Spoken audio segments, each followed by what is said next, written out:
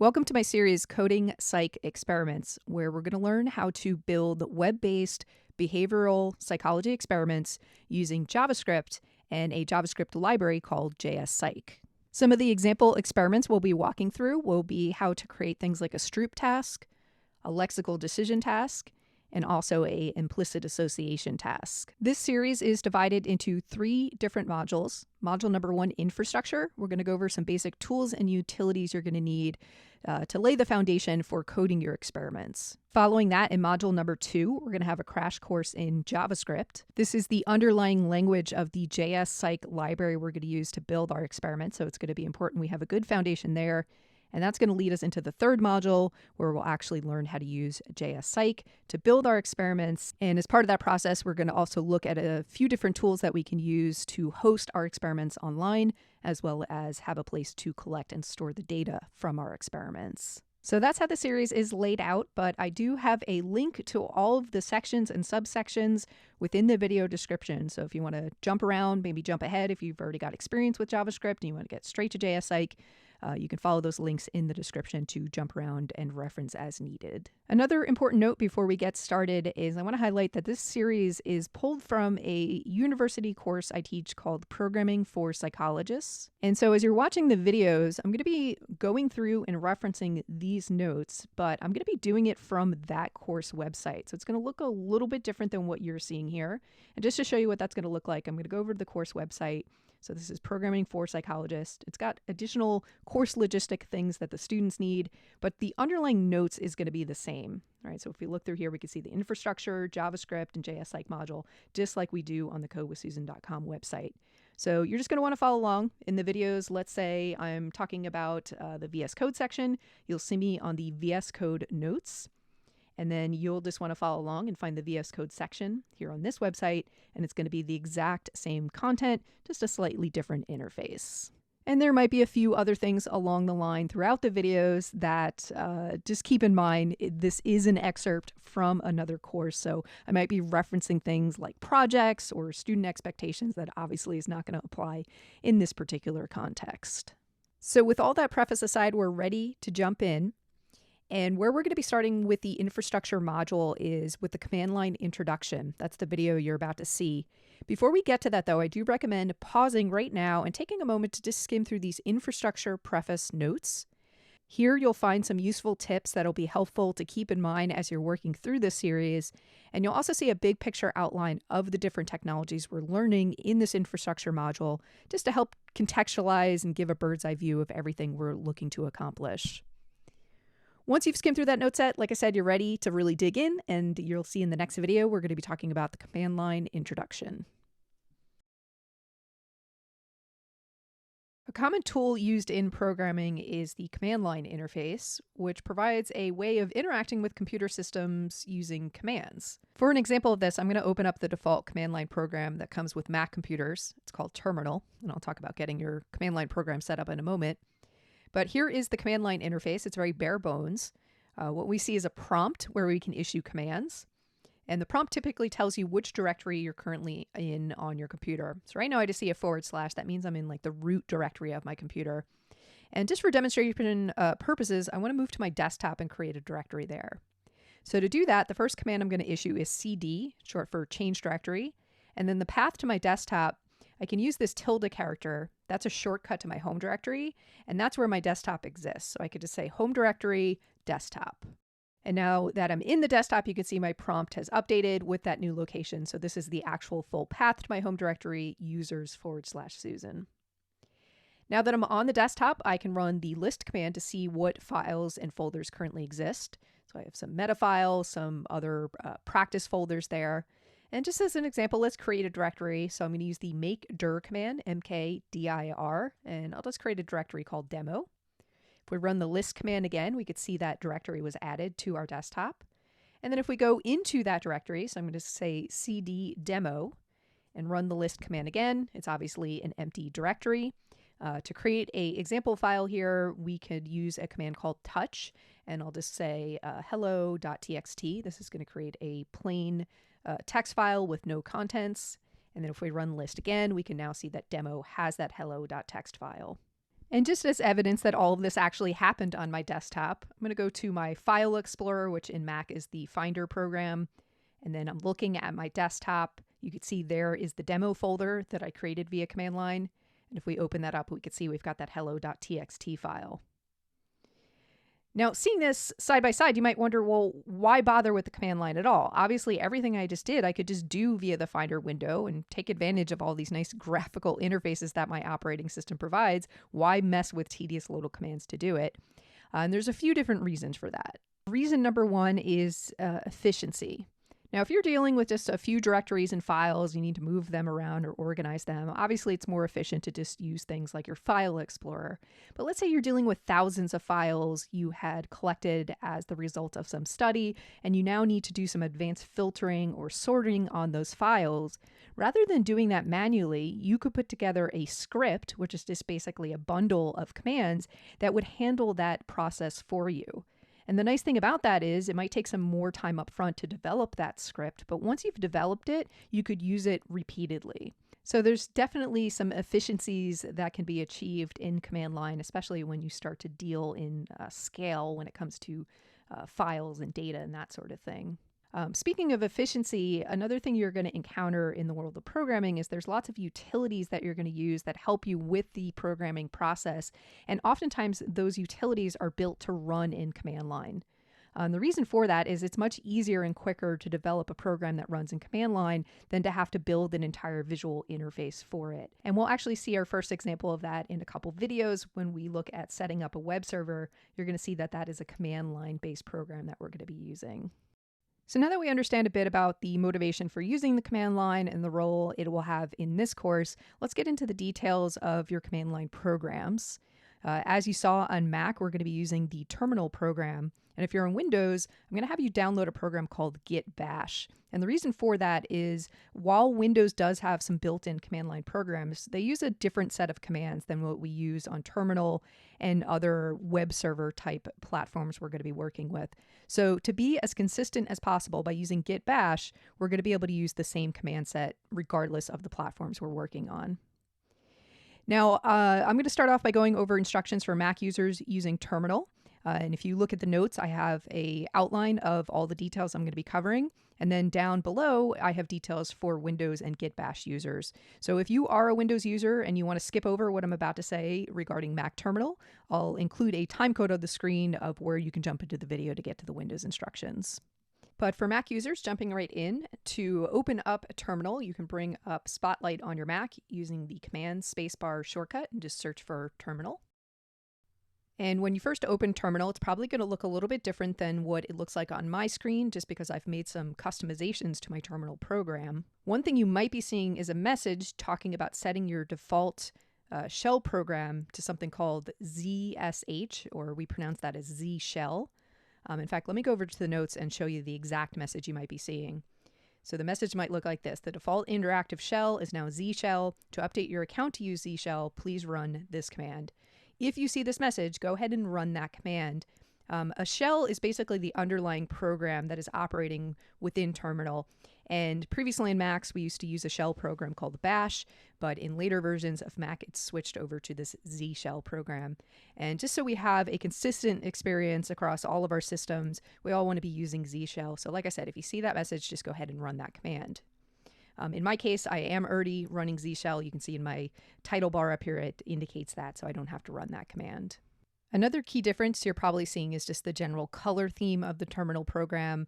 By default, it's a white background with black text, and obviously I've got a black background with white text.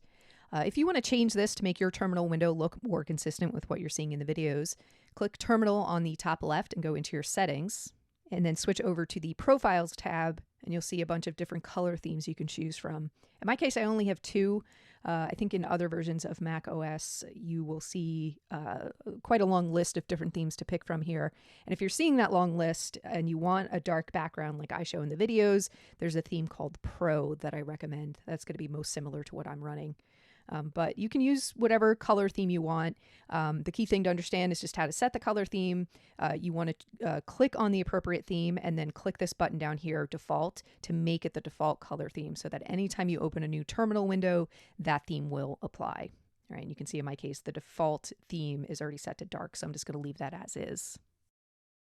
Now, anytime you make a setting change, you do need to close and reopen terminal to see those changes take effect.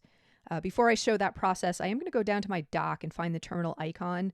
Let's right-click it, go to Options, and check the option to keep it in our dock, just so it's readily accessible throughout the semester.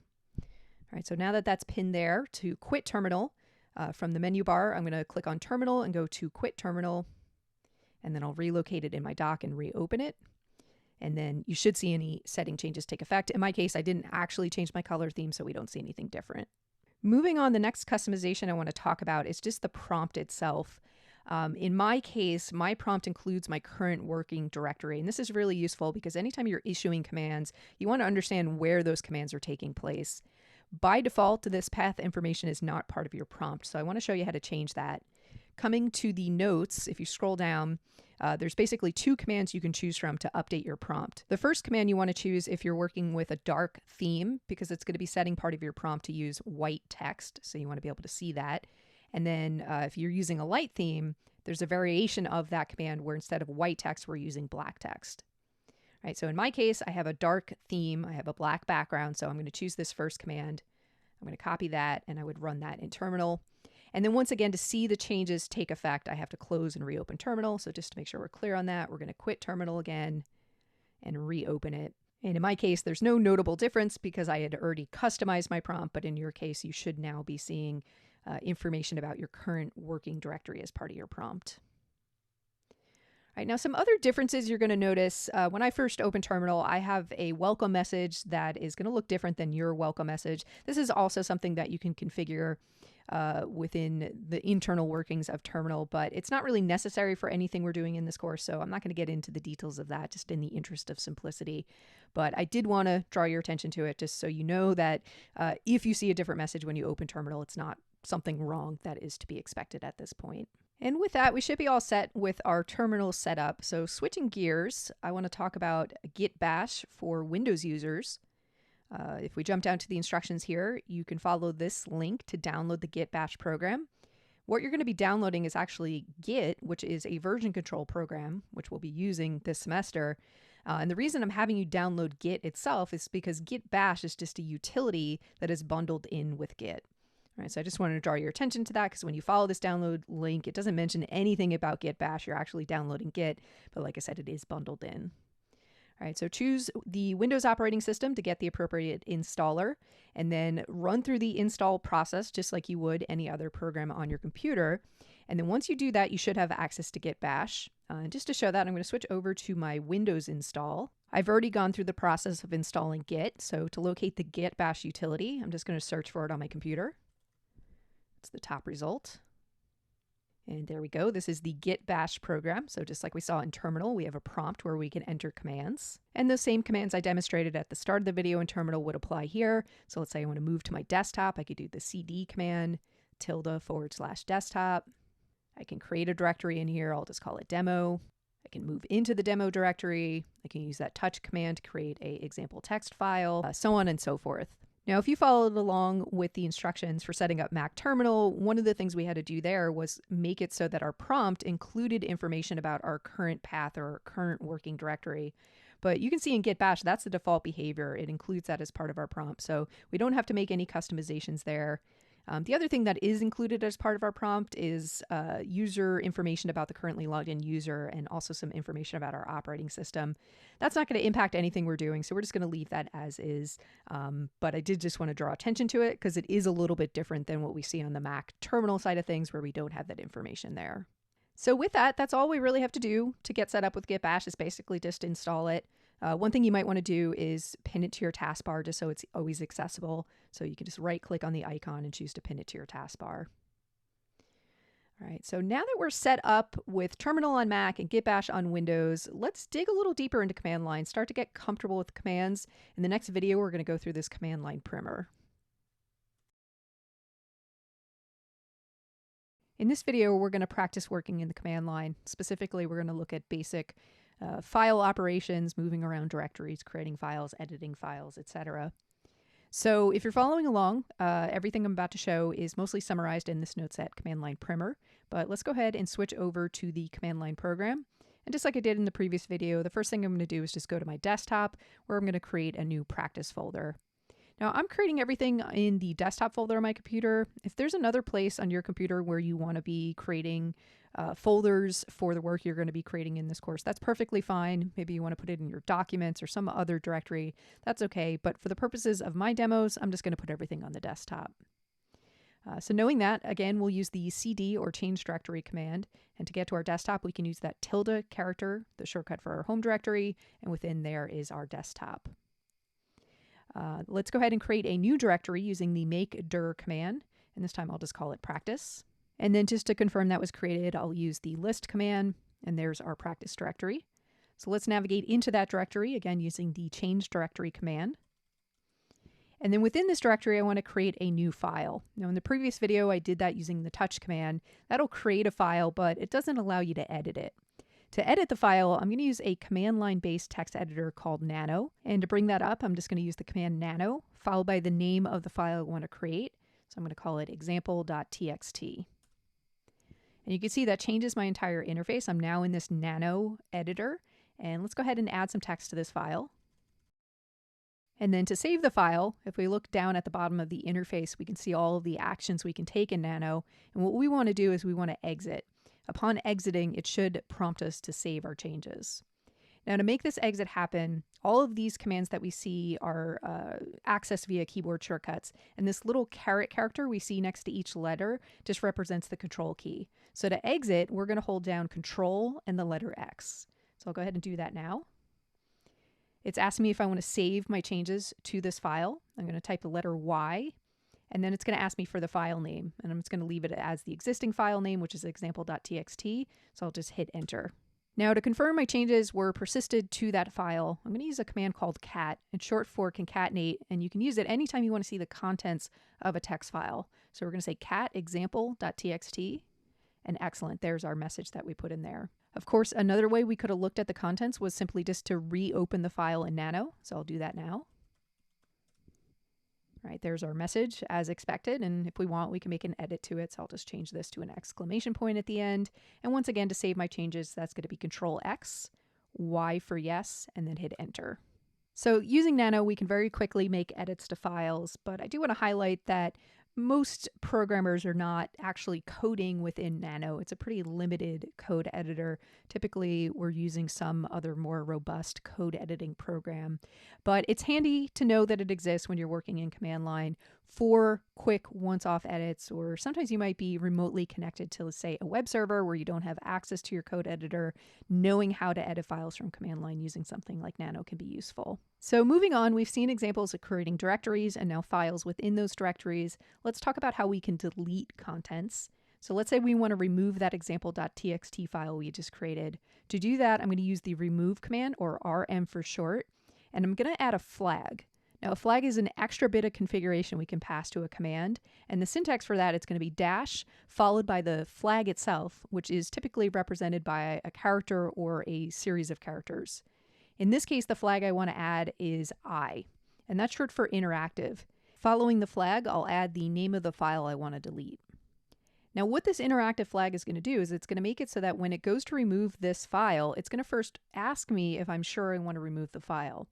And it's a good idea when working a command line and working with the remove command to always include this -I flag to get that confirmation step, because it's very easy to accidentally remove something you don't mean to remove in command line. Especially if you're working with directories and paths, you might specify a path that is deleting something you're not actually intending to delete, and this extra confirmation step can prevent that from happening. All right, so remember that. Always use that -I flag when you're working with RM. Let's go ahead and execute this command. There you can see it's asking me if I'm sure I want to remove example.txt. I'm going to type the letter Y and hit enter. And then to confirm it was deleted, I'll run my list command, and we can see that the practice directory is empty. So that's the process for removing a single file. Now let's look at how we can remove a directory. And for an example, we're going to remove this practice directory. To do this, the first thing I want to do is move out of the practice directory itself. And so I'm going to use the cd command. And rather than doing tilde/desktop like I've done previously, I'm going to use a trick where I'm going to say cd // And what this is going to do is move me back or up one directory. It's a relative path, meaning it's relative to where we currently are. And if we're currently in the practice directory and we go back or up one directory, that should take us back to the desktop. And there you go. You can see we're now back on the desktop. All right, so now that we're on the desktop, to remove that practice folder, we're going to use that remove command. We're going to include that interactive flag, but we're going to add an additional flag R, which is short for recursive. And the recursive flag is necessary when deleting directories, because if your directory has any contents, you want to remove not just the directory, but the contents of that directory. Now, in this case, we removed everything from practice. It's actually empty. But if I didn't include that R or recursive flag, it's going to fail. And I'll go ahead and show that. So rm-i practice, and we get a message telling us that practice is a directory, and we can assume based on that it didn't actually delete it. Just to show that, I'll run the list command, and we can see that practice is still there. So let's try that again, but this time we're going to include that recursive flag, and it should get rid of that directory. And rather than retype this command out or even copy and paste it and edit it, a quick tip is when you're working in command line and use the up arrow, you can essentially scroll back in time to previous commands you've run. So I just hit the up arrow twice. It took me first to the list command and then back to the remove command. And now I could just quickly edit that command, modify it to accomplish what I'm trying to do here. All right, so rm-i for interactive, followed by R for recursive, and then the name of the directory I want to delete. You can see based on that interactive flag, it's asking me if I want to examine the files in the directory practice. It's a good idea to do that, so I'll type the letter Y and hit enter. And in this case, because it was an empty directory, there aren't any files listed, so now it takes me to the prompt to remove the directory. So I'll type Y and hit enter, and then we'll run our list command again. And excellent, the practice directory has been removed. Now, looking back at this example and this introduction of flags, you may be wondering, well, how do we know what flags exist for a given command? And there's several different ways we could go about finding this out. If you're on a Mac, you can run the command man. It's short for manual, followed by the name of the command you're working with. And that's going to output a whole bunch of information about the command, what it does, as well as all the flags or options that are available for it. Now, unfortunately, the man command, the manual command, does not work in Git Bash. So alternatively, what you can do is if you just go to Google, you can just search for man followed by the command you want to learn about. And typically the first search result is going to take you to a web-based manual page for that command. All right, so either options will work to learn more about a command. And then just a quick FYI, if you're in the manual mode on a Mac, you can see that it doesn't show your prompt at the end, so you can't continue to issue commands. You basically have to exit the manual. And the way we're going to do that is with the keyboard shortcut Control-Z. All right, that gets you out of the manual and then back to your prompt. And with that, I'm going to wrap up this video because for right now, that's all we need to know in terms of working in command line. Just basic file management, directory traversal, those sorts of things. To wrap things up, I do want to draw your attention at the end of the command line primer notes. I do have a quick reference of all of the commands I've shown in this video. So have that on hand as you're getting more and more comfortable with command line in the coming weeks, and we'll add new commands as we need them.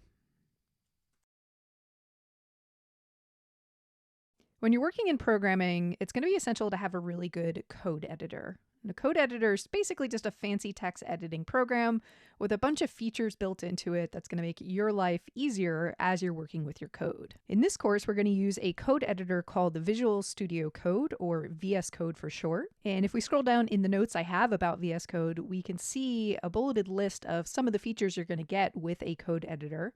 The first is syntax highlighting. We talked about this a bit in the Markdown video. You can see some examples of it in my screenshot of VS Code, where the code is all color-coded, and that's going to make it easy to read through our code and also spot errors. Another advantage we get with code editors is auto-completion. So as you're invoking things like built-in functions or other built-in keywords that are part of a programming language, the code editor can attempt to auto-complete those commands for you, and that can expedite the coding process. There's also auto formatting. One thing we're going to see as we're working with code, that formatting is going to be very important. Things like indentation and spaces has a lot of meaning in code, and auto formatters in our code program can help that you're following the appropriate patterns when it comes to formatting. And then finally, error checking is another big thing we're going to get. you're going to see that as you're writing code, if you're making mistakes, in the same way that a spell checker might draw your attention to misspelled words, your code editor can draw your attention to missteps within your code. So that's just a sampling of some of the features you're going to get with a code editor. Let's go ahead and jump in and get set up with VS Code so we can start to see some of these features. I've got a download link in the notes. You can go to code.visualstudio.com and download the appropriate installer for your operating system and get it set up. And then once it's installed, go ahead and open VS Code. In my case, I've already got it pinned to my dock, so I'm just going to open this up. And right out of the box, what you see is going to look a little bit different than what I'm showing, just because I've done some customizations to my VS Code program. Just to reflect this, let me switch over to my Windows install because I have a more default install of VS Code here. This is probably more similar to what you're seeing. You've got the default color theme, which is this gray background with blue text. There's a welcome page the first time you open the program, and you could choose to disable that in the future. If you want your interface to look more similar to what you're primarily going to be seeing in these videos, I'm using a color theme in VS Code, which we can set if we go to our extensions. So on the left, find the extensions option. And then the name of the theme I'm using, I think it's called Pop something. Pop and Lock is what it's called. All right, so you could install that. And then once it's installed, you can choose to set it as your color theme. And there's a couple different variations of this theme. I'm just going to choose the first one.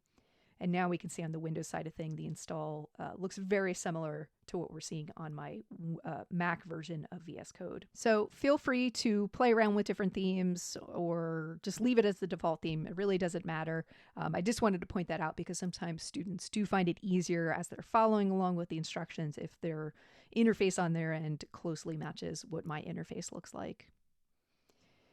But moving beyond color theme, let's get the general lay of the land of VS Code. On the left, we saw the activity bar. That's where we found our extensions. And there's some other basically modes we can switch between in VS Code. If we go to the very top, there's the File Explorer mode. This is where we're going to spend most of our time because this allows us to open a project folder and access our files within that folder. And to demonstrate this, let me set up an example project folder that we can play around with. So coming back to my command line program, I'm going to go back to my desktop. Let me make this a little larger. Let's create another demo directory. We'll go into the demo directory and I'll just create a example.txt file. All right, so imagine this was some project folder we're working in. To get this within VS Code, we're going to go to Open Folder. And then I'm going to navigate to my desktop and open up that demo folder. And you can see it shows the contents of that folder. So there's the example.txt file. If I click that, it'll open it up in my active editor window. And I can start to make edits here. And then if I wanted to create new files in this directory in VS Code, I can click this little File Plus icon. So we'll create example2.txt. I could also create subdirectories within here by clicking the New Folder button. And then I could expand that folder. It's currently empty since I just created it. If I wanted to create a file within that particular directory, I could right-click it and choose the New File option. And we'll just create another text file in there, and you can see that shows nested within that directory. Now, all of these files I've been creating are just plain text files.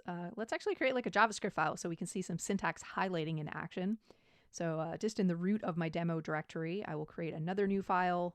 I'll call this demo.js. So I'm going to give it a JavaScript extension. And then for some basic JavaScript code, we're going to say document.write. And then in quotes in parentheses, we'll say hello world. And you could see that the colors of the text as I'm writing it is appearing different based on basically the different parts of the code. So methods are in this orange text, strings are in this green colored text, and it's just all automatically doing that based on the fact that it sees it's a JavaScript file. Now, if you hadn't changed your color theme to match this pop and lock theme that I'm working with, you might see the colors are different on your end, and that's okay. Your colors and your syntax highlighting are going to vary depending on the themes. The key thing is just that they're consistent within the files you're working, right? So if I have another line that mirrors what I just did, I would expect that the second string that I create here is the same color of the first string. It is consistent there. We wouldn't want to see a different color down here. All right, so a little bit of a preview of syntax highlighting, and we'll start to appreciate that more in the coming weeks as we actually get into JavaScript and dealing more hands-on with code. But moving on in our tour of VS Code, there's a couple configuration changes I want to make that are going to help us with our coding process. Where we're going to do that is via our settings, and you can access your settings by finding this little cog icon on the bottom left. If you click that, there's a settings option. That's going to bring up your settings interface, and there are a ton of settings that you can customize in VS Code. So to narrow things down, we're going to use the search option up top. And the first setting change I want to make is I want to find something called auto save. So this is going to be the options files, auto save. And from the dropdown, I recommend changing this to on focus change. This is going to make it so that when you're making edits to your code files and you switch contexts, let's say you switch to a different text file, or you even switch out of VS Code over to, say, your command line program or your web browser, VS Code will automatically save your changes for you. And the reason I recommend this setting is because when we are working with code files, we're typically switching back and forth between our code editor and wherever we're running those code files, right? So in this course, we're going to be building experiments that run in a browser. So we're going to be switching back and forth a lot between our code editor and the browser where we're going to be previewing our work. And I can't tell you how many times I've worked with students who didn't have autosave on, and they forget to save the changes to their files before they go to preview it in the browser, and then they're confused why their changes aren't being reflected there. So to prevent that possibility from happening, let's go ahead and enable autosave, set it to on focus change, and let our code editor take care of the saving process for us.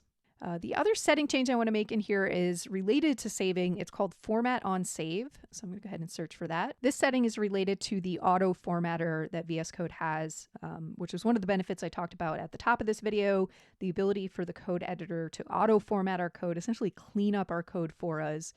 We really want to take advantage of this feature, so we want to make sure we enable format on save so the formatter is automatically run anytime one of our files is saved. If we didn't have this option, we'd have to manually run the formatter, which is very easy to forget to do. And because we have the ability to automate that process, let's go ahead and take advantage of that. But with that, I'm going to wrap up this video. This has been a very broad overview to VS Code. There's a lot more we can get into with this program.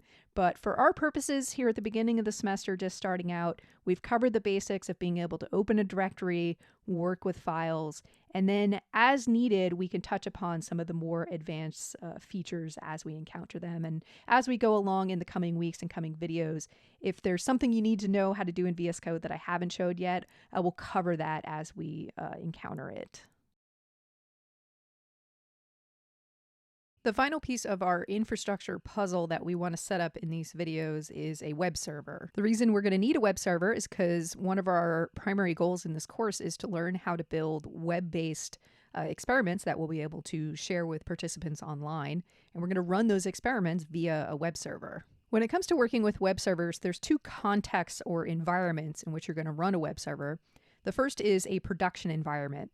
This is going to be a publicly accessible web server where you can run sites and projects that'll be available to anyone with an internet connection. The second context is a development environment. This is going to be like an isolated web server that's going to run just on your computer. And this is where you're going to flesh out the details of your site or your experiment. And that development environment is going to be important because technically we could just build our experiments directly in a publicly accessible production environment. But if you think about a real world experiment, you wouldn't want to be actively making changes to it while participants might be interacting with your experiment. Instead, you want to do all changes, updates, improvements, etc. in your local development environment. And then once it's ready to share with the rest of the world, you could deploy those changes to the production environment. The metaphor I like to think of is imagine you were a part of a band. You're going to do all of your practice in some practice space. Maybe it's a garage somewhere or a studio. That's your development environment where you work out the kinks. And then eventually when you put on a live concert, you go out on stage with a real world audience. That's like your production environment. All right, so understanding that, our first step, we want to set up a development environment. Later in the semester, we'll set up the production environment. But to begin with, we just need a place in which we can start to build some web-based projects and start to get into our experiments. Now, to lay the groundwork for this, I want us to download a folder I've put together that sets us up with a starting skeleton of some directories and files that you're going to need for the work we're going to do in this course. So following along with the notes, click this link to download the Psy1903 zip folder, and then locate the resulting folder in your downloads directory.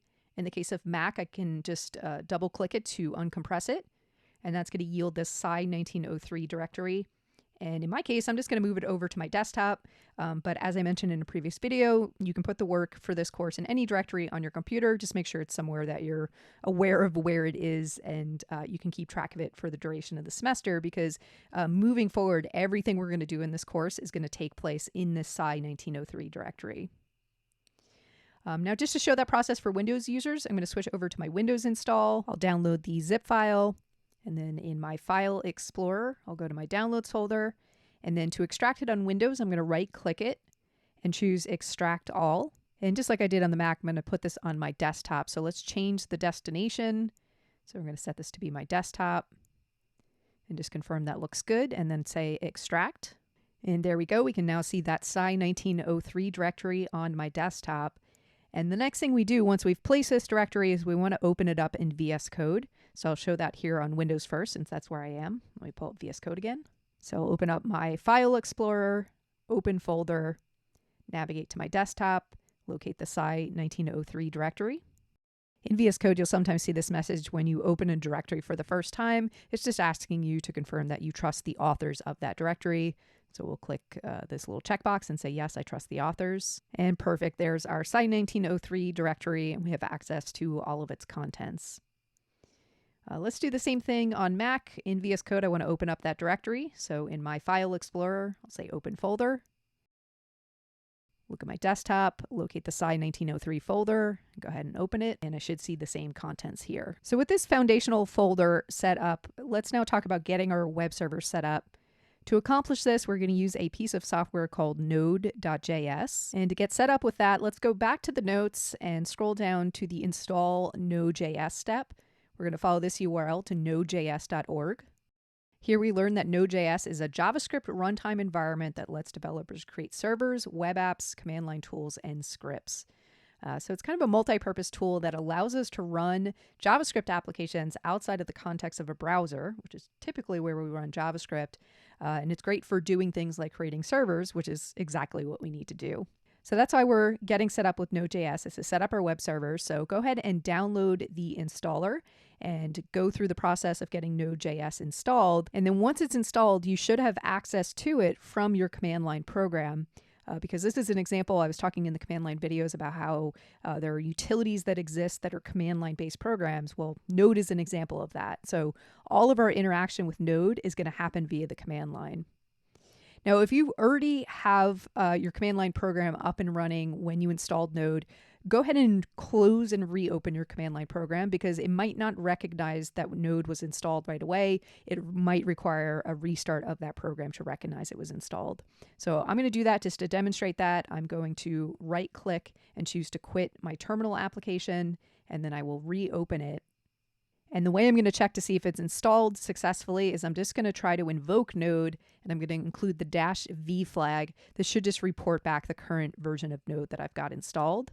And excellent, that's what I'm expecting. Now, if you see some other output at this point, maybe it says something like command not found, go ahead and close and reopen your command line program again, just to make sure that that actually happened. That's like the lowest hanging fruit of things you can check if your system can't find Node. And then if it's still not working, you're sure you installed Node, go ahead and create a post in the course forum. Provide details about which operating system you're using, what output you actually see when you try to invoke Node, and then we can help you troubleshoot and see what's going on. But in my case, you can see I'm good to go with Node. So switching back to my code editor, I want to draw your attention to this package.json file. This is a configuration file that works with something called NPM, which is short for Node Package Manager. NPM is a utility that came as part of our Node install. And what it allows us to do is manage outside software or packages that we want to integrate into our projects. And the way I've set us up with this package.json file is under dependencies, there are 4 packages I've listed that we're going to use to set up our web server. And the idea with this whole package management and outside dependencies is rather than reinventing the wheel and having to write all the code for a web server, we can just pull in this existing software that other developers have created and then hit the ground running and really focus on what we want to do with the web server rather than having to worry about the implementation of the server itself. And this is a pattern you're going to see a few times throughout the semester and in programming in general. As programmers, we're real lazy. We don't like to repeat ourselves. So if somebody has already come up with a working solution, we'd rather just implement that solution than have to build it from scratch. All right, now to actually get this outside software into our project, it's not enough just to have this configuration file. We have to actually prompt the npm program to go ahead and download the dependencies we have listed here.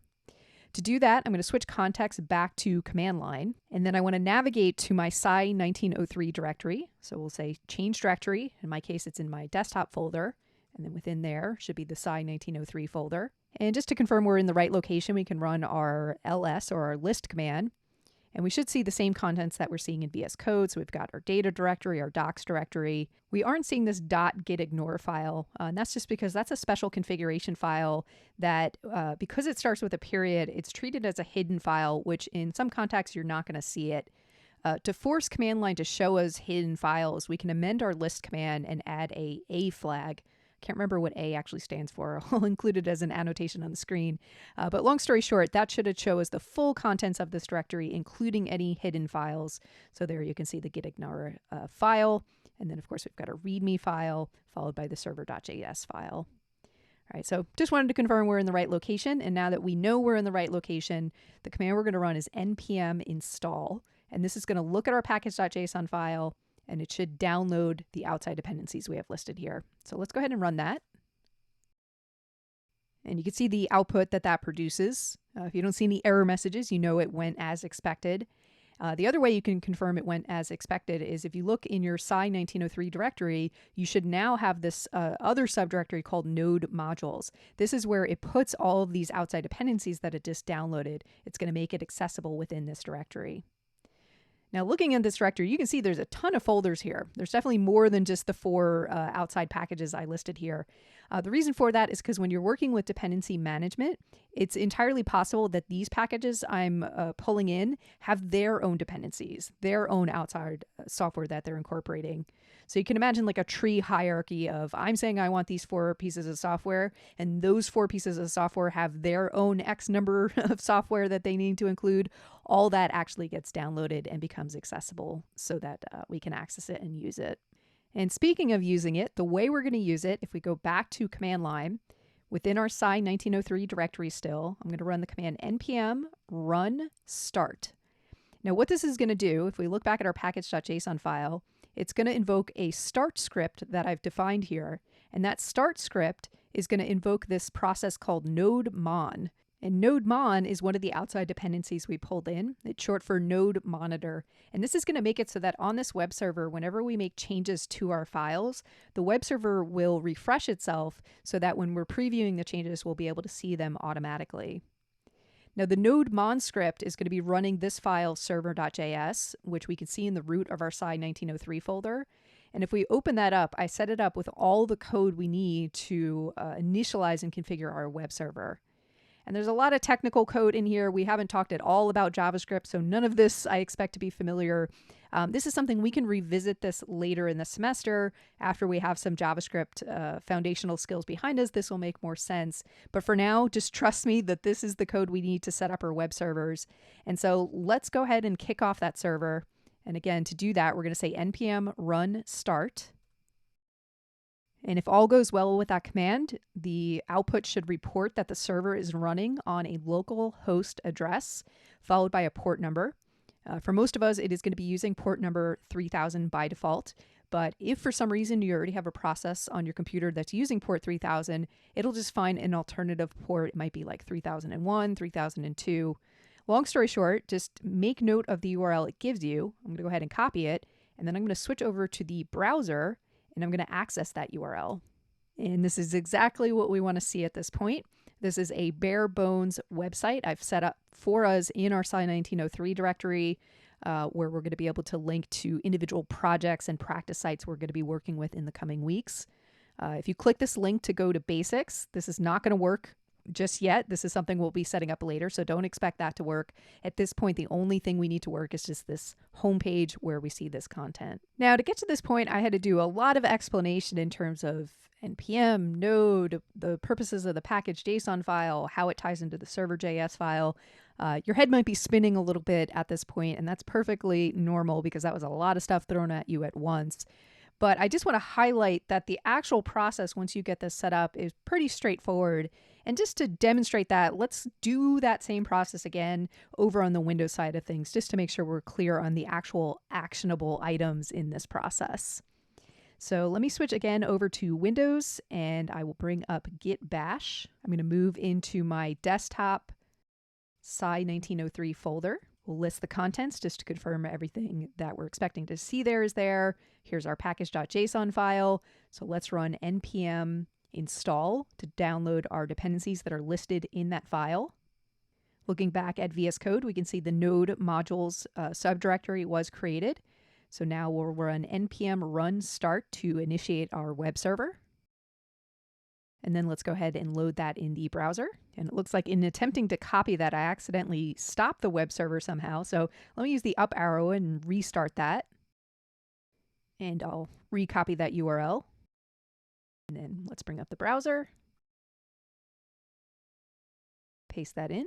And perfect. We saw the same thing we saw on the Mac side of things. Now, in the coming weeks, we're going to spend time editing the contents of what we're seeing on this local server. But just to get a little taste of what that's going to look like, let me go back to my Mac install. And where I'm going to find the web files we're actually seeing in the browser is going to be in this docs directory. So within docs, locate this index.html file. And within this file, we have HTML code, which is the underlying syntax language used for any web page. We'll spend a little bit of time getting familiar with HTML this semester as it's going to tie into our experiments. But for now, just skim through here, and what I want you to find is this line right here where it says projects. It's between this h1 tag. This is part of the HTML syntax. This is what creates a primary heading on our page. So just as an experiment, let's update this. So in my case, I'm going to say Susan's projects. And because we set up VS Code to automatically save our files when we switch contexts, I don't actually have to save those changes. All I have to do is just switch over to my browser. And then if I refresh the page, I can see my changes reflected here. And that's going to be a very similar process we're going to be seeing all semester long, where we're just going to make changes to our code files.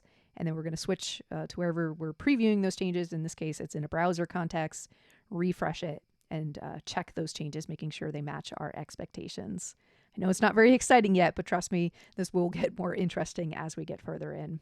Now, to wrap up this video, there's just a few points I want to make about this web server that we've set up. The first is I just want to, again, emphasize that we're working in a local context here. So if you were to say, tell a friend to go to HTTP localhost port 3000 to try to view your work in progress, they wouldn't be able to access it because this only exists on your local computer, and it only exists with the web server actively running in the background. If you were to stop the web server, and to do that, we can hold down the keyboard shortcut Control-Z. That would stop the web server, and now if we try to refresh it in the browser, we can see that it never actually finishes loading. It kind of hangs up, and eventually this will probably yield an error page.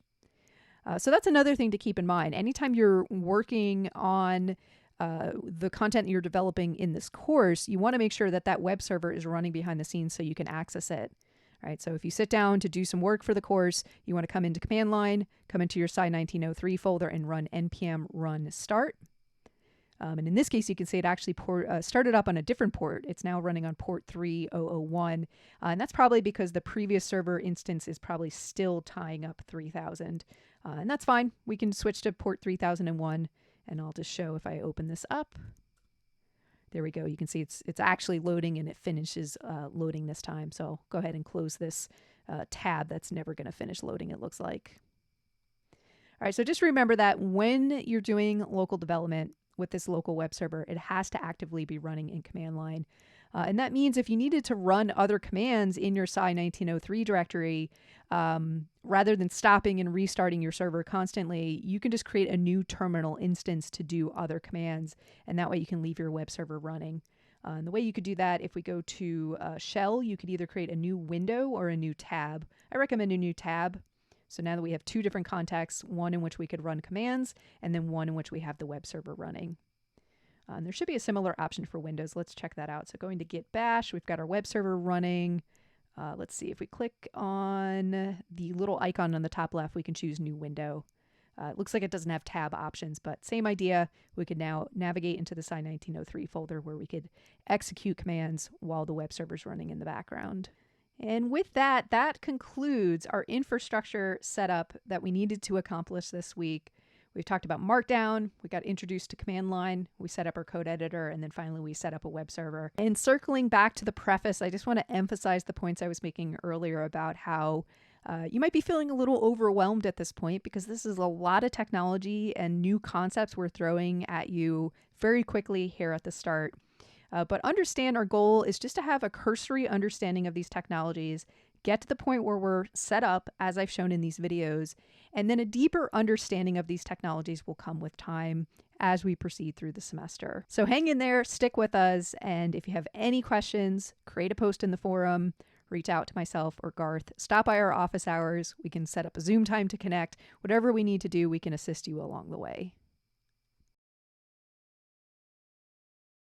In week one of this course, we spent some time getting our initial infrastructure set up. So we got familiar with some programs and technologies we're going to be using to create our work this semester. And to finish that up, we're going to be talking this week about setting up Git version control. So following along, you can see I'm currently looking at the Git setup notes. And to begin with, I want to talk about what version control is. It's simply just software that helps us track changes to our code over time. And it's an essential part of working with code because when you're working with code, you're typically working with many files. They're constantly evolving, and you're often working in collaboration with other people on those files. So you need a system that's going to help you manage all of those files, how they're changing, who's making changes to the files, so on and so forth. Specifically, in the context of psychological research, version control could be really useful because it can show how your code or process has evolved over time. And that could be useful in terms of research, reproducibility, transparency. By having a history of changes over time, it really gives insight to your research process. So broadly speaking, that's why version control is important when working with code. Let's dig into the specifics. The version control software we're going to be using is called Git. And we're going to be using that in conjunction with GitHub.com, which is just a web service that allows us to store version control repositories that are managed in Git. And we'll talk in a moment about what a version control repository is. But just to clarify these terms, Git is the type of version control software we're using, and GitHub is just a web service that allows us to manage our Git tracked projects. Now, when it comes to interacting with Git, we're going to do it in a couple ways. The first way is just going to be via our command line programs, because in its essence, Git is just a command line based program. And just to show this, I'm going to bring up my command line program terminal on a Mac and just issue the command Git. And what I should see here is just a bunch of information about working with Git, different subcommands I can execute, as well as options and flags that are available. And this is basically just showing that Git is installed on my computer. I have access to it from command line. And that should be the case for every Mac computer. It comes built into Macs by default. Switching gears to Windows, working in Git Bash, you should also have access to the Git command, and we'll just go ahead and confirm that. And that's to be expected because remember, the way we got the Git Bash program itself was downloading Git for Windows, so we should definitely have that installed. All right, so that's going to be the first way that we're going to interact with Git. And primarily what we're going to be doing in the command line with Git is just setting some initial configurations. Once we've done that, though, we're going to switch gears to working with Git via VSCode, our code editor. Because if we switch over to VSCode and take a look at our activity bar, 3 icons down on the left, there's an option for source control. And what we'll be able to do is manage our Git repositories via the source control panel. And all this is going to be doing is behind the scenes, it's going to be running Git-based commands for us. But rather than us having to remember the commands and construct the commands, VS Code is just going to provide a nice visual interface for those commands. It's just going to streamline our process a little bit. At the end of the day, most programmers often work with Git in both of these ways. They will work with it from command line, oftentimes doing more advanced procedures, but then in their day-to-day work, they'll probably be using some sort of visual Git program, whether it's integrated into your code editor or there's also some like independent Git-based programs. So now that we understand how we're going to interact with Git, I do want to go through these initial Git configurations that are going to set some settings that are going to apply globally on our computer. And these are settings that we're just going to set them right now here in week 2. And then once they're set, we don't have to worry about them again. They're going to carry us through the duration of the semester. So running through these quickly, the first command we're going to run is git config. All of the commands we're about to run are actually git config. Then we're going to include this global flag or option. This is saying that we're setting this configuration globally on our computer. It's going to apply to any Git-based project we're working in. And this would be in contrast to Git configs that might be specific to individual projects. Following that, we're going to indicate the setting we want to change. And the first setting we want to change is the name that's going to be associated with any of our Git actions on this computer. So just take this command and swap out my name with your name. You can copy it, edit it, and then we're just going to run that in command line. Following that, the next config we want to set is our email that's going to be associated with our Git actions. So once again, copy it, edit it as appropriate, and then run it. Following that is a setting related to branches when working with Git. And this is a useful feature within version control where when you're working on a project, you could create different branches or forks of that project where you might take a code base in a different direction. Maybe you want to add some experimental features or you just want to start developing a different version. You could have different branches of that code base. Now, we're not going to have a need for that in this course. We're going to be working on what's referred to as the main branch. And we want to set up Git to call that branch main. By default, it uses something called master, which is an antiquated term we don't really want to be using anymore in this context. If you want to learn more why, there's a link here that talks about that. But long story short, just run this command. Let's go ahead and just set our default branch name to main. Next up is a setting related to permissions on files and directories within our code base.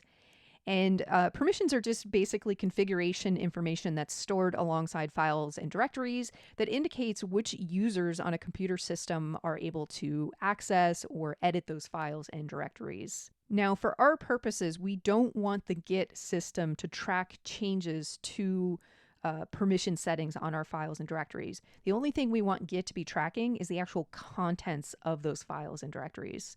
So for this file mode option, we're going to set it to false. The final configuration is how line endings are going to be handled in our files. Line endings are just extra meta information that is stored in a file that indicates where the line breaks are within that file. And line endings are encoded in files in different ways depending on the operating system you're using. Now, to accommodate this in Git, we're going to set a setting called AutoCRLF. And if we're on a Mac, we're going to set it to input. If we're on Windows, we're going to set it to true. And again, I have a link here that goes into more details about why we use these particular settings. I don't want to get lost in the weeds there of talking about the intricacies of line endings and how they're handled. Long story short, we just want to set these settings early on. That's going to make it so that our code repositories are as compatible as possible, regardless of which operating system you're working on. All right, so following these instructions, I am on a Mac, so I'm going to copy this first command, go over to terminal and go ahead and run that. And then if you're working on Windows and Git Bash, this is the command you would want to run. And with that, we should be all set up with our initial configurations. And that's probably the most we're going to do in terms of interacting with Git from command line. Moving forward, most of our Git interactions are going to be happening in VS Code. And so to get into that, the next step is we want to actually initialize our Psy 1903 directory, which we created last week. We want to initialize it as a Git repository. And all this means is we want the Git version control system to start tracking changes to our Psy 1903 directory. All right, so repository, it's just a special term for a directory that is being tracked by version control. Now to make this happen, let's go over to VS Code. And I'm going to go over to my file explorer and I want to open up my Psy 1903 folder that we created last week. So let's say open folder. In my case, I put it on my desktop. So I'm going to navigate to my desktop and find that Psy 1903 folder. Go ahead and open that. Just as we saw last week, we can now see the contents of our Psy 1903 folder in the File Explorer. You can see I previously had this index.html file open. Remember, we made a small change to this last week. So basically, VS Code remembers where I left off within this project. All right, so now that that's open, let's switch over to the source control panel. And we see a couple options for essentially kicking off this directory as a Git repository. The first button says Initialize Repository. We're not going to actually click that. Instead, we're going to click Publish to GitHub, because not only is this going to initialize this directory as a Git repository, it will also get it set up for us on github.com, which is our ultimate goal. So clicking the second button, I want to pause the video here with a quick note that at this point, you may see a prompt from VSCode to authorize with github.com. Go ahead and follow that prompt and any instructions it gives you that's going to make a connection between VSCode and github.com. That should be a one-time setup thing. And then once you complete that, you'll see what I'm about to show in the video. It's going to bring up a menu that's going to give us the option to set it up as a private or public repository. If you were working with some proprietary software that you didn't want it to be publicly accessible, you would want to make it a private repository. But for our purposes, everything we're doing is just for course practice, and we want it to be easily accessible by classmates and, of course, the instructors. So we're going to go with a public repository. And you can see it goes through the process of communicating with GitHub to set up that repository. At the very end, we should see a message saying that it was successfully published to whatever your GitHub username is, /Psy1903. And let's go ahead and click the button to open the repository on GitHub. And here we should see a directory listing that closely mirrors what we were seeing in VS Code. So there's that docs folder. Here's some of those individual files that are in the root of this project. If we dig into these contents, we should see that the contents of any of our files match what we were seeing in VS Code. So I'm just going to open up that index.html file we edited last week. Remember, we added our name here, so we should see that reflected here. Other things we can observe looking at our repository on GitHub, the readme.md file that exists in the root of our project gets rendered below our file listing. So just by default, GitHub essentially brings the contents of that file front and center, because typically this has information about the code base. Another thing to observe is that not all the files from our Psy1903 folder made it over here.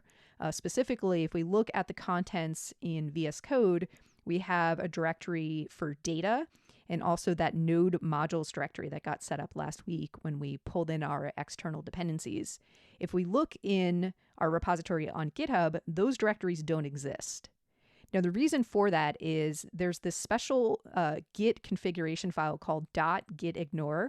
Here we can specify any directories within a project that we don't want Git to track.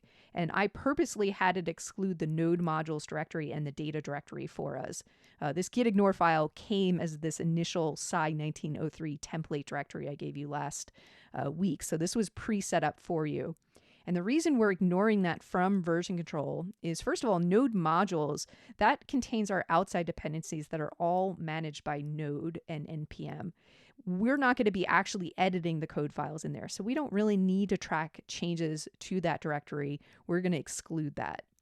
Data is a directory we're going to be using a little bit more into the semester when we start building experiments. We're going to save the results of our experiments to that data directory. And that's going to be more content-based material that it's not like code files that we're going to be actively editing and changing. So that is another thing we're going to be excluding. So long story short, when you're using Git to track changes to a directory or a repository over time, many of those files are going to be tracked, but certain files are going to be excluded, and we do that with the gitignore file.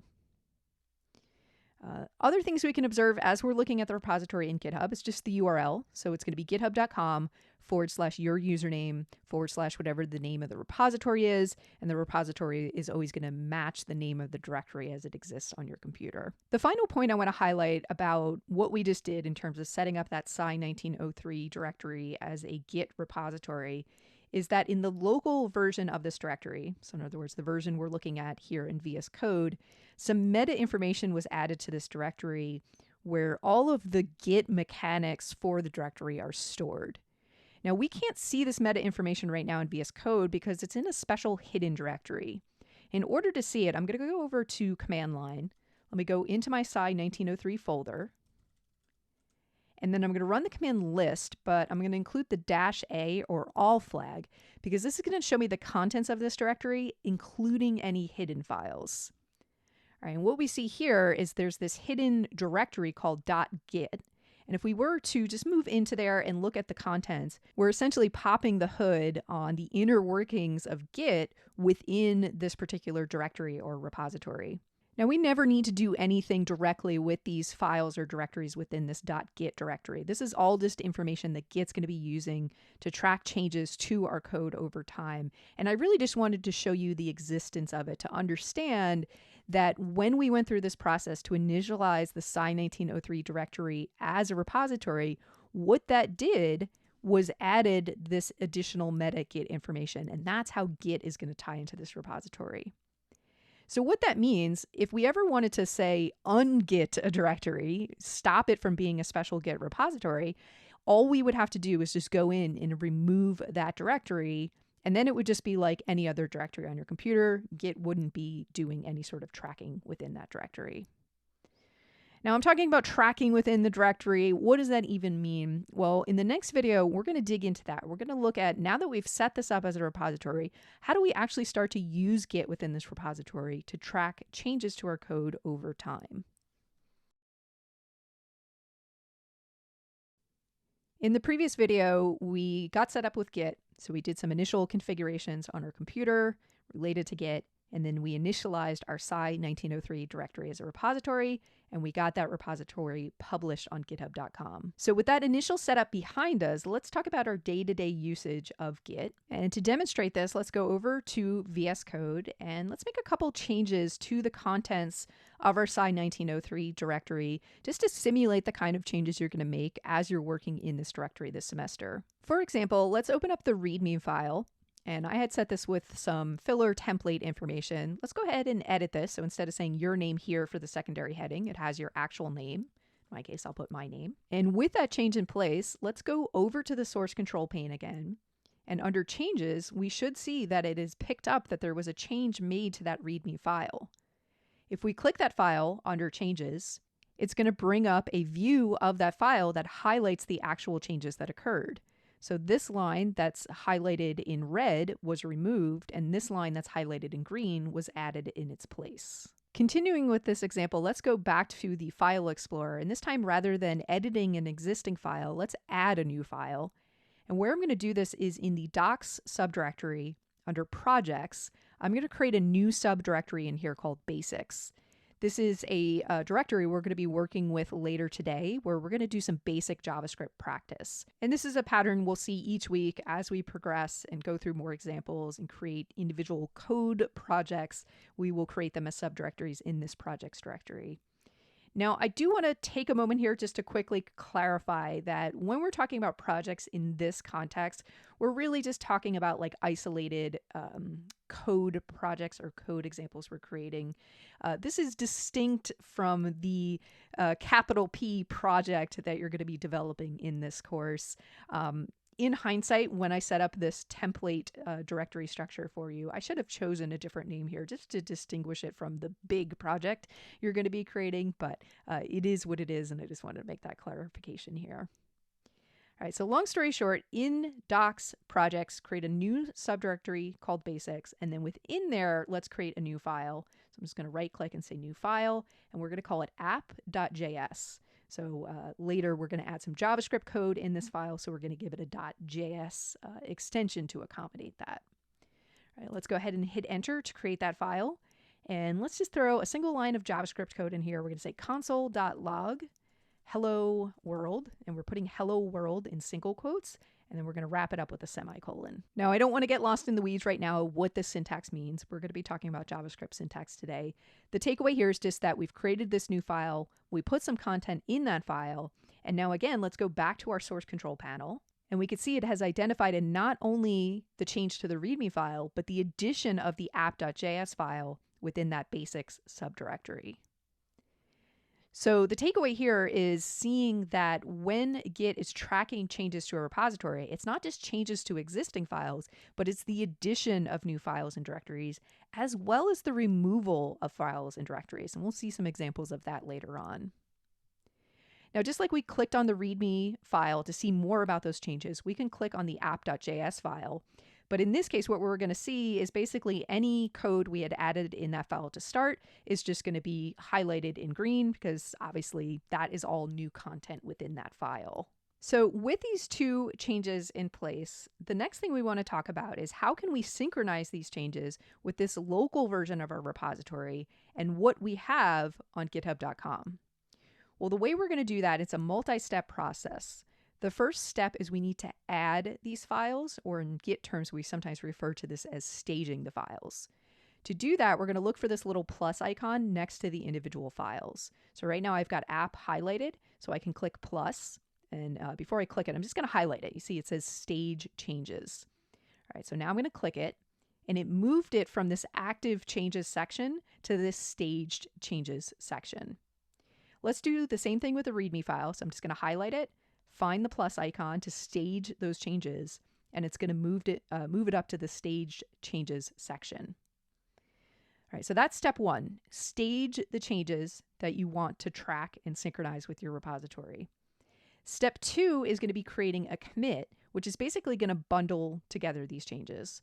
The way we create a commit is up top, we first want to enter a commit message, which is going to be a brief message summarizing these changes. So for this commit message, I will say updated readme with name, semicolon, added basics app.js starter file.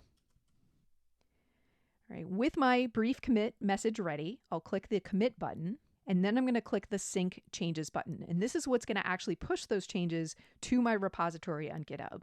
So let's go ahead and push that. And then let's go over to GitHub and let's refresh it. And we should be able to see our changes reflected here. So skimming down our README file, we could see the contents of it down here. We could see it was updated as expected.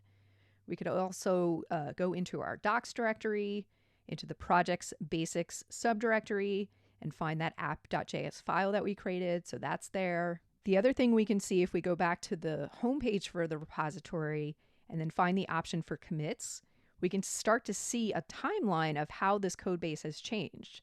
So there was this first commit. This was actually created for us when we initialized the repository in VSCode. It set it up with an initial commit and gave it this default message of first commit. But following that is the commit that we just manually made. So here's the commit message that I had added. It shows when that commit message was made. And if we click on this unique identifier for the commit, it's going to show us exactly what changed as part of this commit. So we can see that the README file, it had this line removed and this line added, and then the app.js file was just added. The other interesting thing we can see looking at this commit history, if we go back, if we wanted to see what the code base looked like in a previous version before we say made this latest commit, we could go to the first commit or any of the previous commits that will eventually appear here, click the three little dots, and then choose the option to browse the repository at this point. All right, so now we're seeing a version of our repository that is from a previous commit, and we can see that reflected in the URL. So here's the ID for the commit we're looking at. And if we look here, we see our README file has the older content. If we were to go into our docs directory, there's no longer that basic subdirectory. So we're basically going back in time and looking at what this code base looked like before that commit that we just made. And hopefully you can start to imagine how all of this meta information we get with Git version control can be really useful when it comes to working on projects, especially if we're collaborating with other developers, to be able to see the actual changes to individual files that our teammates might be making, or even in an individual context. Let's say you had something working in an experiment you were building, you made some changes to add a new feature, and suddenly things are just broken. Well, if you have Git version control in place, you could look back at a previous iteration of the code and understand what you might have added that broke it, and even revert back to that previous version very easily to get things back to a working state. Now, jumping back to VS Code, let's go through that process again of staging changes and making a commit, just to make sure we're clear on that. And I want to show you a couple other tips along the way. All right, so coming back to our code base, let's make another change to the README file. Let's fill in the full course name. And in app.js, I'm just going to add an exclamation point at the end of hello world. And let's create another file in this basic subdirectory. So I'm just going to call this app2.js. And let's do another console.log here. You can put whatever message you want in there. All right, so with those changes in place, again, we'll go to our source control panel where we see a list of changes that were detected in this project. And before we go through staging, I want to point out that if you wanted to say revert your file and undo any of the changes, there's an option to do that. It's this little back arrow. If we hover over that, it says discard changes. And just an example of this, let's actually discard those changes we made to app.js. So we want to get rid of that exclamation point. I'll just click discard changes. It's going to ask me to confirm I want to do this, so I'll confirm it. And then you could see it removed it from my changes files list. And if we go back to the app.js file, you could see it was reverted to the previous version. Now, obviously, in this case, if I had wanted to revert that change, I could have just gone into the file and deleted that exclamation point. But imagine you had made several more changes. You had added several lines, you had changed several lines. There were a lot of changes, and you just wanted to discard those changes because they weren't working out or for whatever reason. That little discard change option can be really helpful. But moving forward, let's make a commit with these changes. And so again, I'm going to hover over the README file and click the Stage Changes button. I'm going to do the same thing for app2.js. Let's stage those changes. And that leaves me with 0 active changes, which isn't necessary, by the way, to go through with the commit process. It's not that you have to stage every change. There might be certain files that you're not ready to stage and commit yet, in which case you could just leave them under active changes. That's fine as well. But in this case, I did want to stage and commit everything. So again, after making your staged or choosing your staged files, we want to create our commit. So I'll write a commit message to summarize these changes. And I do want to highlight that the commit messages I've made so far are pretty specific to the actual changes made to the files, just because I've been making arbitrary demo changes. When you're actually making commit messages, they tend to be more broad, and they summarize the goal of the commit that you're making. So for example, you might say something like added X feature or fixed Y bug, things like that. You want to think about your commit messages in the context of your commit history. They should make sense there so that if you or any collaborators are skimming through the history of the code, you should get a general sense of what the commit is doing. You don't necessarily want to outline and describe every single change made to the file because, of course, we could see that within the commit details itself. All right, so I just wanted to highlight that, but let's go ahead and make this commit. And then once again, we're going to click Sync Changes to get the commit pushed to GitHub. And then back in GitHub, we should be able to go to the root of our repository and just check those changes were there. So there's the change to the README file. And of course, within our docs and projects basics, we should have the addition of app2.js. Now let's go through that one last time just because I want to show you deleting a file. So back in the File Explorer, let's get rid of that app2.js file. So I'm going to right click and go to delete, and then go back to my source control panel. And you can see the way it demonstrates a deleted file under changes is it shows that the file name crossed out with this little D icon. So the takeaway here is when we're working with Git, this idea of changes applies to not only changing the contents of a file, it also includes things like adding new files to a directory, removing files. They all fall under this umbrella of changes. All right, and once again, we want to synchronize this with GitHub, so I'll go ahead and add this change, and then I'll create a commit, and I'll just say removed app2.js. We'll make the commit, and we'll synchronize our changes. And then we'll just come back to our repository and refresh and make sure that that is deleted. And let's just take one final look at our commit history. So you can see we've now made 4 different commits to this repository. And of course, we have a really rich history if we were to dig into the commit details of the changes that occurred. Now that we've seen what the commit process looks like, let's talk about when you're going to do this. For this, I want to go back to the notes that accompany this video. We're looking at the Git usage notes. And if you scroll all the way to the end, there's a section called Summary and Check-in Best Practices that outlines different scenarios in which you're going to want to make a commit and synchronize your code with GitHub. Scenario number 1 is just any time you are essentially submitting course-related work.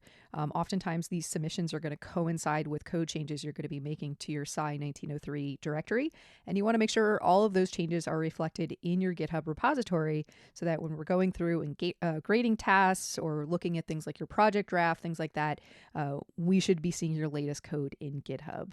Scenario number 2 is if you want to ask a question in the forum about some code that, say, isn't working, you want to make sure that your code is completely up to date in GitHub. So anybody looking at that question and helping you out could look at the same code that you're looking at and see the full context of your question. Moving on beyond these specific scenarios when you would definitely want to create a commit, these last 2 points in this list is to emphasize that as you're working, it's a good idea to just generally make commits and save your work in progress. Right, so if you sit down and you spend an hour or two working on something related to the course, but maybe you don't finish whatever you're working on, just go ahead and make a commit anyway to get those changes tracked in your version control repository. And then that way you'll always have those check-in points to refer back to. All right, so if you remember anything about this, it's this point here. If in doubt, commit early and often. The more history you have, the better. Now, if anything I showed in this video, from the process of making commits to understanding when you would make commits, is still feeling a little fuzzy, rest assured we will see more examples of this as we progress through the material. I'll demonstrate again making commits. I'll talk about when you're going to be doing them. But that wraps up the last piece of the puzzle we needed for our infrastructure setup. And so in the next video, we can actually start to dig into programming and talking about JavaScript. In the first half of this course, we're going to focus our attention on JavaScript. This is where we're going to learn the basics of how to program. We're going to get the opportunity to dig into basic programming paradigms like variables, functions, loops, etc. And then, of course, we're going to take JavaScript, apply it, and build some behavioral experiments that we can run in a browser. In addition to creating experiments, there's also several other contexts in which JavaScript can be useful. And I've highlighted them here in this bulleted list so you can skim through that and get a sense of what you'll be able to do with JavaScript. But focusing in, I just want to start to talk a little bit about what JavaScript is. And primarily where we're encountering JavaScript is in the browser. Right? So anytime you're on a web page and there's some interactivity on that web page, for example, even as something as simple as this little button that collapses the menu, this interactivity, this change in the content of the web page, this is powered by JavaScript. So that's a very rudimentary example, but let's think about some more robust browser-based programs we work with regularly. For example, Google Sheets is a full-fledged spreadsheet application. It's got menu options, it's got filtering tools, you could do data calculations, formatting. There's just a gazillion options here, and it really rivals the power we get with traditional desktop applications like Microsoft Excel. And all this interactivity that takes this static content and allows us to interact with it, all of that is powered by JavaScript. Now, when it comes to JavaScript in this browser context, it's important to highlight that it doesn't work alone. There's two other big important parts of the puzzle, and that's HTML and CSS. So JavaScript in combination with HTML and CSS, these are like the three main technologies of every website or web application you're going to encounter. The role of HTML is to dictate the structure of the page. So this is going to say things like, okay, here's a paragraph of text, here's a heading, here's some form inputs, here's a link, here's navigation. It's all about the structure of the page. And then the role of CSS is to dictate the style and the design of those elements on the page. So it's going to do things like say, okay, the background color should be gray and all the headings should be in this particular font. And the navigation should be to the left of the page. All of the look and feel aspects of the page is controlled by CSS. So the takeaway here is that to build our web-based experiments, in addition to programming the interactivity of those experiments with JavaScript, we are going to dabble in HTML and CSS to complete the picture of how we're going to get that done. And I'll be providing resources along the way. You could say I've already published a set of notes in the appendix about HTML. It gives you a basic crash course in HTML. So we're not going to do like a deep dive into HTML and CSS, but we will provide you enough information for what you'll need to complete your experiments. All right, so now that we have like a big picture view of the technologies we're going to work with, just as an aside, I want to mention that, again, this is all talking about JavaScript in the context of browser-based JavaScript and websites. Another context in which you can encounter JavaScript is via things like command line-based programs. We actually saw an example of this last week when we set up a web server. We did that via Node.js. So that web server was powered by JavaScript, but It wasn't JavaScript running in a browser. We initiated that in the command line. It was all happening in command line. The Reddit example I also showed in week 1, where we were able to query the Reddit API and look at some data live and do some analysis on that data. That was also command line based. So we can free JavaScript from this browser context and use it to create lots of interesting utilities. All right, now understanding a little bit about, okay, what is JavaScript, where it's used, how it's used. Obviously, we want to get into the syntax. We want to start working with it. Before we do that, one last thing I want to put on your radar. If you scroll down to the end of the notes, I have some information here about documentation and resources, things that are going to help us along the way as we're learning JavaScript. The first is this website, MDN, or Mozilla Developer Network. This is a great resource that has information about all sorts of web-based technologies, including HTML and CSS and JavaScript. So you'll see in the upcoming notes, I will often link over to documentation pages at MDN that just elaborates further on the things I'm talking about.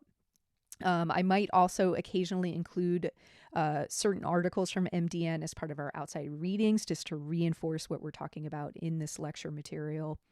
And then finally, it's just a good platform to search for information. And let's just go ahead and pull it up just to see what the website looks like. All right, so you can see under references, all the different topics it covers. Obviously, we're focused in JavaScript, but at any point, if you want to learn more about something, you could just search for it here. So for example, in the previous video, you saw me use a method called console.log. We'll be talking about that today, but if we want to learn more about it, we could just search for it, follow the link, and we can see a documentation page for it with examples, what parameters it takes, information about what it does. And of course, we could also find out information like this via an AI program. So just as an example, I'll bring up ChatGPT and I'll say, in JavaScript, how does console.log work? So as expected, all sorts of useful information here, a summary, several examples of where you might want to use it. And I really suggest using these resources in conjunction with one another. Take the time to read the documentation on the MDN, go through what it says, also see what AI has to say about it, because sometimes reading about something from 2 different sources can really help an idea click. So don't be afraid to use these things in conjunction with one another. So with that, we've got some resources we can refer to. So let's dig in. Let's start to learn the basic syntax of working with JavaScript. One of the things we learned in the previous video is that when you're working with JavaScript in a web browser context, it is paired up with HTML because HTML provides the structure of the web page. JavaScript's role is to then tap into that structure and program interactivity. So knowing this, to start working with JavaScript, we actually have to start by creating an HTML file. And where we're going to do that, let's go back to VSCode. I've got my Psych 1903 directory currently open. And all of the files that we ultimately want to be accessible in the browser as a website are going to exist in this docs directory. Everything else that exists in our Psych 1903 folder that's not in docs are really configuration and system level files that our web server's using. You can think of it this way as like a store, right? The storefront is where the general public can come in and interact with your content, but the back room is where the management of the store happens. It's where your stock is, your files, things like that. So everything in docs is your storefront. That's what's going to be available via the web browser. Everything else is what's happening in the back room of your store. It's only things that you as the server administrator has access to. All right, so digging into that, the docs directory, I've organized it so we have a projects subdirectory. And what we're going to do is for every isolated example we set up in this course, we're going to create another subdirectory in here for that example. So this week, I'm just calling it basics because all we're doing is practicing with JavaScript. So we've got this basics subdirectory. We actually initialized this in the Git videos. We set it up with an initial JavaScript file. And what I want to do is add on to this with our first HTML file. So right-clicking on basics, I'm going to say new file, and I'm going to call it index.html. And the reason I called it index, that actually has a special meaning. That's going to make it like the main file for this directory. So in a moment, when we go to load this in the browser, we can just point to this basic subdirectory, and we don't even have to specify that this is the file we're going to load. It's just automatically going to load because we called it index. Now, in terms of the extension, I gave it a .html extension because the primary language we're going to work with in this file is HTML code. Now, for our HTML code, going back to the notes, I've set us up with some template HTML code we can use. So let's go ahead and copy this, and then let's paste it into our index.html file. Now, I'm going to have a separate video that's going to give you a crash course in HTML. But for now, what I want to point out about this HTML-based file is that there are a series of tags, and tags are how we structure our HTML content. So for example, this is a paragraph tag. Specifically, it's a starting paragraph tag. So it's indicating here on line 12, this is the start of a paragraph of text we want to appear on the screen in the browser. The text itself is what follows on lines 13 and 14, and then we see what's called a closing tag. In this case, it's closing that paragraph element. All right, so in short, this should just create a paragraph of text in the browser when we load this page. All right, and you'll see this pattern elsewhere. So above is an H1 tag that's going to create a primary heading on the page. Let's see this actually rendered in action. So what I need to do, first of all, I need to start up my web server because I don't currently have it running. So going over to terminal, I'm currently in my Psych 1903 directory. And remember, the way we start our web server is just npm start. Okay, we can see that's actively running. So let's copy the URL and load this in the browser. So there's our main homepage for our server. But what we want to look at is what is inside the projects/basics subdirectory. And notice, I'm not going to say basics index.html because I don't have to. The fact that I called that file index.html is going to make it so that is automatically loaded when I request the project's basics subdirectory. And perfect, there's the content we were expecting. So we've got that primary heading and this paragraph of text. And just to show that this is what we're actually working with, just to make an edit, I'm going to add an exclamation point, and then I'm going to switch over to the browser and refresh my changes, and I can see those changes take effect. So with that, we have a very simple HTML index file set up. And so now I want to talk about how do we incorporate JavaScript into this HTML. Well, one way to do that is by linking in an external JavaScript file. And I've set up our template with this. We can see on line 7, we see what's called a script tag, where we could reference some outside JavaScript file. In other words, it's not JavaScript we're writing directly here in HTML. It's somewhere else. It's in its own file, and we're pulling it in or importing it into this file. Now, the path I set to this external JavaScript file is app.js, and that corresponds to the app.js file we created in the previous videos when setting up Git. So let's open that up and refresh our memory on what we had put in there. We put this console.log message. This was our first little bit of JavaScript code. Now, what console.log does is it will write a message to our web inspector console. And where we can see that, if we go back to the browser, right-click somewhere in a blank spot on the page and look for the option to inspect. This is going to bring up a special tool panel in your browser that is very useful when you're creating web pages because it's going to provide all sorts of meta, under-the-hood information about your website. And within the web inspector, we want to switch over to the console tab because that's where we're going to see any messages that we're writing via that console.log method. So here we see console.log hello world. That's exactly what we're seeing in the console because the way we set it up is our index file is pulling in any JavaScript code here. To see this again, or to see another example of this, I'm going to add another line of JavaScript. This time I'm going to use a method called alert, and let's just see what that does. So I'll say hello again world. All right, so now going back to the browser, I'm going to refresh the page, and we see the results of that alert. It actually creates this little pop-up dialog. We click OK, it disregards that dialog and it continues with loading the page. And we still see our hello world in the console because we still had that line of code in there as well. All right, now what happens? Let's say I deleted this line that was importing that app.js.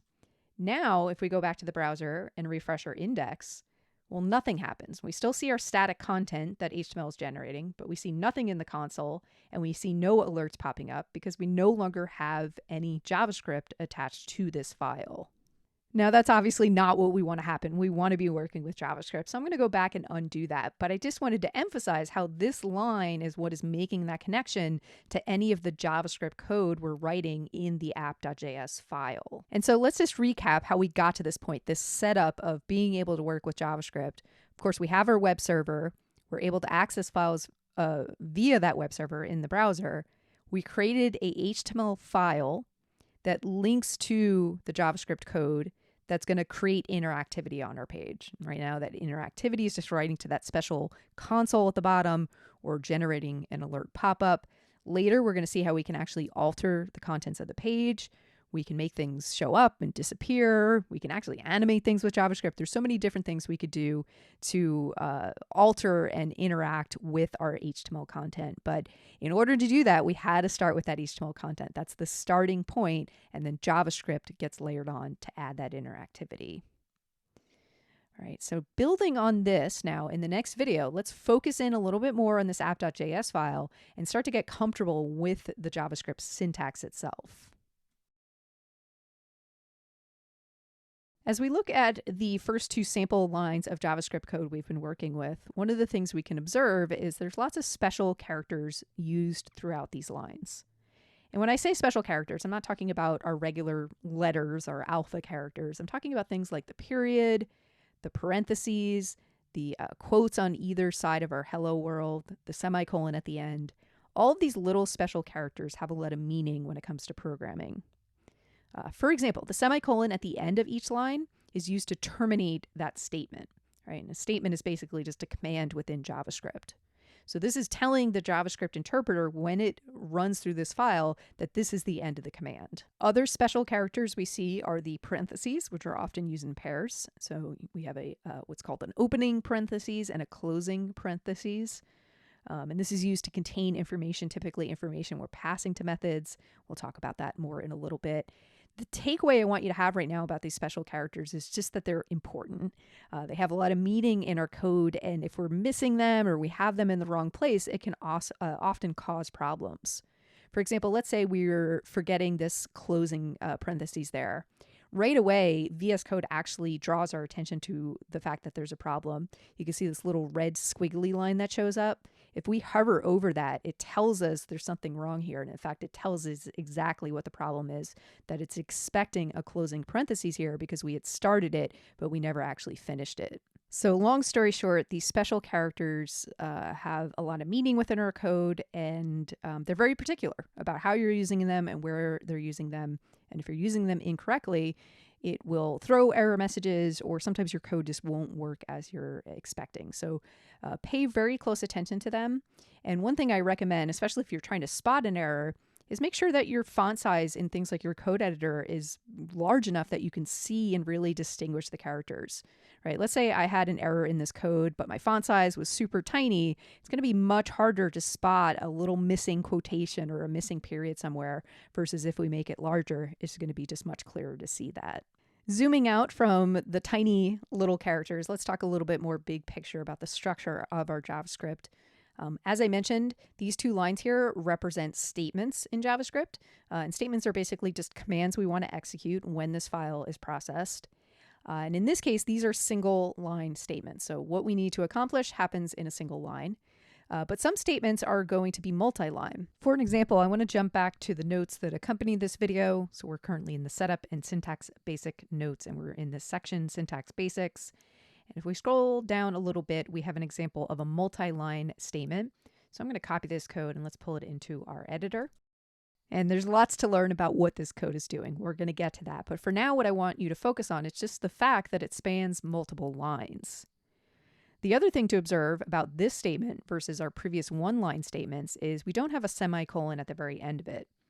When you have a multi-line statement like this, that semicolon is not needed. Technically, you could include it there, but conventionally, you're not going to see it. You're going to see the semicolon with these single line statements, but not these multi-line statements. Now, another pattern I want you to observe with this section of code that I just pasted in is the use of these curly brackets. In JavaScript and a lot of programming languages, curly brackets are used to indicate the start and end of something. And how they're used in this example is this code is defining a function that we've programmed that can convert Fahrenheit to Celsius. It's just an example of a custom function that you create. And the key things to understand about defining this function is the starting curly bracket is going to indicate the body of the function. So everything that follows after that is like the internal workings of this function. And then to close things off, or to finish the definition of that function, we have a closing curly bracket.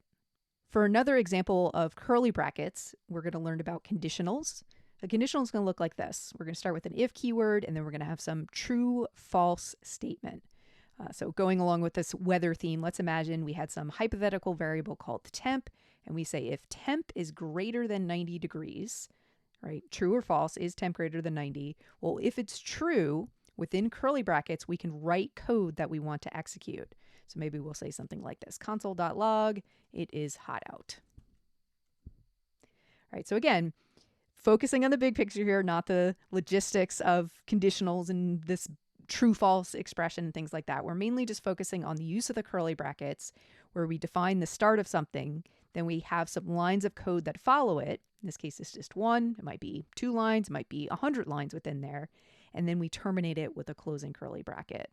The other thing or pattern to observe with this code that I've presented is that notice that everything that comes between the curly brackets is indented. All right, so I didn't write it like this where console.log was flush left. I used the tab key and I created this additional space here. And I did that because I wanted to visually show that this statement, this line of code, is within the body of this if conditional. Same thing with the function. Technically, I could write it like this. This code would work. There wouldn't be any problems here. But visually, for us programmers looking at this, it's much clearer to see this indented just to show that relationship that this is the contents of this function. Now, one thing you'll start to notice in regards to indentation and working in VS Code is the auto formatter that VS Code has will often clean up your indentation. For example, let's say we had written this without the appropriate indentation here. If I go to save my file, or because we have autosave on, if I just switch to a different file, it's going to run our auto formatter based on a setting we set in week 1, and that should clean up the indentation for me. Let's see that. I'm just going to manually save this right now. So I'm going to go to File and Save. And there you go. You can see it just changed my code for me, applying that auto formatting, applying best practices in regards to what we're expecting for indentation within a function.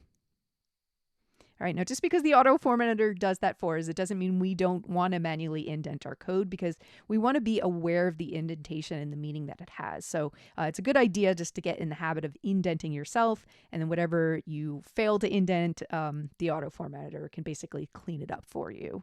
Now, the last bit of information I want to tease out of this example so far comes back to these lines that use things like console.log and alert.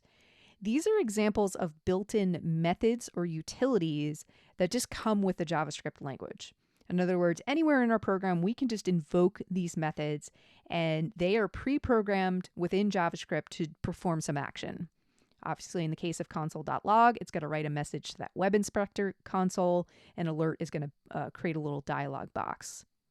Now, this is in contrast to our own methods or functions or utilities, whatever you want to call them, that we're going to be creating, that is going to be more custom to the needs of the programs we're creating. They're less general purpose than these built-in JavaScript methods. Now, early on, one of our tasks in learning JavaScript is starting to just get familiar with these methods that exist. So what I'd like you to do after this video and before you start the next one, go over to the Mozilla Developer Network, and just how you saw in a previous video, we looked up the console.log method and we could learn more about it. Do the same thing for the alert method. And then another method I want you to check out is the prompt method. Learn about what that does and how you might use it. And in general, just start to get familiar with the documentation for these built-in methods, because our goal is not to memorize every single method that JavaScript provides for us. Instead, we just really want to get good at using the documentation and outside resources to learn about methods as we encounter them. Continuing on our journey of learning the fundamentals of working with JavaScript, I want to talk about variables, comments, and data types. Let's start with variables. Variables are a very important tool in programming, and you will find them at use in pretty much any program language you're going to work with. What they allow you to do is store values. Very similar to how if you're working with algebra, you might have a variable called x that stores some number. Well, in programming, we can create variables that store not only numbers, they could store strings of text, they could store Boolean values, which are just true, false values. We'll be talking about them. They could also store compound data. So we're going to look at things like arrays and objects where you might have multiple elements nested together. Long story short, if you need to store something so you can refer back to it later, variables are what you're going to reach for. Let's jump over to VS Code and start to get familiar with the syntax of working with variables. I'm still in my app.js file. I'm just going to clear out the previous examples and we're going to start fresh. So for this example, let's imagine we're starting to build an experiment, and let's begin to think about the ingredients of that experiment, starting with things like the name of the experiment itself. Let's create a variable to hold that information. The way we're going to create variables in JavaScript is we're going to use the let keyword. So just like JavaScript has built-in methods like alert and console.log, there are also special built-in keywords. And following the let keyword, I'm going to come up with a name for my variable. Let's just start with one called experiment. And then I'm going to use the assignment operator, which is just an equal sign, and I'm going to set it to some value. Now in this case, I'm going to set it to a string of text that's just going to contain the name of my experiment. So let's imagine we're creating a Stroop experiment. Now, as I just said, this is a string of text, and string is a special data type we're going to be talking about in a little bit more detail. But for now, the thing we just have to observe is that the way we define a string is we just put it in quotes. Here I'm choosing to use single quotes, but we could also write this with double quotes. All right, now at the end of this statement, just like my other one-line statements we looked at in the previous video, we terminate it with a semicolon. Let's define another variable. Let's imagine we needed a variable that we could adjust depending on how many iterations or trials we want in the experiment. So I'm going to call this trial count. And this time, rather than setting it to a string, I'm going to set it to a number. So let's say we want to have 20 trials. Now observe with the variable name here, it's a multi-word name that I came up with, trial count. But when I wrote it, I didn't write it with a space, because when it comes to coming up with variable names, there are certain rules we have to follow. And one of those rules is they can't have spaces. In fact, the moment I introduce that space, you can see that VS Code is telling me that there's some problem with this code. So we omit the space, but I still wanted to be able to distinguish these two words when we're looking at this. The way I did that was I capitalized the second word.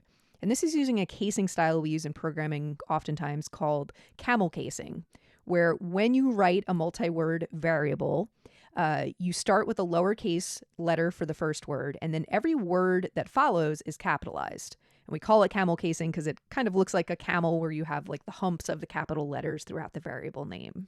And you would repeat that pattern for as many words as you had. So let's say we had like trial count max. Every word after that initial word would be capitalized. All right, now, another casing style we sometimes see in programming is something called snake casing. So rather than capitalizing our follow-up words, we would just separate our words with an underscore. All right, that would work as well. And it comes down to personal preference, the preference of if you're working as part of a team, there are going to be certain conventions you might be expected to follow. In most cases, I tend to use camel case styling. So you're going to see that in a lot of my examples. Now, when it comes to naming variables, there are some other things to be aware of, and I want to take a moment just to jump back to the notes for this. I have a bulleted list of things to point out under naming variables. Take a moment to read through this, specifically the two middle bullet points that talks about valid characters. I talk more about how you can't use spaces here, and I talk about the different casing styles. There's also some reserved keywords within JavaScript. So for example, let is a reserved keyword. So we couldn't use let as a name of our variable. So we can't say like let equals, some number. That's not going to work. The other thing to be aware of in terms of naming variables is just that you want them to be descriptive and convey the purpose of the variable. All right, so in this case, we wouldn't want to create a variable called x and y and set them to some value because that doesn't tell us any information about what that variable is actually storing. So always think about coming up with descriptive names for your variables. Let's see one more example of a variable. Let's imagine again with this Stroop experiment, we wanted to store which colors we wanted to use for displaying our text. So let's create a variable called colors. And this time I'm going to set it to a data type that's called an array. It's going to start with a open and close square brackets. That's how we're going to define the array. And then within there, we're just going to put strings of colors. So we'll say red, comma, green, comma, blue. All All right, so again, we see the string data type here. So it's just letters or numbers surrounded in quotes. In this case, we have 3 of them joined together in these square brackets, making up what is referred to as an array. It's a compound data type we're going to be looking at. Now that we know how to define variables, let's look at some examples of using them. To start off real simple, let's just use that alert method and just have it output whatever the value is for our experiment variable. So we're going to say alert experiment. And excellent, there's our value for that variable. Let's build on that a little bit. Let's expand this message. So instead of just saying the name of the experiment, let's have like a welcome message for the participant. To do that, I want to join together this variable with another string of text. So I'm going to start my string of text. Let's say welcome to the, and then I'm going to close that string, and then to join together this variable, I'm going to use a plus sign, which in this context we refer to as a concatenation operator. It's used to join together 2 things. In this case, it's joining together a string and this variable. So we're going to say welcome to the name of the experiment, and then following that, we just want the word experiment to appear. So again, using the concatenation operator, I'm going to join into another string and say experiment. Coming back to the browser, let's see what that looks like. Perfect. It says, welcome to the Stroop experiment. Now, just a quick note here. It would be more ideal if a message like that welcomed the user or the participant to the experiment actually appeared on the browser page, not via an alert box, and especially not via the web inspector console with like a console.log message, because that's really only something us, the developers of a site, are going to be looking at. Our average user is not going to be looking for content in the console, and the alerts can be a little annoying.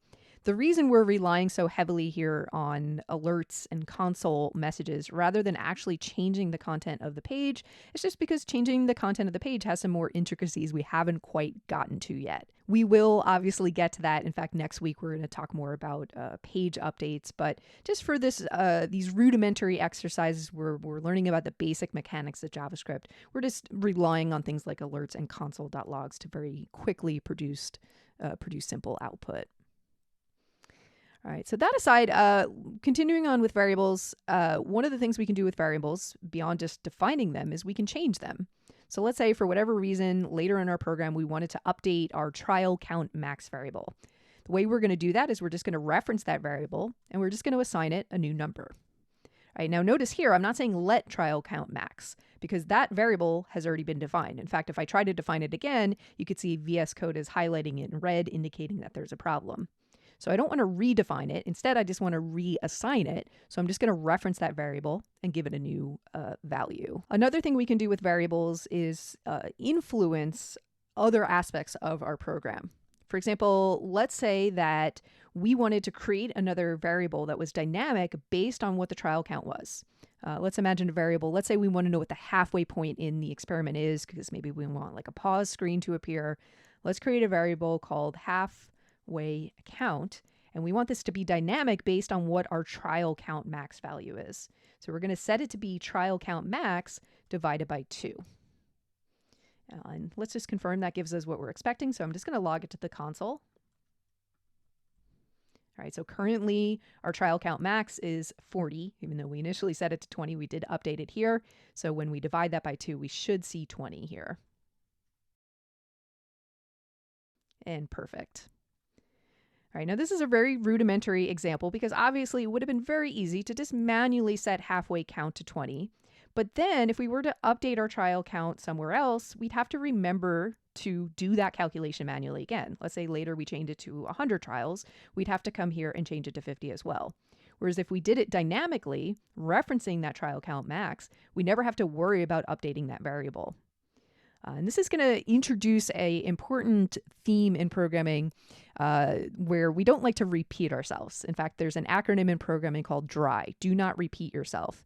If there's some way that you can dynamically calculate something or automate a part of your program, we want to find that way to do that because it's going to make our programs more efficient. It's going to make them easier to update and just in general easier to manage.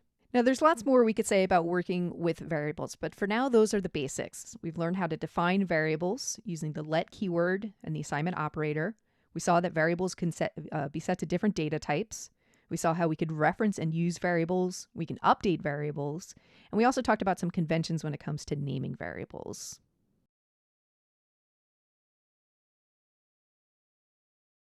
Pretty much every programming language has the ability to write comments in your code.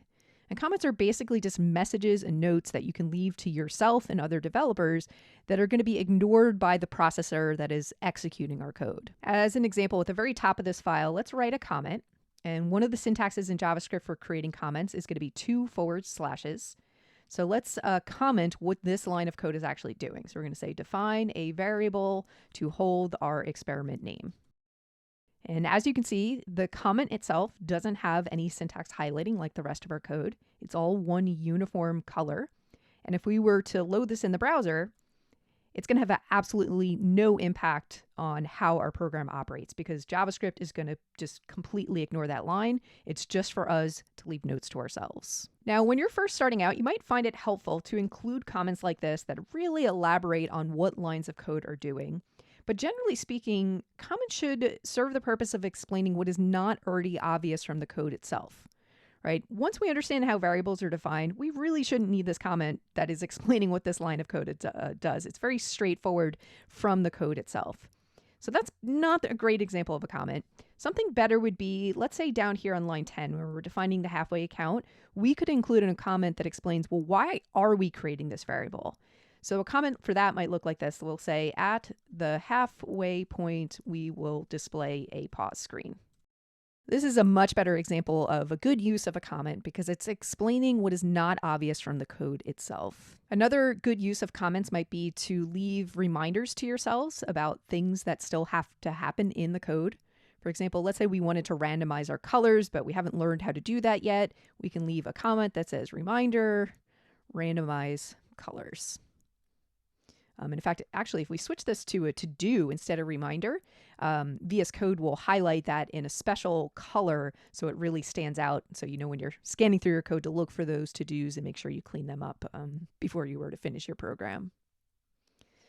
Another place comments can be used, and you'll see me use this a lot in the notes, is when I'm trying to explain expected output of code.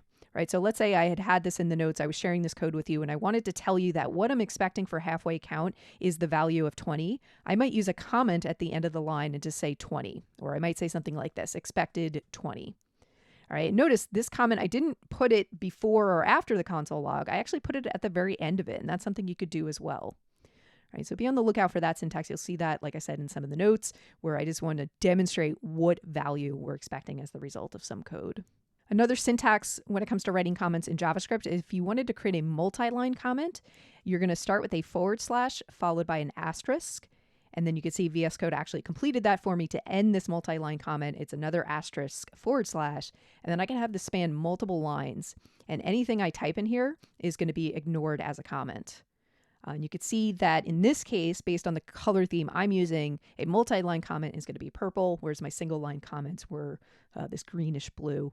And depending on the theme you're using in VS Code, the colors are going to vary. The main thing is just that you're consistent within your program, right? So anytime I have a single line comment, it's always the same color. Anytime I have a multi-line comment, it's always this same color. That's just going to help me identify patterns within my code and quickly spot comments if I'm seeing those same color patterns repeated. All right, so multi-line comments, if you need to go into more in-depth explanation as to what something is doing, they could be useful. Or you could just stack up your single-line comments. You could do that as well. So that's another way where you could have multi-line comments. It's just a little bit more tedious because you have to repeat that comment syntax for each additional line. Another use of comments is to do what we refer to as commenting out code. Let's say we have a line of code that it's maybe not working as expected, or we just want to temporarily disable it. We could just turn it into a comment so that the JavaScript interpreter will ignore it. For example, let's say we don't want to reassign trial count max to 40, at least not for right now. All I'm going to do is just add those 2 / at the beginning, and it might as well not be there. JavaScript's going to completely ignore that line. All right, so if we say comment out line number 3, what we mean is put 2 / in front of it, effectively disabling that line. Now, of course, if we ultimately want to permanently disable that line, we should actually delete it. We shouldn't leave our code cluttered with a bunch of commented out lines. But in the debugging process and sometimes the learning process, it can be helpful to have code in your program that's not necessarily being executed, but it's just there for reference or potential future use. Now, a quick tip, if you want to comment out a bunch of lines at the same time, you can do that in VS Code by just selecting the lines. So I'm just going to select 3 lines here. And if you go to Edit, there's a toggle line comment or toggle block comment option. So the block comment is going to give you a multi-line comment. Let's see both of these. So I'm going to start with the line comment, and it's just going to take all the lines I have highlighted, and it's going to prefix them with those 2 forward slashes. It looks like the line here that didn't actually have any code. It didn't do anything. All right, now if I wanted to undo that, let's say I wanted to uncomment multiple lines at the same time. Again, I would select it, and I would say toggle line comment again, and that would remove those comments. Let's see what the multi-line comment looks like. So we're going to do a toggle block comment. All right, and that's just going to use that / syntax. And then again, if we want to undo it, we select it again and go to toggle block comment. And you can observe with these options, there are keyboard shortcuts you can hit as well to make that happen. And in fact, you might see me do this in lecture sometimes. I might just select some code and either comment it or comment it out without explicitly going to the edit option. If that happens, it's just because I'm using these keyboard shortcuts behind the scenes. So those are the basics for comments right now. Definitely a skill we're going to be practicing. You'll be seeing me use comments a lot in our upcoming examples and when we start to get to building our experiments. The last topic we want to tackle today in our beginning introduction to JavaScript is data types. Anytime we're creating a value in JavaScript, there's going to be a data type associated with that value. For example, going back to our code, we saw there was a string data type. So when we set a variable to this value that was surrounded in quotes, whether it be double quotes or single quotes, behind the scenes, JavaScript is going to encode that as a special string data type. Likewise, with our second variable we created, we set it to a numerical value. So there's a number data type within JavaScript. And just as evidence of this, I want JavaScript to tell me what sort of data type it sees within these variables. The way I'm going to do that is there's a type of operator we can use in JavaScript. So we're going to say type of and then the name of our variable. So here we're expecting it to report back as a string. And if we do the same thing for our number, it should report back that it's a number. Let's see if that's the case. And perfect. There we see string and number. Right, now JavaScript is what we refer to as a loosely typed language. And what that means is we don't have to explicitly tell what our variable data types are going to be when we're defining them. Instead, JavaScript's just going to assume it based on the data we give it. So if we give it a string, the underlying data type is going to be a string. If we give it a number, the underlying data type is going to be a number. This is in contrast to more strictly typed programming languages where you have to actually define the data type you're going to be using when you define the variable. It just is like pseudocode of what that might look like in another language. You might have to say something like, let string experiment, and then you would set it to your string, or let number trial count max, and you would set it to 20. Right. JavaScript's not like that, which is both good and bad. It's good because it's one less detail we have to worry about when defining variables. But it's also bad because sometimes it can cause us to be a little sloppy with our variables and forget what kind of data types we're working with. And why this matters is because when we're working with this data, the things we can do with it is going to vary depending on the type of data it is. For example, with strings, there's a special operator we can use to find out what a particular character is within a string. It looks like this. So we're going to say the name of the string, or in this case, the variable name we're storing our string. And then we're going to follow that with a period, and we're going to invoke this char at method. And we're just going to give it a numerical value for whatever character we want to get in the string. So let's say we want to get the very first character in this string. I'm going to say char at 0. We're always starting at 0 when we're counting. It's very common in programming.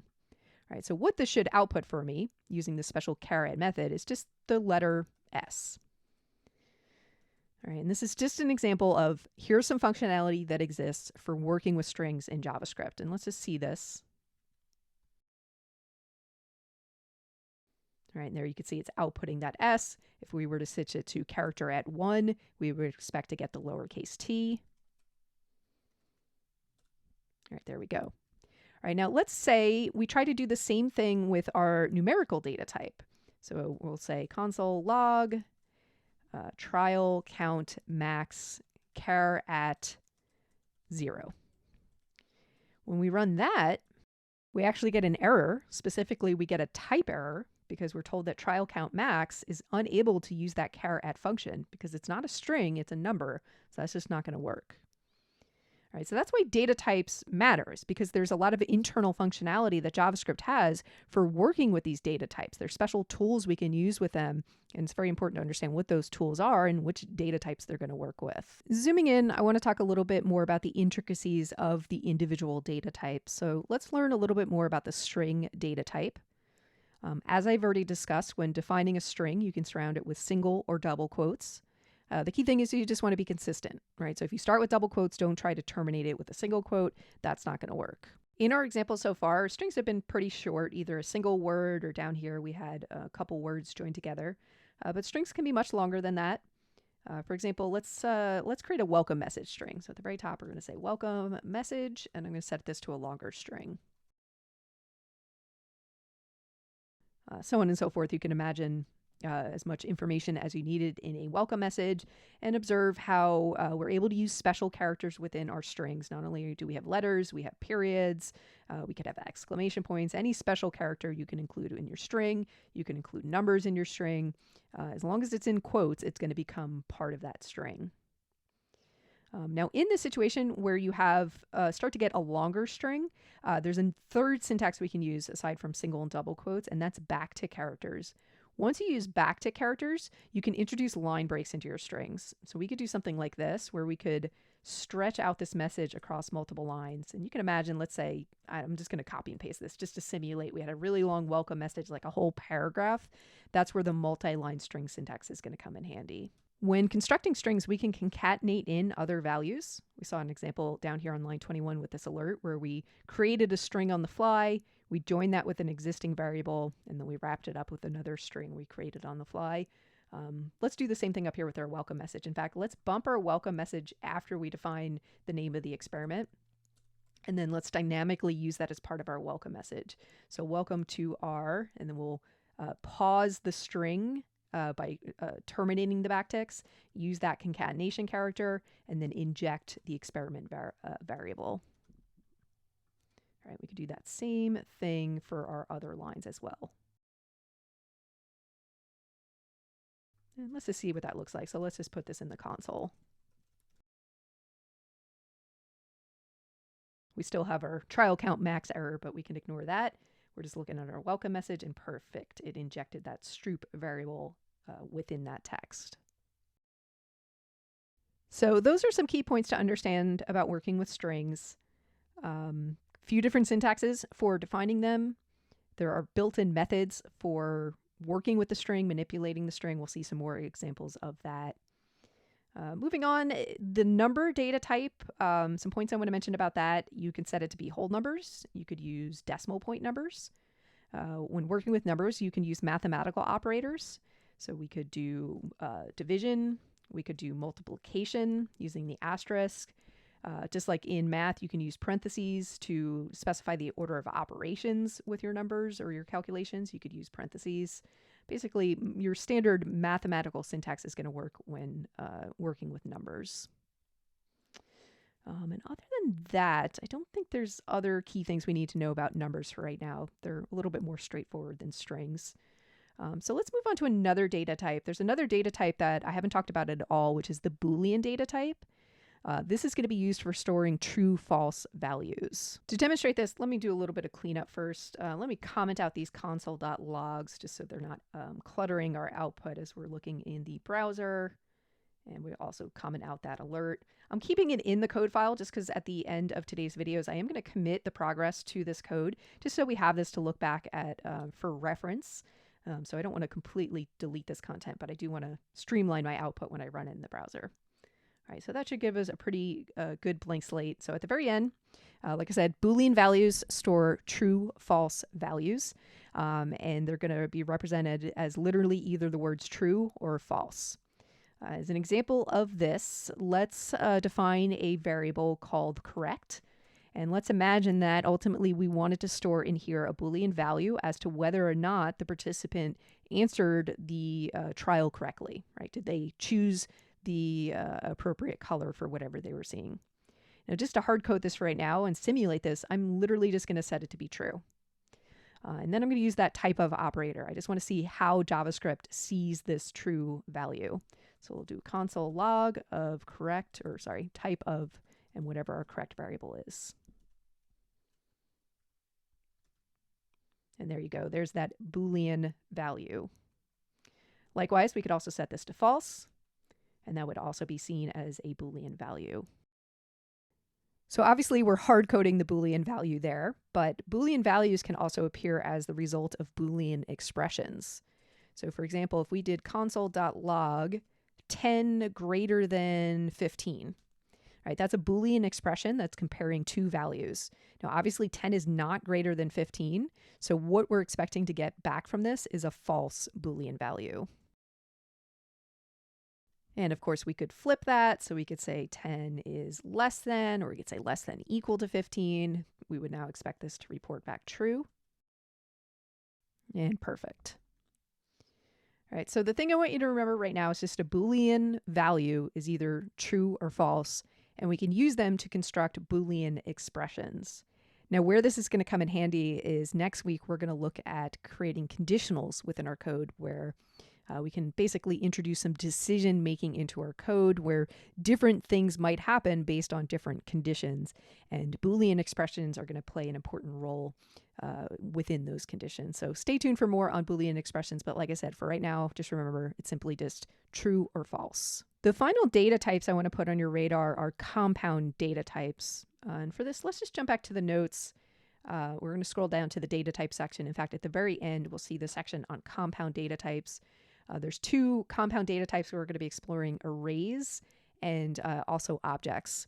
In fact, we saw an array example already when we defined our colors. So it's a compound data type because we're storing multiple values. In this case, we're storing 3 different strings, but arrays can also store a mix of values. So we could have strings and numbers. We could have whole numbers, decimal numbers. We can even embed arrays inside of other arrays. Another compound data type is an object. It's similar to an array where we can store multiple values, but we can actually label those values. We can create indexes for them. There's lots to be said about compound data types. I'm not going to get into the intricacies this week, but like I said, I just wanted it to be on your radar as another type of data that we're going to be exploring.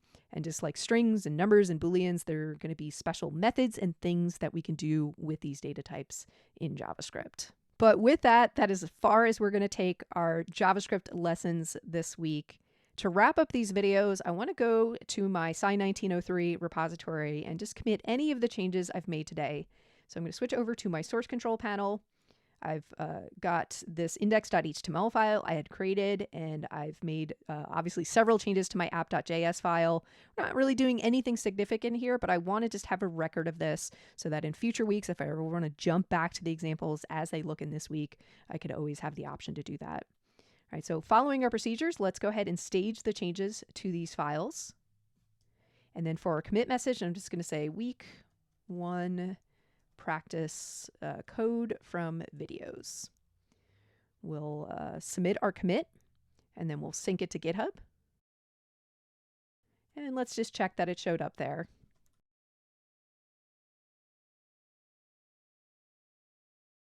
And perfect. We've got a good record of our progress from this week that we can always refer back to as needed. Before we continue down our path of learning new techniques and functionality that we can use with JavaScript, I want to pause a little bit and talk about errors and AI. Broadly speaking, I want to talk about debugging techniques. How do we interpret errors? How can we effectively harness AI programs to help us when we encounter errors? Things like that. So let's jump over to our code. I've got my Psych 1903 directory or repository open. And then inside docs and projects, rather than continuing to add on to this basics project we've been working with, I'm going to start creating isolated folders for the different examples I'm going to be showing in the videos. And you're going to do some similar things this week when you're working on the task set, just to create more isolated code samples that we can refer back to. Last week we did a lot of work just in that app.js file. We were adding new content, removing content. And that's fine because we'll always have a history of changes to that file in our GitHub repository. But it'd be nicer just to have some more isolated examples for organizational purposes. All right, so long story short, in Docs Projects, I'm going to right click and choose to add a new folder. And let's call this folder, I'm just going to call it Errors and AI. I'll name it after the note set we're going to be demonstrating examples from. All right, now in here, I need two files to set up these examples. I'm going to need a index.html file, and then I will need a JavaScript file. And just following the pattern of what we've been using so far, I'm going to call it app.js. And then in my index.html file, I'm going to lay out my basic HTML template using the VSCode snippets. So remember, if we just start typing HTML, we should see a list of snippet options, and we want to choose HTML5. I'll go ahead and update the title, and also put that as a H1 on the page. And then I need to link in my JavaScript file. So just jumping back to one of my earlier index files, we can borrow the code to do that using the script element. And we don't have to change anything here because we're still just referencing a file called app.js. And speaking to that, I just want to highlight that we are using the same file names in different directories, which is a common practice, especially because, as we know, files like index.html have a special role. They act as a main index file for a directory when we access it in the browser. So it's very common to see that name. And then often your main JavaScript file will use the same name across different directories. So just be aware of that when you're working on these files. At the top of VS Code, you could see the full path to the file you're working in, right? So right now we're in index.html, but it's the one in the errors and AI directory, which is different than, say, this index.html that is in the basics directory. And you'll also notice as I switch to these over my file explorer, it's going to jump around and highlight the actual file that I'm at. So just be aware of this as you're working. I have seen instances where students are in some file making changes to it, and then they're trying to load it in the browser and they can't understand why they're not seeing the changes. And sometimes it's just because they're not editing the actual file that they're trying to preview in the browser. But that aside, we've got everything set up. Let's go ahead and just check that this is actually pulling in our app.js file within errors and AI. So within app.js, I'll just throw a console message in here and I'll say hi from app.js in errors and AI directory. And then let me make sure my web server is running. It is not currently, so I'm going to say npm start. And then let's pull this up. So this is going to be in our projects subdirectory, errors, and AI. Remembering back how our servers are set up, we don't actually have to include docs when we are trying to load pages in the browser, just because by default, this is the default web route our server is configured to point to. So we can just go straight to the project subdirectory. All right, so there is our heading, and let's pull up our web inspector console. And perfect, there is our console message, just confirming that the app.js file is successfully connected to the index file. We do have an error here about a 404 not found for a fave icon. Fave icons are just the little icons that appear in the browser tab. And I haven't added a fave icon to anything on this web server yet, which is why we're getting this error. To make this error go away, if we jump back to the index.html and basics, I had actually included a little bit of code in the head here that will basically load like an empty fave icon, and it'll make that error in the console go away. So let's also bring it over to this index.html. And then if we go back and refresh the page, we should no longer see that error. And that's good because that's going to allow us to focus on our actual JavaScript errors. So with that set up, let's generate some errors so we can talk about them. The first error I'm going to generate is going to be very simple. I'm going to do console.log, and I'm going to try to output to the console the string hello, but I'm going to purposely omit the quotes around hello. And let's see what that gets us. All right, so here in our console, we see a resulting error message. The first part of the error message is indicating the type of error. So in this case, it's an uncaught reference error. And then following that is some message that provides some context about that error. Here we're told that hello is not defined. And then following that, it tells us which file is triggering this error, which obviously in this case, it's that app.js file. But in some situations on larger projects, you might be linking to multiple JavaScript files. So knowing which one the error is occurring in can be really useful. And then following the file name, it tells us the line number and the character number where JavaScript has detected this error, which again, in this small context, it's very obvious. In this file, we only have a single line of code. Of course, that's where the error is coming from. But imagine you had 20 lines of code, 100 lines of code. This will narrow it down and tell you where to start looking for the problem. Now, in this situation, it's very obvious to us what the problem is because we purposely created it. We forgot to include the quotes around hello. But an interesting thing to observe is in the error message for this, it didn't tell us that we forgot to include quotes. Instead, it told us that hello is not defined. Because the way that JavaScript is interpreting this error is, it's not that it sees a string that is lacking quotes. Instead, what it sees is the syntax of something that just looks like a variable, right? Hello is not some built-in JavaScript keyword or function. It's not surrounded in quotes, so it's not a string. It's obviously not a numerical value. And so the only thing left is it thinks that it's a variable, which obviously isn't defined. And therefore we get this message about uncaught reference error. We're trying to reference something that doesn't exist. It's not yet defined. So the takeaway from this is always think of the error messages as a starting point or just a single clue in a bigger piece of the puzzle that you have to figure out, because what you might be intending to do and how JavaScript is interpreting what you're doing might be very different things. And you can't always rely on the error message to very explicitly tell you what you're doing wrong. And this same lesson applies to when we rely on AI programs to help us out with errors, which is something I definitely recommend doing. Sometimes an AI program might not understand what you're trying to do.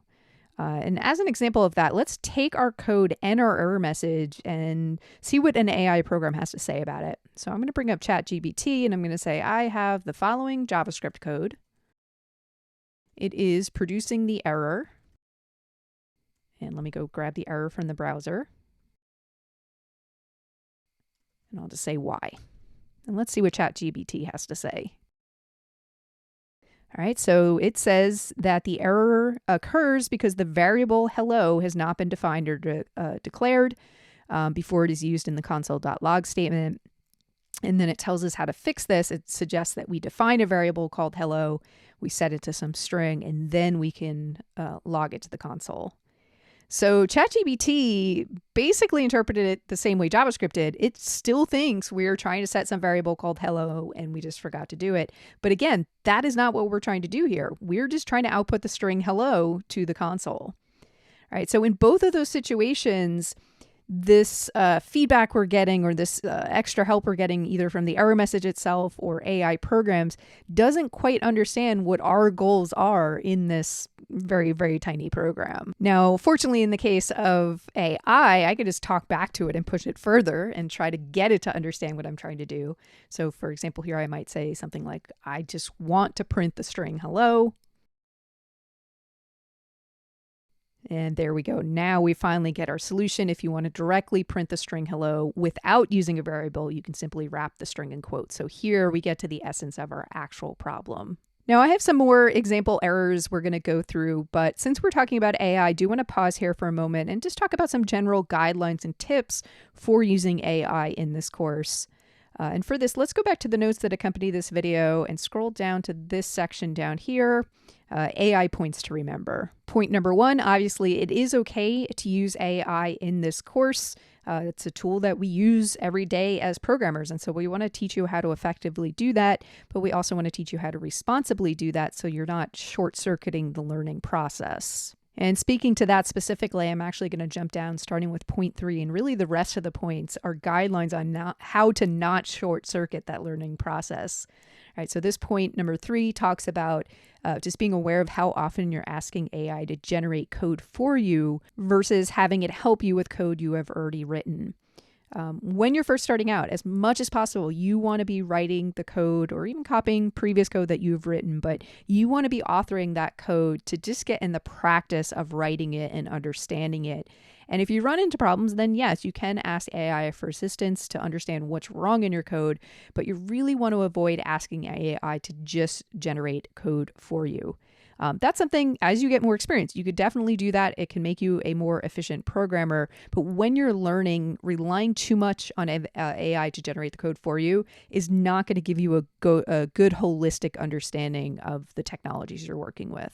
Now, all that being said, notice this is not saying don't ever ask AI to generate code for you. Instead, it's just asking you to be aware and keep it balanced.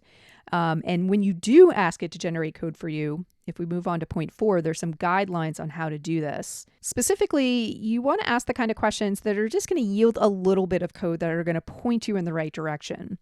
I refer to these as little bites of code versus the whole meal. And then as an example of something appropriate to ask AI, it might be in JavaScript, how can I sort an array alphabetically? Right? That's just one part of perhaps a bigger program you might be writing. Now, contrast that to something like this, where you say, how can I write a JavaScript program that shows a user 10 words in alphabetical order, then ask them to recall those words in the same order in which they were presented, right? This is a whole trial in like a memory recall task. And if you ask AI to generate the code for this, it's going to do it. It's probably going to work, but you're not going to have the opportunity to think programmatically about how you would go about doing this. And it is going to short circuit that learning process. Now, regardless of the types of questions you're asking, another tip to effectively use AI when learning is to ask lots of follow-up questions. All right. Invariably, the responses you're going to get to your questions are going to include some things that you don't understand. It might be using methods or functionality we haven't talked about yet in class. And you don't just want to blindly take solutions that AI is programming or providing for you and using them in your task sets or your project or anything like that. You should fully understand anything you're implementing from AI. So if you get a solution back that you don't understand, ask follow-up questions. Ask what a particular method is doing, or how is this working, or why does this produce the results that it's producing. You want to fully understand any of the code or the takeaways you're getting from AI. And this is something I don't think that this is going to come up, but if for some reason we suspect that you were overusing AI in this course, we might call you into an office hour and sit you down and say, hey, we're a little concerned that you didn't actually write this code, that perhaps you fully had an AI program generate it. Could you just walk us through how it works? And we're going to expect that you would be able to explain to us how the code works. All right, so always think about that in the back of your mind. Like if I was challenged right now to explain what this code is doing or how it's working, can I effectively do that? Now, this final point here is just a reminder that each week you're going to be, of course, maintaining your weekly outside resources log, where you're expected to record any prompts you're asking of AI programs as you work on course material. And we're going to scan this each week and just, if necessary, we'll give you some feedback on the kinds of questions you're asking.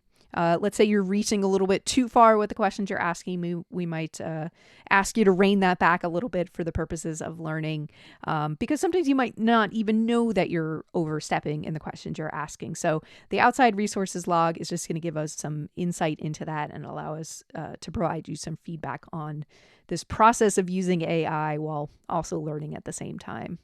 So that wraps up my tips on AI points to remember as you're working in this course. And I didn't talk about point number 2 here just because we had demonstrated that above. This point is just talking about how sometimes AI might not fully understand what our actual intentions are. And so we really want to treat it as an iterative process where sometimes we ask follow-up questions or have to point it in the right direction. But moving on from AI tips, let's get back to JavaScript errors. I want to talk about parsing confusion. So let's set up an example for this. Before I do that, though, let me just copy this error we were getting from the first example. And I just want to put this in my app.js file as a comment. And I'm going to comment out the error or the line creating that error itself, because I don't want this to continue to produce errors when I load this page. But I do want to have a history of this just in my files so I can always refer back to this as needed. All right, so here's the next example. Instead of a console.log, let's do an alert this time. And very similar to what we messed up here, I'm purposely going to try to do a string of text here, but I'm not going to include it in quotes. And this time it's going to be a multi-word string. So let's say something like, welcome to our experiment. And this is going to produce us a slightly different error output than what we saw above. So let's save that and go back to the browser and refresh this. And here's the error. Uncaught syntax error, missing parentheses after argument list. And this time it's in app.js on line 4. Let's go ahead and copy this error so we can see it side by side with that code. All right, so obviously it's on line 4. We can see that's the only active line we had here, and there's the specific error. All right, now this error is an example of what I'm going to refer to as parsing confusion. And parsing confusion happens when the JavaScript interpreter is going through our code and it encounters an error that basically completely throws it off. It confuses the parser or the interpreter. And as a result of that, we get an error message that's really not helpful at all because it is pointing to something that is basically out in left field of what our actual problem is. And this is a perfect example of this. It is telling us we are missing a parentheses after an argument list. We are not misusing parentheses in any way here. We know with an alert, we pass it whatever message we want to alert in an open and close parentheses. We have that, so we're not actually missing a parentheses. However, because we didn't put welcome or the rest of the string in quotes, just like our previous example, JavaScript thinks welcome is some variable that we're referencing. Similarly, it also thinks to is a variable and R is a variable and experiment is a variable, right? Because they look like variables. And if that's the case, if we have 4 variables here, this syntax doesn't make sense because we would never just say variable, space, variable, space, variable, space, variable. In fact, if we hover over this little red squiggly line, VSCode is going to try to help us out. It tells us it's expecting a comma here because that is something we would do. If we had multiple variables, we could pass them as part of an argument list to a method and we would just separate them by commas. So that's going to address the syntax error as VSCode sees it. It should also get rid of the missing parentheses after argument list because now JavaScript sees this as a reasonable argument list.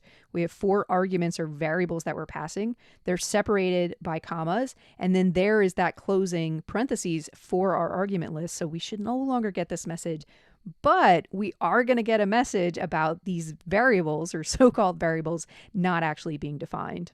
And let's just see that. So let's go back to the browser. And yeah, so it trips out on the first one. It says welcome is not defined. And again, just in the interest of having complete examples for this, I want to record this in this file as well. All right, so the first one without the commas tells us it's missing a parentheses after the argument list because it sees what kind of looks like an argument list, but it doesn't quite know where the end of it is.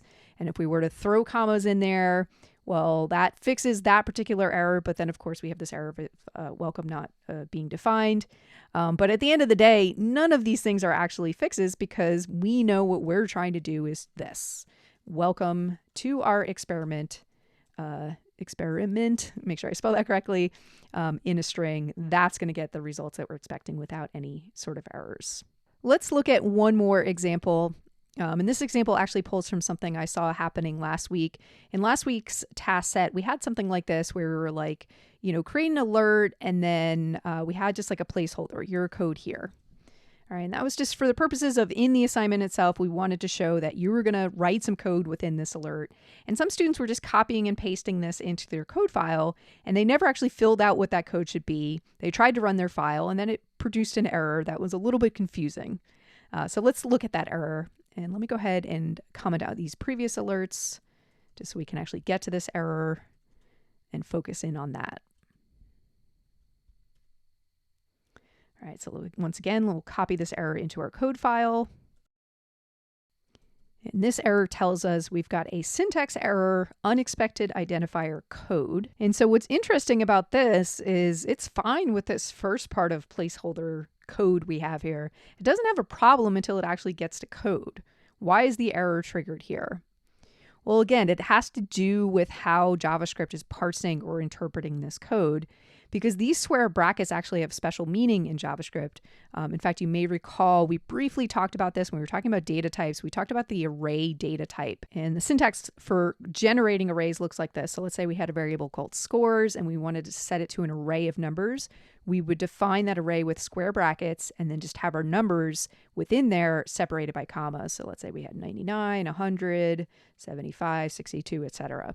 So square brackets are used to generate arrays. And so when we have a square bracket here, JavaScript thinks we're going to define an array.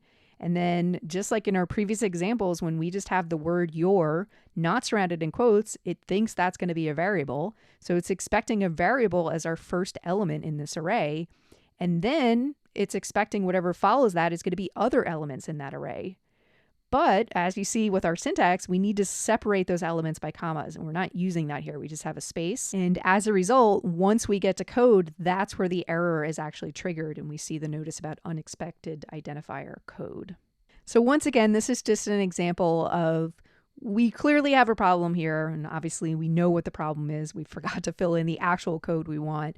But we have used some syntax that is confusing JavaScript. And as a result, it gives us some feedback. It gives us an error message that makes sense to the JavaScript interpreter, but it doesn't really pinpoint what our actual problem is.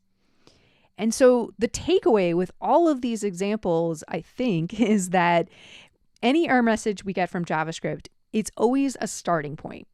Right? Sometimes the error message is going to be spot on. It's going to tell you exactly what your problem is. It's going to be successfully interpreting what you're trying to do. You're going to follow that error message, fix it, be good to go. Other times, the error message is going to be a little more obscure, or perhaps it doesn't really understand the intentions of what you're trying to accomplish in your code, in which case you cannot rely on that error message alone to figure out what the problem is. You have to zoom out, think about the big picture of what you're trying to do, and use that error message as just one context clue amongst many that you're going to use to solve your problem. And then in perhaps the worst case scenario, your syntax is just going to be so off or perhaps confusing to the JavaScript interpreter, it's going to give you some sort of feedback that is just not helpful at all, because it's just unable to successfully parse the code that you've written. All right. And if that happens, again, go back to AI and get some assistance there. And just as an example of that, let's say, what does AI have to tell us about this? So let me go back to ChatGPT and I say, I have the following JavaScript code that is giving me the error Y. And it tells me that this error occurs because the placeholder, your code here, is not valid JavaScript syntax. Square brackets are used to define arrays, and JavaScript is interpreting your, code, here as identifiers, i.e. variable names inside the array, which haven't been declared. To fix this, replace your code here with actual code or a string. And this is excellent because it just reiterates exactly what I was just talking about. It's explaining how JavaScript is interpreting this, where it thinks your code and here are identifiers, i.e. variable names that haven't been declared. And then it tells us how to fix the problem. And it understands our human error here where we have this placeholder that is not actually valid JavaScript syntax. All right, so the JavaScript parser and interpreter that gives us these error messages, it's much more literal. It's just looking at how do I interpret this code. Obviously, AI programs are going to be a little bit more sophisticated and give you a broader view or context of what the problem is. Not always going to be spot on like this. As we saw in the earlier example, it didn't quite understand what we were going for, but in this particular instance, it did, and it was able to help us out. Now, to wrap up our discussion of handling errors in JavaScript, the last point I want to emphasize is that when an error is encountered, that's going to stop the execution of the program at that point. For example, let's go back to line 5 and bring back this error. If we were to run this script in the browser right now, we should not expect that this code down here is going to execute. Right? Let's say we're trying to log to the console our scores. We would never actually see that because when the interpreter gets to this line and encounters the error, it's basically going to stop there. In fact, let's show that. So I'm going to go back and refresh this. There's that error on line 5. We never see the output of our scores to the console because it stops right here. Right. And I wanted to draw your attention to this because I noticed a couple students running into this last week where you had some maybe test code you were playing around with and it wasn't quite working, but you moved on to something else and you left that broken code there, but then you couldn't figure out why your code below was not executing. Well, that code that you had left that was throwing an error was stopping that execution. All right, so if that happens, maybe you have some sample code or just some notes in your file that is causing an error, and for whatever reason you can't resolve it right now, what you could do is just comment out that line. So at the very least, it's not going to be creating an error and stopping your program, and you can continue on with whatever else you're trying to do in that file. In this video, I want to introduce two new JavaScript topics, operators and expressions. Starting with operators, operators are just special symbols or keywords that are used to perform some operation on values. We've already seen two examples of operators. The first was the assignment operator. That's the equal sign. We saw this when we were declaring variables. We could assign a value to some variable. We also saw the concatenation operator, or the plus sign, that allowed us to do things like joining together strings and variables. We use this technique a lot when generating some sort of output message. And so let's dig deeper. Let's learn about some other operators that JavaScript provides. First of all, there's a whole series of math-related operators. And this is very common in programming languages. Most languages can do basic mathematical operations, and they use the operators that we typically use in the world of math. So for example, if we want to add together two numbers, we could use the plus sign. Now this plus sign in this context is different than the concatenation operator. When we use a plus sign with two numerical values, it's just going to do a basic addition. Whereas when we use it with strings and variables that hold strings, it's going to join them together rather than adding them together. So context matters for that particular operator. Beyond addition, we have other basic operators: subtraction, multiplication, division. You could also figure out the remainder of two numbers using the mod operator, represented by the percent sign. So 23 divided by 5 has a remainder of 3, so that's the output we would expect there. Where you'll often see the mod operator being used in programming is if you're trying to determine if some value is even or odd.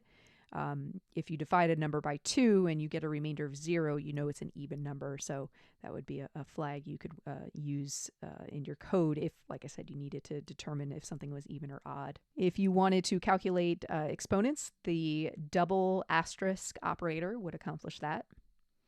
And these last two examples use some shortcut operators. There's the increment operator, represented by 2 plus signs.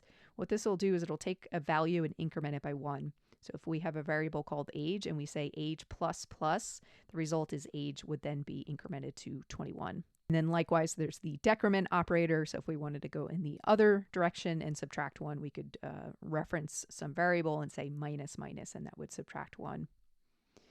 Where these particular operators will come into play is when we get into loops, something we'll be talking about next week, because loops, you often iterate through something one by one. So as you proceed through the loop, you'll use things like the increment operator. Now, of course, with these shortcuts, we could have written this longhand. So we could have just said age is set to age plus 1. That would have the same impact here. So this is just considered a shortcut operator. So pretty straightforward when it comes to mathematical operators in JavaScript. So moving on, there's also comparison operators. Also coming from the world of math, you may be familiar with these. We have things like the less than operator, the greater than operator, less than or equal to, and greater than equal to operator. How we use these in programming is as part of Boolean expressions. So anytime we're comparing two values using one of these operators, it's going to evaluate to some true false value or a Boolean value. So for example, if we evaluate is 10.5 greater than 5, of course it is, so we expect this to yield the Boolean value of true. We can also do greater than or equal to, and then of course the equivalent less than signs. If we want to compare if two values are the same, we're going to use the equal to operator, and that's going to be a double equal sign. All right, and this is important to notice that this is not the single equal sign like we saw with defining variables. This is the assignment operator. That's when we want to set one value to another. The double equal sign is used when we want to basically ask, does this value equal this other value? And of course, in these examples, 10.3 does equal 10.3, so that is true. 10.3 does not equal 11.2, so that is going to be false. Now, the flip of the equal to operator is the not equal to operator, written as a exclamation point followed by an equal sign. So here we're asking, does 4 not equal 5.9? it doesn't, so therefore this is true. Now, all of these examples are using numerical values, but we can also do comparisons on strings. So here's a few examples. Here we're comparing the string apple against the string apple. We're seeing if they are the same, and they are, so this would yield true. Apple is not the same as orange, so this would yield false. And then this is asking, is apple not the same as orange? Well, it's true, it's not the same, and therefore true would be the result of this console. Now, all of these examples are just hard-coded arbitrary numbers and strings, but ultimately we're going to get to more dynamic examples using these operators. And just as a hypothetical of that, let's imagine we were prompting the user for the answer to one of our math equations. If we wanted to determine if they were correct, true or false, we could take whatever their response was and compare it against the correct value. So in this case, we're looking to see if their response matches 20, and this would output true. And then in a moment, when we get to conditionals and refactoring, we'll see how we'll actually be able to use the result of this expression to either let the user know they got it correct or not. Before we get to that good stuff, though, just a couple more mechanics we have to understand. The next bit is about logical operators. So two logical operators we're going to be seeing are the AND and OR operator, represented by the double ampersand or the double pipe character for AND and OR respectively. And these allow us to do essentially compound comparisons. So here's an example using the AND operator. In this case, both sides of this expression have to be true in order for this entire expression to evaluate as true. So running through this, is 5 greater than 3? That's true. However, 10 is not less than 4. So because one part of this expression is false, in other words, both of them are not true, it's not true and true, this whole thing evaluates to be false. Now let's compare that to the OR operator, where either side of the expression being true will cause the entire expression to be true. All right, so 5 is greater than 3, that's true. 10 less than 4, that's false. But just because this was true, that's going to make the entire thing true, because it's basically looking for either of these to evaluate to true to make the whole thing true. So that's the essence of how the AND and OR operator is used as part of these Boolean expressions. And I've got some more details in the notes, so definitely take a moment to, if you haven't already, read through this and make sure you understand these concepts. Down here, we get into some more advanced examples where we're actually combining these operators to create even larger expressions. So there's some tips here on how to read these expressions and evaluate these expressions. And then following that is some information on order of operations. So if you do encounter some complex expressions like this, where maybe there's some parentheses there, it just tells you how to interpret this. And it's very similar to how you would interpret a mathematical equation. If you come across parentheses, you know you have to execute whatever is in the parentheses first. So take a moment to skim through that, and then just to practice with these expressions. I've got some exercises I want you to run through. I've added them to these notes, so let me go ahead and just refresh this page. All right, so here are the exercises. What I want you to do is just go through, and for each line, think through whether or not you think this would evaluate to true or false. And then to check your predictions, you could just take the expression and pass it to a console.log in one of your practice JavaScript files and see what it outputs and see if it matches your prediction. In the previous video, we learned about Boolean expressions, and now we're going to put Boolean expressions to work as part of conditionals. Conditionals allow us to selectively decide whether certain lines of code should be executed or not. For example, I've taken in some code from last week's exercise where we're prompting the user to answer some math equations. And what I'd like to do is expand on this, and if they got the answer correct, all right, and that's going to be our condition, if they got it correct, we want to display a message letting them know that they got it correct. The syntax for that is going to look like this. We're going to use a keyword called if. We're going to have an open and close parentheses where we're going to write a Boolean expression. And then we're going to have open and close curly brackets. And in between those curly brackets is where we're going to write the code we want to execute if some condition is true.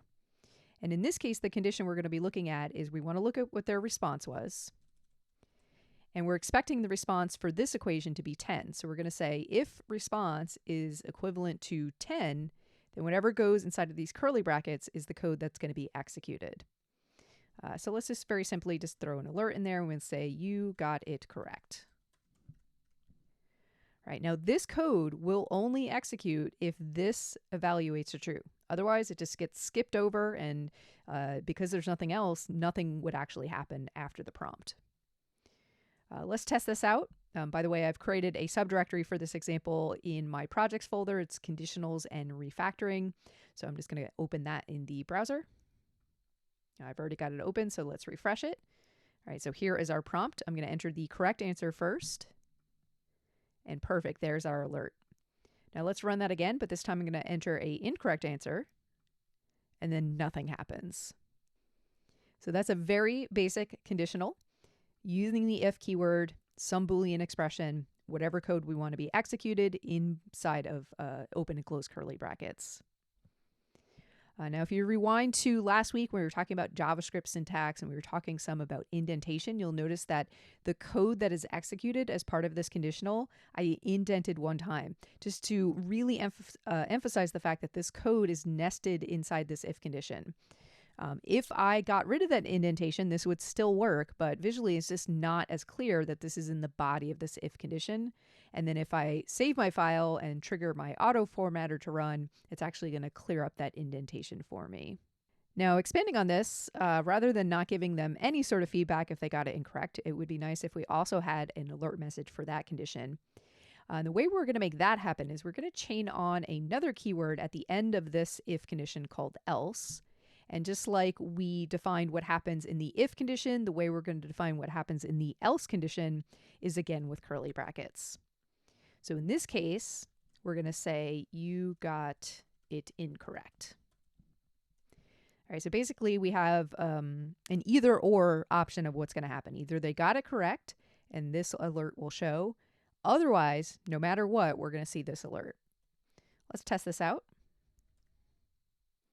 All right, once again, we'll start with the correct answer. We get our correct feedback. And let's try it again with the incorrect answer. And this time, rather than not seeing any sort of feedback, we are told that we got it incorrect. Now let's take this one step further. Let's say if they get the answer close, we'll let them know. So to do that, I'm going to chain on to this existing condition an else if. So I'm going to add this right here after the closing curly brackets of our initial if. We're going to say else if, and then just like our initial if, we do need some Boolean condition we're going to be looking at here. So let's say if our response is greater than 8 but less than 12. So we're going to say greater than 8 and response is less than 12. In that situation, the alert we want to say is you almost got it correct. All right, and then otherwise or else, if they didn't get it correct or they weren't even close, then we're going to let them know that they got it incorrect. Let's test this. All right, so 4 plus 6, let's start with 9. So we're going to try to hit that close condition. All right, there we go. We almost got it correct. And let's test our other conditions as well. So let's test our correct condition. Good. And then finally, let's test our incorrect. So we're way off. I'm going to say 25, and it just says you got it incorrect. Rewinding to some of our Boolean expression discussions, let's think about some other ways we could have written this expression. Effectively, what we're looking for here is the numbers 9 or 11. So another way we could have written this is we could have said if the response equals 9 or the response equals 11, then we would report that they almost got it correct. So that would effectively capture the same thing. But arguably, it does it in a way that is just clearer as you're scanning through the code what we're actually looking for here. And what I just did there of rewriting code or changing code with the intention of making it clearer or more efficient without necessarily changing the actual outcome for the user, we refer to this process as refactoring. It's like improving our code. And this is something you periodically want to do, especially if you get something working. Double back on that code and look and see if there's any improvements you could make that would make that code just clearer to collaborators working on that same code base, or even yourself in the future if you have to look back at code you wrote months or even years ago.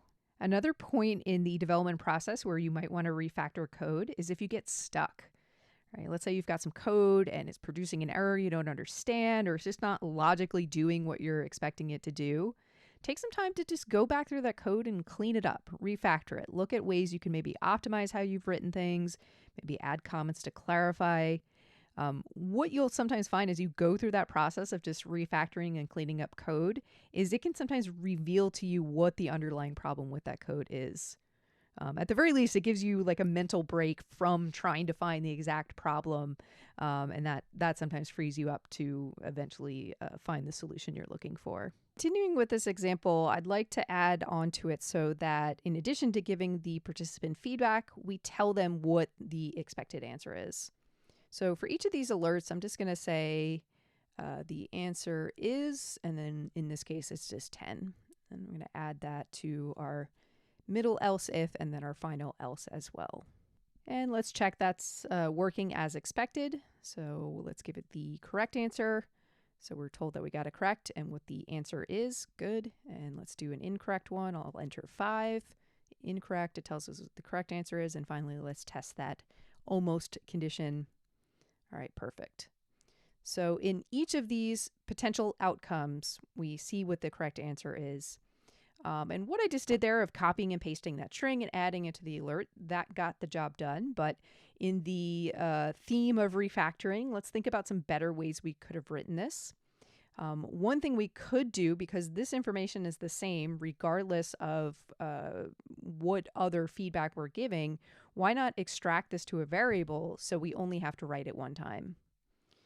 To see what I mean, let me take this string and I'm just going to remove it from the first one and create a variable with it. So let's say correct answer is our variable name, and I'm going to set it to that string. Let's make sure that's a string with our quotes. All right, so now in each of our alerts, we could just reference that variable. And we'll do the same thing for our second and third alert.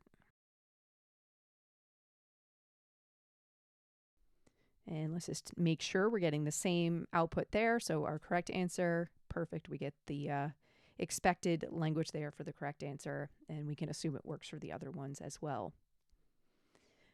All right, now the nice thing about what I just did by taking this repeat string and storing it in a variable is it's going to make my code easier to maintain in the future, because let's say I want to change the language of this message. So let's say I want to say something like the expected answer is 10, and I'm going to end it with an exclamation point or whatever the change might be. The way I've set it up now, I only have to make that change in one place, and it's going to essentially cascade in all the places that I am potentially using it. So that's definitely a step in the right direction, especially when it comes to maintainability. But let's push this even further. We're still seeing some repetition here where at the end of each of our messages, we want to output the correct answer. So rather than having this embedded as part of this if this needs to happen no matter what, let's just put it after this conditional so it gets executed no matter what. All right, so we'll do that with a separate alert, and let's just copy our message directly here. We don't need it in a variable because I'm about to remove the repetition of it, so there's no sense in having it in a variable. So we're just going to put it down here. And then we can clean up our example above, removing this repetitive concatenation of the correct answer. So this is an improvement in the right direction in terms of optimizing the code. I'm not crazy about this though, because it does change the experience for the user, where now they're going to see 2 alert messages. The first one with their specific feedback, and then the second one with the actual answer. Just to show this in the browser, let's run this again. So there's their feedback alert, and then what follows that is the correct answer alert. So I'm not really crazy about that. We've been using alerts a lot to output information to the user, but they're not the best user interface. They're kind of annoying. They just pop up. In fact, the next video, we're going to see how we can actually start to write output to the page, which is going to be a huge improvement. But for right now, we are using alerts, and I would really like to minimize the amount of alerts we're using. So yeah, this makes the code better, but it does make the user experience worse. So let's take this even one step further. How could we make this better? Well, one thing we could do is kind of reverse what we were doing a moment ago, where instead of taking the correct answer and storing that in a variable, what if we took the feedback and put that in a variable? And then at the very end, we could have a single alert that will include both the specific feedback and the correct answer. Let me show you what I mean. So I'm going to get rid of these alerts, and instead let's create a variable called feedback. And I'm just going to initialize it as an empty string, so I'm just going to use quotes with nothing in between it. And then in each of these conditions, I'm going to set feedback to be the appropriate feedback message.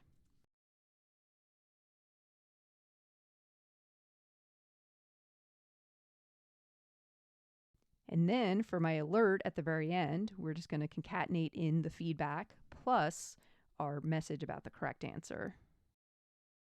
And once again, let's check this out in the browser.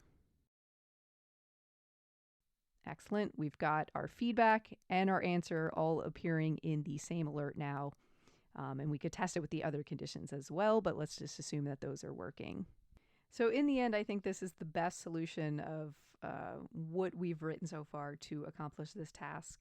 And this is really nice because it sets us up. Let's say we do want to evolve this. So instead of outputting the feedback and the answer as an alert, we want to instead write this information to the page. Well, all we would have to do is just swap the code here instead of using the alert to do that. Whereas previously we were using the alert in 3 different locations. And again, we'd have to repeat ourselves if we needed to go back and edit that or change how we're doing that. So hopefully, having seen this process of going through several iterations of accomplishing pretty much the same end goal, but writing it in different ways, you hopefully get some insight into how the refactoring process works. And of course, along the way, we got our first introduction to this conditionals paradigm within programming. We saw the specific syntax to use it in JavaScript. And we'll definitely be seeing some more examples of conditionals, so stay tuned for that. So far, all of the work we've done in terms of collecting input from the user and then producing some output or result has happened via alerts and prompts, which has got the job done, and it's allowed us to hit the ground running in terms of working with JavaScript. But this is not an ideal interface and not how you want to actually be executing your experiments. What we want to do instead is collect input and produce output directly on the web page itself. And so in this note set, we're going to learn how to do that. I've got some example code set up for us, starting with an index file. So I'm going to copy this and bring it into VS Code. I've created an input-output directory in my docs projects directory. So this is where I'm going to be putting all of this sample code. Go ahead and paste that HTML content. And then let's also grab our JavaScript content for our app.js file. And before we go through the code, let's just see how this works, what this looks like in the browser. So let me pull up my local server. So what we see here is a general text input form element. So I'm just going to enter my name, click submit, and we get some feedback on the page. All right, so very bare bones, but it's the essence of input and output on the page. So let's take a look at how this is working, focusing in first on the HTML side of things. To accomplish the inputs, we are using an HTML form element. And then when you're working with a form element, there's a variety of different input types. What we're seeing here is a basic text input. So we're going to use the input tag. We're going to set the type attribute to be text, and we're going to give it a name. The name is what's going to allow us to access this data when we submit this form. Now, there are many other types of form inputs we could work with. We could have radio buttons, checkboxes, larger text areas, drop downs. Just imagine any web form you've ever used on the internet. All of those are created with HTML form elements. Now, following our input, we have a button that's going to perform the submit action. Then finally, outside of the form where we want to output our results, I just put a paragraph element.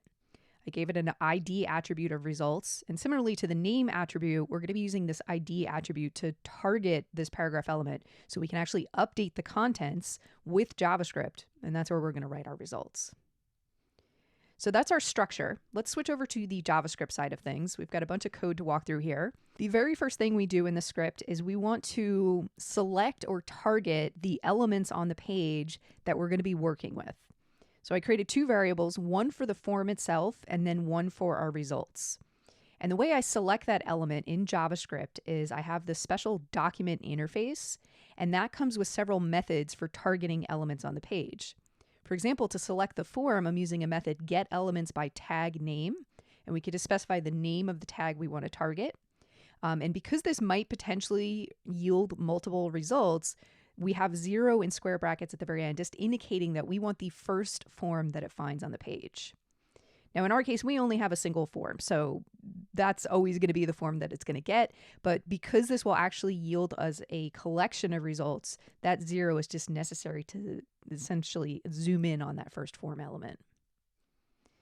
Now, after that, to target the results paragraph, we're using a different document method. This time it's getElementById. So this allows us to select on this ID attribute. So notice our paragraph, I gave it the ID of results. Well, this is how we're selecting that in JavaScript. We're saying getElementById, and we're passing the name of that ID. So now these two variables hold essentially a reference to those two elements on the page, and then we're going to be able to use them to work with those elements. As an example, the first thing we do with our form element, you can see here we're referencing and using it. We're attaching this add event listener method to it. And the event that we're listening for is a submit. So this, in plain English, is basically saying when this form is submitted, we want to perform this code that we have here.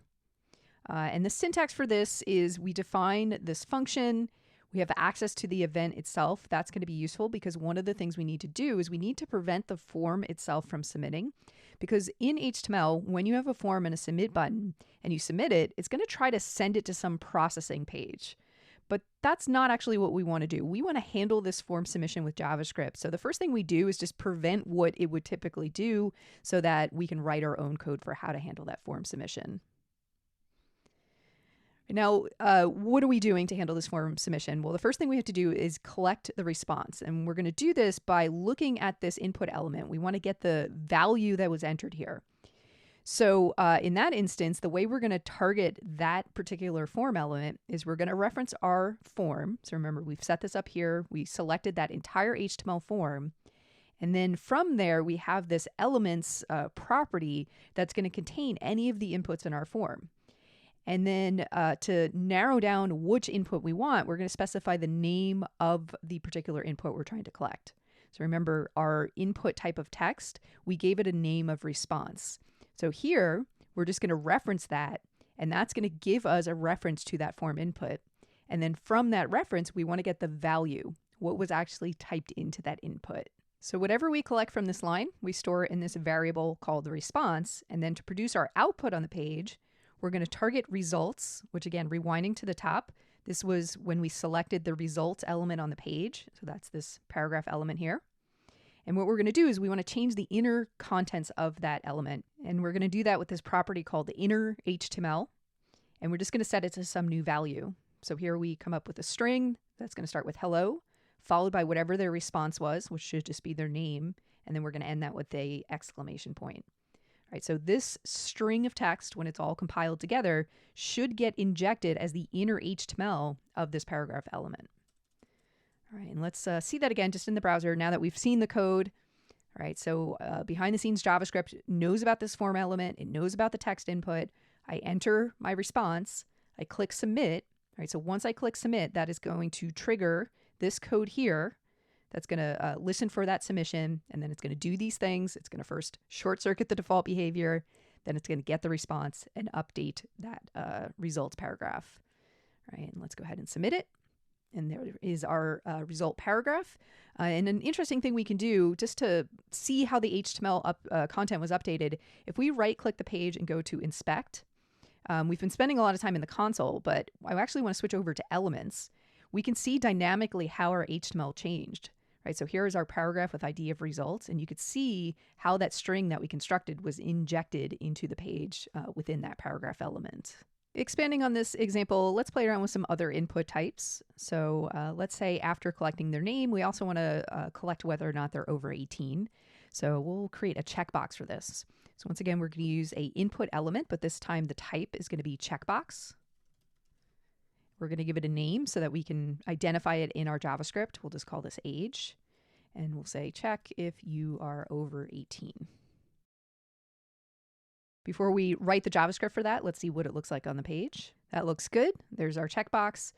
Things are kind of mushing together on the page though, so let's just throw each of our inputs into its own paragraph. So we're going to say, what is your name, followed by the input text. That'll be in a paragraph.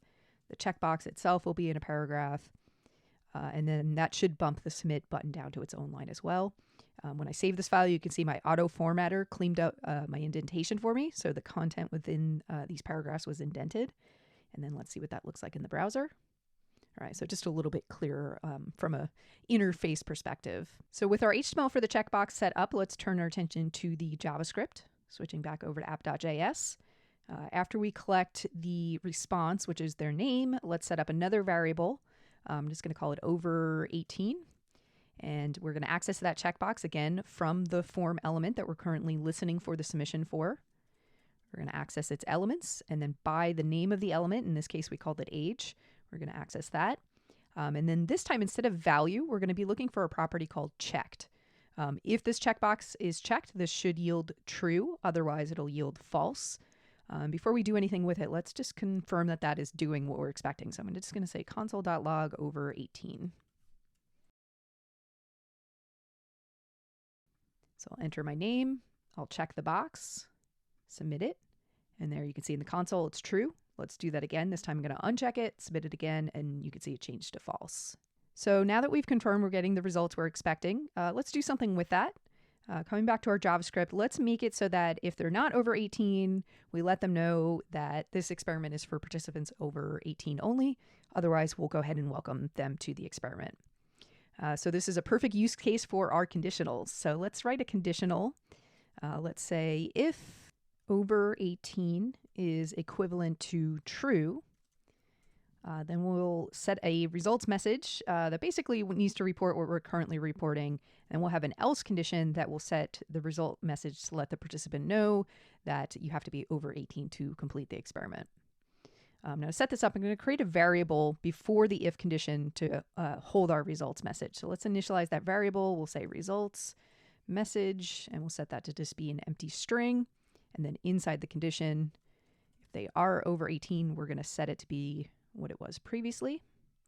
Otherwise, we'll have a message just letting them know that they are not old enough to complete the experiment.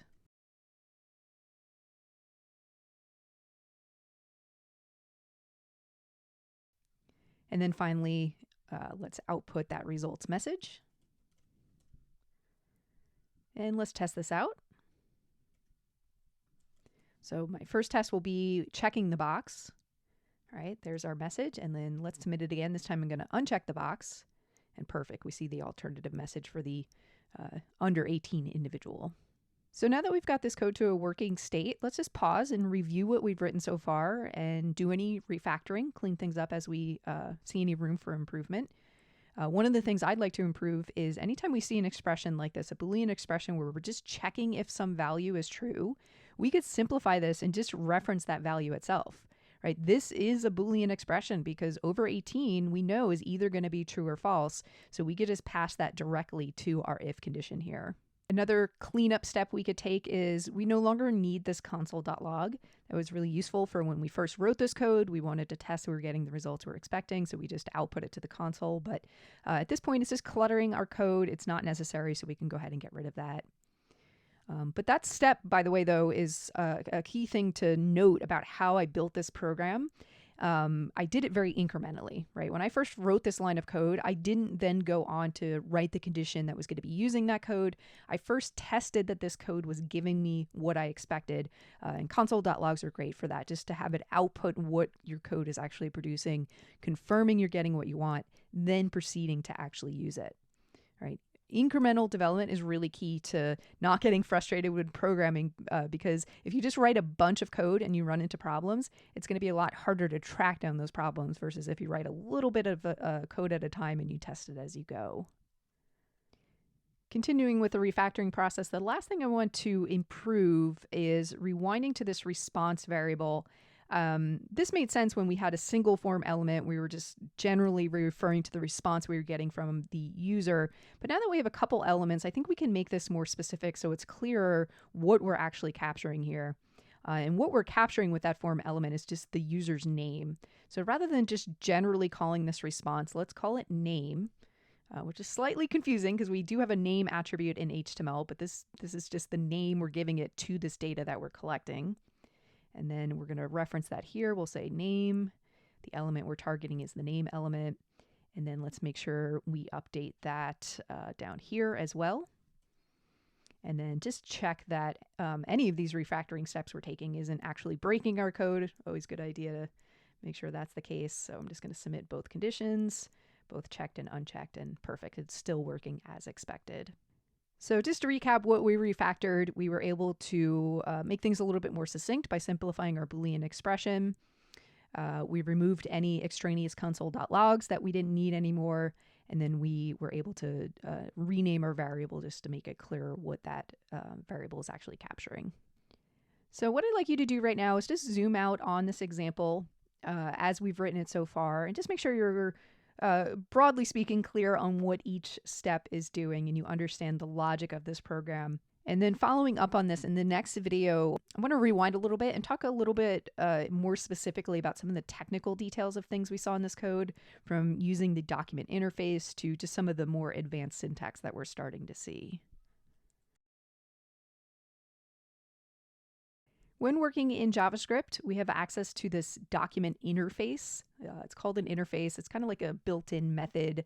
Basically, it's functionality that's just built into JavaScript. And what the document interface allows us to do, as we saw, is it allows us to interact with the HTML structure, whether that be accessing values from elements on the page, updating values. We can also alter the style of values when we really want to build some sophisticated interfaces. It's all about targeting elements to do something with them. Now, to understand how this targeting process works and the document interface works, it's important to understand something called the Document Object Model, or DOM for short. To talk about this, let's go over to the notes. I've got a diagram we can refer to. We're down here under this section. So here's the Document Object Model. And basically how this works is every HTML page has like a hierarchy of elements that forms this tree structure. Right, so at the very top is the document itself. So that's represented by the doc type at the top of the page. Following that, we have this most parent element, the HTML element, and that's represented in this green box. And then everything else comes inside of that. It is a child of that. So we can see that's broken down into the head and the body as two descendants of this HTML element. And then if we drill down even deeper, those elements have their own child elements. So in this example, the head elements has two meta elements and a title element. We see that reflected in the code. And then the body has an H1 and a paragraph. All right, this is what the document object model looks like. When our page is run in the browser, there's this like tree mapping of each element in the page. And using that document interface that JavaScript provides, we are able to access those elements. Now, the way we access those elements is via a variety of methods that are accessible to us from that document interface. Two of the methods we've seen so far are getElements by tag name and also getElement by ID. You can take a moment to go over to the MDN documentation for these methods just to learn a little bit more about them. And then on the left, you can skim through and just observe the other methods that are also available when it comes to working with and manipulating the document object model. Now, definitely don't worry about memorizing all of these methods or anything close to that. Basically, as we encounter the need for different methods, I will introduce you to them. All right, so that's a key thing to understand about how this interaction between JavaScript and HTML happens and how we can target objects in the DOM and manipulate them. The other technical point I want to point out is a little bit about syntax. Looking through this example, you're going to notice the use of this period character a lot. In this context, this is referred to as a dot operator, and it's used to access methods and properties within objects. All right, so basically, this built-in document tool that JavaScript has a bunch of properties and methods within it, and the way we access them is we just invoke them following this dot syntax. And then rewinding to what I just said about properties and methods, to understand what that is, a method is just basically like a thing we can invoke. And typically methods are going to always have the name of the method followed by parentheses to invoke that method. And then to the extent that that method accepts arguments, we will pass those arguments in between those parentheses. Now contrast that to a property, which is more like a setting of the object we're working with. In that case, we're not going to see the parentheses at the end. And here's an example down here. This is the inner HTML property. We're not saying inner HTML parentheses. Instead, we're just setting this property to something else. Right, so methods are actions and properties are just essentially like values that we can change or just retrieve, as we did here with the value property and the checked property. We're just getting that information and storing it in a variable versus down here with inner HTML where we're setting it to be something else. Now rewinding to last week, we saw some examples of properties versus methods when we were dealing with string functionality in JavaScript. In fact, I've got a code example of this I want to show. So last week we saw something similar to this where we defined a variable, we set it to some string, and then we just played around with things we could do with the string. One of the things was the char@ method allowed us to extract the character at a particular position within the string. So char@ 0 should yield the letter P. If we had done char@ 1, it would be the letter S, so on and so forth. Now another functionality we saw with strings, if we just want to know the length of the string, we could just use this length property. The reason I brought this example up is just because side by side, it shows us another example of a method versus a property. Right? So the pattern with the method is just, we're always seeing that parentheses afterwards. Typically, we're passing in some argument. Not always, though. Sometimes you'll just see empty parentheses. Whereas properties, we don't see those parentheses. We just see the property itself. All right, and this is something that with time, you're going to get more and more comfortable with this. In the beginning, though, you're going to get tripped up by these things. In fact, I saw some students doing this. When trying to get the length, they were just repeating what they saw with char@. So they followed it up with a parentheses, and that wouldn't actually work because it's not a method, it's a property. So this is the syntax we want to use. All right, so just pay close attention to any of the example code we're providing, any of the examples that you're using in the documentation. A lot of first learning programming syntax is just about pattern matching and paying very close attention to these details. To wrap up this video, which is basically just some miscellaneous tips on reading and working with programming syntax, the last tip I want to leave you with is related to the browser itself. I want to highlight that even though now we know how to input and output content to the page, and we're going to be relying less on outputting console information, I'm always going to have my web inspector open with this console tab open anytime I'm developing a page and working with JavaScript, because you never know when you're going to be creating JavaScript errors. And this is something I see trip up students a lot. They'll be working on a project, they have the console closed, and the code's not doing what they're expecting. They've got like a whole bunch of JavaScript errors behind the scenes, but because they don't have that console open, they're just not seeing it. They're not getting that valuable information within those error messages that, even though they're not always super specific, as we've talked about earlier, but they will generally point you somewhere in the right direction. So you just want to make sure you're aware of them. So again, anytime you're developing a project, working on a website, always have that console open so that you're not missing important clues. Welcome to the week 4 videos. Before we jump into new content, I have a couple miscellaneous things I want to talk about. The first is I want to describe the folder setup I have for this week. So in my Psych 1903 directory under Docs and Projects, I've created another subdirectory, this time just called week 4. And I've got my standard app.js and index.html files here. And this is where I'm going to be writing all my code this week. So you'll see as I proceed through the videos, I'll write out some examples in app.js. And then as I move on to other examples, I will just comment out the previous code, keeping everything condensed in the single folder. And this is in contrast to how we did things last week, especially, where we were creating separate folders for each of the examples. And the reason we were doing that is because we were dealing a lot with page input and output, so that required having different index.html files or the contents of those files for the different examples. So it just warranted a little bit more infrastructure in terms of our folders. But we can condense things down this week and simplify it a little bit, so just working with a single directory. And you'll see what I mean as we proceed. You'll also see that this is the pattern we'll have you follow in the upcoming task set that you're going to be completing. We'll provide instructions for that. All right, so long story short, all the code for this week is going to be in the single directory. And as always, you can always see the resulting code by going to my GitHub repository and locating that folder. The next miscellaneous thing I want to talk about, I want to go back to the notes. I want to rewind to the variables, comments, and data type notes. And if you scroll down on this page to the section data types strings, I want to revisit the syntax we can use for defining strings. As you recall, there are 3 different ways we can define a string. We could either use single quotes on either side of the string, we could use double quotes, Or there was this other approach of using these backtick characters, which allowed us to define multi-line strings. Now, primarily, we've been using single or double quotes. We haven't really talked much about the backtick quote approach, but I want to revisit it because there's a neat thing you can do with backticks where you can execute what is called string interpolation. And this allows you to essentially inject JavaScript expressions directly in line with your string. So here's an example. We're using the backtick characters, which is necessary for the string interpolation technique. We've got our string, and then we want to output a variable. Let's say we've got an experiment name variable. We can put this directly in line with a string if we surround it in these this template syntax of $, curly brackets, followed by our variable name or any expression really you could put in here, and then a closing curly bracket. Right, and this is going to produce the exact same output if we rewind to this alert. This is the strategy we've mostly been using where we say string, concatenate variable, concatenate some string. Well, instead, we're just going to have the full string and then inject our variable using this special syntax.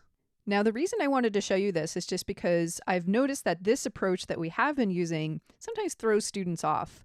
They have a little bit of a hard time just following the pattern of when the string starts and ends, when to use the plus sign. It's further complicated by the fact that we've been using lots of math examples, so we're using the plus sign as part of the string output itself. Long story short, it's just perhaps a little clunky to construct our output statements like this. So for some of you, this approach might be more intuitive, so I definitely wanted to put it on your radar as an option. And that's an important theme. As we get further and further into JavaScript, you're going to see there are options. There are different ways in which we can achieve some results. And sometimes there's more efficient ways to do it. And sometimes it's just a matter of which way feels more comfortable to you. Now, just to make sure we're clear on this syntax, let's look at an example.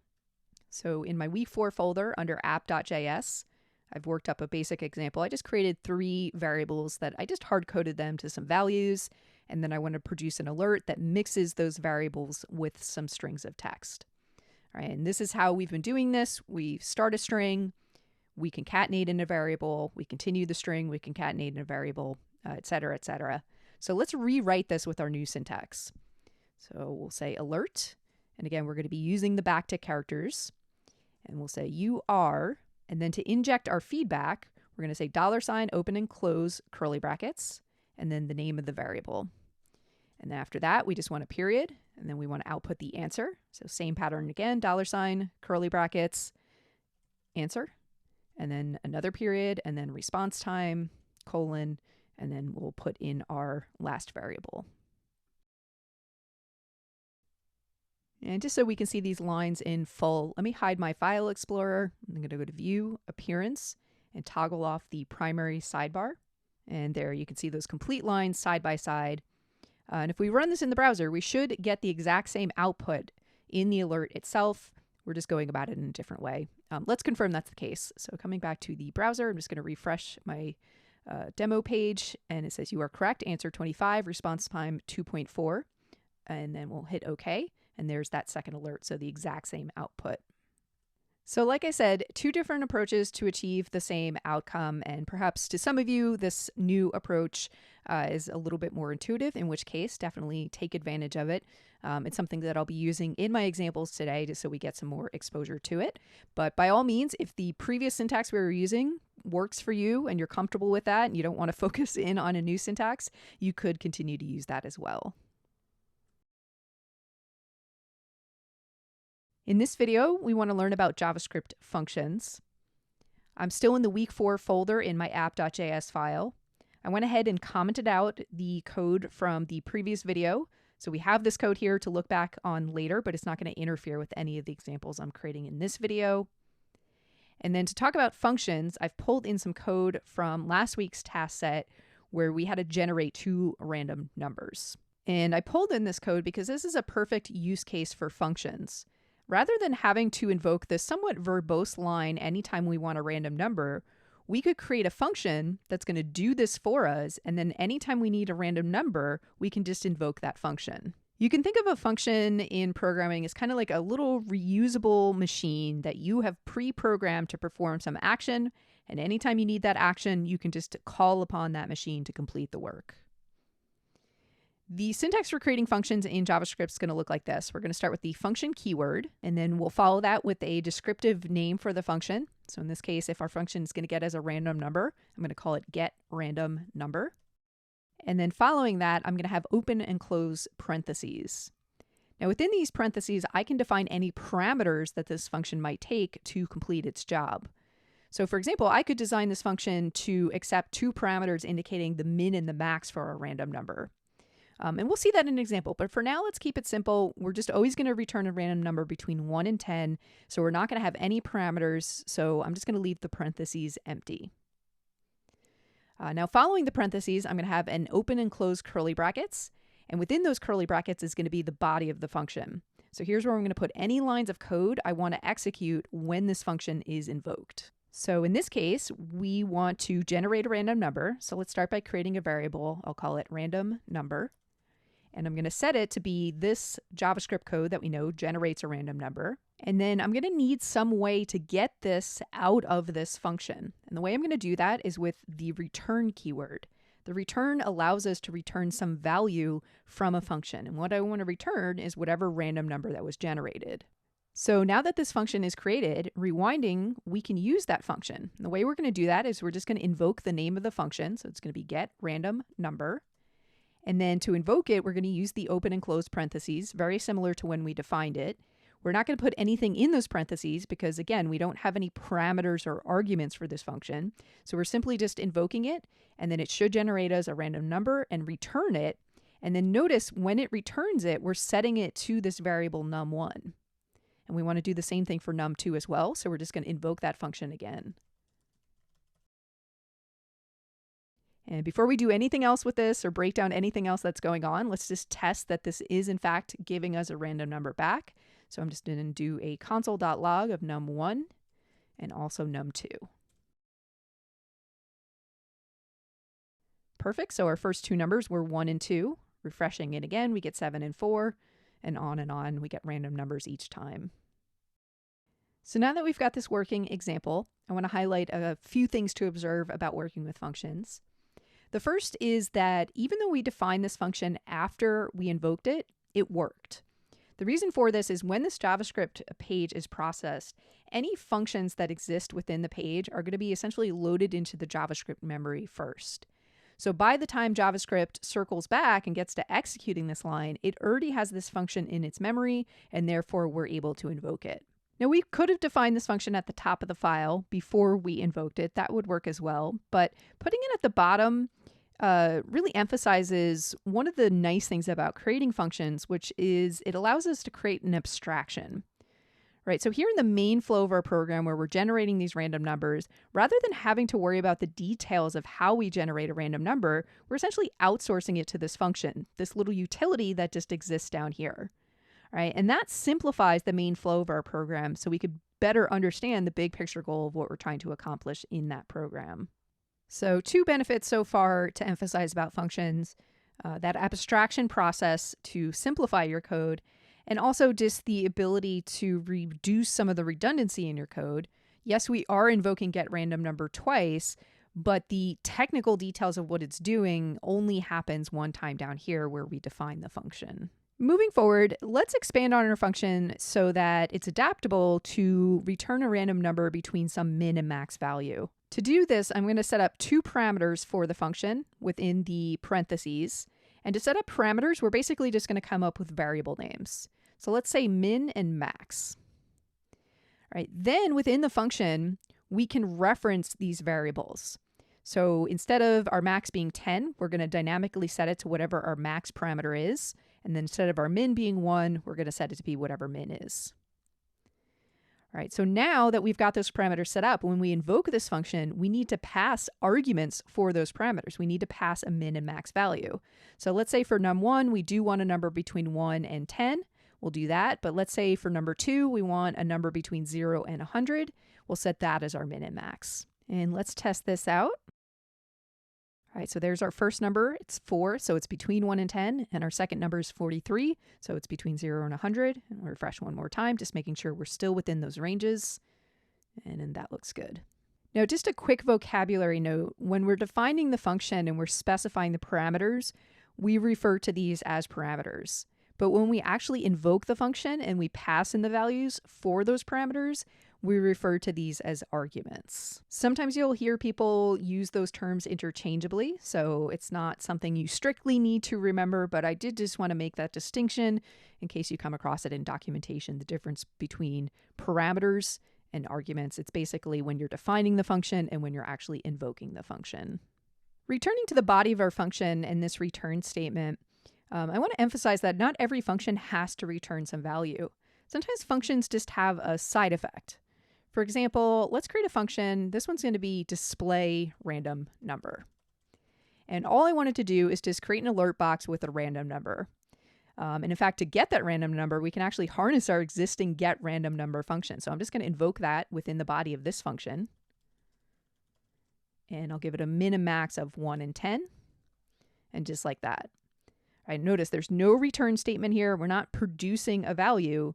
We're simply creating this side effect where we're going to generate an alert with our results. Just to see this in action, let's make sure we invoke this function. So we're going to say display random number. All right, notice this time I didn't try to set it to be a variable like I did with this earlier function, because this isn't giving me anything back. It's just doing something. So all I need to do is invoke it. All right, and there you go. We've got our alert with the number 10. And of course, we still have our console.logs from our previous function invocations happening down here. So some functions will return values if that's what you need them to do.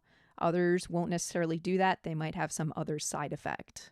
Another thing to know about working with functions is variable scope.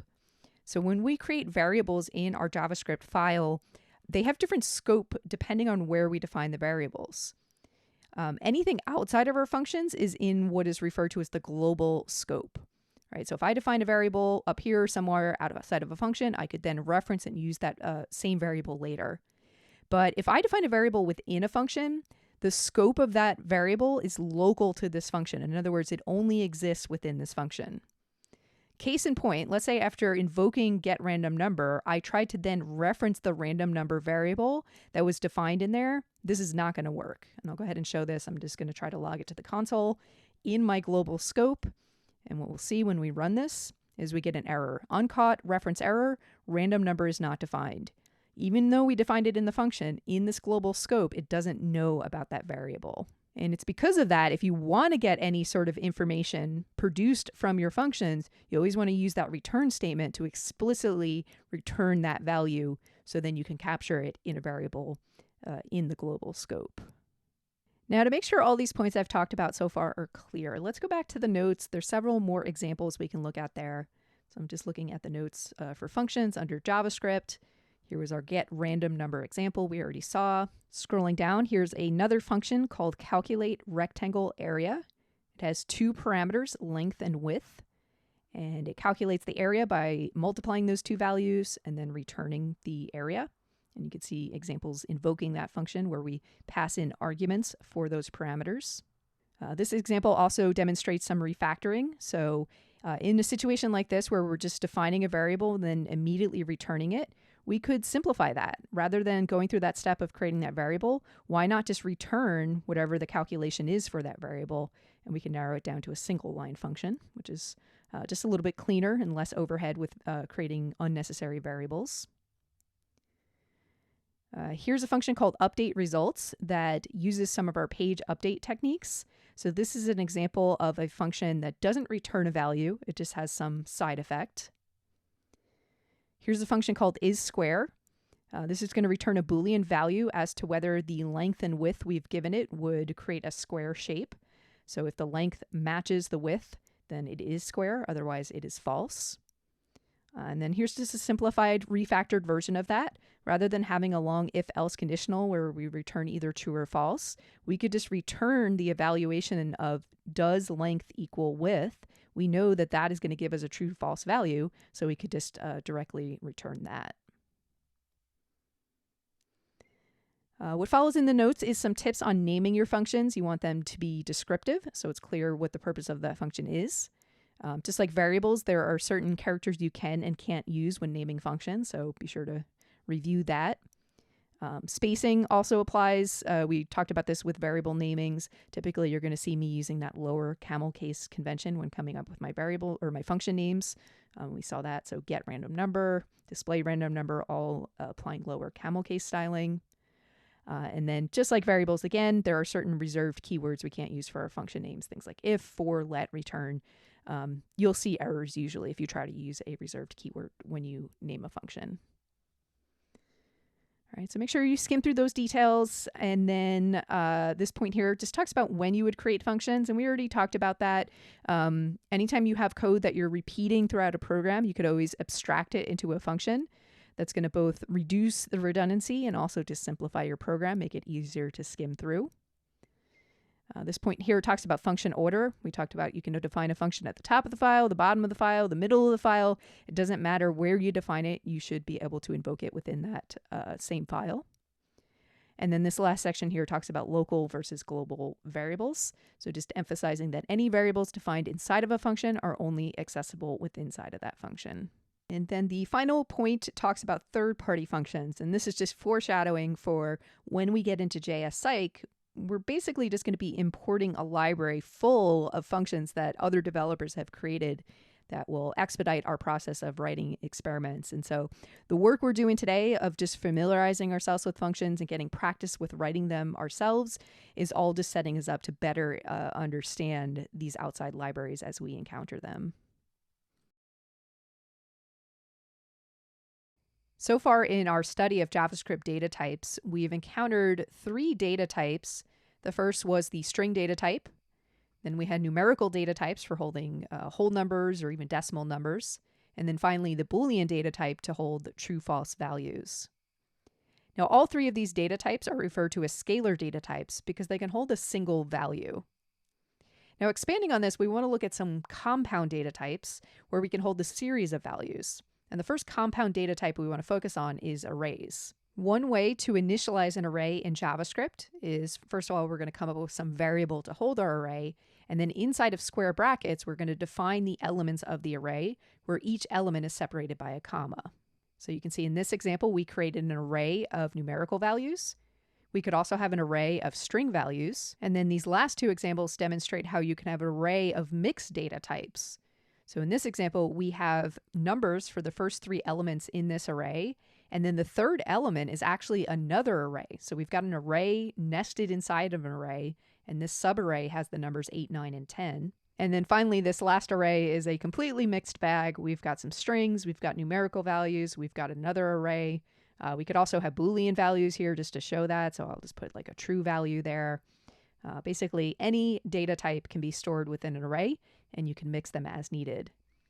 Now, while this is possible, and there are certain use cases for that, more often than not, when you're creating an array to store some values, typically those values are going to be of the same data type, right? So if we're storing an array of ages, we're going to be dealing with numerical values. If we're storing an array of names, we're going to be dealing with strings. Once you've got an array that's defined, either because you hard-coded it like I have in these examples, or maybe it's dynamically generated, which we'll look at in a moment. Once it's created, you want to do some operations on it. You want to be able to retrieve values from the array. You might want to add elements to the array. You might want to sort the array. You might want to filter out things from the arrays. These are all things that you'll do with arrays. So let's start with the very basics. How can we just retrieve an element from the array? One way we can do that is by indicating the index position of the element in the array that we're interested in. So let's say in our names array, we wanted to get the first name in this list. The syntax for that would look like this. I'm just going to log this to the console.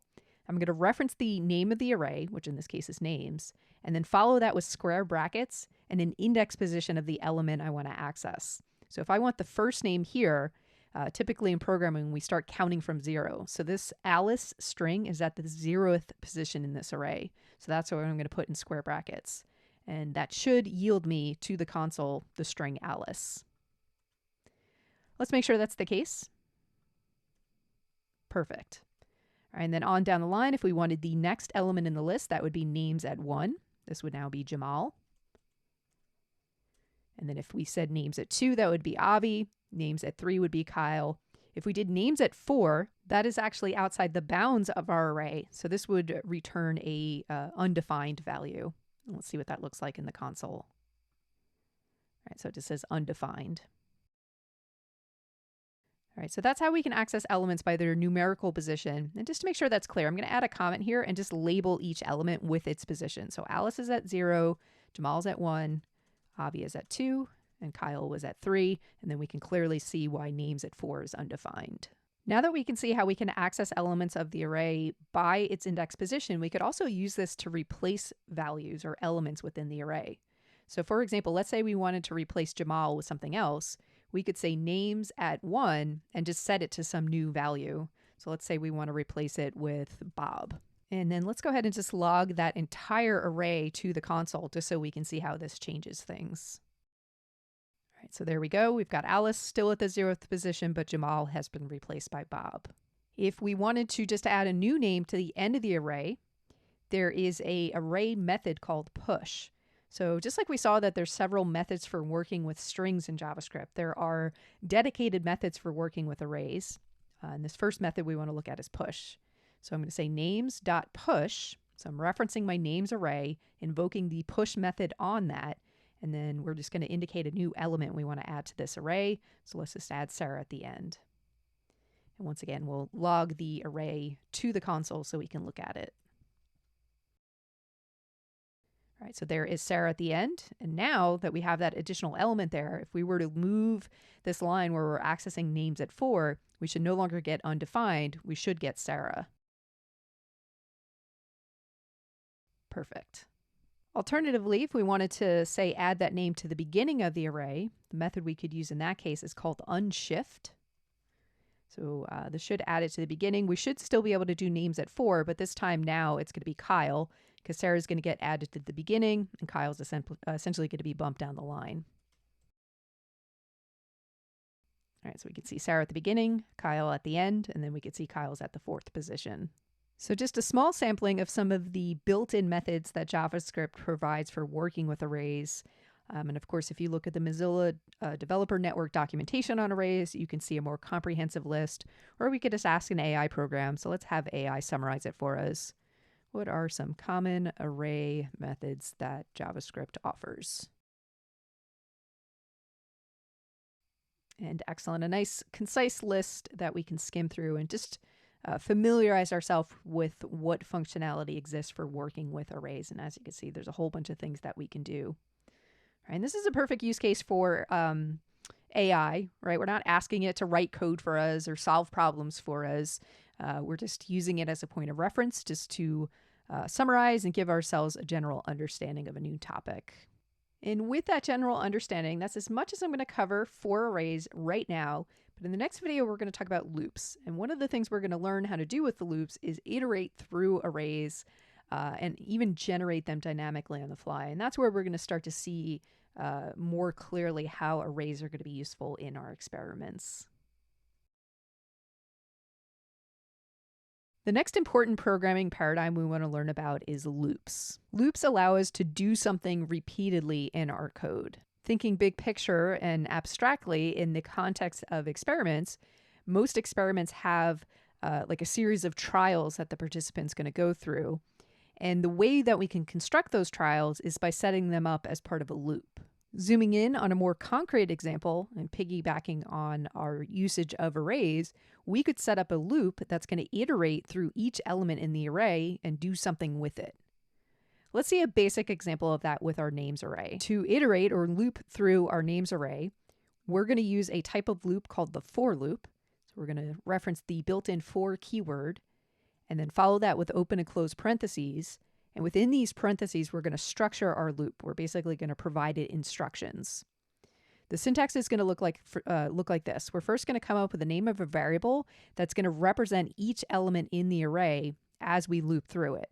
So logically, if we're looping through an array of names, it would make sense that each element represents a single name. So that's the variable name I'm going to use. Following that, I'm going to say of, and that's another built-in keyword. And I need to indicate which array I'm iterating through. In this case, that's the names array. Then using open and close curly brackets, we're going to set the body of this for loop. So basically for each iteration through the thing we're looping through, what do we want to happen? And for right now, let's keep it real simple. Let's just log to the console the given name we're looking at. And let's see what that gets us.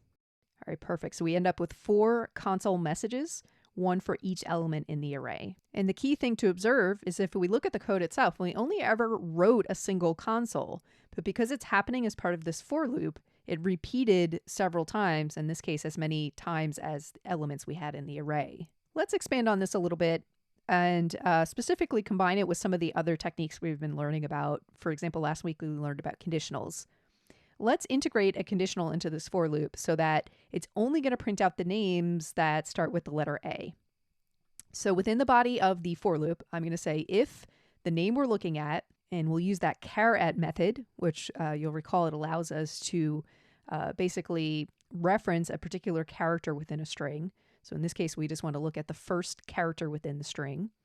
And if it is equivalent to A, then we're going to log it to the console. Or we're going to log the name to the console. So now when we run this for loop, we only get 2 consoles, one for Alice and one for Avi, and then nothing ever happens for Jamal and Kyle. For a variation of that, rather than just logging the names that start with A to the console, let's see how we can construct an entirely new array with those names. For this, before the for loop, I'm going to start by initializing an empty array, and I'll just say names that start with A. And this is going to start as an empty array, so I'm just going to use open and close square brackets. And then within the if, within the for loop, if the name we're looking at starts with an A, I'm going to add it to that array. So we'll just reference that array. We'll say .push, and we'll push that name. And then at the very end, just to confirm that that array has all the names we're expecting, I'm just going to log it to the console. All right, notice I'm doing this outside of the for loop because I don't want this to show me this array every iteration through the for loop. I wanted to see the final result when the for loop is done. And perfect, there's our array. It's got 2 elements, Alice and Avi.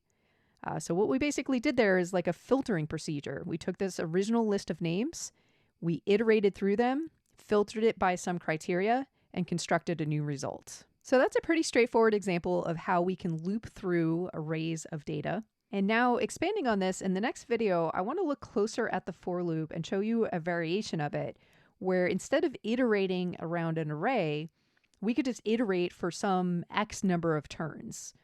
We could specify basically a beginning and end point for a for loop based on some numerical value. All right, so check out the next video. We'll get into that and continue on our journey of learning about loops. In the previous video, we saw how to loop through an array of items, but let's say we wanted a more general loop where we just perform some action X amount of times. If we think about experiments, we're going to want to have repeat trials. So let's say we want to have 15 trials as part of our experiment. How could we set up a for loop to do those trials 15 times? Well, the structure for that's going to look like this. We're going to, again, use the for keyword, but this time in parentheses, rather than just iterating through a given array, we're going to set up 3 statements that are going to structure this loop. And let me go ahead and type out these statements, and then we'll backtrack and talk about what each statement does.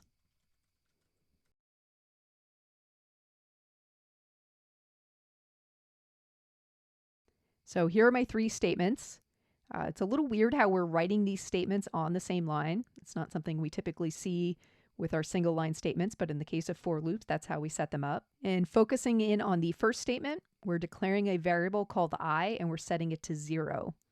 And the role of this variable is to essentially act as the cursor that's going to walk us through this for loop. So this loop, we want to start at 0. Now I called this variable I. It's short for iterator. And it's a very common variable you're going to see when setting up for loops. Even beyond JavaScript and other programming languages, you'll often see this I variable used in this context. You don't have to call it I. You could call it, X. You could call it cursor. You could call it whatever you want. But in a lot of examples, you're always going to see I. And again, that's short for iterator. Now, following that first statement, the next statement is basically going to be some Boolean expression that's going to be evaluated each iteration through this loop. And as long as this is true, it's going to continue to iterate through the loop. Right? So as long as I is less than 15, it will execute the loop again. Now the final statement is what's going to alter I each iteration through the loop. And here we're using the ++ operator, We briefly talked about this last week when we were talking about new operators. What this does is it takes a value and just increases it by 1. So how this is going to be used is after each iteration of the loop, it's going to increase I by 1. And the result of that increase is eventually I will be greater than 15, at which point this expression would then evaluate as false and our loop would be done. It would no longer execute. To visualize this, the first thing I'm going to do in the body of this for loop is just simply print out this I variable so we can see what its value is set to each iteration through the loop. So let's do console.log I. And then let's run this. All right, and there we go. So it starts at 0. That's I in our first iteration through the loop. And that makes sense because that's what we initialized it as. Then the next iteration through the loop, you can see I increases by 1. So basically at the end of the loop, this is what happened. It said I plus 1. And then the next time through the loop, it's going to check and see, well, is I still less than 15? Well, 1 is less than 15. That is true. So it will continue with the loop where it outputs 1. And then that same pattern happens again. It adds 1 again. I is now 2. It's going to check, is I still less than 15? Yes, it is. It'll continue through the loop. And it does this over and over and over again until you see that the last value I was 14. And that makes sense that that's the last value we see because at that point it would have increased I to be 15. 15 is no longer less than 15. So this would evaluate to false and we would never see the console.log for 15 once it got to that point. Now that was a lot of explanation. So if it's a little fuzzy, let's see if we can simplify it by basically breaking it down this way. When we're setting up a for loop, there's 3 ingredients we have to feed it. Where to start, when to stop, and how to proceed. All right, we're starting at 0. We're going to stop once we get to 15, and we're going to proceed by 1 each time. And now that we hopefully understand that structure, let's see a better example of what we can actually do in this for loop to envision where we would use this. And what I'm thinking about is our math response time examples we've been working with. One of the ways we had evolved that example was to ask the participant multiple math equations. And we accomplished that just by copying and pasting the code that was collecting the response, checking the response, reporting the results. In fact, let me go ahead and pull that up. So I'm going to bring back my sidebar so I can see my file explorer. This was the math with feedback exercise. And skimming through this code, you can see a whole bunch of repeat code. So each trial has to do the same thing. It has to generate some random numbers, set up variables for the response time, prompt the user for a response, check the result, provide feedback. And it does that for the second trial and the third trial as well. This is a perfect use case for that for loop because rather than copying and pasting and repeating this code, we could just make this all happen as part of a for loop. Let me go ahead and just copy this and actually bring this into our for loop. So instead of console.log of I, I'm just going to paste in that code. And in the interest of expediting my demo, rather than doing this 15 times, let's scale this back a little bit. Let's stop when I gets to 3. So we should get 3 math equations in total because we start at 0, and it's going to go to 1 and then 2, and then it'll short circuit or stop this for loop when we get to 3. Let's see this in action. So I'm going to refresh my page. Here's my first equation. I'll enter a correct answer. I get my feedback as expected. Here's my second equation. I will enter a incorrect answer again. There's my feedback. And then for the final one, I will enter a incorrect answer. Just make sure I'm getting the expected feedback. And then at that point, it's done with the for loop. So I see no more prompts or alerts. All right. And the nice thing about this, as much as we are able to scale back for the purposes of demos, in real world experiments, we typically have many trials, 15, 30 trials, even more than that. Once we got this code working, we could very quickly scale this back up as needed for our real world use cases. Before we dig deeper into loops and working with loops, let's pause for a moment and refactor or improve our code as written. Specifically, I want to apply some of the techniques we've talked about in earlier videos. Here where we're generating a random number, we should take advantage of our getRandomNumber function, which I have a copy of that earlier in this file. I have commented it out though, just because I've been commenting out my examples as I proceed through each video. So let's just copy this, and I'm going to make an active version of it at the very end of this file, just so we can reference it. And then here, instead of our complex JavaScript line to do that, we'll call our getRandomNumber function. We can also update our prompt and our alert to use those backticks and string interpolation techniques I showed in the first video.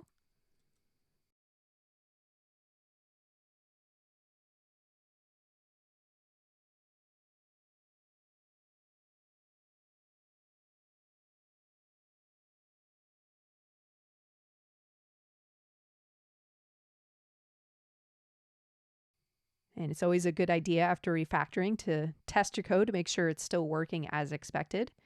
I don't want to have to do this 15 times though, so I'm going to bump this back to just 3 iterations. And we'll just quickly run through this and just check that our syntax still looks good, all the correct punctuation where we expect it, and looks like we're good to go.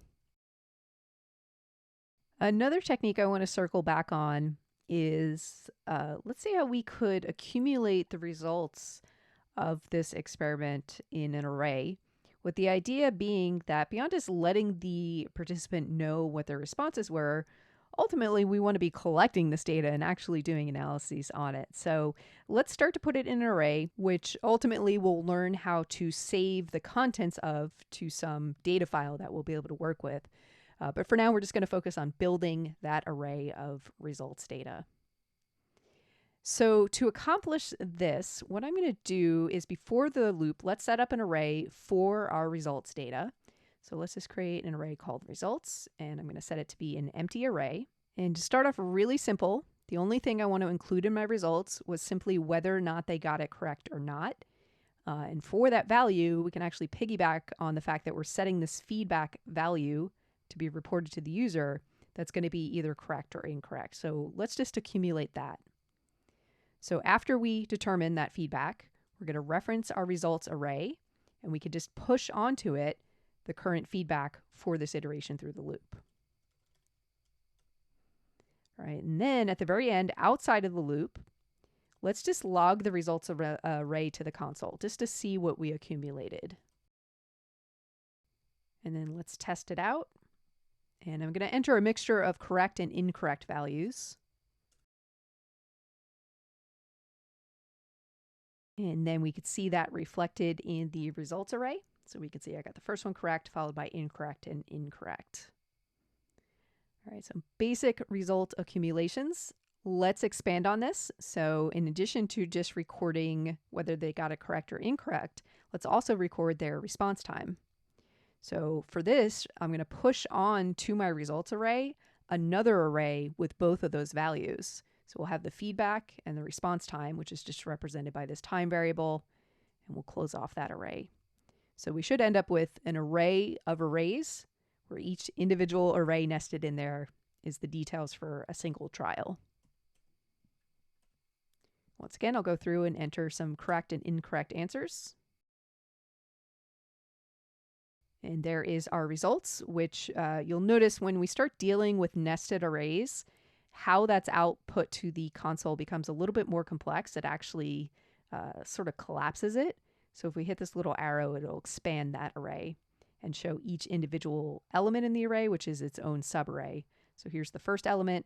It recorded that I got it correct in 2.598 seconds. And we see similar data for the other parts of this experiment.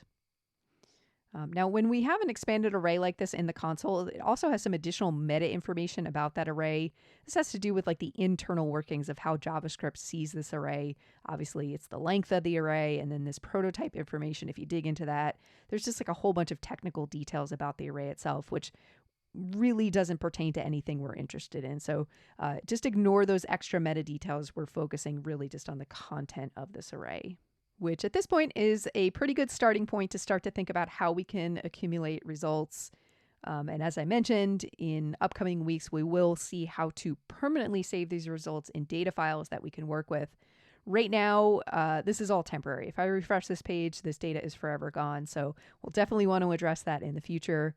But for now, we're just focusing on these fundamental techniques from constructing a for loop to have repeat trials, to collecting our results as we go along as part of a results array. And then also, as we saw, incorporating some of the previous things we've learned about from using functions to using string interpolation.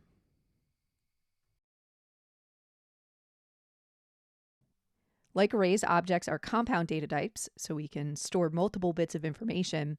The difference is, rather than accessing that information by numerical indexes like we do with arrays, we can create keyed indexes. To see an example of an object and compare and contrast objects with arrays, I defined an array here that has some information about a hypothetical participant.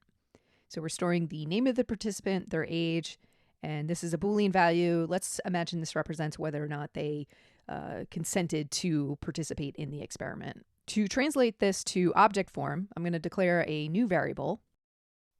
And just because I can't have duplicate variable names, let's just call this participant A, and this will be participant B. And for participant B, to initiate a object, instead of using square brackets like we do with arrays, I'm going to use curly brackets.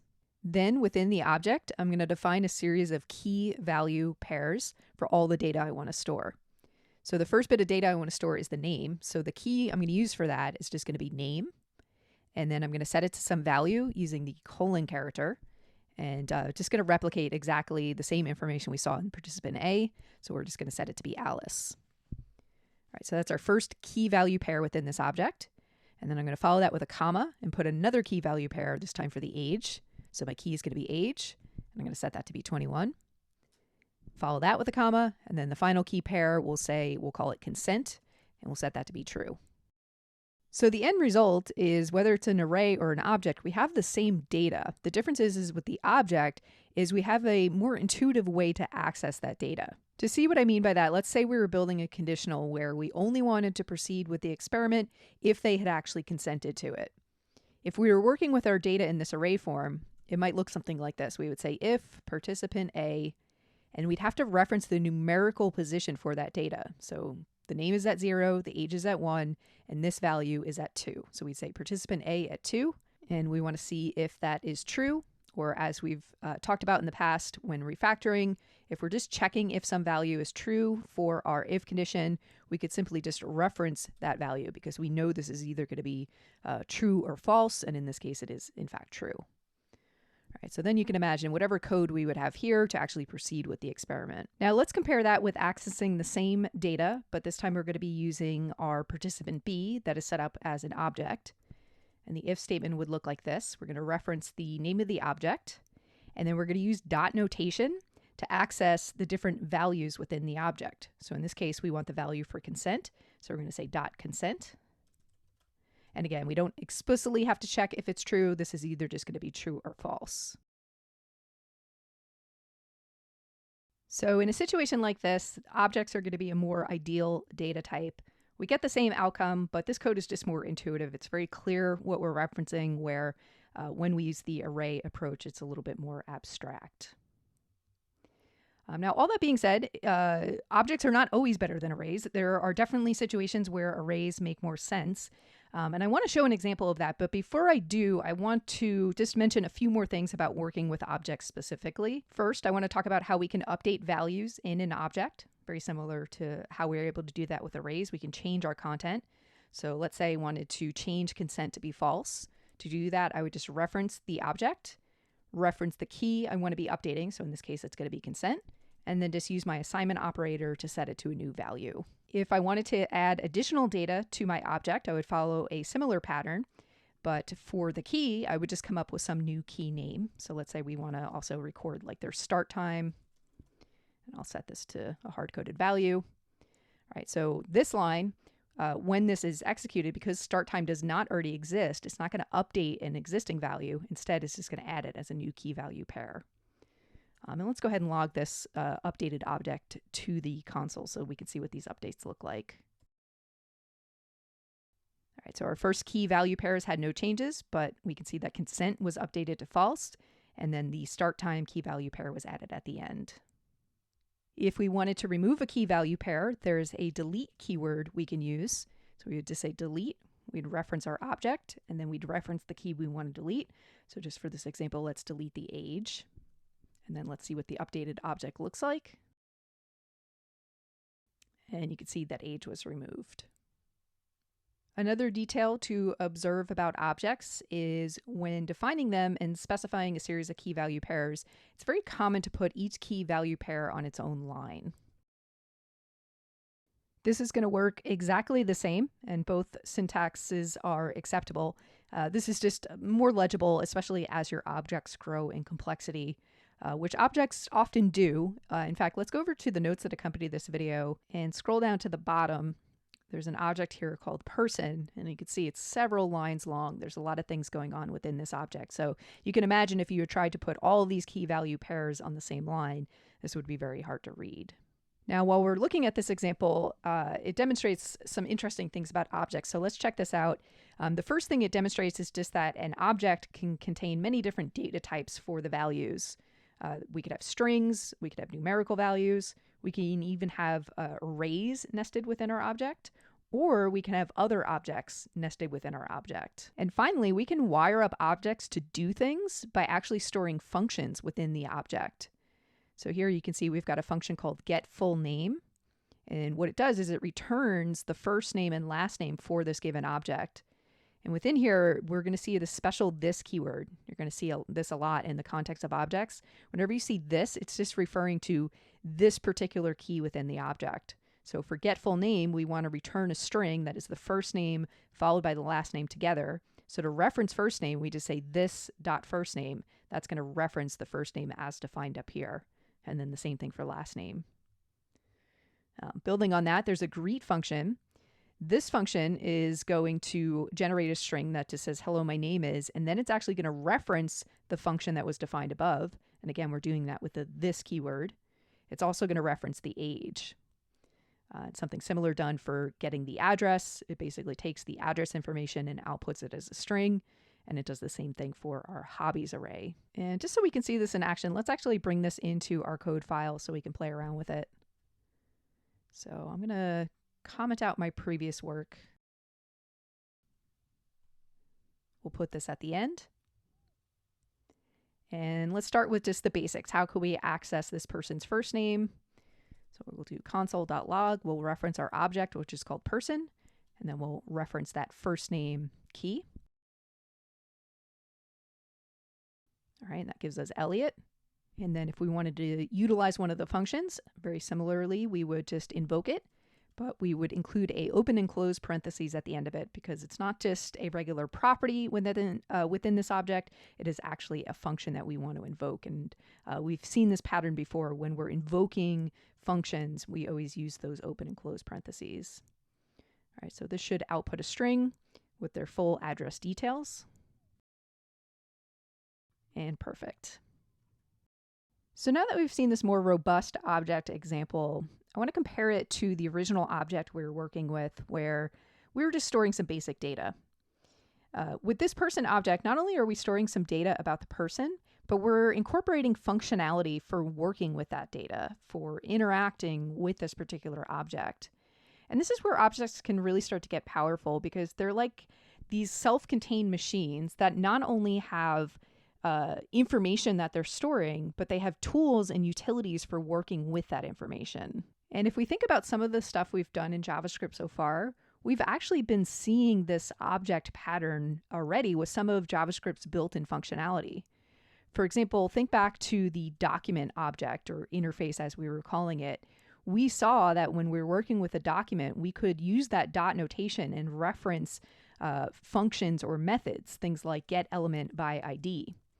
Right, now that we've seen how objects are defined, we can visualize that this is a built-in object that JavaScript has, and this is just one of the functions or methods that is available within that object. Similarly, anytime we do a console.log, console is a built-in JavaScript object, and log is just a function or method that exists within that object that we can access. And we're going to continue to see this pattern, especially starting next week when we get into that jsPsych library. It is very much built around this idea of objects. We're going to be creating a lot of objects. We're going to see there's a lot of built-in objects that have functions and methods available to them. And it's going to be an important part of how we're programming moving forward. Now, I want to pause for a moment, though, and talk a little bit about terminology. Specifically, I want to talk about the terms function and method. When I refer to a method, this is just a special name we use for a function that exists within an object. So looking at our person example, here, even though getAddress is defined as a function, when we reference it or use it or invoke it or whatever you want to say, we refer to it as a method because it's coming out of this object.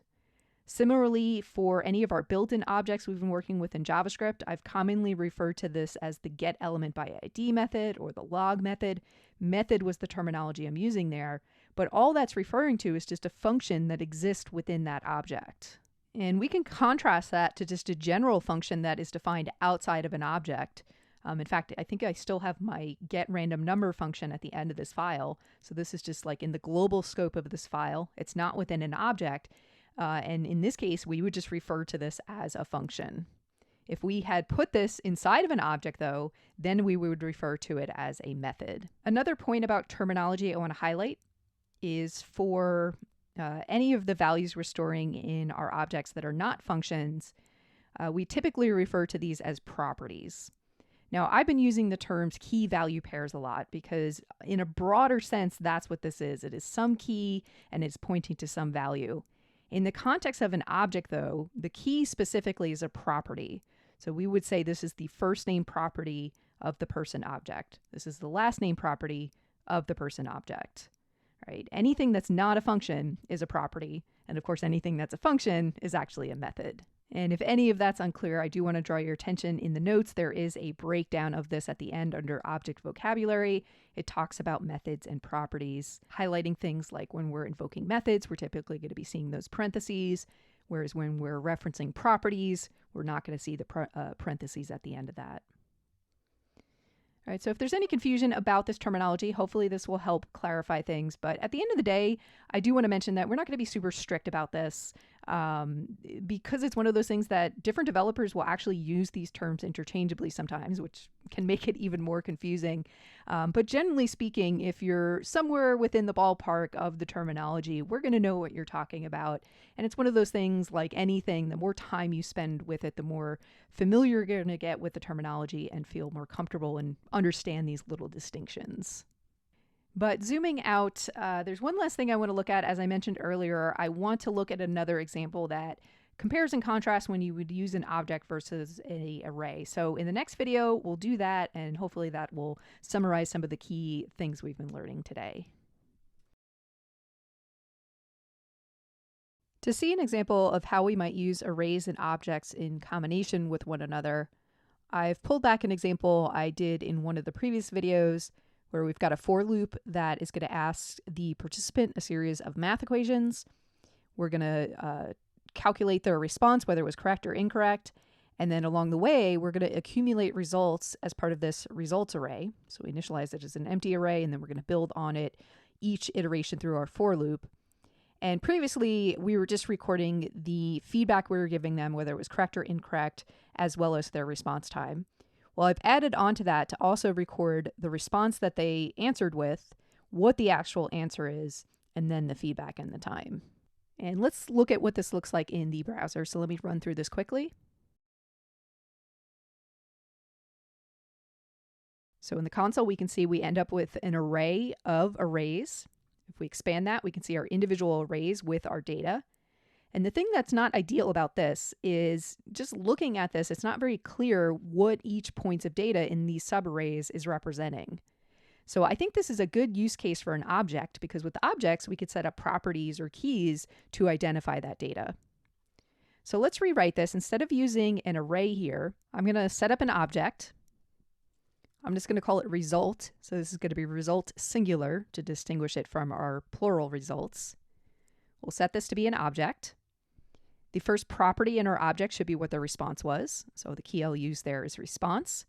And I want to set it to whatever value we got in our response variable, which we collected from our prompt. Following that, we want to record the answer. So we'll set up a property for that. And that's going to set to our answer variable, which is num1 plus num2. We'll also want a feedback property that's going to record our feedback string. And then finally, time is going to be our calculated response time. All right, so now that we've got this object set up, this is what we're going to push onto our results array.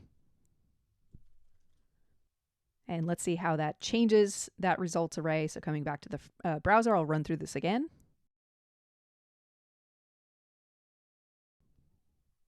So now we've got an array of objects. If we expand on that, we can see our individual objects, and it's very clear what each bit of data is representing because we can see those keys or those property labels. And hopefully that exemplifies when an array might be more appropriate versus an object. We're still using an array here to create this like collection of results, but for the individual results where we want finer detail, it made sense to switch to an object. Now, a quick refactoring tip, the only thing we're doing with this result variable is setting this object. We're not using it anywhere else aside from pushing it onto our results. So rather than defining a variable for this, we could just take the syntax for our object and feed that directly into the push method. So just a terser approach there, and something you will see in examples. That being said, if it is clearer to you to see the variable defined with the object and then push that variable into results, by all means, you could continue to do it that way as well. The final point I want to tease out of this example is just the way we're using objects will vary a little bit. Right? In this case, we're using an object very much to collect and store data. And this is different than the object we were looking at earlier in the notes, this person object. This is almost like a machine we're programming that has properties associated with it and also functionality, things that can work with those properties. And this style of object is used often when we have complex programs and we need a way to organize that program about or around these like well-defined modules. We can use objects for that. And as I mentioned, we're going to see that a lot when we get into the jsPsych library. It's going to use objects heavily. But that's different than these more basic objects we're using to collect data where we don't have any methods within this object. It's all just properties. It's all just storing data. In this case, it's more of just like a basic data structure versus a fully fleshed out utility that we've created. All right, so different uses for objects, but the syntax is the same. The principles are the same. What we can do with them is the same. We're just using them in different ways. So far this semester, we've been focusing on the fundamentals of working with JavaScript to familiarize ourselves with the syntax of the language, just start to get a gentle introduction to programming. Now, turning the page, we're going to apply what we've learned to use a JavaScript library called jsPsych.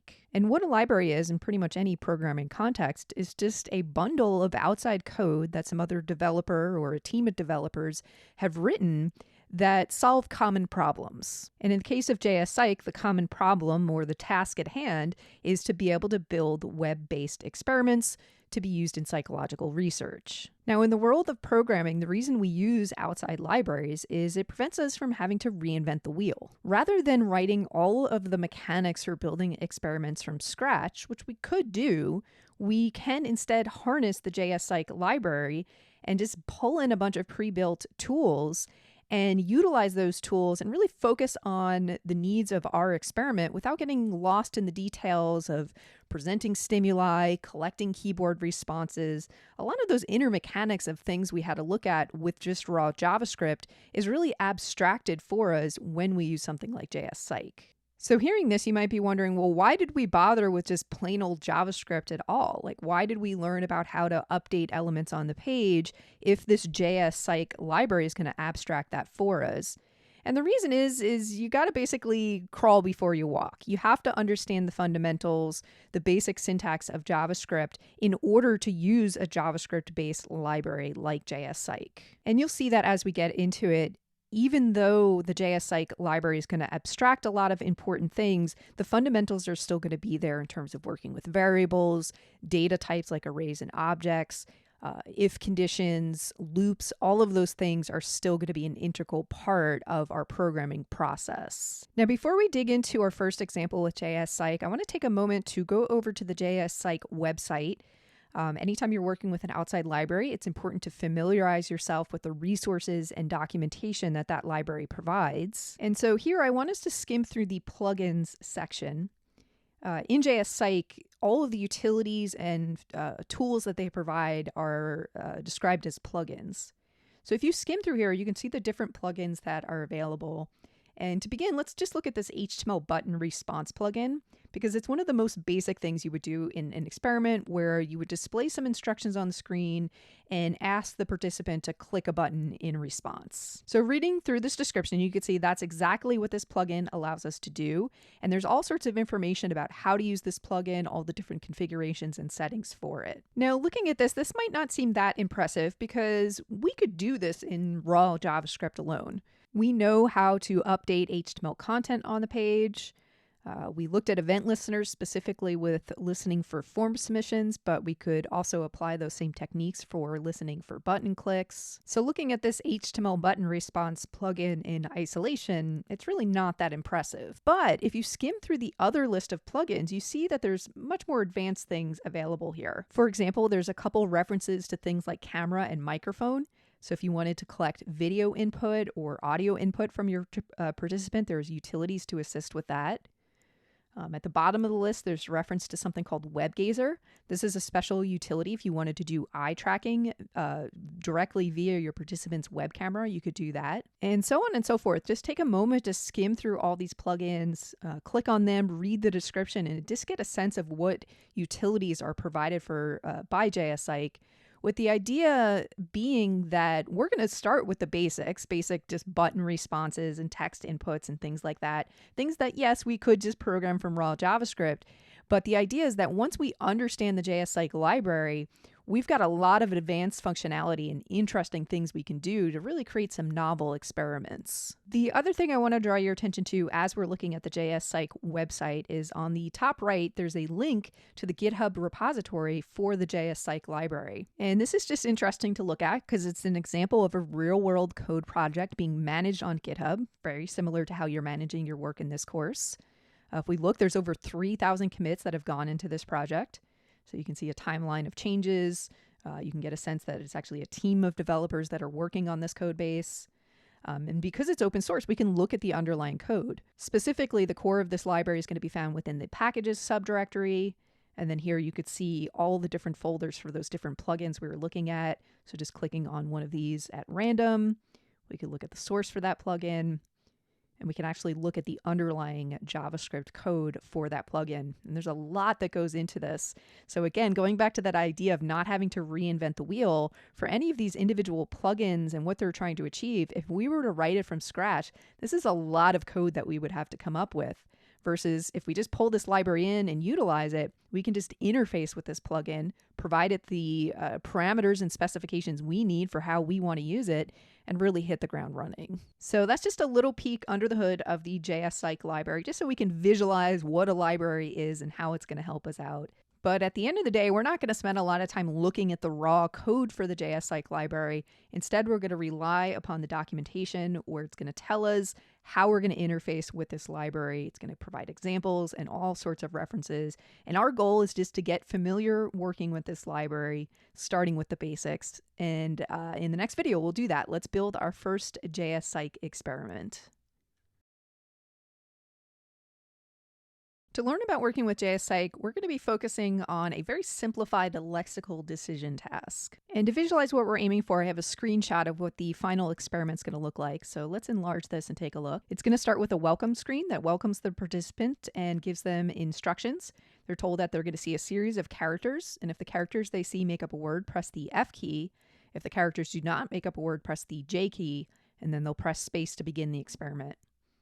Then on the next screen, they'll see those series of characters, which will either be a valid word, such as pin, or a pseudo or invalid word, such as JGB.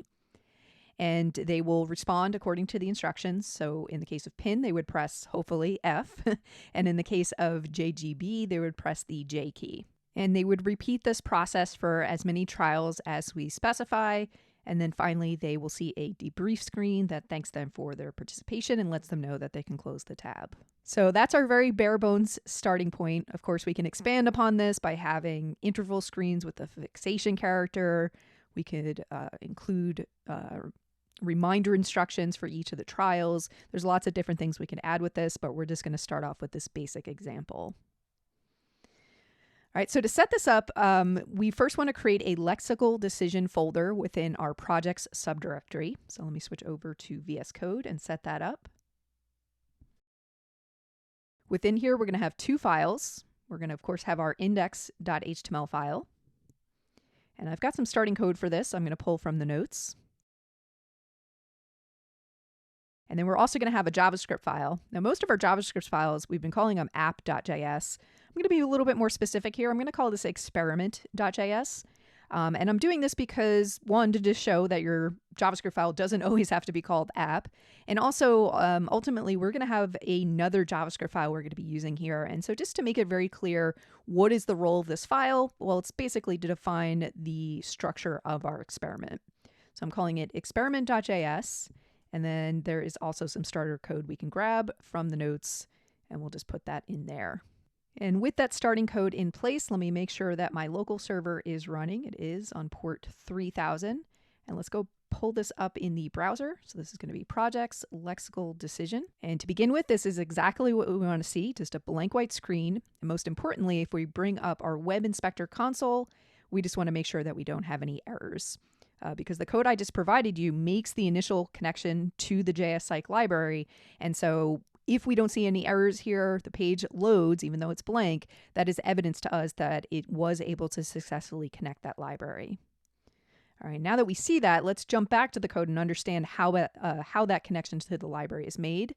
So I'm going to go to the index.html file, and here we can see the script tag that's pulling in our experiment.js file that we created. But before that, there's two additional script tags that are actually pulling in the jsPsych library.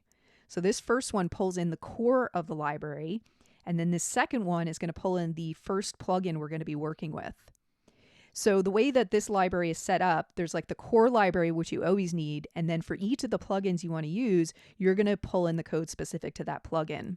And the idea with this is, there's 30 different plugins with the jsPsych library. There's no sense in loading all of them as one big bundle if you only plan on using a handful of them.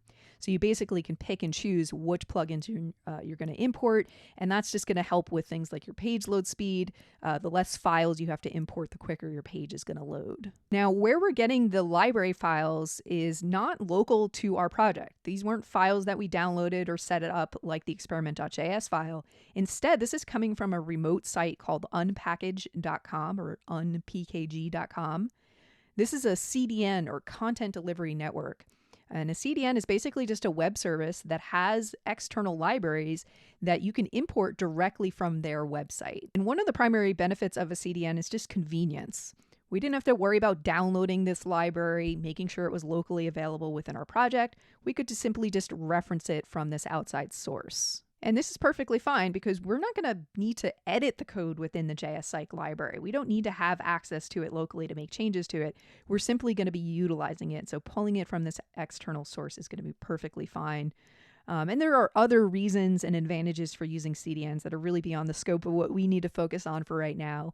So long story short, any external tools we're using, we're just going to pull them in from this outside resource. And then our customized JavaScript that we're going to be writing that's going to be using the libraries is going to be stored in a local file with our project. Beyond our external JavaScript files, there's also a CSS file that we're importing using the link element. We've talked a little bit about CSS this semester. Remember, it's the styling component of web pages. And this particular style sheet is just a default set of styles for the jsPsych library. And this will provide us with some baseline style settings, things like the font styles and sizes that are being used, the colors of elements on the page. Eventually, we'll learn how to overwrite some of these default styles as needed to customize our experiments. But this is just a good place to start with when it comes to styles. And with that, those are the four basic ingredients we need to start off with. The jsPsych library itself, a reference to the plugins we're going to be using, starting with the HTML keyboard response plugin, our JavaScript file that's going to be actually interfacing with the jsPsych library, and then finally some CSS styles. Now, a quick word about order of operations here. Typically with your script includes, you always want to start with external libraries, include them first, then include your JavaScript file, because if we were to switch the order of this, within our code, because we're going to try to reference things within the jsPsych library, this would actually create an error because we would be referencing things that haven't been loaded yet. So always start with external code libraries first in your imports, and then import your code that uses those libraries. The CSS doesn't matter. Technically, I could have put this before the scripts, after the scripts. It's pretty independent from the JavaScript itself.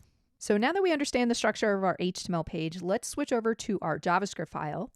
And the starting code I gave you here is we initialize a variable called jsPsych, and we set it to be this invocation of a function called init jsPsych. And this is how all of your jsPsych experiments are going to begin. The very first thing you do is invoke init jsPsych. And a note that this function is not a function that we have defined in here, but this is going to work because of how we set things up. We included the jsPsych library. That's where this function init jsPsych exists. So the fact that we made that available before our experiment.js file is why we're going to be able to access it. Now, the next thing we want to do after we initialize the jsPsych library is we want to create a timeline. In jsPsych, your entire experiment is built around this idea of a timeline. So to structure our timeline, we're actually going to create an empty array. So let's just call it timeline, initialize it to be an empty array. And then within the timeline, we want to put the different stages of our experiment. So thinking back to our outline, we had the welcome stage. We had the stage where we showed the word or pseudo word. And we did this on repeat for however many words we wanted to work with. And then finally, at the very end, we had the debrief. Now, in the world of jsPsych, each one of these things they refer to as a trial. When we've been talking about experiment design, we've been really thinking of the trials as just this main portion, the main meat of the experiment, so to speak. We wouldn't refer to the welcome screen or the instructions as a trial, but in this context of jsPsych, all of this is a trial. And I recognize that is a little confusing because we're talking about trials in different ways, but I did want to present it here when talking about jsPsych because in the documentation, that's how they refer to it as trials. So I just wanted to make sure you were familiar and comfortable with that. Now, rewinding to our timeline, we've got an array, and basically what we want to do is put in a trial for each of these elements of our experiment within this timeline. The way we create these trials is by invoking the different plugins that jsPsych provides. And jumping back to our HTML, you can see the plugin we're going to be using in this example is the HTML keyboard response plugin. So let's start there. Let's go to the documentation for this plugin. So coming back to the jsPsych website, under plugins, we're going to look for HTML keyboard response. At the top, we see a basic description of what this plugin allows us to do. We're going to be able to display HTML content and record responses generated with the keyboard. So in the case of our welcome screen, the HTML content is just going to be our welcome message. And then the response generated with the keyboard we're going to be listening for is just the space key to actually begin the experiment. Scrolling down, we can see all the parameters that this particular plugin can accept. So parameters we're going to use is going to be the stimulus parameter. This is where we're going to specify the HTML string with our instructions. The choices parameter is where we're going to specify which key we want to be listening for. In our case, that's going to be the space key. And you can skim through here with the other options you could use for this particular plugin. For our case, we're just going to need stimulus and choices to begin with. And so jumping down, I want to go to the very end because there's examples of how we're going to set up this plugin. And looking at this example, what we're going to do is we're just going to create an object where the parameters of the object are going to correspond to the different parameters we could set for this plugin. So for example, here's that stimulus parameter. Here's the choices parameter. In this demo, they have a prompt parameter. We're not going to be using that to begin with. And then the other parameter that is global to all plugins is the type parameter. This is where we actually indicate the plugin we're going to be using. So let's use this as our starting point. I'm just going to copy this code, bring it into my experiment.js. Let's come up with a more specific variable name rather than just generic trial. Let's call it welcome trial. They are using a different method of defining their variables here. Instead of the let keyword, they're using the var keyword. These mostly work the same in JavaScript. There are some slight variations that are really beyond the scope of what we care about. So I'm just going to make this consistent with how we've been defining variables and just change that to let. All right, I'll leave the plugin type as jsPsych HTML keyboard response. And again, we have access to that because we're making sure we're importing that plugin. For the stimulus, this is where I want to put the HTML instructions. So let me clear out what they gave us in the example, and let's do like an H1 with our welcome.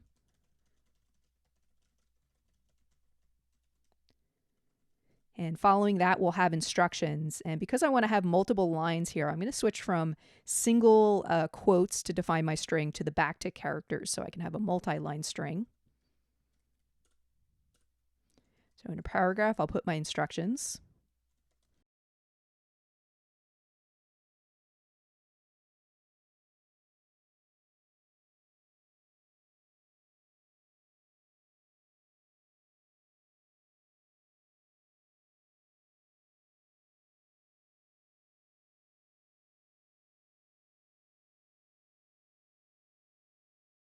And so this is spaced out nicely. I'll put each of these lines in their own paragraph.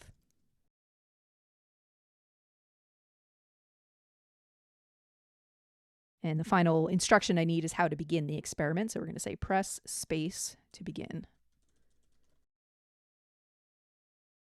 For choices, we're going to give it an array of keys we want to listen for. So in the example, they were listening for the keys R, G, or B for the colors red, green, or blue. In our case, we're just listening for the space bar in this welcome trial. So we're simply just going to say space. And then prompt is not an option we want to use right now, so I'm just going to get rid of that. And then with all of our parameters set, we're going to then add it to our timeline. So we're just going to say timeline.push welcome trial. And then the very last thing we need to do to test this out so far is at the very end, we're going to say jsPsych.run, and we're going to pass that our timeline that we want to run. All right, so here jsPsych is just referencing this variable we initialized above.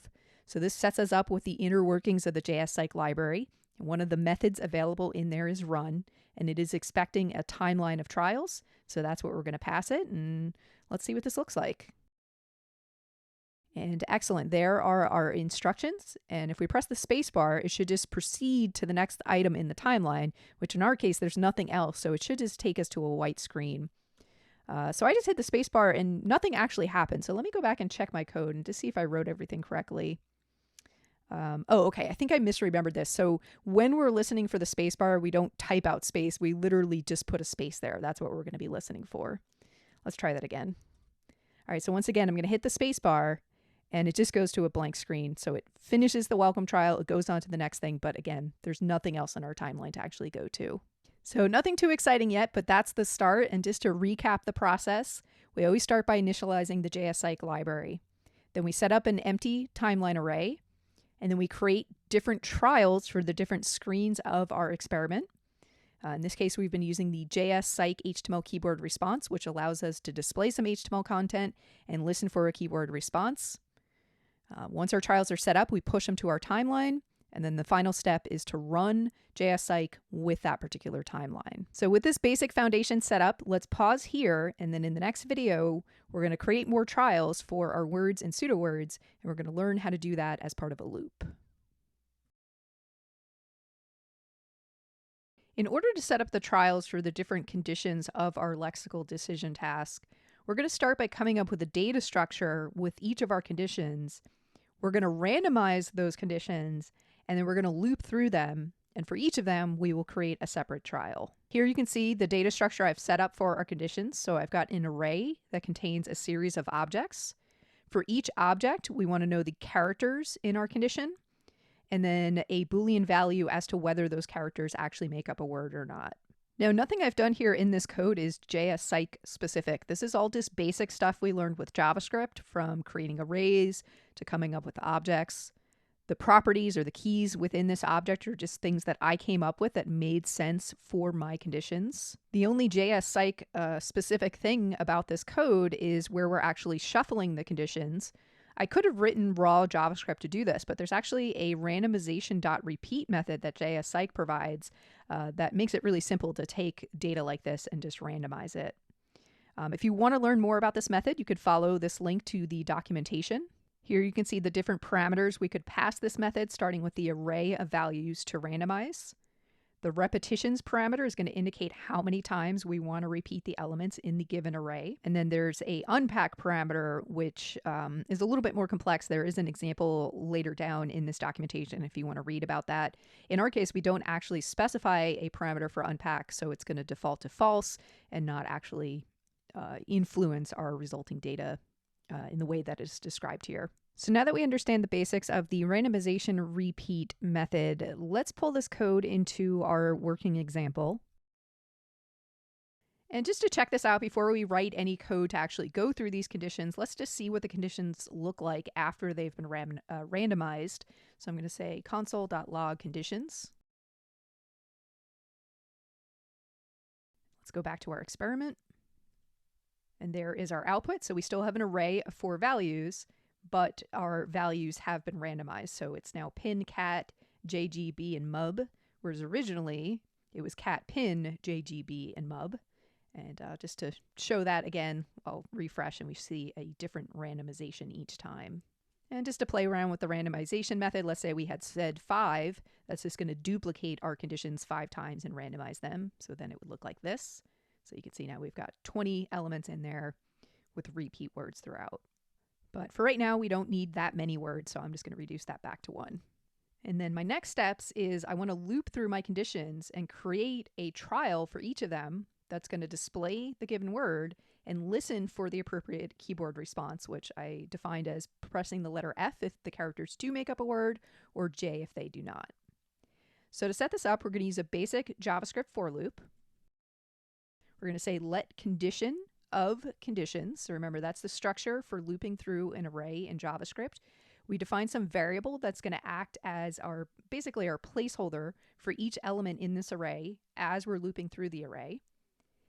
And then within the for loop, just like we set up our welcome trial, we're going to create a condition trial. So let's say condition trial. We'll set this up as an object. The type is going to be the same thing up here as we did up here, jsPsych HTML keyboard response. The stimulus is what we want to appear on the screen. So in this case, we want the characters to appear. So referencing our condition, which represents whatever condition we're currently at in this loop, we're going to say condition. All right, so that's basically going to reference this entire object as we loop through our conditions.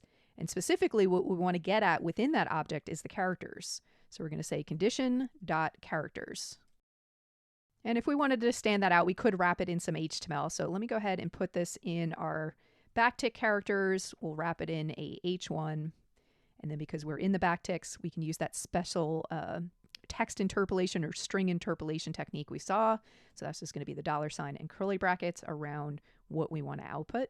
And then the final parameter we need is choices. So here we have an array of keys we want to be listening for. So that's either going to be F or J. And with our condition trial set up, we need to make sure we add it to our timeline. And note the position of this. I'm still in the body of the for loop.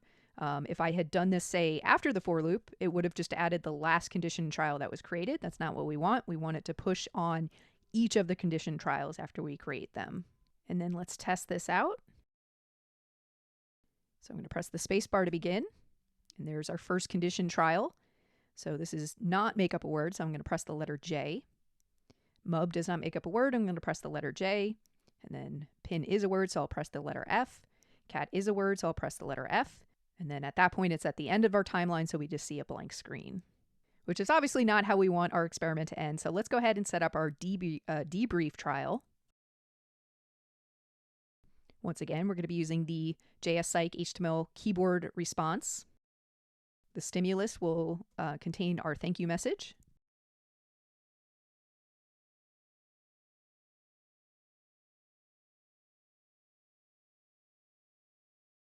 And then for choices, remember this is the keys we're going to be listening for. In this case, I really don't want to listen for any key. I just want the experiment to basically be at the end. So I'm going to use a special property here called no keys. All right, and the reason I know how to use this, let's take a moment to go back to the documentation for the HTML keyboard response plugin, just to continue to familiarize ourselves with working with the documentation. you can see under choices, it talks about this special no keys property. So that's how I knew how to use that. All right, so with that in place, let's check it out. We should have a full experiment now with the 3 stages, starting with the welcome screen, our conditions, and then our exit debrief screen. So here's our welcome screen. I will press the spacebar. I will quickly press the appropriate key for each of my conditions. And that leads me to my debrief screen at the very end. And at this point, it doesn't matter. I could press as many keys as I want, the spacebar, FJ, nothing's going to happen. It's not going to proceed us through to another blank screen. Basically, it's just up to the participant at this point to close the tab or the window. So now that we have the complete flow of a very basic experiment, in the next video, we're going to talk about how do we access the results from our experiment. In the previous video, we learned how to use the HTML keyword response plugin, and we learned that there were some parameters that were specific to this plugin. But there's also some global parameters that are available to all plugins.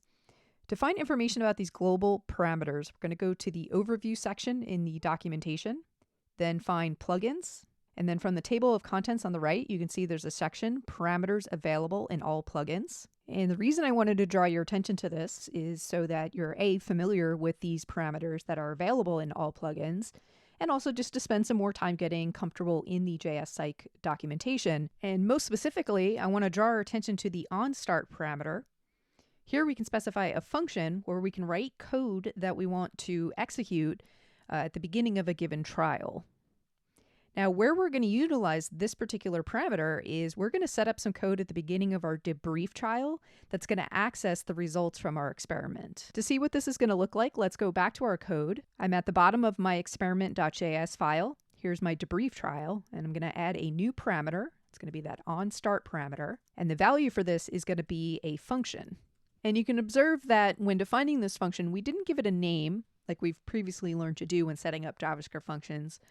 Because this is a special type of function. It's a callback function, and its only purpose is basically just to give us a place where we can write some code that's going to be executed when this onStart event is triggered. And the code we want to execute is to access the data from our experiment. So within here, let's start by creating a variable called data. And the way we're going to get the data from the experiment is we're going to reference our jsPsych variable. So remember, this was something we initialized at the very top of the file. And then within that variable, we're going to have access to a data property, and chaining onto that, we're going to invoke a get method. And then finally, upon that, we're going to chain on a CSV method. So this is going to take the data object we're getting back and convert it to comma separated values, which is going to be useful because ultimately we're going to want to save and export this data so we can do things like analyze it in R, and CSV format's going to be appropriate for that. Now, before we look at the data, I want to talk a little bit about these methods. How did I know that these were the methods I needed to use to get my data? Well, once again, we can go to the jsPsych documentation, and scrolling down under reference, we could see that there is the jsPsych.data module, as they're calling it. It contains functions for interacting with the data generated by jsPsych plugins. Specifically, the method we're using on data was the get method. The description is this function is the standard starting point for accessing the data generated by the experiment. It returns a data collection object, which has several methods that can be used to further filter, aggregate, and view the data. And if we scroll in the table of contents, there should be a section on this data collection object where you can see there's that CSV method we used. So if we click that, we can learn that this is going to generate a CSV string representing all of the data in the data collection. And you can see there's some other methods here to do things like filtering our data. We'll look at an example of that. But for now, we just want to look at the data essentially in its raw form. Now, just a quick little footnote. In order to get to this information, I had to dig a little bit in the documentation. I had to know to go to reference. I had to skim through the table of contents. Just remember, there is a search bar up top. So for any of the methods we're looking at or any of the utilities in jsPsych, if you want to learn more about them, you don't have to dig through pages and pages of documentation. You can just search for it. So for example, if I had searched for CSV, you can see there's a few results that are returns. Here it talks about permanently storing our data files. We'll talk about that eventually. But this second hit here would drill down to the documentation page we're looking at for that data module. All right, so there's info about CSV.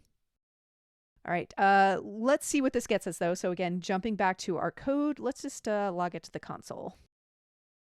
Go back to our experiment. Go ahead and run through it quickly, pressing the appropriate keys. And then the moment we get to our debrief trial, our code executed to get the data and output it to the console. And you can see the results of that down here. So dissecting the results, we have some CSV data, so comma, separated value data. The first row is header information for our data. And then every row that follows just represents a single trial. So by default, any trial in your timeline, jsPsych is going to be recording data for that. Even things like our welcome trial, it has information about the welcome trial. Following that is all of our condition trials. And then we're not seeing the debrief trial because remember, we gathered the results at the start of this debrief trial. So technically, like the debrief trial hasn't even begun when we got this snapshot of data. Now, ultimately, we're probably going to not need information about like the welcome trial, or if we eventually add like fixation trials in here, we're going to want to filter that data out. And I'll show how to do that in a moment. But for right now, it's okay that we see that there. For each of our trials, if we look at the header, we can see what information we're getting. So RT is short for response time. So how long did it take the participant to respond to that particular trial in milliseconds? Stimulus is what they were shown on the screen. So you can see in the welcome trial, we saw the welcome instructions. And then for each of our conditions, what they saw was the actual word or pseudo word. Response is going to be whatever response we got from the participant. In this case, that was keyboard presses. So for the welcome screen, it was a space character was the response. And then you could see for each of the conditions, my responses were F, J, J, and F. Trial type is just going to record the type of jsPsych plugin we're using. And in all of our examples so far, we've just been using that HTML keyboard response. Trial index is a numerical value assigned to each of our trials, starting at 0 and counting up. So our welcome trial, which is the first trial, is at the index position of 0. The first condition that was displayed is at 1. The next one's at 2, so on and so forth. And why we're given this information is because if we ever wanted to extract information about a specific trial, we could reference it by the trial index.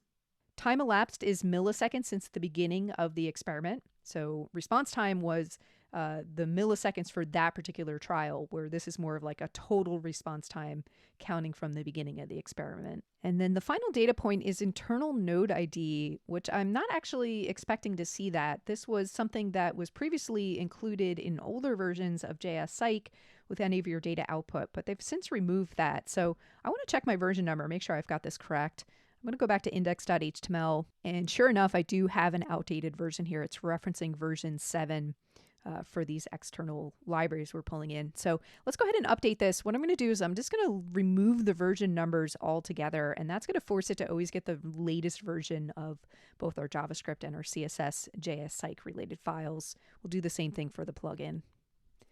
And on your end, I will update the notes with this for this original HTML code. So you're probably not going to see the version numbers. I will have already updated the code that you copied, but in my case, in this example, I did need to make that update. Let's try that again. So let's run through our experiment again. And perfect. It got rid of that internal node ID, which we don't really care about. And we're on the right track with the correct version of jsPsych. So now that we've seen a full dump of our data, I want to narrow things down, and I really only want to collect the data from my condition trials. To accomplish this, let's go back to our code. And what I want to do is for my condition trials, I'm going to add a custom data property. So right after choices, we'll say data. We're going to pass this an object, and within this object, we can specify any custom data properties we want to attach to this trial. Now, when we're talking about data properties, we're just talking about the data of the trial. So going back to our results, there's default data properties, things like the response time, the stimulus response, that all comes by default with each of our trials. Here, we're coming up with some custom data that we're going to associate with our trials. And the custom data point I want to add is basically a flag that I'm going to call collect, and I'm going to hard code it to be true. And how I'm going to use this is down where I'm getting my data, there's a filter method we can interject here where we can specify and filter our data based on some parameters. So the filter for this is just going to be, we want any of our trials where collect is true. And notice I'm not going to add the data property and this custom data property of collect to my welcome trial, which is up here, because I don't want this included in my results. So that's going to be essentially null when it comes to filtering our data. It's not going to be true, so it shouldn't be included as part of the output we're getting here. Let's make sure that's the case. So we'll run through our experiment again. And that's looking much cleaner. We're no longer seeing the information about our welcome trial. We have just the information we care about for each of our condition trials. And you can observe how that collect data property was added. So obviously I had hard-coded that to true. So we see that is true for each of our condition trials. Building on this, there is some additional information within our condition trials that we really don't need. For example, the trial type of HTML keyboard response, we don't really care about that. Technically, we don't even need the trial index. You can see now we have this plugin version. This was actually added when I updated to the latest version of jsPsych. We don't need that. So let's get that out of there. It's just one less thing we have to look at when we eventually get this data into R to start analyzing it. And the way we're going to filter this out is if we go back to where we're retrieving our data, we're going to chain on another method, and this one is called ignore. And we can specify an array of data properties that we want to ignore. And before I start adding that array, let's break each of these methods into its own line, just because it's really starting to be a large line with as many methods as we're chaining. This is just going to make it a little bit more legible. And now we can work on our ignore array. So the things we want to ignore was going to be the trial type. We also don't care about the trial index. We don't care about the plugin version.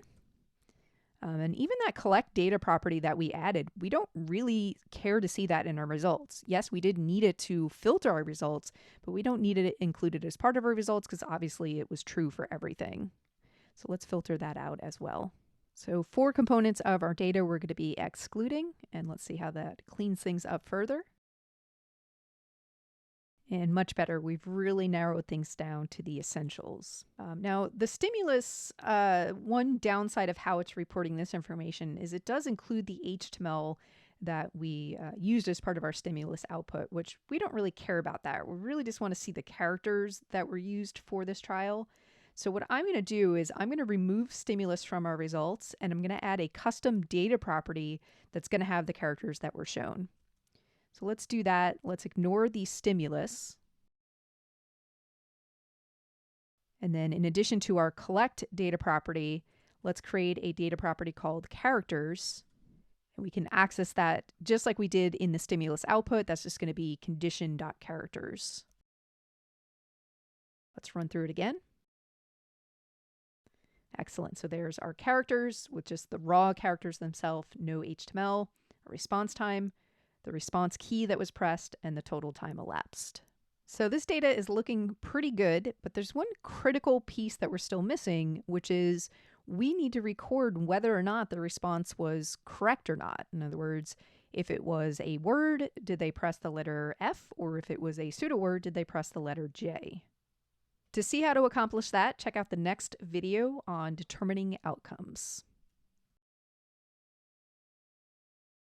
Next up, we want to add on to our data the outcome for each condition. And the way we're going to accomplish this is by adding a onFinish property to our condition trial. So very similar to the onStart property, where we could execute some code at the beginning of a trial, the onFinish property will allow us to execute some code at the end of a trial. And within here, we're going to look at the response and determine if it was correct or not. And then we're going to include that information as part of our trial data. Let me show you what I mean. So after data, we're going to say onFinish. We'll set this to a callback function. And within this function, we need to determine if the response was correct. In order to do that, we need to know what the response was. Did they type the letter F or the letter J? Now we know we have access to the response if we look at our final data, right? This was under the response property. We could see the letter that was typed. So the question is, how do we access it basically in the middle of our experiment as part of this onFinish function? Well, the way we can access it is for our callback function, we can accept a parameter called data. And what is going to happen when this callback function is invoked from our onFinish property, it's going to pass the data for this specific trial. So if we want to know what the response was, we're going to access it from this data parameter. And just to see that, let's log it to the console. We're just going to say data.response. So here is my first condition trial. I'm going to press the letter J because the characters do not make up a word. And look at the console. We can see what the response was. It was J. Here's cat. I'm going to press the letter F because it is a word. And we can see we also have access to that response as well. And so on and so forth for all of our conditions. All right, so now that we have that information, we need to compare that against what is the expected response. Well, that's going to depend on the given characters that we're displaying. And if we rewind to our conditions, remember we also set this isWord property as a Boolean value as to whether or not our characters were a word. So if isWord is true and the response they entered was the letter F, well then we know that they got it correct. If isWord is false and they press the letter J, well, they also got it correct because they identified that this was not actually a word. So we just need to write that out in a JavaScript conditional. So what we're going to do is we're going to say if data.response, which remember it's either the letter F or J, we're going to first check if it's F. If it's F and our current condition.isWord data property is true, then we're going to come up with a data property, let's just call it correct, and we'll set it to be true. So we'll say data.correct is true. The other possibility, and we'll capture this in an else if the data.response is J and the condition.isWord is false, that would also be correct. Finally, if neither of those conditions are true, we're going to set correct to be false because we can then assume that they didn't get the answer correct. And before we run this and test this, let's get rid of this console.log of the data response. We already know what that's going to give us. We want to focus on our total end results from this experiment. So let's run through it.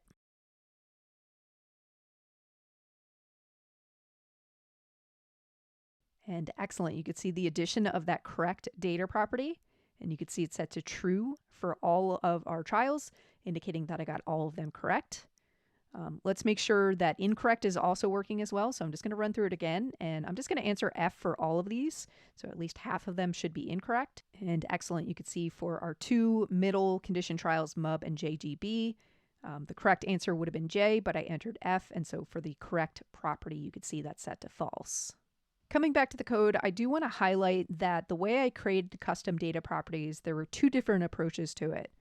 The first approach was by adding this actual data property to our trial. And then I just came up with key value pairs for the data I wanted to add. And the second approach was within our callback function, we have access to this data object, and we could either access existing data, such as what the response was, or we can just create new data properties on the fly, as I did with data.correct. And with that, let's zoom out a little bit because we've covered a lot of details in this video. Your head might be spinning a little bit. So remember, the goal in this video was to talk about how we got the results from our experiment. We started to do that by adding a onStart property to our debrief trial. Here we gave it a callback function where we accessed our data. We did some filtering on the data. We specified some bits of data that we wanted to ignore. We made sure we got it in CSV format, and we simply output it to the console for now. The other thing we did to influence our data output happened within the condition trial. We set some custom data properties. We wanted to know which characters were displayed. We came up with a data property called collect that just helped us with that filtering process. And then finally, we wanted to determine the outcome of this trial and record that as this custom data property called correct. Now, to get to this point, there was a lot of new information that was thrown at you, a lot of new methods and techniques that comes with jsPsych. And I want to recognize that this might be a little overwhelming at this point, and you might feel like you don't 100% understand everything that I've shown you with jsPsych so far. And that's to be expected because it's a lot of new information, and some of it's a little bit more technical than what we've covered up to this point. So just keep that in mind. There's like a soaking in process that's got to happen with this where the first time you see it, it's going to seem overwhelming. but then you're going to see it another time when you start to build practice experiments as part of your task set. And then, of course, you'll start to outline and think about your project experiment. And each exposure to it is going to get a little bit more and more comfortable. Anything that might be feeling fuzzy at this point, you'll have more opportunities to dig deeper into those specific points and hopefully get some clarity on it. But long story short, if you're feeling overwhelmed at this point, perfectly normal and perfectly fine. We're going to work through that. And with time, we're going to get more and more comfortable with this library. Oftentimes, experiments are broken down into different blocks. For example, thinking about our mapping of the Implicit Association Task, there were 5 blocks total that we identified, and then within those blocks, there were individual trials. To understand how to set this up, let's introduce some blocks to our simplified lexical decision task. We'll start off with an initial block where our conditions will only be 3 characters long, and we'll do several trials for that. Then in the second block, we'll increase to 4 character long conditions. And then finally, in the third block, we'll have 5 character long conditions. In between each of these blocks, we'll have a special block specific welcome screen that basically introduces the block and just reminds them of the instructions of what they should be doing in that block. To set this up, we're going to expand upon our conditions array. So let's just take a moment to revisit our conditions array. This is how it was set up. So we have an array of objects. Each object has the details for a particular condition trial. So we know what characters to display, and we record whether or not it's a word. So what we see here is essentially the conditions for block 1. And we want to add on to this and organize this so we could also have conditions for block 2 and conditions for block 3. To see how we can set this up in the notes, I've already worked out a data structure for this. So here's our updated conditions. We still have an array of data. Within the array, we have 3 separate objects, and each object represents the information we need for a given block. So for example, in block 1, we've set a property for the title of the block. That'll be important for our block-specific intro screen. We're also recording the count of the characters that we're going to be showing in that particular block. That's going to be information we're going to want to have as part of our results, so we want to include that here. And then finally, for the conditions property, this is where we set a subarray with the individual conditions for each of the trials within this block. And then that same pattern is followed for block 2 and block 3. So let's go ahead and copy this updated conditions array into our code file.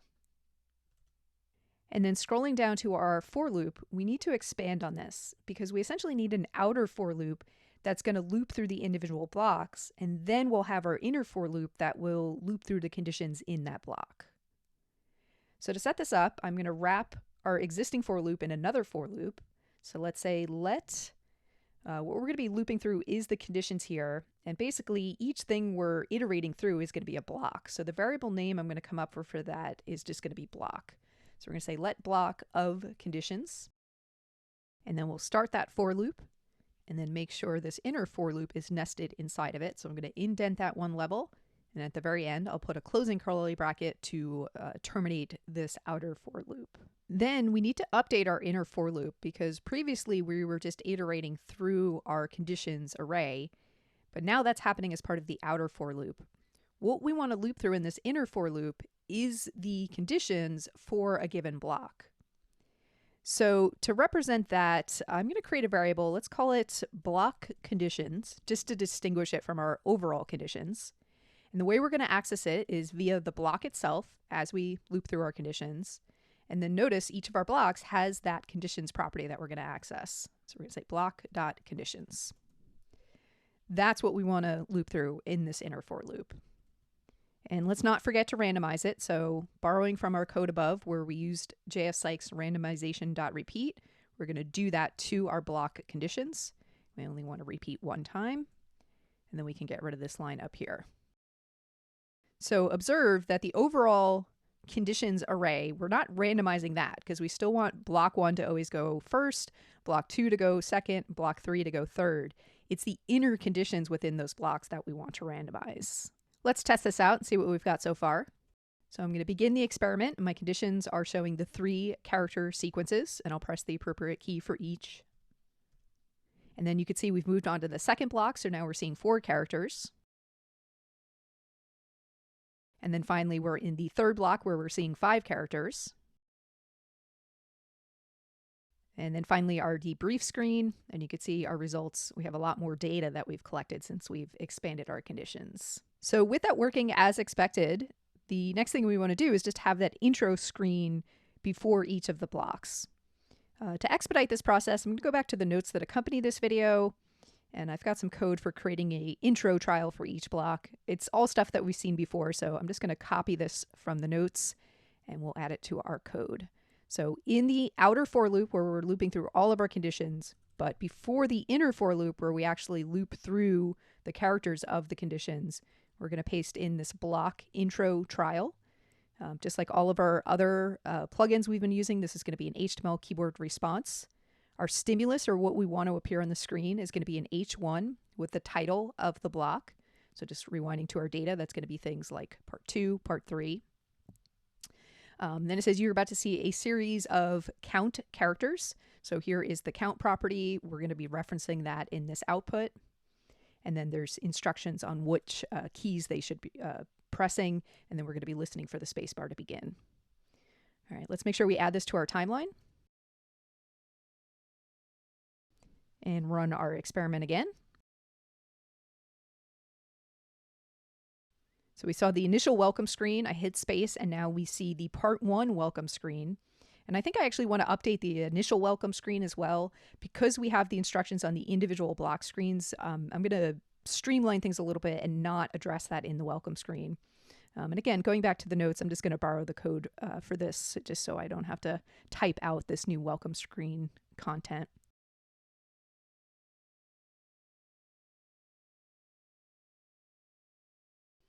All right, so now it's just going to welcome them to the task. They are given the general idea of what they're going to be doing. They're told that there are going to be 3 parts to the experiment, and then they're going to press the spacebar to begin the first part, and then they should see this initial block intro trial where they see the specific instructions for which keys to press. Let's try that again. All right, so here's our general welcome screen. We press the spacebar. Here's our block 1 intro. We press the spacebar again. We go through and enter the appropriate key. And then here is our block 2 intro. Press the appropriate keys again. And then finally our part 3 intro. Press the appropriate keys. And then we get to our debrief screen. And you can observe in our results, we're not seeing any data from the block intro trial because we would have had to add that special collect property to have that included in our results. All right, so just like our welcome trial, we don't have a collect property here. We don't have a collect property with our block intro trial. We do have it with our condition trial because we do want to collect that data. And then, of course, at the very end, this is where we're actually using that. We're filtering out and only getting the data for the trials where collect was true.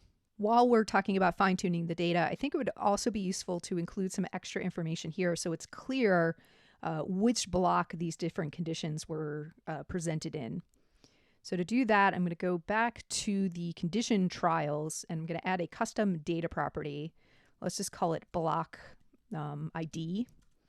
And what's a good identifier? We could use the title of the block. So that was just like part 1, part 2, part 3. We could use the character count because that's going to be unique for the different blocks. It really depends on how we want to use this data when it comes to actually analyzing it, but let's just use the block title. So we're going to say block.title. Then I'll run through the experiment again quickly.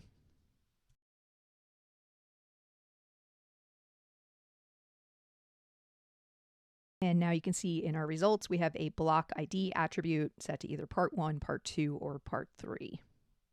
So in terms of new features, that's as far as we're going to take our experiment this week. There's just one final thing I want to address in the code, a little bit of refactoring. I'd like to take my conditions array and actually extract it to its own file. The reason I want to do that is just because this is almost like 30 lines of code here now for our conditions array. When it first started, and it was only like 5 or 6 lines, it made sense just to put it directly in our experiment file. But now that it's growing, and as our conditions will grow and grow, as our experiments get more realistic, it can be a little cumbersome to have this within the experiment file itself. So let's just divide this out just to get a little bit more organization within this project.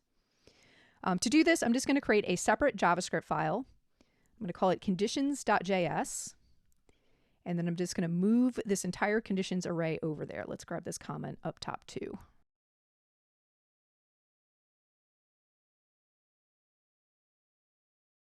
Then I need to make sure that this data within this file is available in my experiment. So coming back to index.html, before I include the experiment.js, I'm going to include the conditions.js.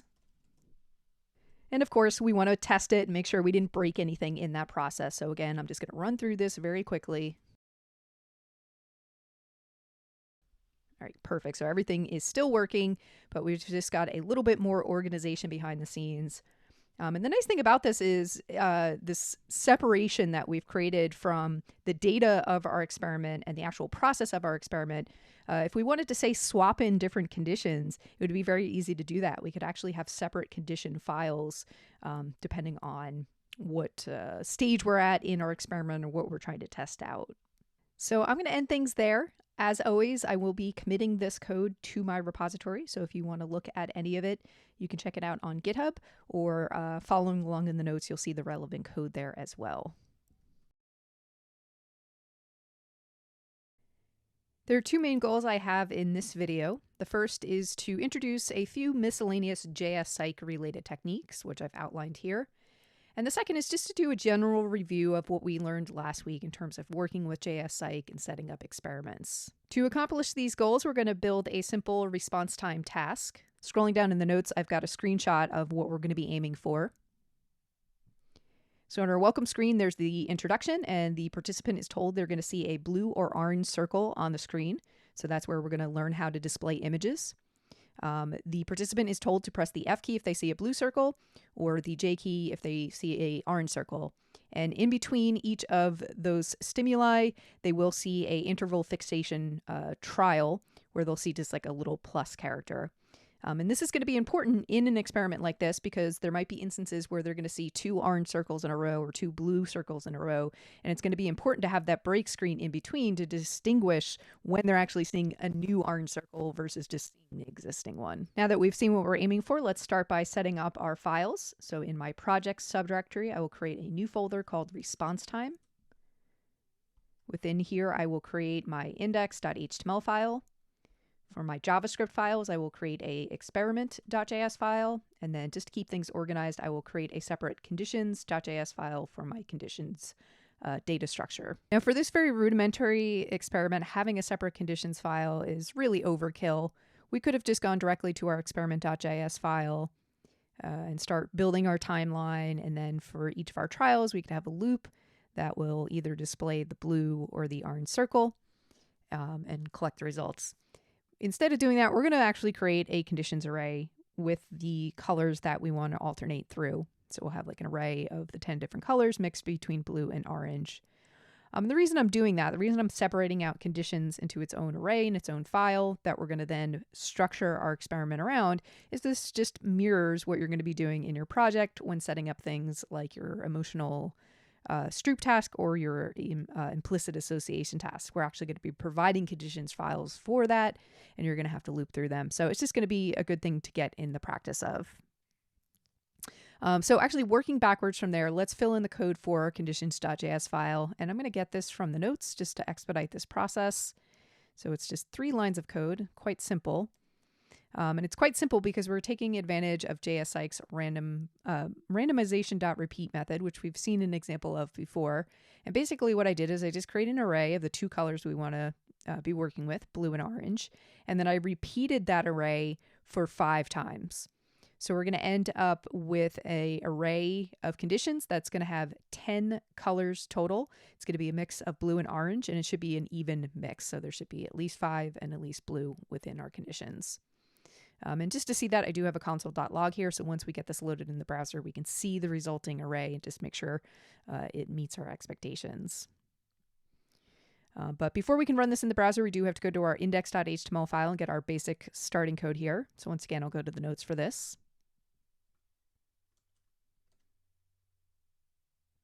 And just a recap of the things we talked about last week, we have a import line here to import some jsPsych related CSS. We'll be talking some more about CSS later today. we have the core JSPsych JS library being included, and then we have a reference to any of the plugins we're going to be using. In this simple example, it's just going to be that basic HTML keyboard response plugin. But always remember, for any plugin you're using in JSPsych, you need a separate import line for that plugin. Following that, we import our conditions file and then the experiment.js file after that. And we make sure we do it in this order because the experiment.js file is going to rely upon the array that is created in conditions.js. So we want to make sure that this is included first. And we'll fill in some details for our experiment.js file in a moment, but let's just run what we have so far. We should be able to output our conditions array and see what that looks like. So I'm going to pull this up in the browser. All right, and there we go. We've got an array of 10 elements, and you can see it's a mixture of the strings blue and orange. So we're going to use that to influence what image we're displaying on the screen. So with that set up, let's turn our attention to the experiment.js file. As always, we're going to initialize jsPsych. We'll initialize an empty timeline. We'll start with a welcome screen.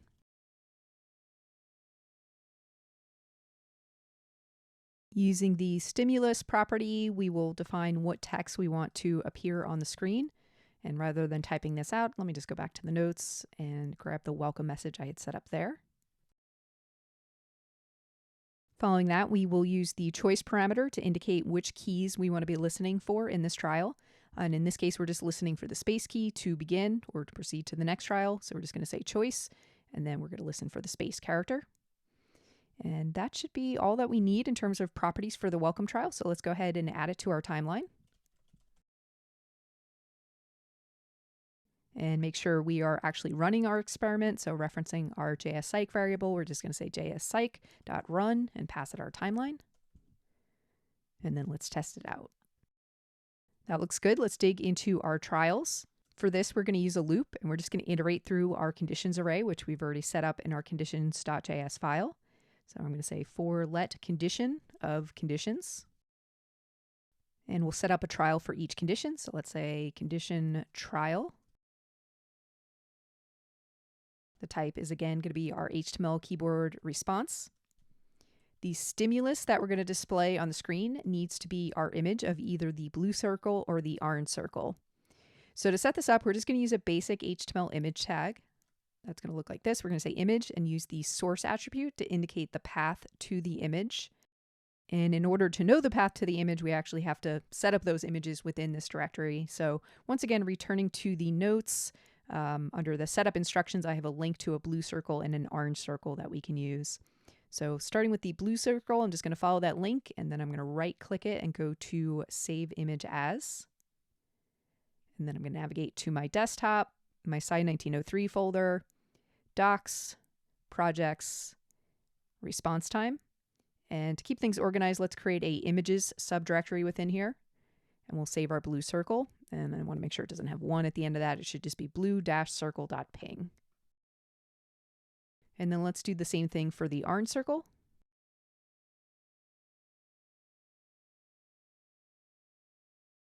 And then returning to VSCode, we should see this images subdirectory with those 2 image files there. So to complete the path to our image, we're going to say the source is going to be images. So it's pointing to that subdirectory in our current directory. And then it should either be blue-circle.ping or orange-circle.ping. So basically, the prefix for the color needs to vary depending on our current condition. So I'm just going to dynamically insert that condition as part of our stimulus here. So that's going to look like this. We'll use our $ curly bracket syntax, and we'll just sub in condition. Following that, let's indicate which keys we're going to be listening for. So per the instructions, it's either going to be the F or J key. So for my choices property, I'll create an array of F and J. And seeing this now, I realize I've got a typo up here. This should be choices for my welcome trial. And that should cover the bare minimum of what we need for our condition trial right now. So let's go ahead and add it to our timeline.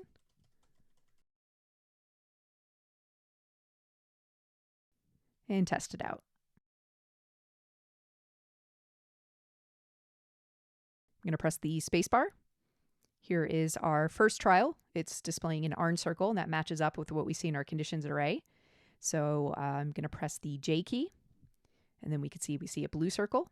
If I press the J key again, It's not going to look like anything changes because it's just displaying another blue circle. So this is where we need that interval screen with a fixation point just to break up when we have two repeat colors in a row. And let's go ahead and add that.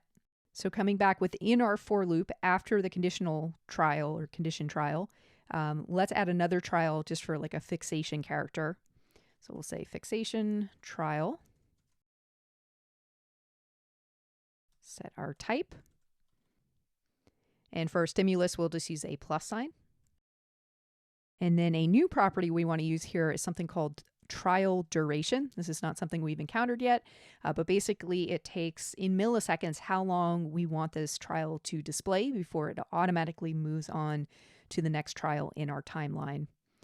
So for this example, let's say 500 milliseconds. So that'll be like a half second. And then because we don't want the participant to be able to press any keys to bypass the fixation trial, for our choices, we're going to use that special no key option. We had encountered this earlier on when we set up our debrief section. That was a trial where we didn't want the participant to be able to press any keys to continue. So same thing applied here. Instead, it's just going to automatically proceed. Let's go ahead and add this to our timeline.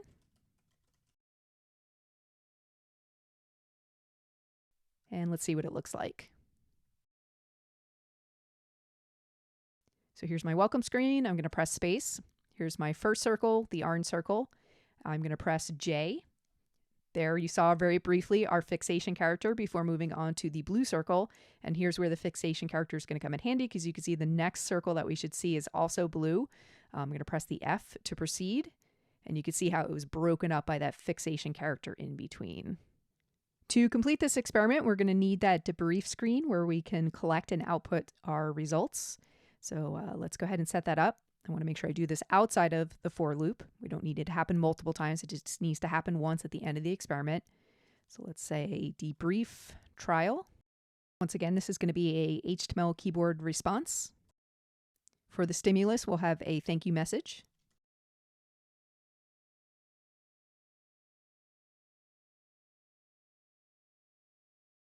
We don't want the participant to be able to proceed past this, so we're going to set our choices to no key.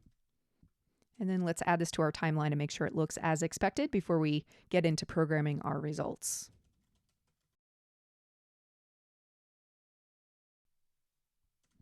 So I'll just run through this very quickly. And our debrief looks as expected. So now let's turn our attention to gathering our results. As we learned last week, one of the ways we could do this is just basically chaining it on to our debrief trial. We're going to use the onStart property, and we can specify a callback function that will be executed when this trial starts. And what we want to happen in this function is we want to access the data from the experiment. So I'm going to start by creating a variable. I'm just going to call it results. And the way I'm going to access the data is via our jsPsych variable. So I'm going to reference that, and that should give me access to a property called data. And then with data, there's a method called get that should just return us all of the data. And let's go ahead and get that in CSV format. So I'm just going to chain on the CSV method to the end of that. Now, last week we did see how to filter and ignore some data, and I'll show that. But for now, let's just see essentially the raw results without any sort of manipulation.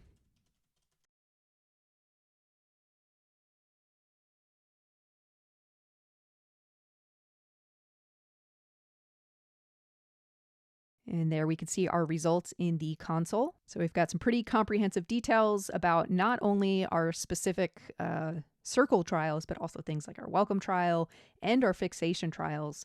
And all that is information we're not going to need when analyzing the results from an experiment. So let's filter that out. Remember, the technique we saw to do that was just to create a custom parameter for the trials that we wanted to include in our results. So that's specifically going to be our condition trial. The way we can do that is there is a data property, and then we can just come up with any data property name we want. So I called it collect, and I set it to a Boolean value of true. And then with that set, coming down to where we're getting the results, we're just going to chain on the filter method. This accepts an object of what properties we want to filter by. So in this case, we want to filter by our trials where the collect is set to true. All right, and then things like our fixation trial and our welcome trial where we didn't set that collect data property, it would just be interpreted as null, which is equivalent to false, and it shouldn't be included in our results. To confirm that that's working as expected, I want to run my experiment again. But before I do that, let's go over to conditions.js. And instead of repeating these conditions 5 times, let's just say 2 times, just to narrow it down and make the testing process a little quicker. All right, so let's refresh, run through it. And excellent, we're only seeing results for our core condition trials. To further streamline our results, there are certain fields of data we don't need, things like the trial type, the plugin version, etc. So again, we can tidy things up. In addition to the filter method, there was that ignore method, which takes an array of fields we want to ignore. So let's ignore the stimulus. We don't need to see what that is. The trial type. Plugin version was another field we didn't need. Last week I had us ignore the trial index, but Garth suggested that we actually include that in. That might be useful when it comes to actually analyzing our data. So I'm not going to ignore that in this example, but I do want to ignore that collect custom data property that we had created. We don't actually need to see that as part of our output. Let me go ahead and clean this line up and just bump each method into its own line just so this is more legible. And give it another run through.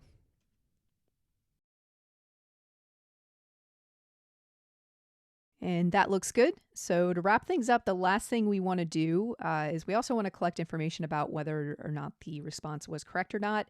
To do that, we're going to rewind to our condition trial, and let's add a onFinish method. Just like the onStart method, this is going to take a callback function. But with this function, we're going to have access to this special data property where we can access things like the response from the participant. And again, just to show this incrementally, let's just do a console.log of data.response. And then as we run through our experiment, if I press the letter F, we can see what the response was. It was F. If I press the letter J, we could see that. So using that information, we want to determine if they were correct or not. The way we're going to determine if they're correct is if they press the letter F and our condition is the blue circle, that's correct. Otherwise, if they press the letter J and it's the orange circle, then that's correct. So let's work that out in a if condition. So there we're checking for the key. And we're going to say if they pressed F and the condition is blue, we will tack on to our special data object here. Let's just create a property called correct, and we're going to set that to true. Else if their response was J and the condition was orange, that would also be true, or correct, I should say. And finally, if neither of those things were true, we're going to set data.correct to be false. And we'll update our console.log to output data.correct, just to confirm that this is set to the appropriate Boolean value as expected. So it's expecting the letter F here, so I'm going to go ahead and press that. So you see that correct was true. This time I'm going to press the incorrect response, the letter J, and you see correct is false. And then furthermore, if I proceed to the end of the experiment, we can see as part of our results, we also have that correct data property, true, false, true, true. Returning to the code, just a quick refactoring note. Notice that within this if and else if, in both of these, we're setting data.correct to be true. So in theory, we could actually condense this. And the way we'll do that is we'll take this second Boolean expression. We're going to join it with this first one. So we're going to say, if data response is F and condition is blue, that's going to be like one expression. So I'm going to wrap it in parentheses. And then we're going to follow that with an or and have our second part. Right? If either of those compound Boolean expressions is true, then data.correct is true. Otherwise, it's false. Now that was useful in that it eliminated some redundancy of there were two situations where we were just setting data.correct to be true. But arguably, this code is a little bit harder to read than how I had it previously. So I think in this situation, there's not necessarily one is better than the other. I think they have pros and cons. So just go with the approach that makes the most sense to you.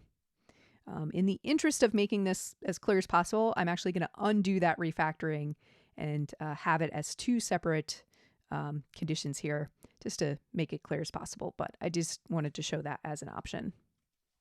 And with that, that's as far as I want to go with this example. Hopefully this was a useful recap for you of what we learned about jsPsych last week. And then, of course, we saw the addition of a couple new techniques from setting images dynamically to incorporating things like our trial duration and having a interval fixation trial as part of our experiment.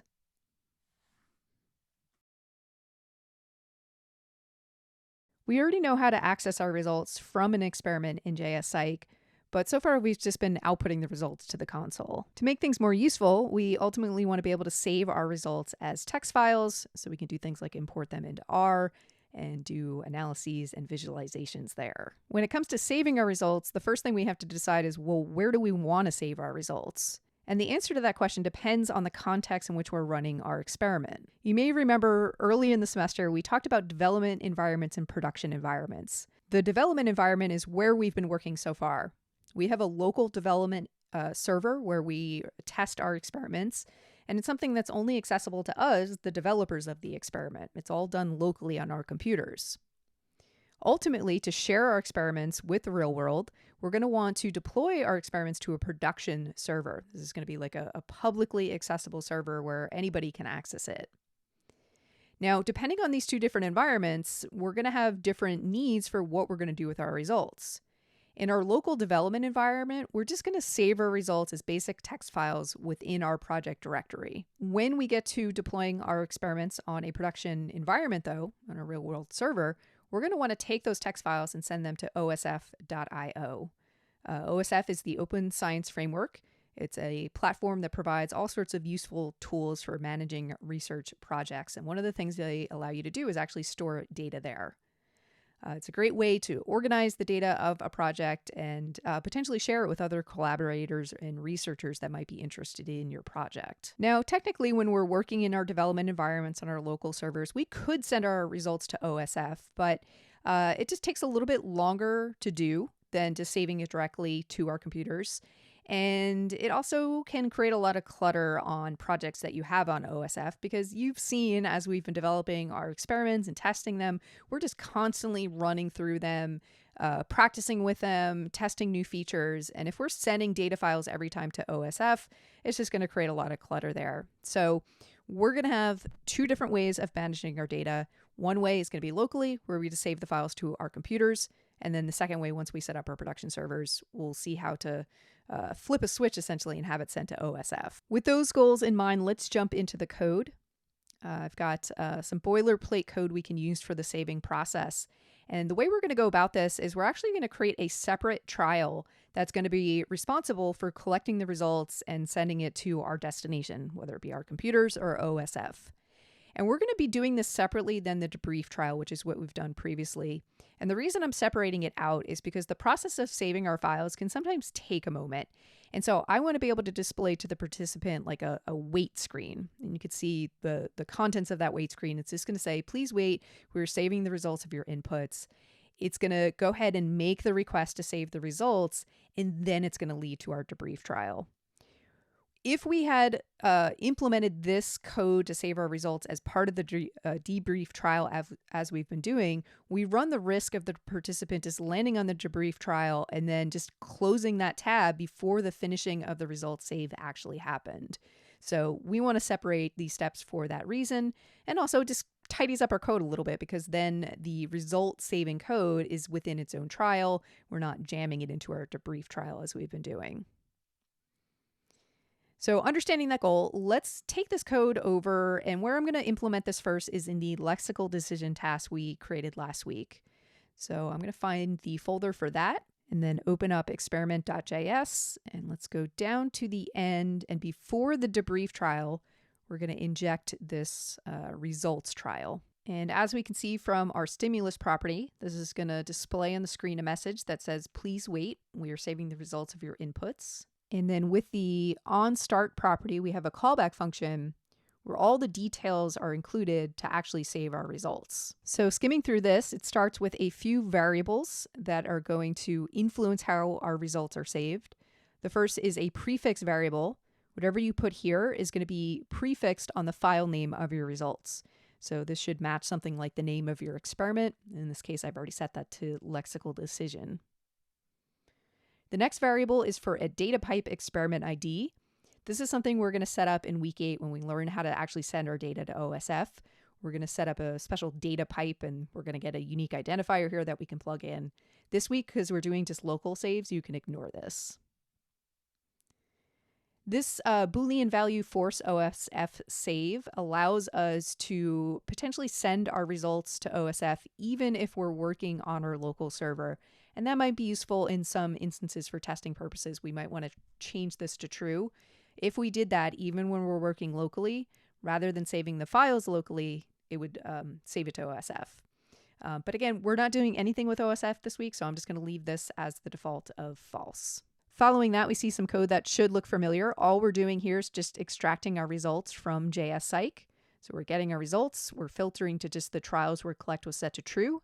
We're specifying which fields we want to ignore, and we're making sure we're getting that as a CSV format. And we'll use those results in a moment, but before we do that, we generate a participant ID, and we're just setting that to be the current timestamp.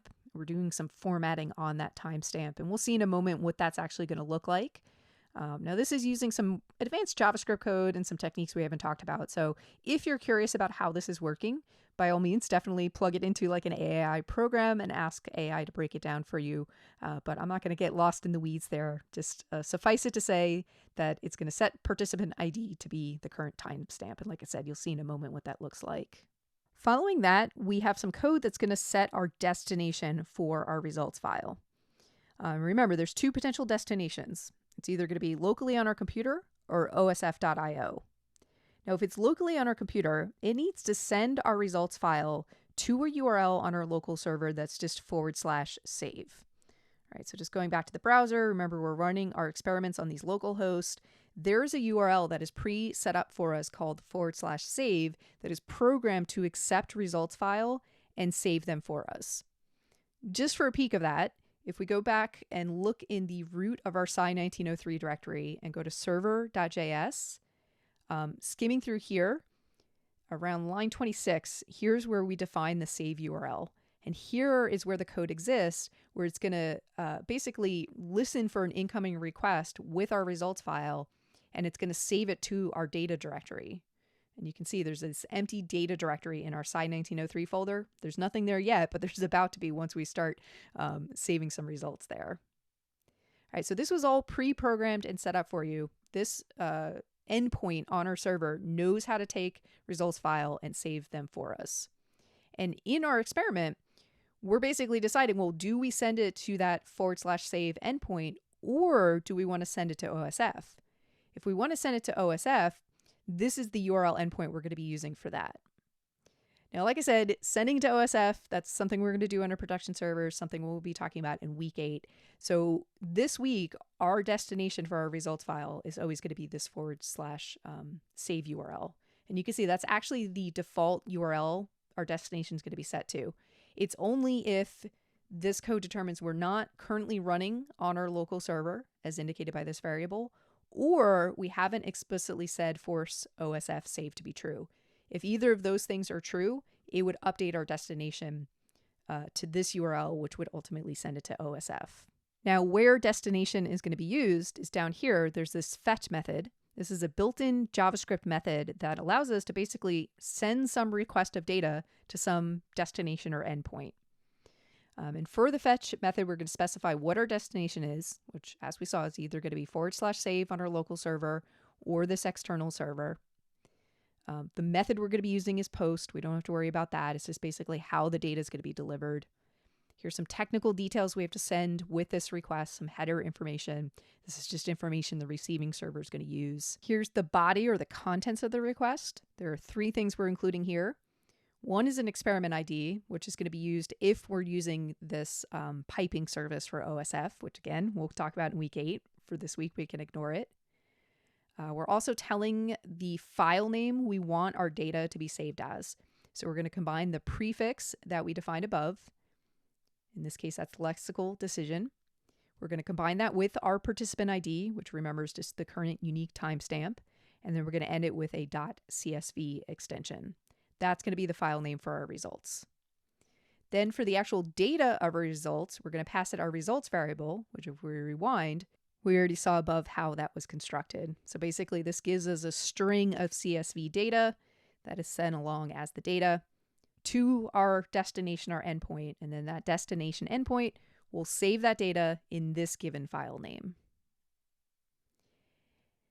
Now, after the fetch completes, and only after it completes, within this special then method, we can execute what we want to happen. And all I'm doing is just taking our data that we're getting back in response to this fetch request and just logging into the console. This is going to basically allow us to check if our save was successful or not. If there's any errors on the receiving endpoint, we'll see that here at this point. And then finally, there's this special finish trial method that we can invoke within our jsPsych instance. This is what's going to allow us to proceed from the results trial to our debrief trial. And if we rewind to our earlier settings in here, there's this special async property that was set to false. This, in combination with the fetch and the then, is used to make it so that all of this stuff has to finish and complete, including the communication with the external server to save our results. All of that has to complete before we get down here to finish the trial and then move on to the debrief. All right, and that's very important because sometimes, especially when we're communicating with an outside server, it can take a few moments to do that, and we want to make sure that completes before we move on. We don't want to short circuit that process. Now, I know that everything I just threw at you was a lot. This was a lot of code at once, and a lot of it is new techniques that we've never even talked about before. So it might be a little overwhelming, but I really just want you to have the big idea of how this works right now. And understand that when it comes to saving the results of your experiments, all of this is really plug and play. You just take this trial, you're going to put it at the end of your experiment. You do want to go in and change the prefix, and ultimately I'll show you how to set your DataPipe experiment ID.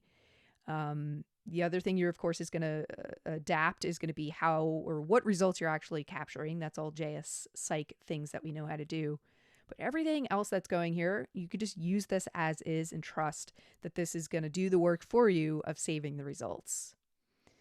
And I don't typically like to gloss over code like this and just like throw it at students and not make sure they fully understand it. But we are going quickly through this in the interest of time because we only have a semester. And furthermore, the semester is cut in half across two very big topics. So the time we're spent programming, I really want to focus more on the mechanics of building the experiment and thinking about the experiment and less these details about how we communicate with some outside server to save results.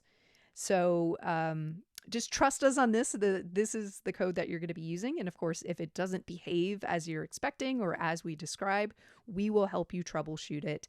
But this is not something that you will ever be expected to just like write on your own. We won't have quiz questions coming from this code because I do recognize it's a little overwhelming. Our main thing is, can you take this code that we have provided and can you successfully implement it? And speaking to that, let's make sure that I have actually successfully implemented it. So I want to test this out. Before I do that, I just want to point out that in the conditions file for this experiment, I went ahead and commented out part 2 and 3 just to expedite the testing process. So every time I run through this, I don't have to go through the full experiment. All right, so coming back to the browser, I'm just going to refresh it, make sure I have the latest version. And let's run through this. All right, and there's our debrief screen. So it almost appears like it didn't work because what happened to the results screen? We're supposed to see the results screen where, you remember, we had set this message to say, where was it? Please wait, we're saving the results of your inputs. It seems like that didn't happen, but it did actually happen. The problem was, or not really the problem, but what happened was the results happened so quickly that it appears almost as if we jumped directly to the debrief screen. Which is fine. If it doesn't take long to save the results, we don't need to make the participant wait. We can go straight to the debrief screen, as is what happened here. But the question is, were our results actually saved? Well, we have some evidence of that. If we look down in the console, you can see we've got this response object that's output. And you can see the URL destination for where our data was sent to. And then the status here is 200, which represents basically a successful request was made. If you saw something like 400 or 404, that would indicate some sort of error. But status 200 is always good when you're communicating with the server. And the other thing we could check is just, did our data end up written to our file system? So coming back to VS Code, if If we look at our data directory, sure enough, there is our first CSV file. So you can see it was prefixed with that prefix we set of lexical decision. There's our participant ID, which is just a unique timestamp.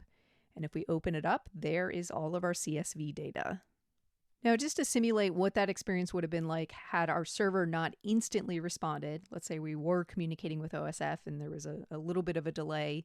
I'm going to simulate that delay in my server.js file. I'm just going to paste in some code that I just Googled a moment ago. This code is basically just going to force the script at this point to pause for 4 seconds, just simulating some slow load speed for communicating with the server. And so now if we run our experiment again, there we can see our please wait message, which we should see for 4 seconds total, which we did, and then it leads to our debrief message.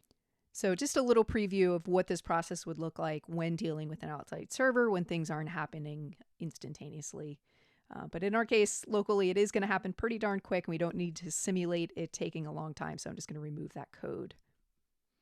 And let's check our data directory. You can see that I've now ran the experiment twice, so you can see I've got another data file within there. And so we can see our save results process is definitely working as expected.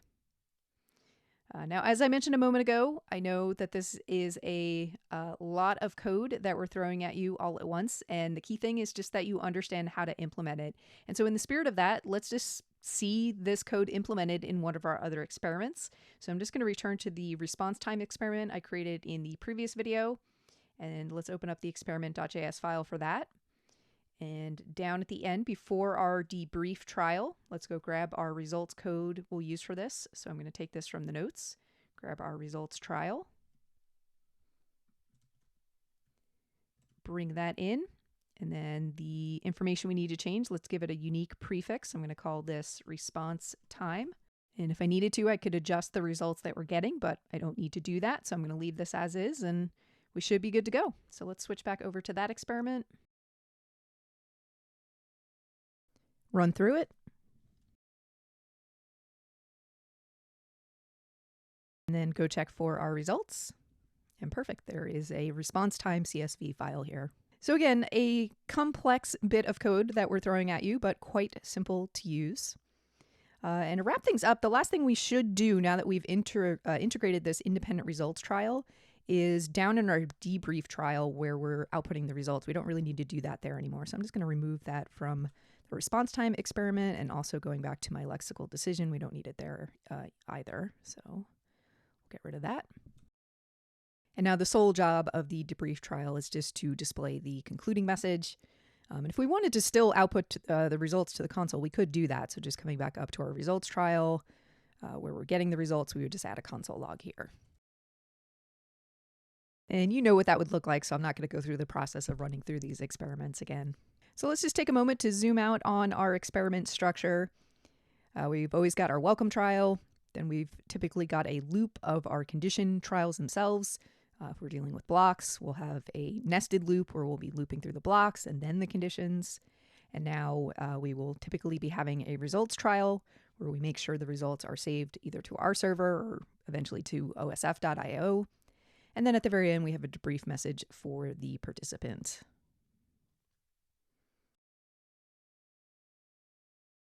When we first learned about making web pages, we learned that there were 3 main ingredients: HTML, CSS, and JavaScript.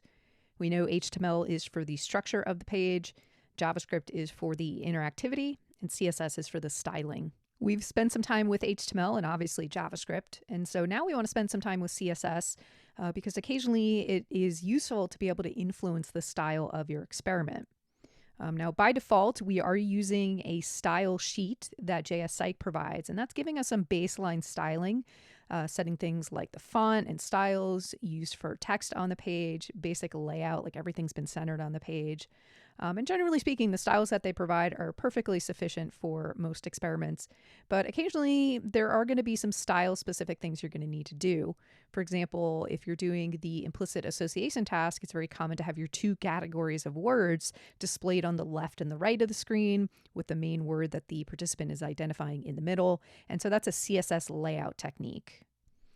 Another thing I like to do just to make the interface a little bit easier for participants, and I'll go ahead and show a screenshot of this later in these notes, is anytime I'm giving keyboard instructions, I find it useful to draw their attention to the key itself. So just with a little bit of CSS styling, we could just make it look like an actual key on the keyboard. All right, so little things like that can help with the design of our experiment. So we want to know just a baseline understanding of how we can work with CSS. To start, let's check out this video, CSS in 100 seconds. It's just a really good crash course to the history of CSS and the basics of how to use it.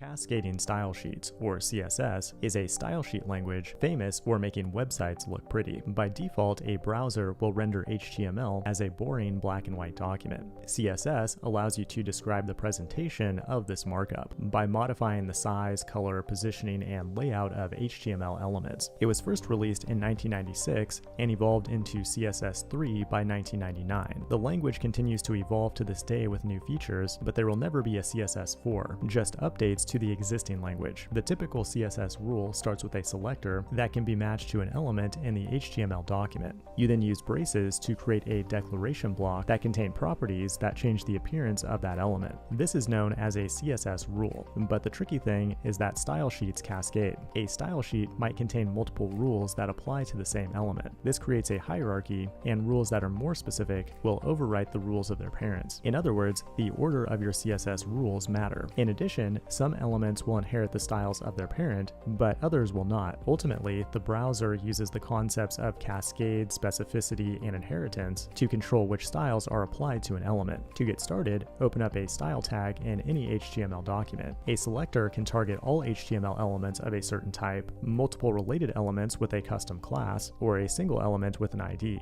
Now, think of every HTML element like a box. The content is in the middle, followed by padding, border, and a margin. The amount of real estate used by every area in the box can be customized by defining properties like padding and margin. They can take explicit pixel values or responsive values that are relative to the parent element or a percentage of the viewport itself. Now these boxes will bump into each other to make up a web page, but you can use tools like flex layout and grid layout to control how they flow together in a sophisticated way. It can also detect user interaction with pseudo selectors like hover. CSS also makes it possible to add logic to your code with variables or custom properties, and by making media queries that can apply styles conditionally based on the size or type of device. And it can even handle complex animations with transitions and keyframes. This has been Cascading Style Sheets in 100 seconds. So let's dig just a little bit deeper into some of the concepts that were broadly discussed in that video. Starting with just the basic ingredients of CSS, which is going to involve selectors to identify which HTML elements on the page that you want to style. Properties are going to specify what aspect of the element we want to style. Do we want to change the background color? Do we want to change the font size? Do we want to add borders? All of those sorts of things can be adjusted in CSS. In fact, there's about 500 different CSS properties that we can adjust when it comes to elements on our page. The values are going to be what we're actually setting to the properties. So just jumping down to this example, this is the syntax for selecting and styling any paragraph element on a page. So we start with our selector, and in this case, it's just the name of the elements that we want to be styling. And then we've got open and close curly brackets, and anything we put in here, specifically the properties and values we put in here, are the styles that are going to be applied to that element. So in this example, the two properties we're using are color. This is going to change the color of the text within the paragraph. And then font size, this is going to change the size of that text within the paragraph. And you can see the respective values that we're setting that to. So that's the very basics of the syntax. Before we go further, let's just see this in action. How do we actually start to associate CSS within our HTML files? And there's a few different ways we can do that. We're going to be using external styles, and I'm just jumping down here in the notes under applying CSS to HTML. We're going to talk about external styles. And basically what this means is we're going to put all of our style declarations in their own file. Very similar to how we have all of our HTML code in one file, all of our JavaScript code in another file, where we're going to have all of our CSS in its own file, and then we're going to link these things together. So understanding that, let's see this in action on one of our example experiments. I'll just use the lexical decision experiment I've been working in. And all I'm going to do is just create a new file within here, and I'm going to call it styles.css. I could call it whatever I want. I could name it after the experiment, but the key thing is just that it has a .css extension. All right, then just to see that the styles I set here are going to be applied to this experiment, I'm going to start with something super obvious. I'm going to select the body of the page. So that's my selector, and I've got my curly brackets. And then I'm going to say background color. So that's the CSS property we're going to be working with. And I'm going to set it to yellow. And that's going to be extremely hideous. But if we see that yellow, we know that we have successfully connected this CSS. So this is just like a proof of concept. All right, now to make that connection, let's go to our index.html file. We're just going to mirror what we saw for how we included the jsPsych CSS library. So I'm literally just going to copy this link line and change my reference. And I'm going to just reference this styles.css file that I just created. All right, and this is a local file. It exists in the directory, same directory as this index.html file. So I don't have to include extra path details. It's not coming from some outside source, so I don't have a URL. It's simply just going to be styles.css. And let's see what that looks like in the browser. So I'm going to refresh. And perfect. Like I said, there's that hideous yellow background just confirming that our styles are being applied. Now, pay attention to order of operations. Just like we had to make sure things like our conditions and our experiment.js file came after we had loaded the jsPsych library, a similar pattern for our CSS. We want to get the jsPsych CSS file first, and then we'll put our custom styles after that, because we might be overwriting some of the default styles in here, depending on how we want to tweak our experiment. And so we want to make sure that comes second. All right, now backing out, let's get rid of the background color yellow. In fact, I don't really need to style anything in the body of the page. Let's play around with that paragraph selector we saw in the notes. So just to see what that looks like. So we're going to reference the P elements, and let's see, what had I put in the notes? We did color blue and font size 16. Let's just see what that looks like. Notice syntax-wise, I am going to put each property and value declaration on its own line. It is going to end with a semicolon to terminate it. And just like the auto formatting works within your JavaScript files, it should also apply in CSS files. So if I say didn't indent my properties and my values, but I save my file, my auto formatter should bump that over for me. All right, so let's refresh our experiment again. And there you go. You can see all of our paragraph elements now have a blue text color and 16 pixels fonts, which isn't super obvious. Let's bump that up to a higher number. Let's try 36 pixels.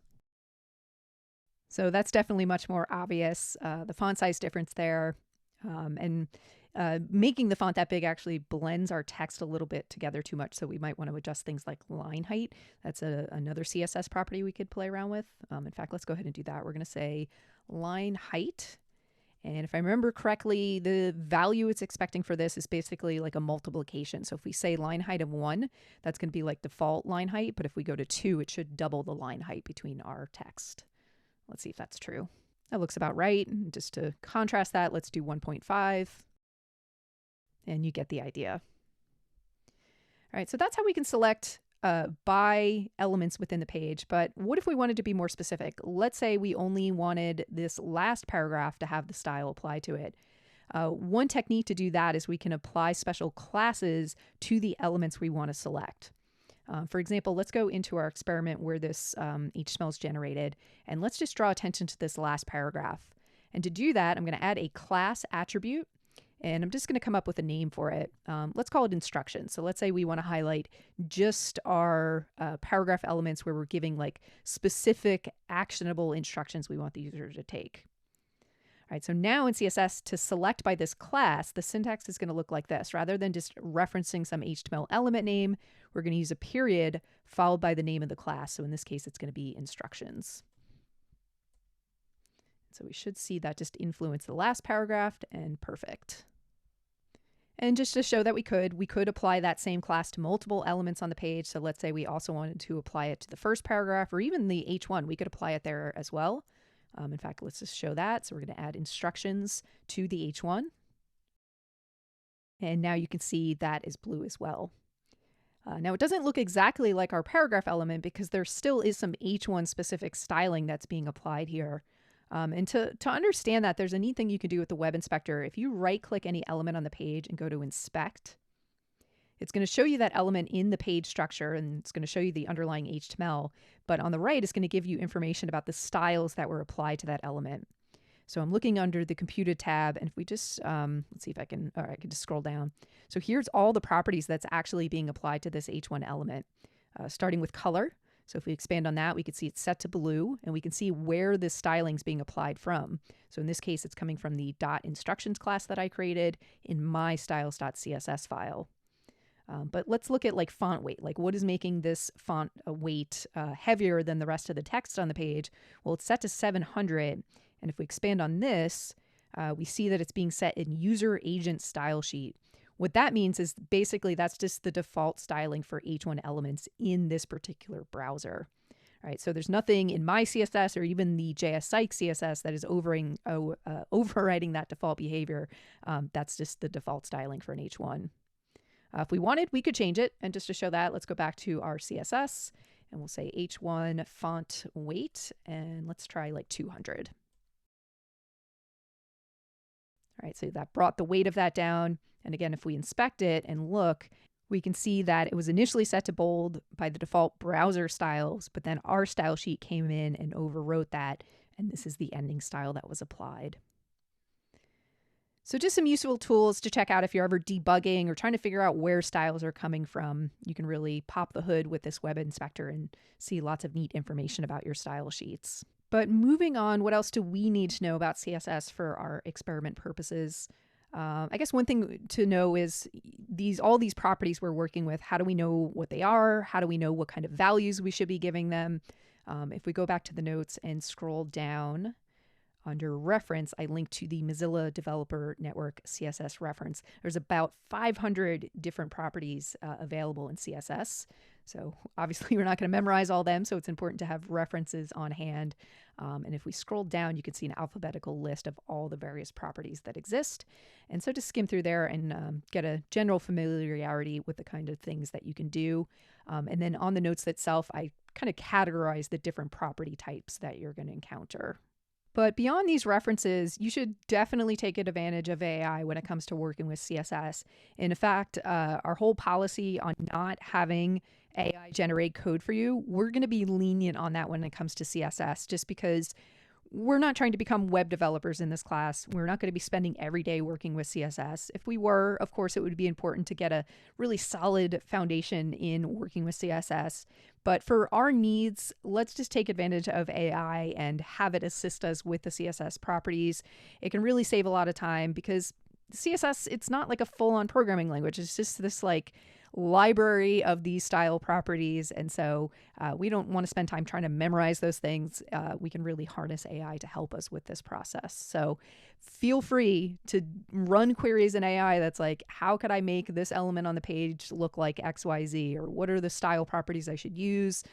Down to, I want it to look like this, and you describe point by point, and then you can actually have AI generate the CSS for you. Now, of course, AI is not always going to hit that perfectly with what your expectations are. So having this baseline understanding of how to look up the properties yourselves and learn about them can be helpful when it comes to tweaking the answers you're getting from CSS. So take a little bit of time to get some familiarity before going full force on the AI usage there. And with that, I think that's enough of a foundation for what we need to know about CSS to move forward. In the next video, let's apply some of this and see some examples of where you might find yourself using CSS within your experiments. If you're following along, I'm still in the CSS notes. I'm under the section, how much styling do you need? And here I point out that most of the styling for our experiments is going to be taken care of by that default jsPsych style sheet. But there's a couple instances where styling or customized styling is going to come in handy. The first instance is if for your project you're going to be executing the Implicit Association Task. Typically within a task like this, the two category words that are shown on the top left and the top right side of the screen. And then the main word that the participant is categorizing is somewhere centered in the screen and typically a little bit larger. To see how I accomplish this, if we scroll down a little bit in the notes, I've got an example. So for my two words, which I'm just hard coding in this particular example, I put them in a span element. Remember, a span's an inline element. That means that it's going to be able to sit in line with other content on the page. I want both of these words to appear on the same line. And that's in contrast to things like our paragraph elements. That was a block level element. So as you can see, that sits on its own line. It's not in line with these previous span elements. All right, that's my HTML structure, and you'll notice I gave each of these elements a class. So for the first category word, I gave it a class of category 1. The second word is category 2, and then the word itself, I just gave it a class of word. And then here you can see the styling. So for the word that should be on the left, or category 1, I gave it a margin right of 100 pixels. So margin is just going to be the spacing around an element. So I basically said, give me 100 pixels of space to the right of this element. And then likewise, for the category 2, I gave it 100 pixels of space on the left. So that's going to account for this space here. And the end result is you get the first category to the left and the first category pushed to the right. Then following that, for the word itself, I'm again using margin, but this time specifically margin top of 100 pixels.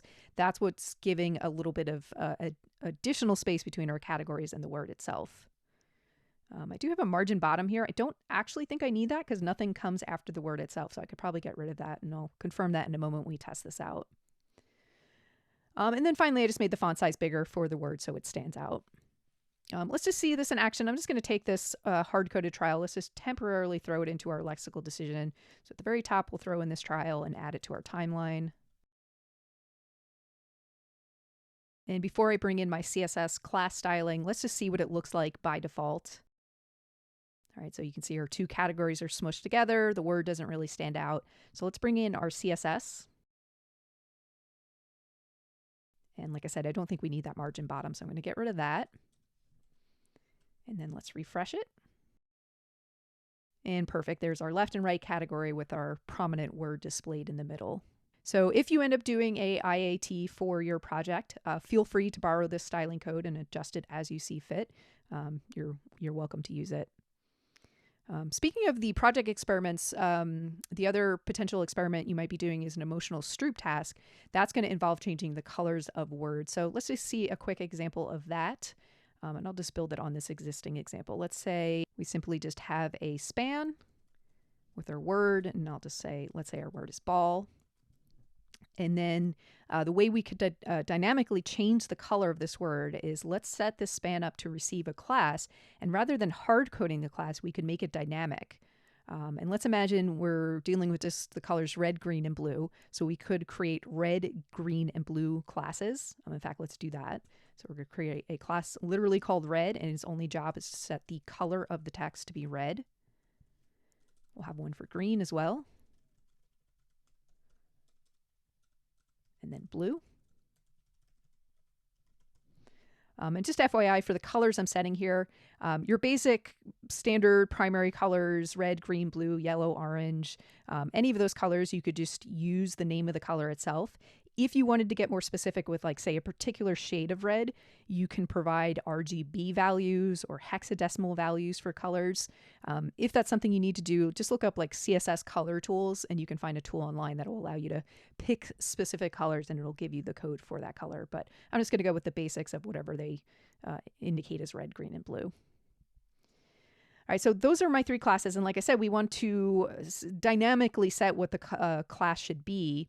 And just to simulate this, let's create an array. We'll call it colors, and we'll set it to be red, green, and blue. And let's go ahead and randomize that. So I'll use jsPsych. Remember, we have a randomization.repeat method we can use. I'm just going to pass this array directly to that, and we only need to repeat it one time for this basic example. And then so once that is shuffled or randomized, let's just extract the last element in this array to be the color we're going to set. So let's say let color, reference our colors array. We'll just use the pop method to get the last element from that array. All right, then we're going to take this color variable and dynamically inject it here as our class. Let's see if that works. So the first time through, we got green. Refresh it again, we got green again. There's blue. I'm just going to keep refreshing it, and then we've got red. So just testing, making sure we get at least one instance of each of those colors as we refresh the page. So keep this technique in mind if you are going to be using the emotional Stroop task. A procedure similar to this could help you out with those dynamic colors. Moving on, some other CSS things that might apply to your projects and your experiments you're building. One thing I like to do is I like to set a styling. Anytime I'm giving keyboard instructions, I like to make the text that appears on the screen almost look like a keyboard key. To show you what I mean, I'm just going to update my welcome trial for this lexical decision task. And here where I'm saying press the space key, I'm just going to wrap this in a span. I'm going to give it a class of key, and I'll set some styles for that in a moment. We're going to say close our span there. And then styling I want to add for this, I'm going to pull from the notes. Bring this into our CSS. Just add this at the end. All right, so what I'm doing is I'm giving it a 1 pixel solid black border. So it's going to be a very thin line around this entire element. I'm using a solid border. There are like dashed and dotted borders, but in this case I want it to look like a keyboard key, so I'm going to go with solid. I'm slightly rounding the edges of the border, and then I'm setting the display to a value called inline block. This allows us to take inline elements and apply what are typically block level styling things to it. So you can see what follows after is padding. This is going to introduce spacing around the text, but inside the border. And typically with inline elements, we don't work with padding, but by using this little trick of telling this to display as an inline block element, that's going to allow the padding to work. And that's really getting into the weeds of like some CSS intricacies that we don't really have to worry about. So just trust me that this is going to create the style that we're looking for. And let's see what that actually looks like. So coming back, refresh our lexical decision task. And let me get rid of that word example we had there. We don't currently need that, so I'm just going to comment that out. And there you go. That's what that looks like. So just really draws attention to the action we're expecting of the participant and helps enhance the user interface. If you go back to the notes, I've got a screenshot of where that can draw the attention to several keys in your instruction if you do have multiple keys that are needing to be pressed. All right, so something like that in your projects is completely optional, but I do recommend it because, like I said, it does enhance the user interface. And time permitting, after you get your experiments working and all the other details of your projects worked out, if you want to go back and play around with the styling of things, you could definitely do that. Now, the last little styling thing I want to introduce you to is a neat little thing we can do on our loading page, which I don't have a screenshot here, but I'll show you what it looks like. What we want to do is create like a little animated loader icon that's going to show on our results trial. So eventually when we are sending this to like OSF.io and it's taking a few moments, rather than just seeing like a static page of content telling the participant to wait, they're going to see this dynamic loader. And that's really useful because if you tell a user to wait, but nothing is like moving on the page, they will sometimes assume that like it's frozen or it's not working. So anytime you ask somebody to wait, it's good to have some sort of like loading, even if it's just like a circle spinning around, that will get people to stick around and wait for that process to finish. So we're just going to add that. And this is kind of cool because you can actually do a little bit of CSS animation. You can make things move around on the page. And so we're using some CSS animation techniques to do this. And all we're going to do, we're just going to add a span with this class loader, and then here are the styles we're going to apply for that. And let me show you what that looks like. So let's go down to our results trial. Where's our stimulus for that? So after the please wait message, we'll add our loader. And then I'll also grab the CSS for this. So there's two main sets. We're going to select the loader itself, and then this is setting some particular settings for the animation happening within the loader. So just grab all of that and throw it into our styles.css at the very end. And then in order to see this, as we saw 2 videos ago, obviously when we're saving our results locally, it happens so quick. We don't typically see that result screen. But just to force us to see it, what I'm going to do at the end of my results trial, this line here, this is what makes the result trial finished and progress to the debrief trial. So I'm just going to comment it out, and that's basically going to short circuit it. So we'll stop on this result screen so we can actually see this loader. All right, so coming back, let's refresh this and run through my experiment quickly. And there we go. There's our results screen, and you can see that CSS loader. And like I said, psychologically, that just makes the user more likely to wait around because they feel like something is actually happening when they see that moving versus just having static content. And of course, once you've tested this and confirmed it's working as expected, don't forget to go back and re-enable the line that would actually progress it to the next trial. And so those are the things I can think of right now that might come up when it comes to styling within your experiments. But by all means, if there's something specific that you're trying to do design related in your experiment, you're not sure how to achieve that, you can definitely reach out to us and we can point you in the right direction. And also, like I mentioned earlier, AI can be really useful when working with CSS just because there's so many different properties out there and sometimes it can be a little confusing how to actually use them. So feel free to harness AI in this context. This week, you're going to be digging into the development of your project experiments. And so I want to share a couple tips with you that are going to help in that process. If you're following along in the notes, I'm under jsPsych development tips. And the first tip is to install a VS Code extension called Excel Viewer. This is going to make it so that when we're looking at our CSV result files, we can actually translate them to this nice table format.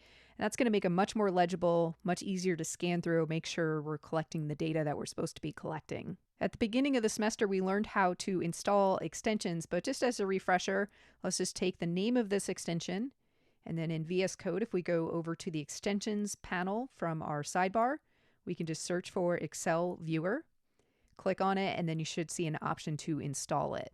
Once you've got it installed, there is a setting change I want you to make. And you'll find the setting by searching for this keyword I've got in the notes, csv-preview.capitalize headers. By default, it capitalizes the words of your headers in your CSV data, and we don't want that. We want to see the exact casing that we used in the raw CSV file. So let's go ahead and see how we can disable that. We'll go into our settings, to search for that key term. And then in my case, I've already disabled it, but you would want to uncheck this box here for CSV preview capitalize headers. Once you've got it installed and you've made that setting change, let's see how it works. So I'm just going to go over to my data directory and any of my CSV files. Of course, if I just click on them, it's going to open up the raw CSV. But now with this extension, if I right click the file, I can choose open with and then choose the CSV editor. And now we can see that same CSV data in this nice legible table. And there's even sorting and filtering options, which we're not really interested in. We're not going to be working with this data directly in VS Code. We just want to be able to view it and make sure we're getting what we're expecting out of our experiments. The next tip I want to share is how you can expedite the testing process of your experiments as you're going through them. To demonstrate this, I'm going to bring up our math response time experiment from the last two task sets. I'm going to go into my experiment.js file. And let's imagine we were still in the process of actively developing this experiment. We've got our welcome trial set up. That's working how we want. We've got our questionnaire also set up and fine-tuned. But let's say we're working now on the math questions. It's not quite finished. We're making changes, testing out the functionality, making little tweaks as we go along. If we were to run this experiment as it's currently written, every time we go to run it in the browser, we'd have to go through the welcome trial, we'd have to go to the questionnaire just to get to the part of the experiment that we're actively developing. So to expedite that process, what we could do is just temporarily disable these trials that come before the trials that we're actively working on. And all we have to do to make that happen is just find the line where we're pushing that trial to the timeline and just comment it out. I'll do that for the welcome trial and also the questionnaire trial. Now, when we go to the browser and refresh our experiment, we don't have to go through the welcome. We don't have to go through the questionnaire. We can get straight to the math equations, testing out that the functionality here meets our expectations. And then, of course, when we're done and everything's fine-tuned there, we can go back and uncomment the commenting out of those lines so we have a complete experiment. And with that, those are my two quick tips that will hopefully make you more efficient as you're going through testing and developing your experiments. Last week, we went over the key details of the experiment you're going to be building for your project this semester. We learned that the project is going to be made up of 3 tasks. The first is going to be a priming or induction task. The second is going to be a questionnaire task. And the third is going to be either an implicit association task or an emotional Stroop task. In this week's videos, I want to dig into the details of these 2 tasks, covering what are your requirements for those tasks, and also provide you some tips on how you're going to be constructing them. Additionally, I also want to talk specifically about the results you should be collecting as part of your experiments. In this video, I'm going to start off focusing on the IAT, but I want you to watch this even if your project is going to be involving the EST. just because there might be some useful strategies and things I talk about in this video that could apply to your project. And just beyond the scope of the projects, we are learning about building experiments in general. So even if you're not doing an IAT, understanding how you could do it would be useful. And then vice versa in the upcoming videos when I focus on the EST, any students that are doing the IAT, you should still watch those videos and make sure you have a general sense of how you would go about executing that particular task. So understanding what our goals are, let's dig into the IAT. And for this, I want to go under Project and IAT Guidelines. And this page starts off with some general information about the IAT, which we are all familiar with at this point. We spent some time a couple weeks ago mapping out an IAT. You've likely encountered it in your other courses, so I'm not going to go through those details. What I do want to go through, though, is a IAT demo that I've put together. I've shown parts of this demo in class before, but I've worked out a demo that very closely represents what you're actually going to be creating in your project. So let's just run through this before we start talking about how you would code it. Let's just refresh our memories on what we're looking for in the overall structure of this experiment. All right, so here we are at the welcome screen. We see a general welcome message, and we tell the participant what to expect in terms of the 3 tasks that they're going to be completing. For the purposes of this demo, in our priming task, I'm going to have the participant read a short story. We have 2 stories that will potentially be displayed at random. So they'll read that, then it'll go on to the questionnaire, and then they'll get to the actual IAT. So let's hit space to begin. Here's our story. So you can skim through there. You can pause the video if you want to read this. Basically, it's about a stay-at-home mom named Emily. And of course, this is relevant to this demo IAT where we're going to be talking about men and women and family and career. The other story is about a stay-at-home dad. All right, so let's assume we read the story. We press the space key to move to the next task. This gets to our questionnaire. And I can go ahead and just quickly fill in the middle option for this to proceed to the key part of this experiment, the actual IAT. Here's our intro screen for that. It says in this final task, you're going to be shown a series of words and asked to sort them into categories. I'm going to press the space key to begin. Here is part 1, where we have our 2 beginning or target categories, men and women. We have instructions on how we're going to categorize by pressing the F and J key. So we'll press space to begin. The first word we see is George. We're going to categorize that in the men category. So I'm going to press the letter F. And you get the idea. We'll proceed through this very quickly. In this demo, I only have 4 trials per block just to make it so that we can quickly go through it. Of course, in your final experiments, you're going to have 36 trials per block. Here we are in part 2 where the target categories, we switched over to the attribute categories of family and career. We see similar instructions. And so let's press the space key to begin. And then we'll do our sorting.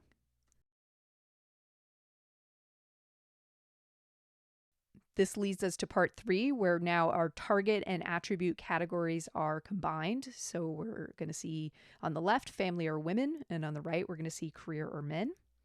So just to proceed forward, we can see that. So Julia would fall under the category of women on the left, so I would press F. Jamal would be men on the right, J. Andrew, right, J. You get the idea. And then finally, part 4 is going to take the same target and attribute categories and just flip them. So again, we'll go through this quickly.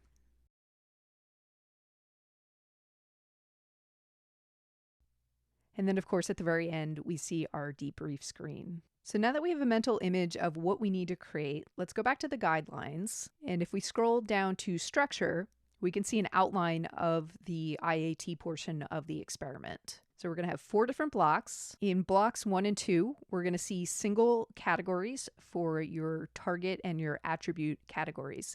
And the order of this will be random. So we might start with your target categories, such as men versus women, and then follow up with your attribute categories, such as family versus career, or you might see this flipped. Then following our single categories, we'll see a combination of categories where we combine together our targets and our attributes. So for example, in block 3, we might see women or family on the left and men or career on the right. And then we would flip that for block 4. It would be women or career versus men or family. So something like this is the end goal. And the way you're going to go about achieving that is using a conditions file that we're providing for you. And the reason we're providing this conditions file is just to expedite the process, because coding out the data structure you would need to go through these different blocks and choose your words at random and make sure you don't have repeat words and all of those things is actually quite complex, as you'll see in a moment when we look at the conditions file. And we wanted to make sure you didn't get stuck spinning your wheels on that part of the process. So we're providing the conditions file. It's an example that you can look through if you're thinking about designing future experiments and use that as a starting point. But your main focus is going to be on developing the experiment around those conditions. So understanding that, we want to get very familiar with this conditions file, because if you have to build your experiment around this, it's very important that you understand this data structure. So let's get this loaded into an example project so we could start to play around with it. I'm just going to follow this link over to the conditions file. And there's actually 2 files here. One is the underlying code we're going to be copying. And then beneath that is just the output from the actual conditions data structure that's going to be generated. And we'll see this when we run it in our code. We'll just log it to the console to take a look at it. But if you ever want to quickly see what data structure you're working with, you can see the output example at the bottom. But right now we're primarily just interested in the code. So up at the top, I'm going to click the raw button just so I can get the underlying code. I'm going to select all and copy that. And then in VSCode, I set up just a folder called my demo experiment. I gave myself a starting index.html file. I made sure I had all of my jsPsych plugins that I'm going to need, my JavaScript files, my styles, that's all good to go. And I'm going to create a new conditions file. And I'm going to go ahead and call it IAT-conditions.js, just because that is the name of the starter file that we gave you. So just going to be consistent with that. And let's actually make sure then in my index.html, I am calling it IAT-conditions.js. Previously, we've just been calling these conditions.js. We're just being a little bit more specific here. All right, so with that IAT-conditions.js set up, I'm going to paste in the code I copied. And skimming through this, the first thing you should observe is roughly the first 25 lines of code is code that you should modify and make it specific to your experiment. So starting at the top, we have 2 arrays, one called blocks A and one called blocks B. In blocks A, you're going to specify your target categories and your attribute categories. In blocks B, you're going to specify the combinations of those categories. So in my example, I have family or men and then career or women. And then I do the opposite of that. So it's family or women followed by career or men. All right, this basically is going to outline the 4 blocks of the experiment so that you can think of this as block 1 and block 2. And then this is block 3 or block 4, but not always in that order, because as I mentioned, these will be randomized. So sometimes this might be block 1 and this will be block 2, etc. What will be consistent is that in the first 2 blocks, it will always be pulling just from this array. And in the second 2 blocks, it will pull from this array. So you always start with your single categories, and then it will progress to your combined categories. After you indicate your categories, you want to fill in your pool of words for those categories. And you'll do that via this words object. So you want to update these keys to match the categories you're working with, and then update the array of words associated with each of those categories. And of course, you could pull all of this from your Project 1 draft where you came up with the words that you're going to be using in your categories. The final variable you're going to update when you're ready to start collecting data in this experiment is the count. The count is going to influence how many words are shown per category. And when you're first developing and testing your experiment, you can keep this at a low number, like 4 is a good number, that's what it defaults to. But ultimately, when everything's done and fine-tuned and ready to share with other people and collect data, you're going to want to bump that up to 36 because that's how many words we're looking for per category. All right, so we'll make sure to come back and do that later at some point, but for right now, we're going to leave it at 4. Now, everything that follows after that is the code that's going to take all of this information that you've specified here and generate a conditions data structure that your experiment can loop through. And just for a very brief overview of what that code is doing, if we look at line 34, you can see it's creating a variable called conditions, and it's setting it to be whatever is returned from this function called generate conditions. And then skimming down a few lines, you could see this is where the function's defined. So this function is doing the heavy lifting in this file. This is what is taking all of the data you provided above. It is going through it, it's organizing it, it's generating the randomness as appropriate, it's making sure we have an even distribution of words.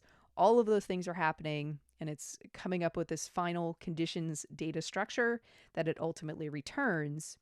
And then by default, we're just going to log that to the console. And the reason we're logging it to the console is because pretty much the first thing you want to do after you get this file set up is look at the conditions that are generated and really understand that data structure, because that's what you're going to be working from, right? We're providing the condition structure. It's going to be up to you to write the loops to go through those conditions and actually build the trials of your IAT experiment. So knowing that, let's look at this output. Let's study our conditions. So I'm just going to switch over to the browser. I've got this experiment running. Nothing on the page because I haven't written anything in the experiment.js file. But if we look down in the console, we can see the output of our conditions. And we could browse through this by just expanding it within the console, but I really just want to see the raw data for this. So what I'm going to do is I'm going to right click it and go to copy object. And then let's just bring up a text editor window, and I'm just going to paste that. And that way we can see everything expanded. Let me go ahead and make that full size and zoom in. All right, so breaking this down, we can see our outer structure is an array. And within there, we have objects. And each object represents a block of our experiment. So for example, in this first block, there's 2 bits of information we have: the categories for that block and the trials for that block. So in this case, the categories are women and men. And then the trials, we have an array of data. And for each trial, we have an object of data for that particular trial. So we have things like what word should be displayed. We have expected category. So which category would we expect Darnell to be placed in? We also have expected category as displayed. And where that's important, if we scroll down to our last 2 blocks where we have the compound categories, you can see that the displayed category is going to be something like family or women, but we want to be recording which of those 2 categories the word actually belongs to. So in those compound blocks, that's the difference between the expected category and expected categories as displayed. Whereas in the first 2 blocks, these are both always going to have the same value. And then finally, the last bit of information we have for each of our trials is the actual key response we're expecting for that given word. And remember, with our categories, the first category will appear on the left, and that'll be associated with the F key. The second category would be on the right, associated with the J key. So in the case of Darnell and the men category on the right, we would expect the letter J to be pushed. So again, just to recap big picture, this is our conditions array. It contains 4 objects, and each object represents a block of our IAT. So this is block number 1. Where we're going to have these 2 categories, one on the left and one on the right, and then we'll loop through these trials displaying each of these words. This would be block number 2, and then this would be block number 3, and then this would be block number 4. All right, so when we think about the looping process, there's really 2 loops we're going to need. There's going to be an outer loop to go through each of the blocks, and then an inner loop to go through each of the trials within that block. Let's play around with that a little bit. So let's go back to the experiment.js file. I'm not going to write any JSPsych specific code. That's going to be your job. I'm just going to play around with some basic for loops to go through our conditions. So let's start with a for loop. Let's say for we know that the thing we're looping through in our conditions is a block, so that seems like a good variable name. So we're going to say for let block of conditions, and let's just start there. Let's just log to the console what a given block is. All right, so here's our output. The first console is just the whole conditions array, and then this is the output from the for loop I just wrote. So we can see each block is just an object that contains our categories and our trials. And digging into that, starting with the categories, it's just an array of our 2 categories. So if we want to access that, we can access them by their index position 0 or 1. All right, and again, just going back to the code, let's imagine this. Let's say we had a left category variable.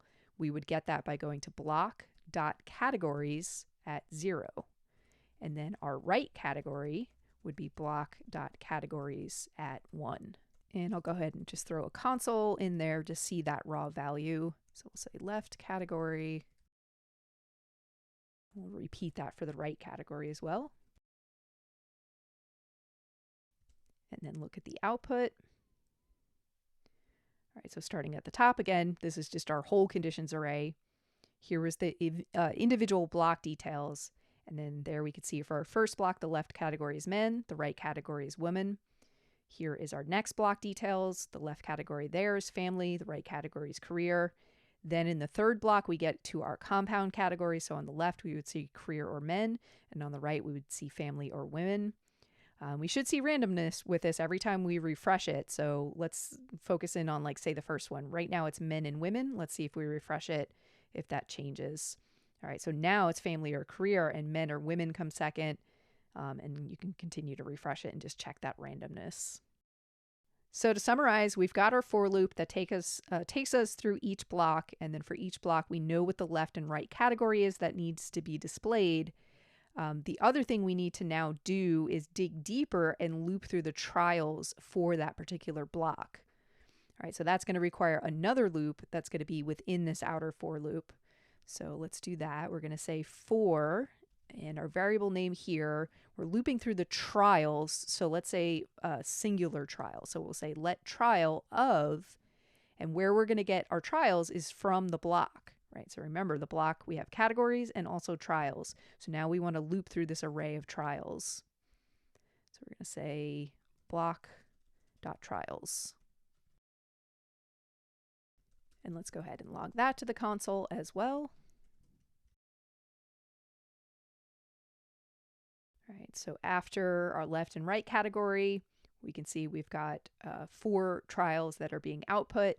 They're all objects that contain the word to display for that trial, and then meta information such as what is the expected category, what is the expected response. And that's all stuff that you're going to use as part of, like, the on finish function of the trial when you're actually comparing things like the response to the expected response to see if they got it true or not. And then things like the categories are things you need to be recording as part of your results. And I'll talk a little bit more about that when I talk more specifically about the results. But long story short, word is the thing that we actually see on the screen.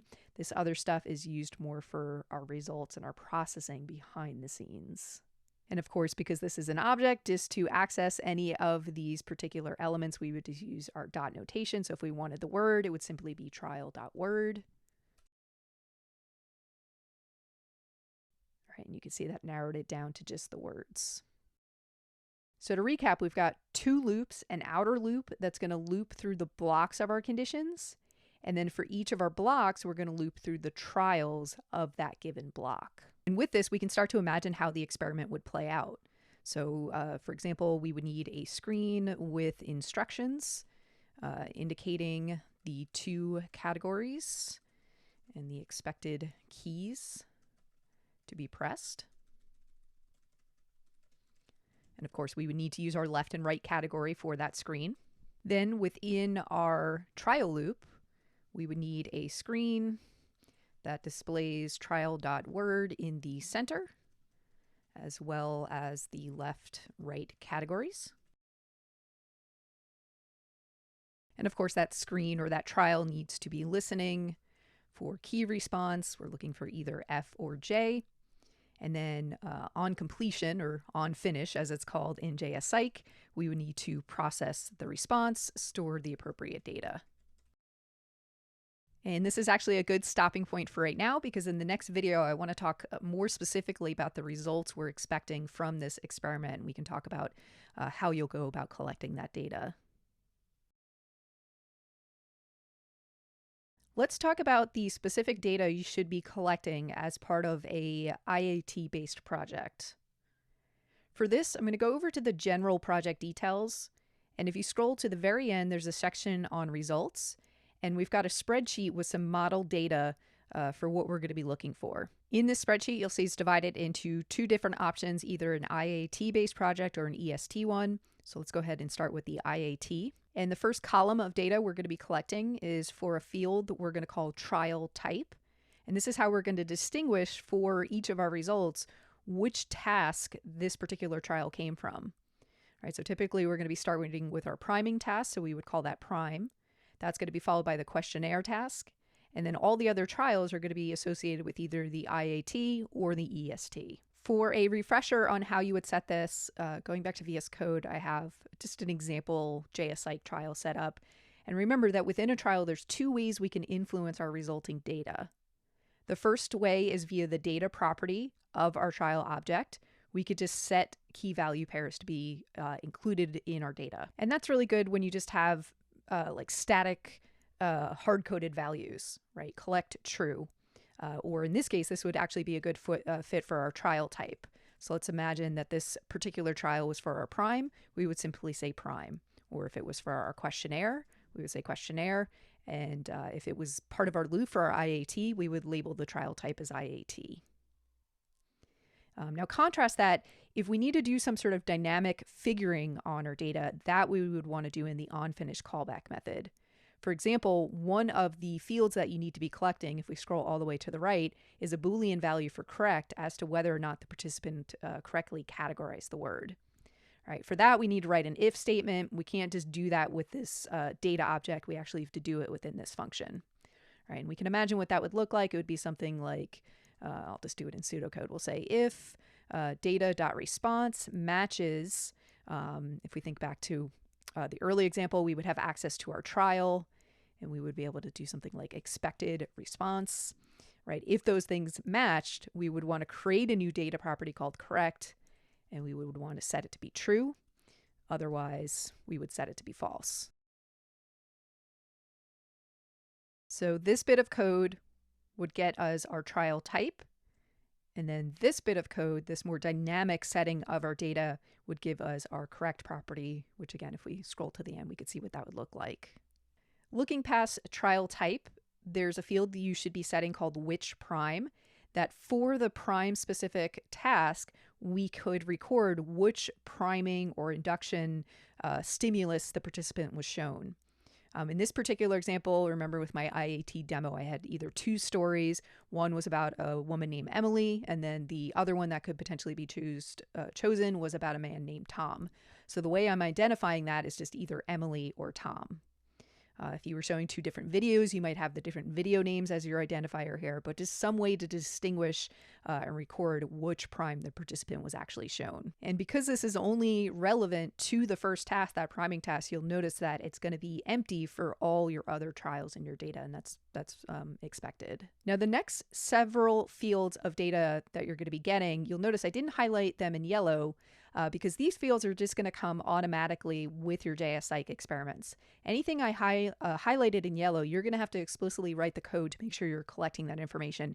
Everything else just comes by default, right? So with every trial, jsPsych is always going to record the response time for that particular trial. It's also always going to record the response for that trial. So in this case of our priming task, the participant just had to press the space bar to proceed. So the response there is just empty. It's just the space character. For the questionnaire, this is what the response is going to look like. We get this string of data for the responses. And the format of this string is in something called JSON, or JavaScript object notation. And that should make sense because this looks like a JavaScript object. It's surrounded in curly brackets. We have keys that represent each of the questions. So we have question 0, question 1, question 2, and then we have values that correspond to what they answered on the Likert scale for that particular question. All right, so that's what your response is going to look like from your questionnaire. And this JSON object, when we get to the data analysis portion, R has tools available to actually parse and break down this JSON object. So we'll be able to work with this. After response, we're always going to be getting the trial index from jsPsych. One thing to observe here is the numbers start at 1 and they increase, but there are going to be some skipped numbers because remember, things like your intro screens, any of your fixation breaks, those are not going to be collected as part of your final results. And we know that because we use that special collect filtering method that we came up with. So the collect true should only appear on the trials where you want to collect the data. And as a result, your trial indexes are going to be skipping some numbers as we go through for the excluded data. Time elapsed, like response time, is recorded. This is just recording the milliseconds since the beginning of the experiment. Question order is a field that jsPsych adds when you use that Likert plugin, and it just shows the order the questions were shown. Now, in our case, we are just going to be showing the order of the questions as you program them. There is an option to randomize your questions. We're not going to do that. So the question order is always going to start at 0 and go up for however many questions you have. Following that, we get back into the realm of specific data fields that we're going to need to make sure we're collecting in our code. So in the case of the IAT, we need to be recording the word. And again, just going back to our example, we can imagine what that would look like. It would be something like word, and we would set it to be trial.word. And just to contextualize this and understand where trial.word is actually coming from, let's move this code back up to the previous code I was written. So this would actually happen within the loop of the trials for the given block. We would have something like this where we would have access to trial.word because of our loop. All right, and then what else would we need? We need the expected category and expected category as displayed. That all just came as part of our conditions array, so we should be able to set that. Pulling it from our trial.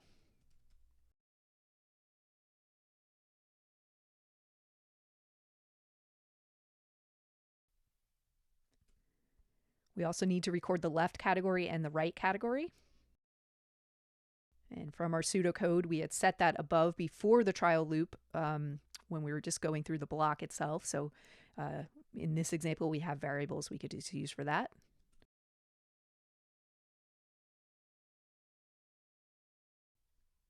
And then the last bit of data we need is that correct field, which we already talked about that. We handle that within the onFinish method because we needed to dynamically figure out whether or not it was correct. So hopefully that gives you a rough idea of how you're going to get your final CSV results file to follow this particular structure. And one important thing I want to highlight is for the data field names that you're using, you should match them exactly as we're showing them in this model. And that's just going to make all of our lives easier because then when you're working with your teammates on your code, there's never a question of, well, what did we call that data field? What did you call it? If everybody is just using these field names, we're all going to be consistent. And that's also going to help us when we get to the data cleanup and analysis portion because we can talk about the trial type field. We can talk about things like expected category, and we'll all be on the same page of what we mean by that particular data. So hopefully this information is helpful for you as you're thinking about the results that you need to be collecting from your IAT-based experiment. And to wrap up our discussion on tips and guidelines for the IAT, there's one more thing I want to point out. Let me just pull up the guidelines for the IAT again.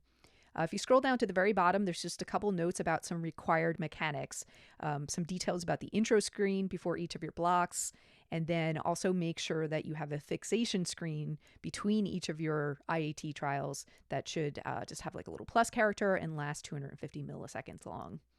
All right, so make sure you incorporate that. If you need any guidance on that, you can go back on the notes when we talked about those fixation screens, but do include that as part of your final experiment. Moving on, let's talk about guidelines and tips for experiments that are going to be using the emotional Stroop task. As you know from your preparation with the Project 1 draft, you were to come up with 2 emotions that you want to study. For the purposes of this discussion, I'm going to refer to them as emotion A and emotion B. In the specific example, we're going to be looking at emotion A that I'm going to be using is going to be associated with calm, and emotion B is going to be associated with scary. And to visualize how this is going to play out in our experiment, if we scroll down on this guidelines page under structure, we can see an example layout of the experiment. We're going to have 3 blocks. The first block is always going to be a practice block. That's just going to go through a list of neutral words. And then blocks 2 and 3 will focus on, say, emotion A to begin with. It'll show half emotion A words and half neutral words at random. And then following that, we would have emotion B mixed in with half neutral words. And these 2 latter blocks will be chosen at random. So sometimes we might start with emotion B and then followed by emotion A, or vice versa. Just to make sure we're clear on this, let's actually go through a demo. And just like the IAT, I've put together an EST-based demo that mirrors what you're going to be doing in your project. So it does include 3 different tasks. For the priming task, we're asking the participant to describe an image. And let's go ahead and just look at that. All right, so there's 2 potential images shown. One is the spooky graveyard scene, and then the other is a calm lake. Let me, in fact, refresh this. Let's see if we can see both of them. Refresh it again. There we go. There's the other potential image the participant has seen, and they're asked to just describe the image. All right, so that's our priming task in this example, and then we continue on. We go through our questionnaire, and I'll just fill this out quickly. And then here we actually get to the task 3, or the EST portion of the experiment, where the participant is given instructions to identify the color of the word that they see as either red, green, or blue. All right, so beginning in part 1, this is our practice block. So all the words we should see here are neutral, and I'll just go through this quickly. And you can see that is the case. These are all neutral words. Now we're getting to block 2, where we should be seeing words associated with either emotion A or emotion B. These are going to be mixed in with neutral words, though. So the first word I'm seeing is chair. That is clearly a neutral word. So I'm just going to proceed to the next one. Then we get to ocean. So we must be in the com block because ocean is one of the words for my com category. All right, we get another neutral word of scale. Here's another com word, so we're definitely in the com block. And then this final block should be our emotion B. So it starts off with the neutral word, and then there we go. There's a scary word, creep. There's another scary word. There's a neutral word. And then that's the end of our experiment. And of course, I have abbreviated this. I've only included 4 trials per block. In your case, you'll end up with 36 when your experiment is done, 36 trials per block. So now that we have a good visual of what we're aiming for, what we need to be programming, coming back to the guidelines, just like in the IAT, we're providing you the conditions data structure you're going to build your experiment around. So let's take a look at that file. Again, just like the IAT, I'm providing the code up top, and then down below is just a preview of the resulting data structure. Let's go ahead and copy this code. So I'm going to click Raw, select all, and copy. And then I've set up another demo folder for this video. If you're following along and looking at my repository, you'll find this under My Demo EST Experiment. And then the one I did in the previous video, I just renamed that to My Demo IAT Experiment. So you can look back on that code as needed. All right, so within my demo EST experiment, let's create our EST conditions.js file and paste in that code. And then let's just make sure that is what we're actually referencing as our condition. So it's going to be est-conditions.js. And we'll load this in the browser in a moment, but let's look at the EST conditions file. So just like in our IAT conditions, the first portion of the file is what you're going to actually modify, filling in details for your experiment. And you can see how this is broken down. So we have a words object, and then there's essentially 4 different categories of words you need to specify. The first is a list of practice neutral words. So you should have 10 of them. You could pull it directly from your Project 1 draft plan. Following that, you need a list of 20 neutral words. So you want to double the amount of your regular emotions for your neutral words, because we're going to be pulling from the neutral word list for each of our emotional block trials, and we want to have enough variety there. We don't want to be repeating too many of the same neutral words. Following that, you'll have the 10 words for emotion A and the 10 words for emotion B. So in my case, my emotion A are my calm words, and emotion B is all of the scary words. Right. Just to be clear, what you're updating here is the actual words in these arrays. You don't need to update the keys of this object. This is universal. It should work with any of your EST experiments. Just like in our IAT, we have a count variable where we can specify how many trials we're going to want to be running. We're going to start with 4 for testing purposes, and then once everything is working as expected, when we're done, we would up this to 36.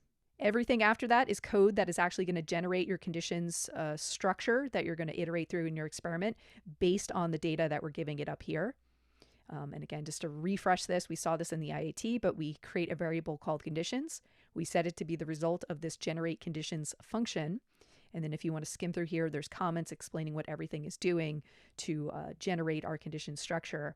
And then let's go ahead and see what that looks like in the console to familiarize ourselves with it so we're prepared to write our experiment around it. All right, so I'm just going to switch over to the browser and refresh this page.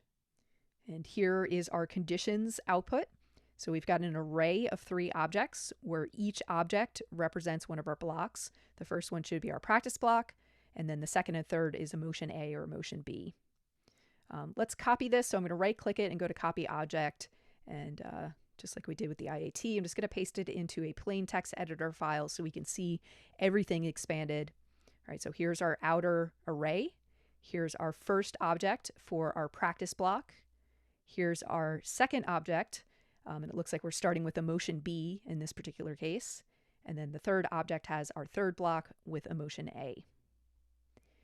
For each of our blocks, there's two main things of information we have. We have the name of the block, so it's either practice, emotion B, or emotion A. And then we have an array of trials. And the array of trials is made up of an object for each trial. And that object contains the word that should be displayed, the valence of that word, a random color to display the word as, and then the expected response based on that color. So if the color is green, we're expecting the letter G.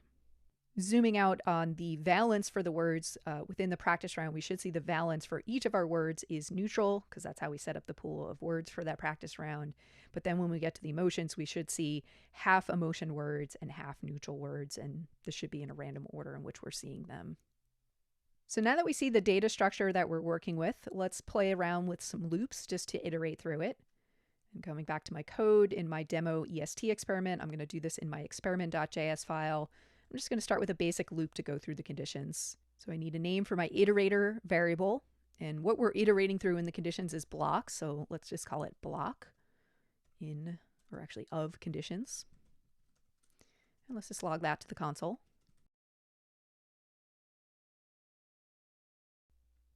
All right, so that gets us down to our block objects where we have access to things like the identifier we gave to the block as well as the trials. And what we would want to do next is iterate through the trials. So we could have an inner for loop for that. So we'll say let trial of block.trials. Let's see what that looks like.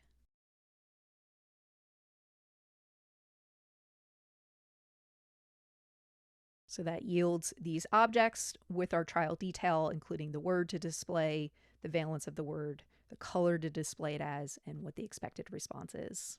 So pretty similar to the IAT in that ultimately we have a nested for loop to go through our conditions. Thinking in pseudocode, we can imagine how we would turn this into the trials of our experiment. So for example, here we would have a screen to introduce the block. Then following that for the trials, we'd have a screen for each trial. Display the word as the selected color. And of course, we would listen for the R, G, or B keys to be pressed. And then we'd have our onFinish callback, which would compare the data.response against trial.expectedResponse. And of course, that would need to record whether that was true or false. And we'd have like a data.correct property to record that. And that gets us in the territory of thinking about the results from our experiment. So let's go back to that spreadsheet we were looking at for the IAT and look at what data we need for the EST.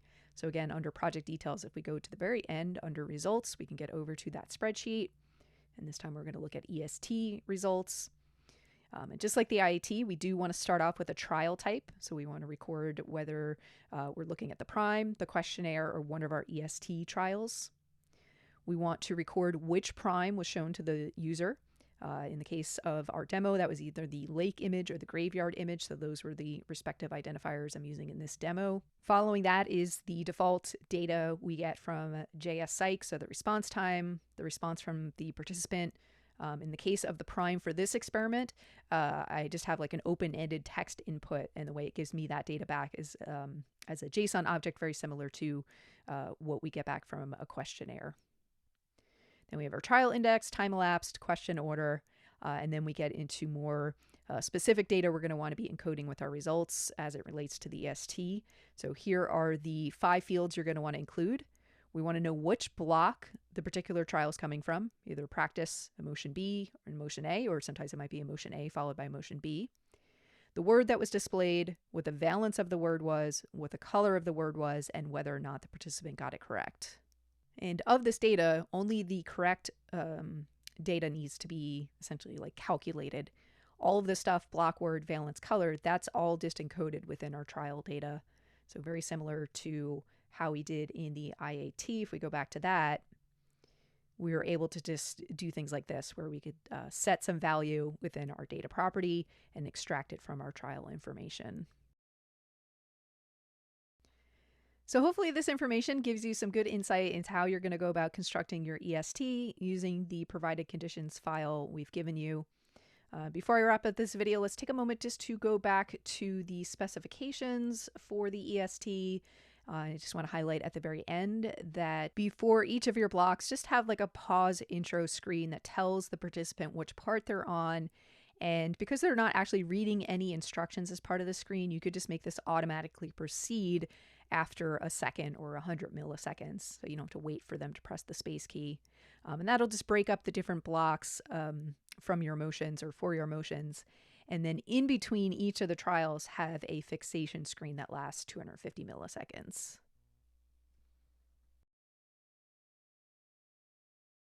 Earlier in the semester, when we set up our infrastructure, specifically when we got our web server set up, we talked about environments.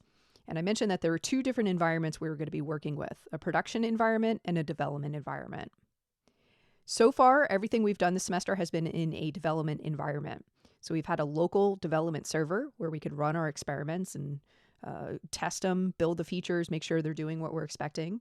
And then we've been able to export results files from our experiments just locally to our computers. Basically, the development environment is like a sandbox where you work out all the kinks of your experiment before you're ready to share it with the rest of the world. Once it's ready for the real world, then you want to switch context to a production environment where your experiment is actually running online and is publicly accessible. In addition to the public server to actually run your experiment, you're also going to need a server that's going to be able to collect data from your experiments. The tools that we're going to use to make that happen, if we scroll down in the notes under jsPsych, these are the two topics we're going to be looking at today. The first is OSF. This is the server we're going to be using to collect and store our data. And then we're also going to be looking at GitHub Pages. This is a static web hosting platform provided for free by github.com. This is where we're going to be running our experiments. And so digging into this, let's start off with OSF. OSF is short for Open Science Framework. It is a platform designed to facilitate open and reproducible research. Basically, they provide a bunch of tools for sharing information about your research, for collaborating on your research, and one of those tools is the ability to store data. So we're going to pump data from our experiments directly to projects that we're going to set up on OSF. In order to facilitate the communication of our data from our servers to OSF, we're going to be using a free tool called DataPipe.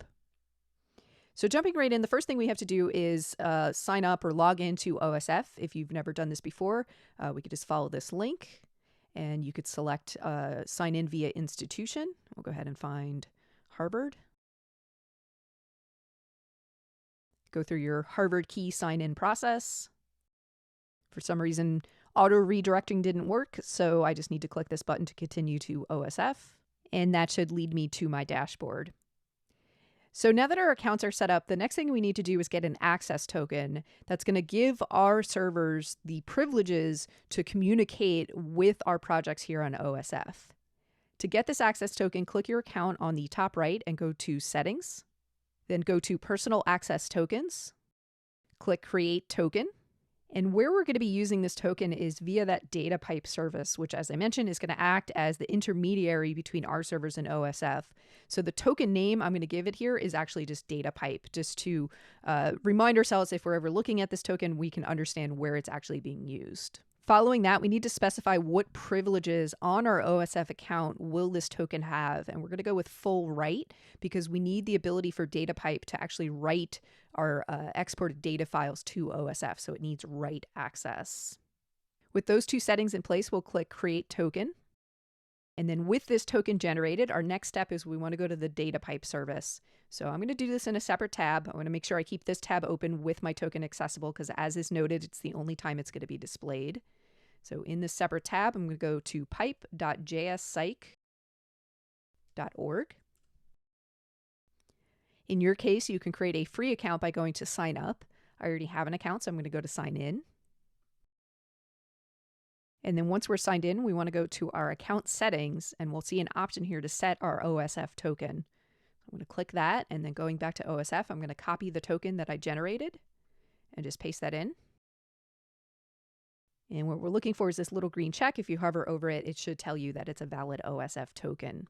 All right, so now this DataPipe account that we've created should have access to our OSF account and be able to send data there on our behalf. In order to start sending data, though, there's a couple more steps we have to complete. The first, I'm going to go back to OSF, and if we go back to My Projects, we can find the option to create a new project, and let's just call this Psy 1903, and I'll click Create. And then we can go to this new project, and here we can see all the details of this project, and you can skim through the different options that OSF provides. But what we're mainly going to be focusing on is this files section. Our goal is to get our data files from our experiments loaded here. And the next step to making that happen is returning to DataPipe. We're going to create a new experiment here. And for the name of this experiment, let's also call it Psy 1903. And we need to attach this to the OSF project we just created. So we need to put in the ID of that project, and where we'll find that if we go to OSF with our project loaded in the URL, you could see a unique identifier for the project. So just copy that, and then in your new experiment in DataPipe, we can paste that in. Following that, it wants a name for an OSF data component. So what's going to happen is once we create this experiment, DataPipe's going to communicate with OSF and create a component, which is basically different tools and utilities you can use for working with your project in OSF. The type of component we're going to be creating here is a data component so that we could add data files. Long story short, we just need to give it a name, and I'm just going to simply call it data. I'll leave the default storage location of the United States and click Create. And then once it's created, a couple configuration changes I need to make is under Status. I want to enable data collection. And we're also going to enable base64 data collection, which is just going to influence how our data is encoded as it's communicated between the servers. Skimming down, we're going to disable data validation. Just to simplify this process, if we were expecting, say, external servers, other projects to be sending data to our server, we might want to validate the incoming data. But because we're controlling all the data that we're sending, we don't actually need data validation. So we're just going to turn that off. And those changes should auto-save. And in terms of setup, we should be good to go. Just to recap, we've got our OSF account set up with a project where we're going to be storing our data files. And then we've got DataPipe set up so that our account here has an access token to communicate with our account at OSF.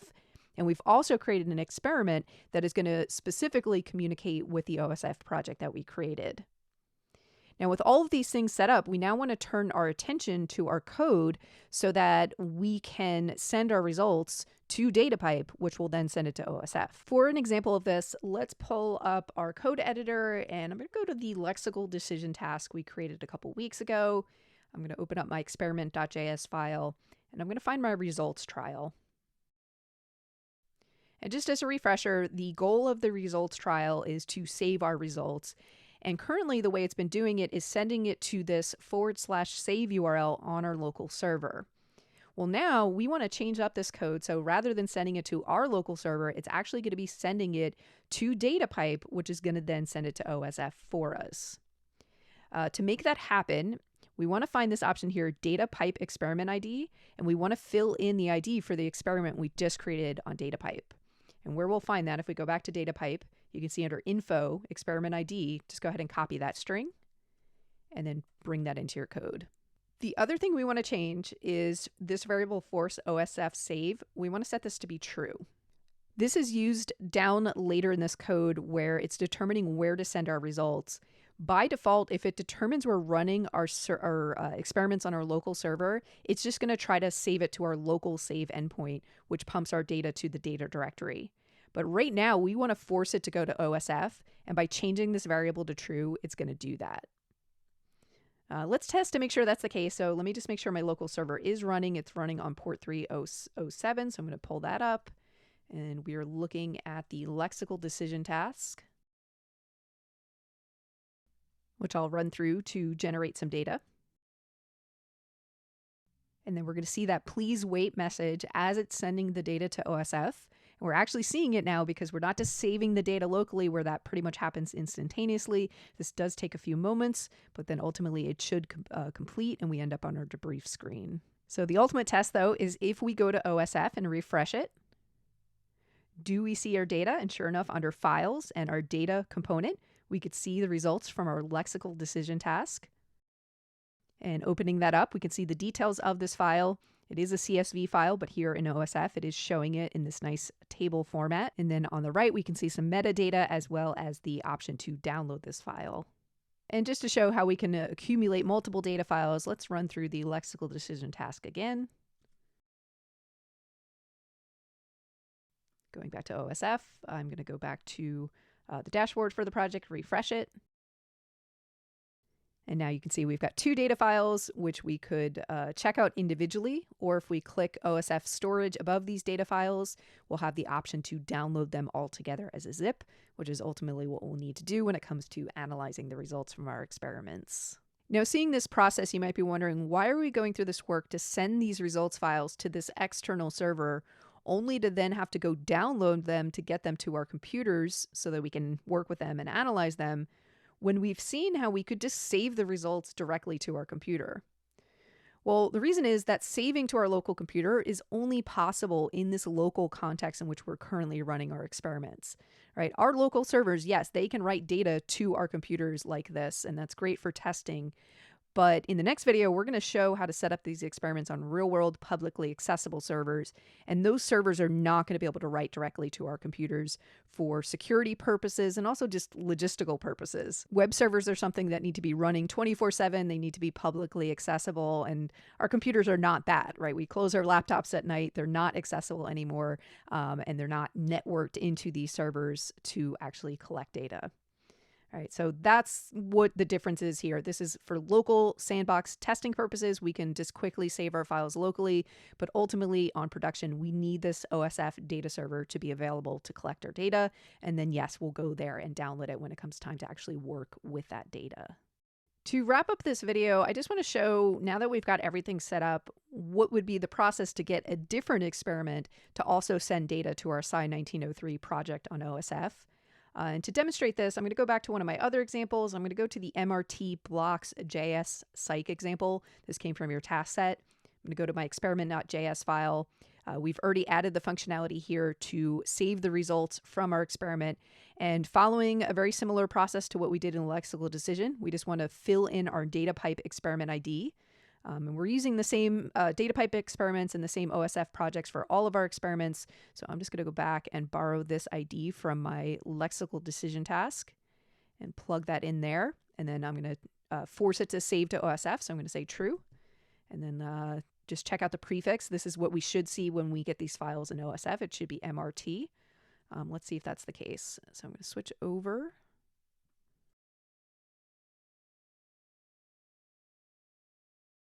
Run through this quickly.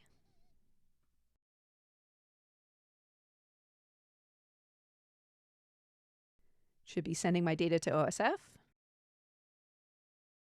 That should be done. So let's go and refresh it.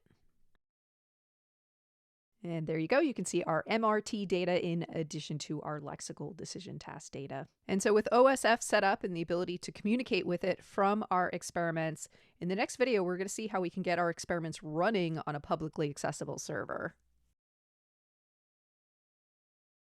As we know, so far, all of the work we've done this semester has been run via a local server, which is great for development and testing purposes, but ultimately to make the sites and the experiments we're creating accessible publicly, we need to run them on a publicly accessible web server. Now, when it comes to the logistics of running a web server, there's actually a lot that goes into it. You would need a computer system that is connected to the internet 24/7 so that it's always available. And there's lots of security things that go involved with that. Anytime you're opening up your computer system to the general public, of course, you want to be really cautious about that. So generally speaking, the average person is not going to run their own web server. Instead, what they're going to do is subscribe to a web hosting provider where they're going to manage all the logistics of running the server. And you're basically just going to be renting out a spot on that server where you can host your web projects. And just for an example of this, I'm going to pull up a popular web hosting company. It's this bluehost.com. If we go over to pricing, we can get a sense of how much web hosting costs. So you can see it's usually on a month-by-month basis. So their most basic plan is just a few bucks a month. And you can see all of the features you're going to get with that. Specifically, the two main things you're paying for with web hosting is the storage itself for your files. So you can see in this basic plan, you get 10 gigabytes of storage. And the other thing you're paying for is the resources to handle any incoming traffic to your site. And the way that they quantify that in Bluehost is visits per month. So for like a basic informational site, a research portfolio, something like that, this would be perfectly sufficient. It's going to manage 15,000 visits per month. Obviously, if you're the New York Times or Facebook, you are going to be looking way beyond the scope of these shared hosting plans. You're probably actually going to be running your own servers. That's a whole other can of worms. But for basic informational sites, these basic plans would be sufficient. So I did want to put this on your radar. If you find yourself in a situation where you are running experiments online or need to create a research portfolio or maybe a site for a lab you're working as part of, this would be the route to go. For our purposes, though, we're going to take advantage of something called GitHub Pages. It's basically like a really rudimentary hosting platform that's provided for free from github.com. And it's perfect for the kind of prototypical work that we're doing in this course. There are some limitations. You're not going to get as many features as you would from like a paid web hosting, but perfectly sufficient for these really basic examples we're working with. So that was a big picture view of web hosting in general. Zooming in now, let's talk specifically about getting GitHub Pages set up. And the first step to do that before we actually configure GitHub Pages is I do want to update our code base so that we have a good index file that will just include a link to all of our main experiments.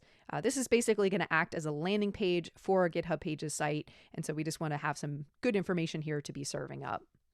So to do this, let's go over to our code base, and in our docs directory under index.html, you're going to find a very basic HTML file. Might look familiar because at the beginning of the semester when we set up this Psy 1903 folder, this was the default file that I gave you to begin with.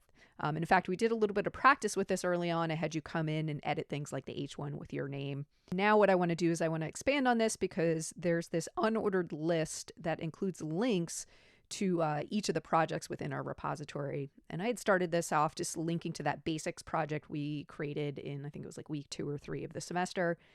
Let's just replicate this for each of our main projects we've created. So I'm just going to duplicate that, and looking at our projects directory, I'm not going to do all of them because some of this was just like miscellaneous practice as we progress through the semester. But let's do one for like the Lexical Decision Task.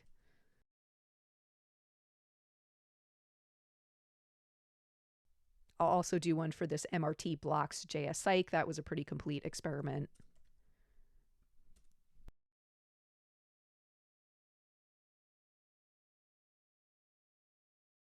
And of course, in your case, you should create a link that goes to your project experiment itself.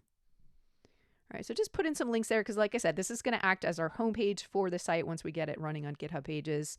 And before we do that, let's just test and make sure that these links work in this local context. So I'm going to go over to my local server and just go to the root of the server, and it should load up that index.html. And there you can see my H1 and then the links to the 3 different projects, and then I could follow them. And it looks like I've got a bad link here. I linked to Lexical Decision Task, but the folder itself is just Lexical Decision. So I'm going to go ahead and fix that. Go back and refresh and try that again. All right, perfect. So now that we've got a good landing page set up, going back to VS Code, we just want to commit any of our changes. So in the source control panel, I'm going to go ahead and just skimming through here. I think everything's ready to go. So I'm just going to click the plus sign next to changes to commit everything or stage everything, and then I'll create my commit. And then I'll sync that to GitHub.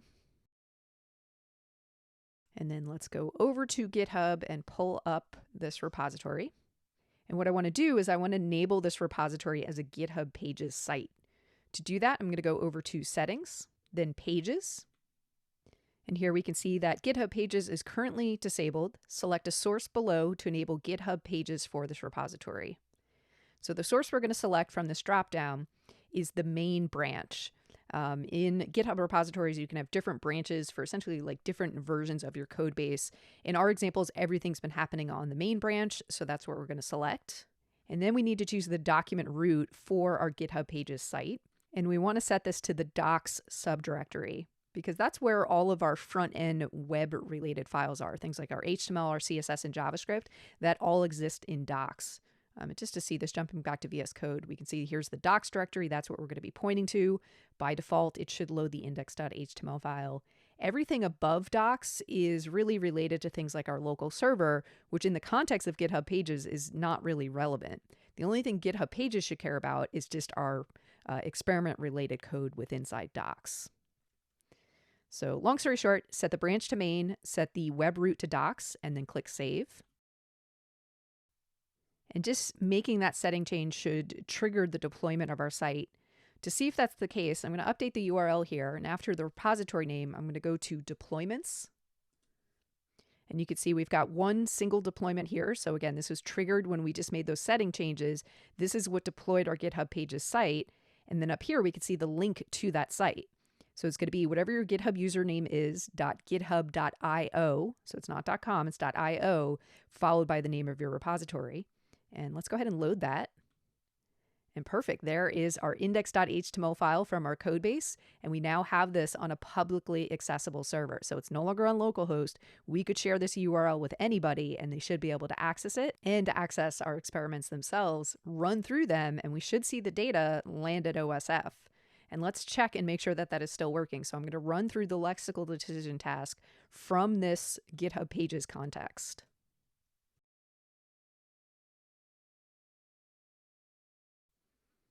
And then jumping back to my OSF project, let's refresh our files.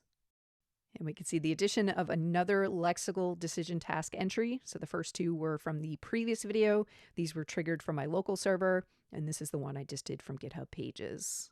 So as you can see, pretty straightforward to just take a simple site that you have in a repository on GitHub and activate it as this publicly accessible GitHub Pages site. And this is set up so that any future commits we make to this repository will re-trigger this deployment process, making sure that our GitHub Pages site is always kept up to date. And in fact, in the next video, we'll see that. I just want to talk a little bit about some miscellaneous things and talk about what your workflow is going to look like now that you have this production version of your site. There's a few miscellaneous points I want to cover in this last video. The first is I just want to talk about your development process now that we have this GitHub Pages production server set up. And really nothing much is going to change, because what's going to happen is you're going to continue to make changes to your code base. You're going to continue to test those changes on your local server. And then when you come to check-in points, you're going to create your commits, push them to GitHub, and GitHub will auto-deploy your changes to the production version of your application. The one thing I did want to note about that, though, is sometimes there is a delay in seeing the changes here. And so let's just go through that process and talk about that delay and how you can monitor it. And just to simulate a change in my lexical decision task, I'm just going to remove the exclamation point from our title just to have something appear different. And then if we go and view this on our local server, we can see that change reflected here. But obviously, if we look at the version of our application on GitHub Pages and refresh it, that still has the exclamation point there. All right, so to bring things in sync, like I said, we will just create a commit with our changes. So I will stage that, and I'll say demo change, create my commit, synchronize this to GitHub. All right, and that should be sent to GitHub. But if we go over to our site on GitHub Pages and refresh it, we're not going to see the change right yet, because there is a deployment process that has to happen. To monitor that process, if we go to our repository on GitHub, on the bottom right, you can see deployments. And here you should see a deployment for each of the commits that you've made and pushed to GitHub.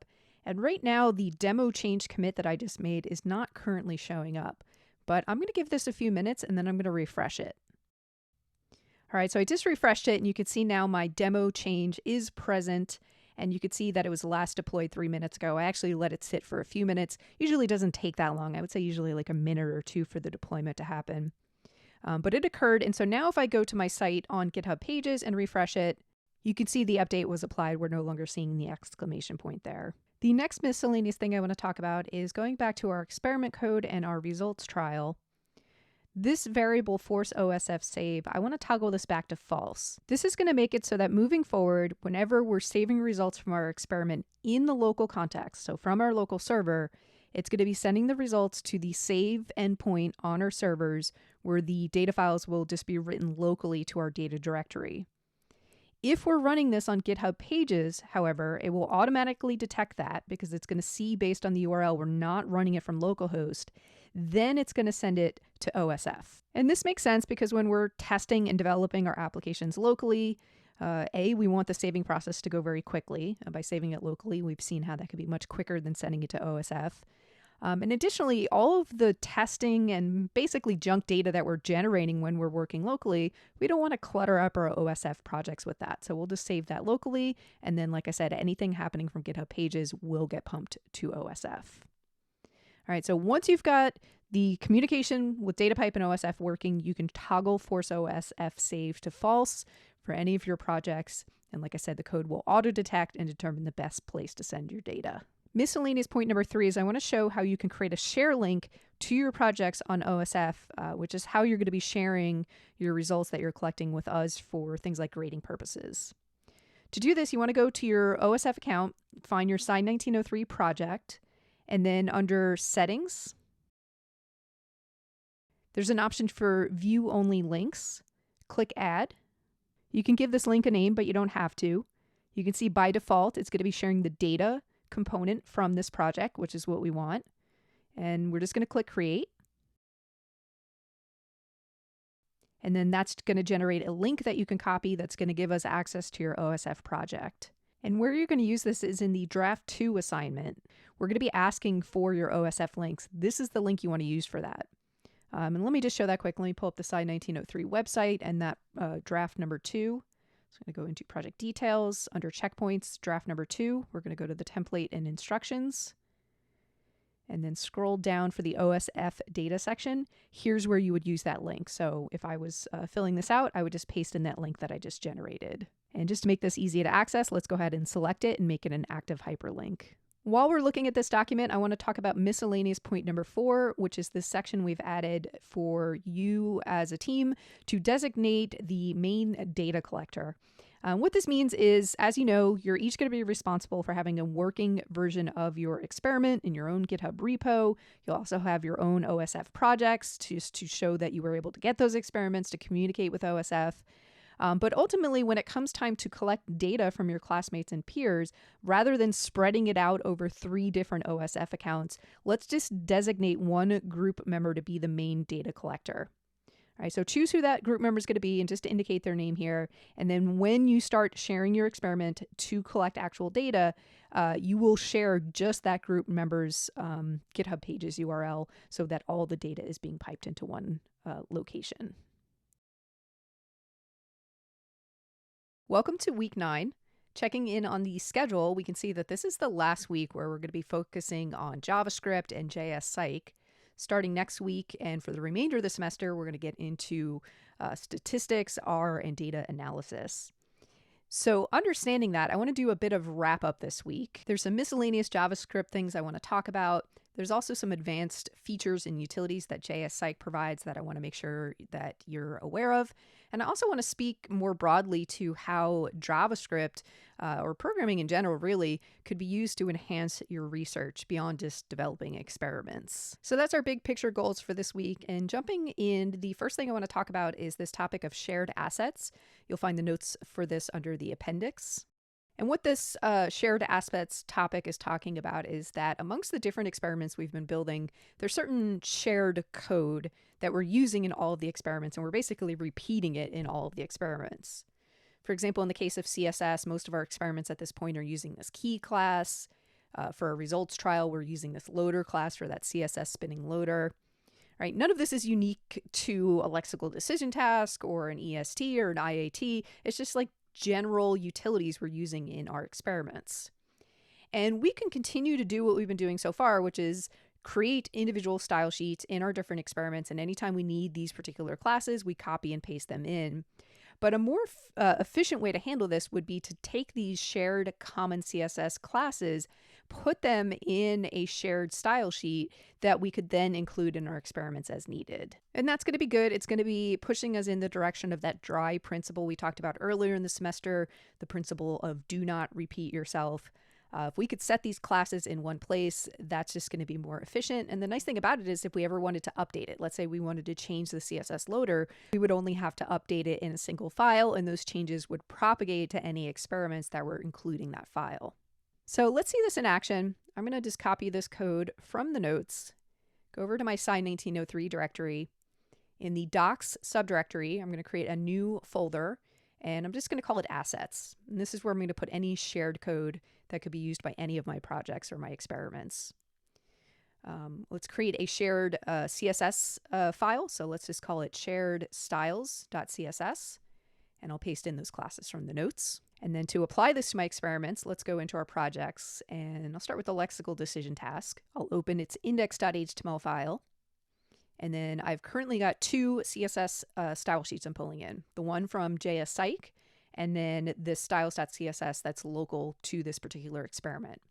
And where I'm going to pull in my shared styles is between these two. So let me just copy this line to duplicate that.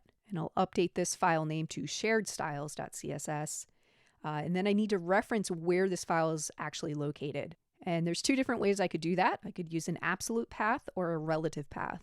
We talked about these earlier in the semester when we were talking about moving around directories. Well, the same principles applied here. And to begin with, I'm going to use a relative path. So I'm going to tell my index.html file where it's going to find shared styles relative to where we currently are. All right, when I say where we currently are, well, we're in index.html in the lexical decision folder. So if I want to navigate to the shared styles and assets, I have to first move out of the lexical decision folder. And the way we're going to do that, you may remember the syntax from earlier in the semester. It was just .. All right, that would move us out of lexical decision, but then we also have to move out of the projects folder. So we're going to do another .. And then that basically gets us into docs, and we need to go into assets. So we'll just reference assets. Right? That's the relative path to the shared styles from where we currently are in index.html. Alternatively, if we wanted to use an absolute path, remember that absolute paths always start with a /, and that's basically like sending us to the root directory, which in this context, on our web servers, the docs directory is our root directory. This is how our local server is configured, and also when we set up GitHub Pages, we set docs to be the document root. So if we just say / in this path, it's going to start at docs, and then we have to go into assets. And there, within that folder, we should find shared styles. So two different approaches and a nice little recap of that discussion of absolute versus relative paths we learned about earlier. But either one will work, and I suggest going with the one that logically makes the most sense to you. Regardless of which approach you take, though, you definitely want to confirm that once you add a style sheet, it is actually being loaded. You got the path correct. So let's test this out, and what I'm going to do is in shared styles, I'm just going to add a temporary and very obvious style. I'm just going to change the background color of the entire page to be yellow.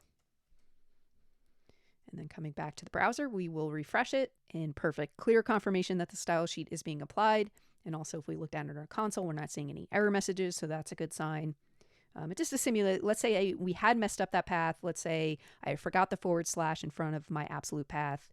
If we were to test it then, we're not going to see that yellow background, and then we see some error messages in the console, which is helpful, gives us an indication that something is wrong. The error message itself is a little confusing because it's saying it's refusing to apply the style from the location we specified because the MIME type, or essentially the file type, is not a supported style sheet type. What's going on here is basically this is the path we gave it. And in this case, we just gave it assets without a /. So it's trying to find assets within the lexical decision directory. That doesn't exist. In fact, if we open this direct link to the style sheet in a different tab, you're going to see we're just going to get this generic error page that it can't load that file. And this generic error page, this is just like an HTML text page, which is why we're getting this error, because it's able to load that URL. It's just not getting the content that it's expecting. It's expecting a style sheet. When it doesn't see that, this is the error message that we're getting. All right, so long story short, if you ever see this error message, it just means there's something wrong with the path to your style sheet that you've given it. So you want to go back and double check that, make sure that looks good. In our case, we just needed the /. All right, so now that I've got that style sheet applied, let's get rid of this testing class. And the other thing I want to do is now any of the styles that are being applied in my shared style sheet, I can remove them from the experiment-specific style sheet. So in lexical decision under styles.css, I'm going to get rid of the key class and the loader class. Those are now taken care of by shared styles. And all that is left is classes that are specific to this lexical decision task. And of course, we could follow the same procedure for any of our other experiments. So just as another example, I'll go back to the MRT blocks jsPsych experiment. I'm going to go to my index file there, include a link for my shared assets. Going to go to the style sheet for that particular folder and remove any redundant styles. So we didn't have a CSS loader style here, but we did have one for key and our jsPsych text inputs. And again, that leaves us with just classes that are specific to this particular experiment. And always a good idea just to do a quick test to make sure we didn't break anything along the way.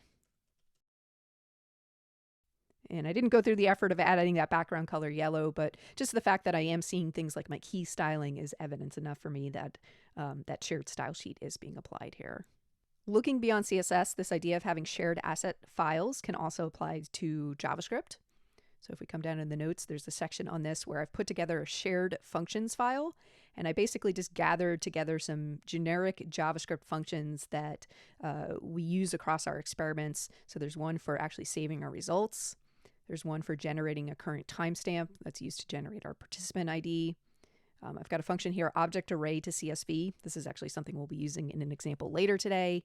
And then, of course, we've been seeing that get random number function a lot. So rather than repeating these bits of code across multiple different experiments, we could just organize it into a shared functions file and then include it as needed. And let's see this applied. So I'm going to copy this code.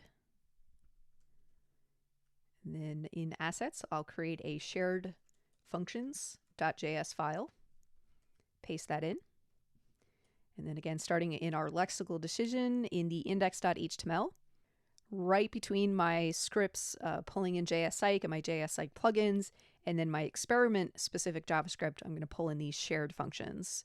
So we'll say script source, and once again, I'll just use an absolute path here, assets shared functions.js. And just observe the pattern with how we're including any external resource. We always start very broad, right? So in the case of CSS, the broadest level of CSS we have is like the global jsPsych CSS. Then we got a little bit more specific to basically like server level CSS. And then we got very specific down to the experiment specific CSS. Same thing with the JavaScript. We start very broad with the jsPsych library.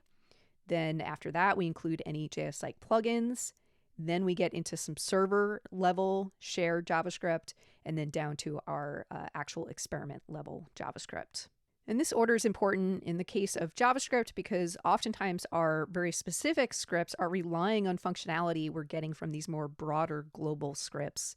And in the case of CSS, it's important because oftentimes our more specific style sheets are actually overriding default styles that are coming from the more broader style sheets. So now that we've got shared functions available within our lexical decision task, let's see how we can apply it.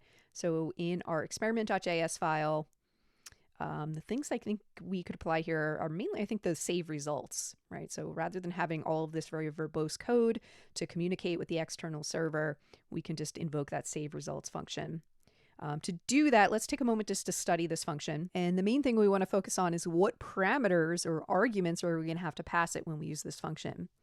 And there's 4 different parameters listed here. The first is the name of the file that we're going to want to be saving.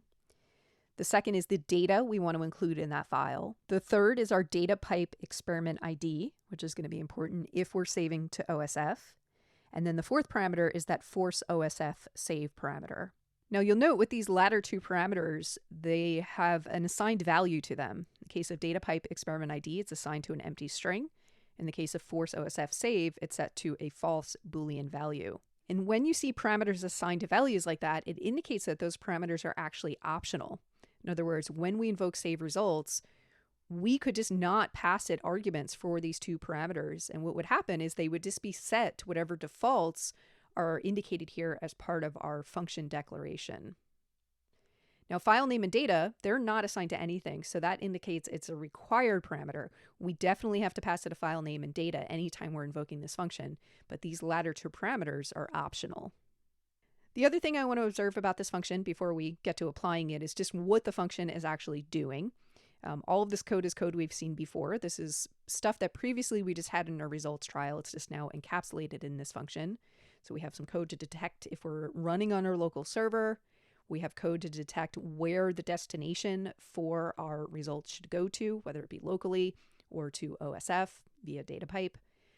Here's the code that's actually making the request to the external server to save our results, and then it handles the response and returns it.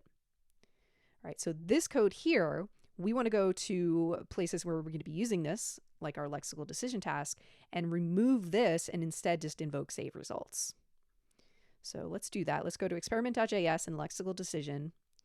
And then we're going to go through and just pull out those parts that we just saw were in save results. So things like determining the localhost and the destination, we don't need that. Here's all the fetch code that's now in save results as well. So we're going to get rid of this. Before we do that though, we do have the file name being generated down here, and that is something we're going to need to pass to save results. So I'm going to take this code, extract it out, and set a variable. So we're going to say file name is going to be set to that. And just a refresher on that, it's just taking the prefix that we defined above. In this case, that's lexical decision, joining that with a dash, followed by the participant ID, followed by the .csv file extension. All right, so then we can remove this entire fetch. And basically now what we're left with is all the ingredients we need to do a save, from the configuration for the save in terms of how the file is going to be saved, where it's going to be saved. We've got the actual data. We have all of those details, and so we just need to pass it to that save results function. So I'm going to invoke save results. The first thing I need to pass it is our file name. So that's going to be coming from this variable. Following that, we need to pass it the data we want to be saving. In this context, that data is being stored in this variable called results. So that's what we're going to pass. Then it expects a DataPipe experiment ID. Technically, we could leave this blank, but we do want this code to be able to run on GitHub Pages, where we are going to be sending to OSF via DataPipe. So we are going to pass that along. And similarly with force OSF save, as we saw, we could just omit that. So I could just stop my save results function here.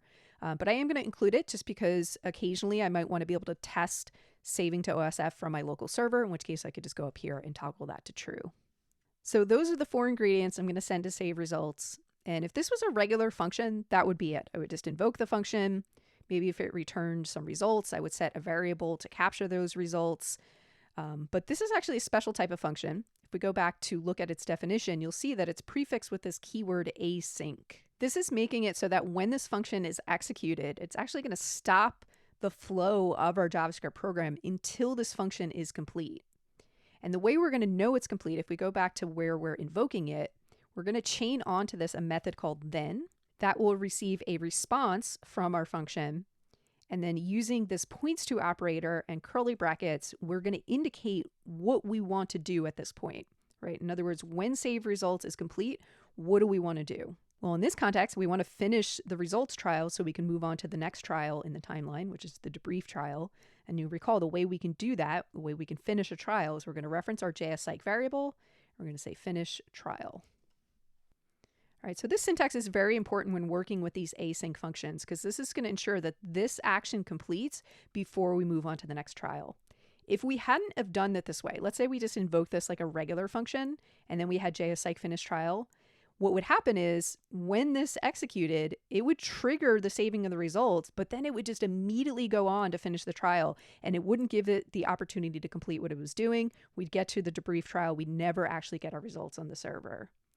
Right, so it's very important in this context. We're using this async approach where we're waiting until this is done and then we're going to finish the trial. And with that, we should be set to test this out. Let's make sure our saving is still working with this refactoring in place. So going back to our lexical decision task, run through this. I see my results output to the console. That's just coming from this line here. After we get the results, we just output them. But the real test is, did the results actually make it to the server? So checking out our data directory, looks like we're good to go. So we see the same results there.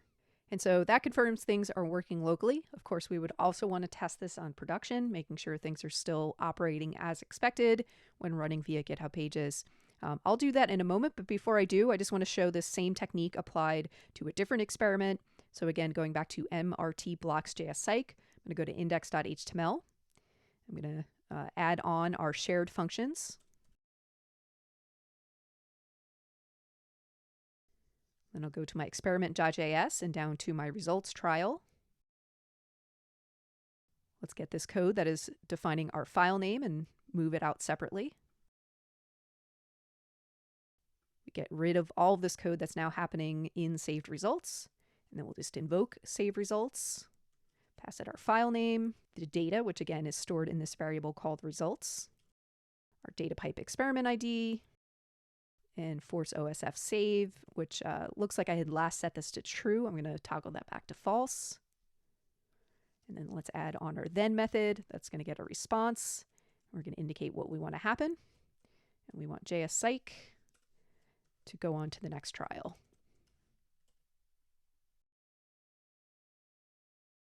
And again, we'll test it.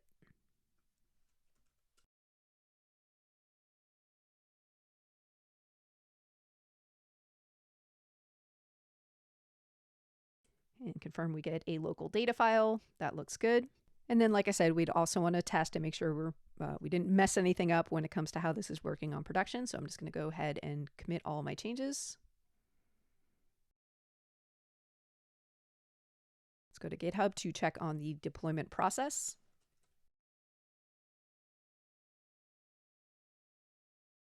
Showing my last deployment was an hour ago, so let's refresh this. All right, it picked up on the commit that I just made. You can see it's actively deploying it. I'll refresh again, and we can see the green check mark indicating that deployment was successful. So now let's follow the link to our production site and test the Lexical Decision Task. And the first thing I notice here is I'm not seeing my key styling, that key class being applied. Let's see what's going on. Let's bring up the web inspector. Let's go over to the console. And we're getting some 404 errors here. It's unable to find our shared assets, our CSS or our JavaScript. To figure out why that is, I'm just going to right click on one of these files and click on Open a New Tab so I can see what it's actually trying to load. And yeah, that's definitely not loading. That's a 404 error page. It means I can't find that URL. And looking at the URL here, so the thing I'm observing, if we compare it to like where we're running our experiment, notice that we're always got our GitHub Pages base URL, and then we've got the Psy 1903 as part of our path, right? That's the name of our repository. But when we try to load our assets as we've programmed it, it's not including that Psy 1903, and that's why we're getting the 404. If I were to manually add that, there we go. You can see it's now able to find that style sheet. So we need to address this, and this is kind of a unique situation because the way GitHub Pages injects this additional information as part of our URL, like this is different than how we're loading things locally. We don't have Psy 1903, then projects, then the name of the project. It's just coming from the root of our server. So if we were to go back to our code to try to address this, let me go back to my index file for Lexical Decision.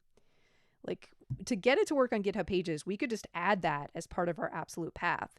But the problem with that then is this is not going to work locally because locally we don't have that as part of our path. In fact, if we go back and load this locally, I'm going to show that this should no longer be working.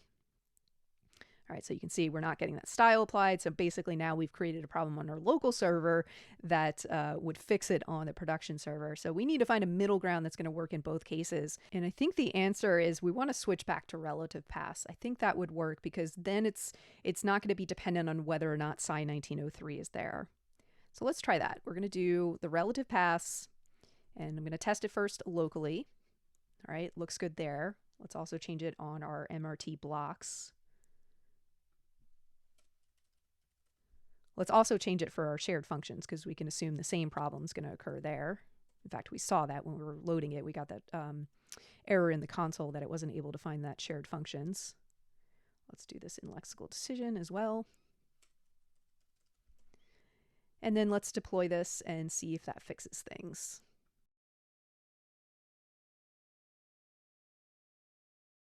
Go check the status of my deployment.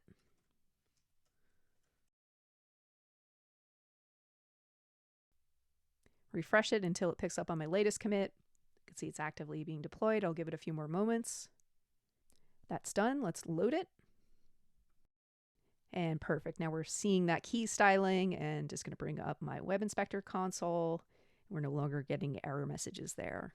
So that was an interesting little hiccup, but I think there's some good takeaways from that. One is the importance of making sure you test your application in the different contexts in which you're running it. If I just had tested it locally and then assumed everything was fine on GitHub Pages, I wouldn't have known that I had actually introduced a breaking change.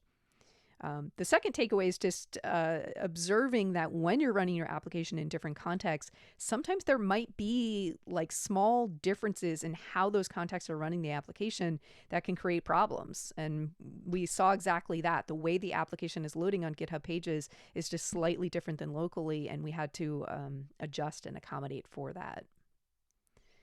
All right, so some interesting lessons there. I do want to finish testing here. I do want to make sure my data is going to OSF, so let me just run through this quick. All right, that's done, and I'll pull up my OSF project. And then skimming through my data, I have a bunch of entries from last week, but I'm checking and making sure there is an entry for the Lexical Decision Task that corresponds with the current timestamp. So to wrap things up, some good examples of how we could effectively make our code base more efficient by taking advantage of these shared asset files. And in the shared functions, I'm mostly focused on the save results function, just as an example, but there are other functions in here that you can take advantage of. And you can also add your own functions. Same thing with your shared styles.css. If there are common classes you're using amongst your experiments, you could add them there and further that dry principle we always want to be aiming for in programming. There are several miscellaneous techniques in jsPsych that might come in handy as you're building experiments outside the context of this course. And in this video, I'm going to do a quick run through of them. The first technique is how to conditionally execute trials. Two examples of this. Example number one is, let's say for your priming trial, you only wanted certain participants to see this and you wanted to choose it at random. The way we could manage this is within the onload function of our trial, we could generate a random number. And depending on what number is generated, we could decide whether or not to show this trial. So in this case, if the random number we generate between 0 and 1 is 0, what we're going to do is we're going to skip this trial so the participant wouldn't see the priming task. As part of that process, we also want to record whether or not they saw the prime. So here we're going to add a data property, simply just called saw prime. So in this condition, we're setting it to false. Otherwise, if we're not skipping this trial, we're setting it to be true. Now, just a quick note, the way I'm setting my data here is a little bit different than previous ways we've seen to set data. We've either done it through the data property of the trial itself, or in the onFinish method, we could directly access the data property as part of our function. Onload's a little different. We don't have access to the data object here, but we do have the ability to access it via the special add properties method. So that's the technique we're using here. And long story short, it's just because where we're trying to add this data in terms of the life cycle, essentially, of this trial. Long story short, let's see this in action. So I'll just quickly throw this in my Lexical Decision Task experiment. So let's do it right after the welcome, but before the conditions. Put that in there and let's see. All right, so I'm going to press space to proceed past the welcome screen. And it looks like I was chosen to randomly see this trial. This, again, represents our hypothetical priming trial. I'm going to press space to continue and then proceed through the experiment. And then just confirm that my results at the very end, you can see the first row here is indicating my prime trial. And you can see for saw prime, it's set to true. Let's do that again and try to get the condition where we don't see the prime. All right, I saw it again, so I'm just going to refresh. Okay, that time I didn't see it. It went straight to the conditions. And again, I'll just go through this to get to our results at the end. And there's the row of data for our prime trial. And then for the saw prime property, we could see it recorded that as false. For another example of conditionally showing trials, let's say we wanted to display some feedback for the participant if they got one of the trials incorrect. To do that, I've got some feedback trial code we can pull into our Lexical Decision Task. And where I'm going to put this is down in my loop where I'm going through my trial. So after each of my condition trials, we want to potentially have this feedback trial. And zooming in on this code, you can see there's an onload method. And what we're doing in here is we're first accessing the data from the previous trial, right? Because we want to look and see, did they get it correct or not? We want to look at this data.correct property. So we're accessing it via jspsych.data.getLastTrialData. This is a method that you could look up more about in the JSPsych documentation. And then from there, we want to extract the values. This gives us an array back, and we want to get the first element in that array, so we index it at the 0th position. All right, so that gives us the last trial data, and then from that, we want to look at the correct data property. If this is true, we don't actually want to show our feedback, so we're just going to finish the trial, basically proceed to the next trial in the timeline, we're never actually going to see this stimulus on the screen. If it's false, this line of code never gets executed, the trial will continue, and we will actually see incorrect on the screen. Let's test this. So I'm going to start off by getting it correct. So JGB is not a word, so I'm going to press the letter J. And you can see I didn't see my feedback trial. Now I'm going to get it incorrect. Cat is a word, so it's expecting the letter F, but I'm going to press the letter J. And there you can see our feedback message for just a second before it moves on to the next condition in our trials. The next miscellaneous technique I want to show is how to completely abort an experiment. For a use case scenario, let's imagine at the very beginning we ask the participant to enter their age, and if they respond that they are less than 18, we could effectively quit the experiment. To do that, we're going to invoke the jsPsych abort experiment method. I have a link to the docs if you want to learn more about it, but the parameter you can feed it is a string of text that is going to be displayed as it cancels the experiment. Let's see this in action. So I'm just going to add this at the very top of my lexical decision task before we even get to the welcome trial. And let's make sure I have the plugin included for this. So back in index.html, I will add that.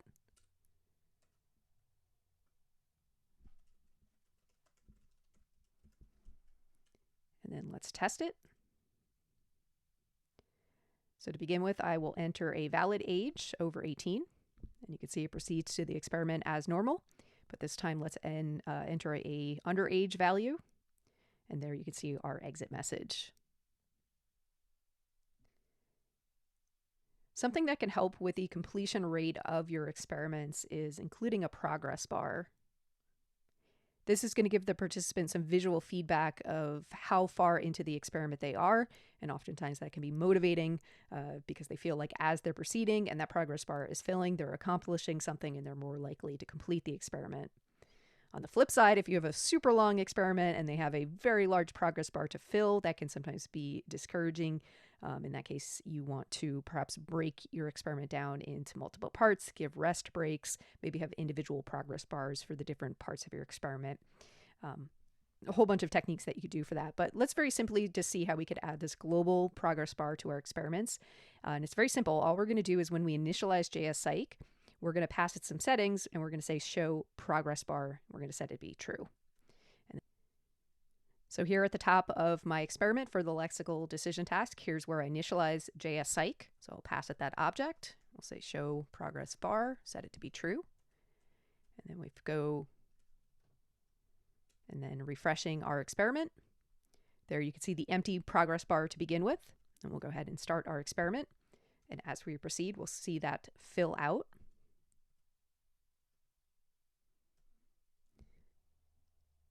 And then, of course, it terminates on our debrief trial. But you'll note that the progress bar is not 100% filled out. And the reason for that is because our debrief trial, which is part of our timeline and part of what is influencing this progress bar, this trial never actually completes. Right? All our other trials, there's something that completes it, whether we press a keyboard key or a button, or sometimes we just set a duration on it, but something precedes it to the next trial. In the case of debrief, we just get to the debrief and that's it. It never actually completes. And that makes sense because we don't want it to complete. We just want it to show the thank you message. Typically, we have some sort of instruction here about they can close the tab, but we don't want to go on to the end where they just see a white screen. We want to end here. So to address the fact that the debrief trial never actually completes and therefore our full timeline doesn't complete, what we're going to do is just within the debrief, we're just going to manually set our progress to be 100%. To do this, let's go back to our code and find our debrief trial at the very end. And I'll just add a onStart function to this. And to influence our progress bar, we can reference our jsPsych instance. And let me go back to the notes. I can't remember what the property is. It's progressbar.progress, and we're just going to set it to be 1.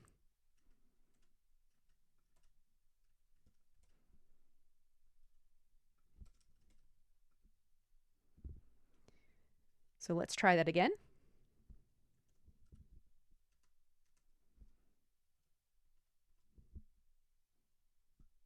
And much better, much more satisfying to see that progress bar complete.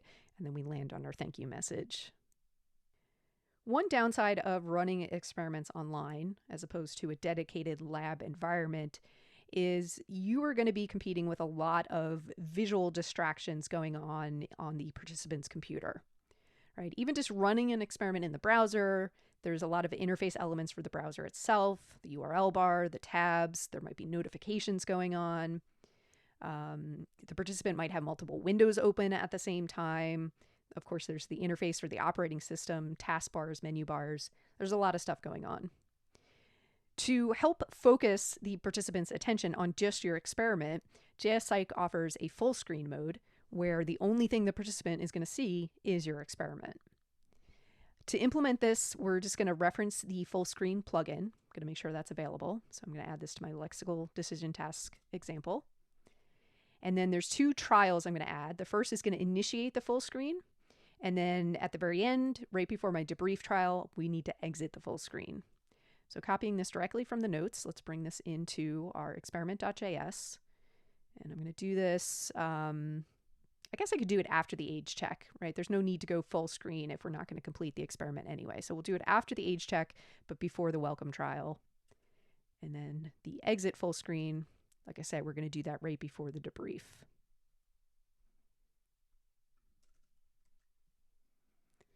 So let's see what this looks like. All right, so it asked me for my age. I'm going to enter an appropriate age and press. All right, so here's our start screen asking for our age confirmation. And then following that, it's going to ask the participant to basically approve switching to full screen mode.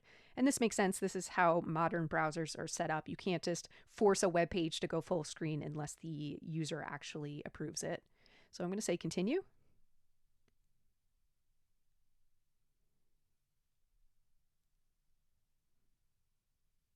And there you go. We went full screen.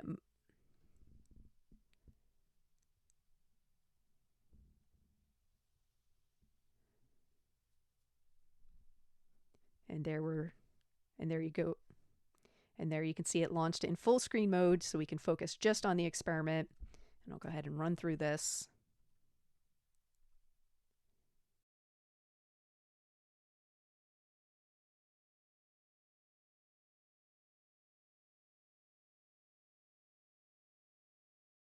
And there at the end, you could see it exited the full screen mode and we end up on our debrief trial. The final jsPsych feature I want to highlight in this video is their virtual chin rest plugin.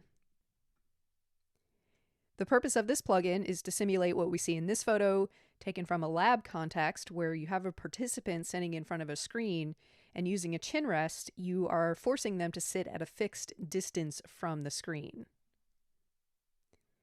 And this allows you to control the visual experience of the experiment, ensuring that the stimuli they're seeing is of a controlled size, as is things like the viewing angle. Now, the way that jsPsych creates a virtual chin rest is it measures, or more specifically, it performs a calculation to determine how far away from the screen the participant is. Then, using this calculation, it can proportionally resize your experiment, ensuring that stimuli is appearing at the exact dimensions you want, and this will be true regardless of the resolution of the screen your participant is using. To see this in action and understand what I'm talking about, I've put together a demo for a Posner queuing task. If you're not familiar with this, this is an experiment that studies visual attention and spatial queuing. And we'll see in a moment what that entails when we actually get to the task. But before we get to it, this is the calibration process of the virtual chin rest. So as instructed here, I'm told as the participant to take a credit card or something that is the same size as a credit card, hold it up to the screen, and then drag this box until it matches the size of the credit card. All right, and obviously you can't see me doing this right now, but I am holding up a credit card to the screen. I am adjusting that box.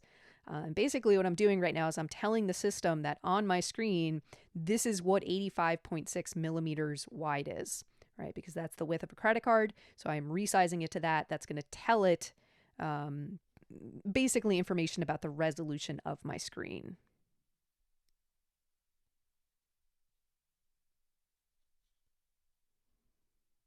So with that step, So with this step complete, I'll click the button to move on to the next step.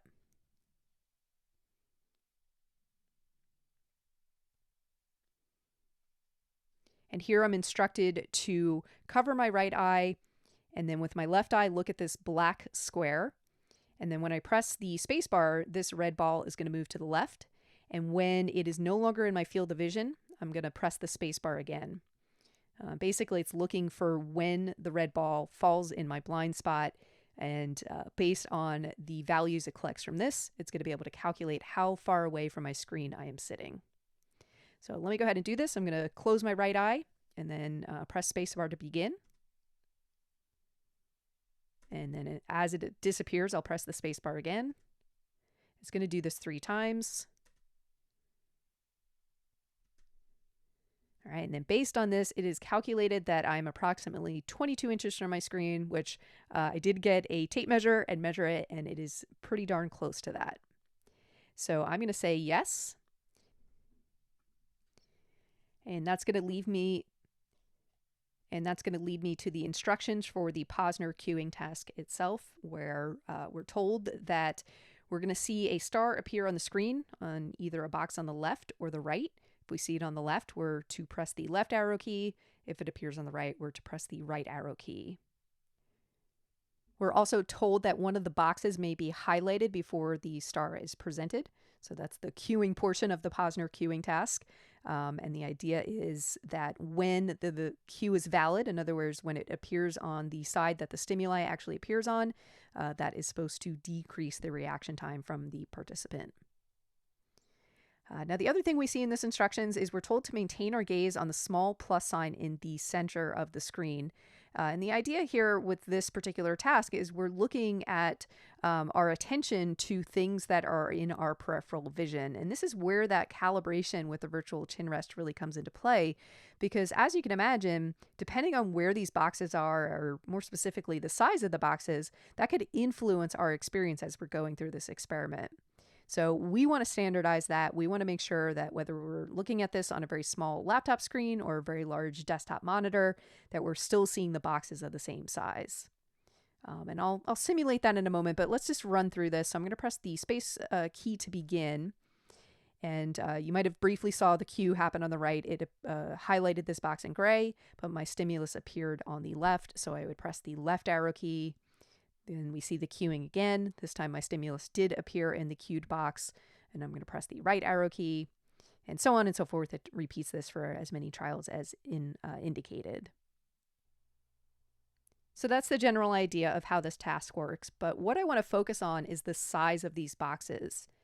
In the code, using that virtual chin rest plugin, I was able to indicate that I wanted these boxes to be exactly 75 millimeters wide and 75 millimeters tall.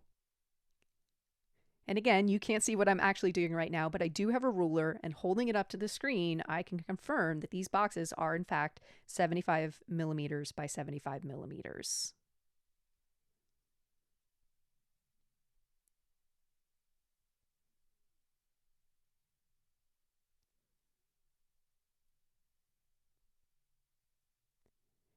And to show how this could be dynamically adjusted for different participants, I'm going to refresh now.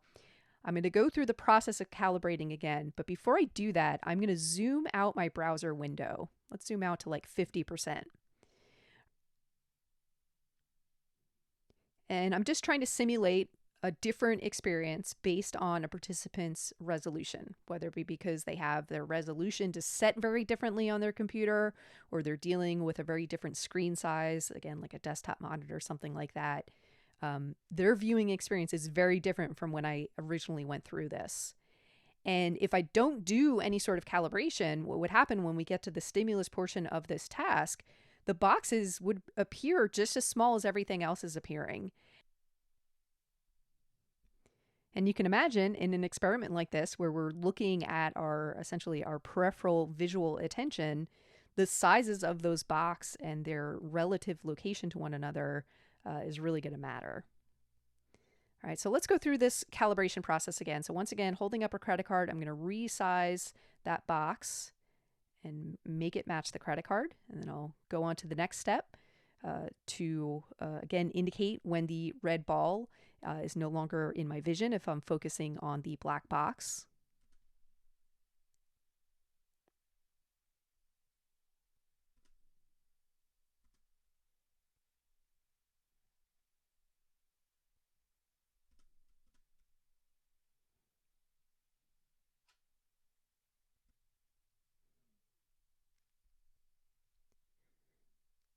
And calibration is complete, and it consistently measured. And with calibration complete, it again has detected that I'm 22 inches from the screen. So we're going to click yes.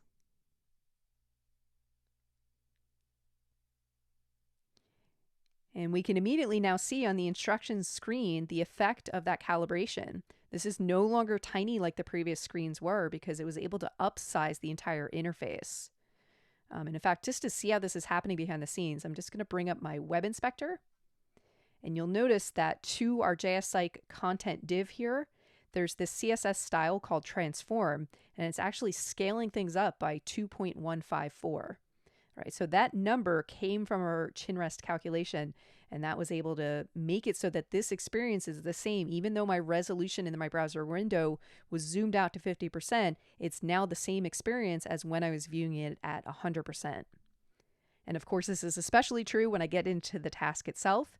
It's going to be important that these boxes are the sizes that I'm expecting. That should be 75 millimeters by 75 millimeters. And once again, you can't see this, but I am holding up a ruler to the screen and just confirming that that is the case. Now, one final way that we can highlight the magic of this virtual chin rest is I'm going to go to the underlying code for this experiment, and I'm just going to comment out adding the chin rest process to our timeline. And then this is on my local server, so let me pull this up in another tab.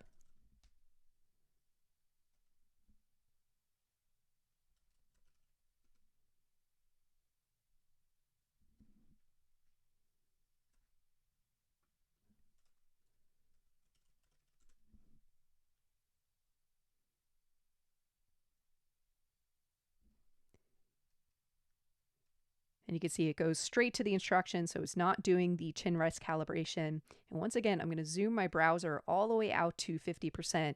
And you can see the instructions, this is what they would look like without that calibration. And then when we get to the tasks themselves, you can see the boxes are much smaller compared to when we actually did the calibration.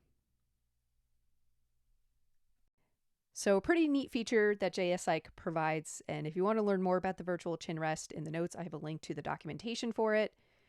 There's a link to the demo I've been showing in this video. And then also, if you want to see the underlying code for this demo, I have a link to that over on GitHub. So you can see how the chin rest is set up and how we can do our calculations to figure out the actual size of our stimuli. To wrap up our discussion of miscellaneous jsPsych techniques and features you should be aware of, I've switched over from the miscellaneous note set under jsPsych over to Explore. And this just gives a sampling of some of the more advanced or novel plugins that jsPsych provides. So in other words, looking beyond the basics of just listening for keyboard responses or basic text inputs, what are some more interesting things we can do in jsPsych? And so what I'd like you to do is take a moment to skim through these, go to the documentation for the plugins, and specifically go down to the bottom and find the demo to see what the plugin actually does and get a sense of how it could be used. And just quickly do that for each of the plugins that I've listed here, just to familiarize yourself with what options exist. And then at the very end, there's a link to an external site called the Experiment Factory. This is something I also want you to skim through. Here is basically a bunch of experiments that other people have created, and you'll see under tags that a lot of them are created in jsPsych. And you can go follow the demo for that experiment, and you can also look at the underlying code for it. So skim through this list and check out the demo for like 3 different experiments. And then after you go through that experiment, take a look at the underlying code, skim through that, and just get a sense of how they're accomplishing what they are in the experiment. And the idea is not to necessarily master how these experiments are accomplished, but really just to inspire us and put on our radar some of the advanced functionality that we can achieve with jsPsych. In this course, the main utility of programming that we've been focusing on in the context of psychological research is the ability to develop experiments.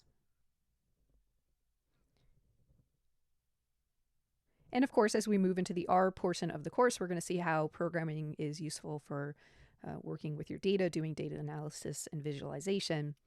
But beyond that, I want to put on your radar some other uses of programming that could help supplement and enhance your research.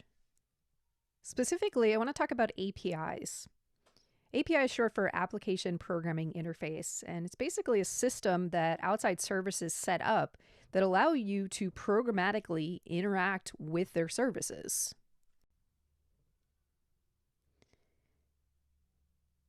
I showed a quick example of this at the beginning of the semester with the Reddit API. Just to refresh your memory on that, this was a basic command line script I'd put together that allowed us to communicate with the Reddit servers. We could enter a subreddit or a sub-forum that we wanted to search, and then we could search for a particular query. So for example, if we wanted to look at the sleep subreddit, and maybe we want to search for exercise, this script would actually make a live query to the Reddit servers and pull in posts that match this particular query. And as part of it, it was also doing a sentiment analysis on the words within the post. Expanding on this example, I put together a web interface for it. And you could see a similar idea. We're going to enter some subreddit we want to search across, some query, and I'll just make it match the one we just saw in command line. And then we could limit how many posts we want, whether we want 500, 50 posts, it doesn't really matter. And then if we go ahead and run this,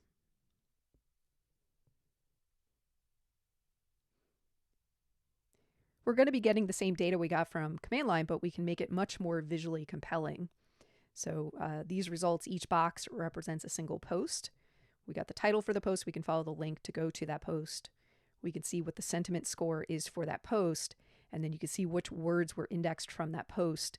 And I've color-coded them. So the darker red it is, the more negative the valence of that particular word is. And then, of course, the greener it is, the more positive the valence is of that word. Additionally, we're doing some calculations on the fly. So we're calculating a mean sentiment score for all of the posts coming back as this query. And then also we can get the raw data from this if we wanted to import it somewhere else and do some analysis on it.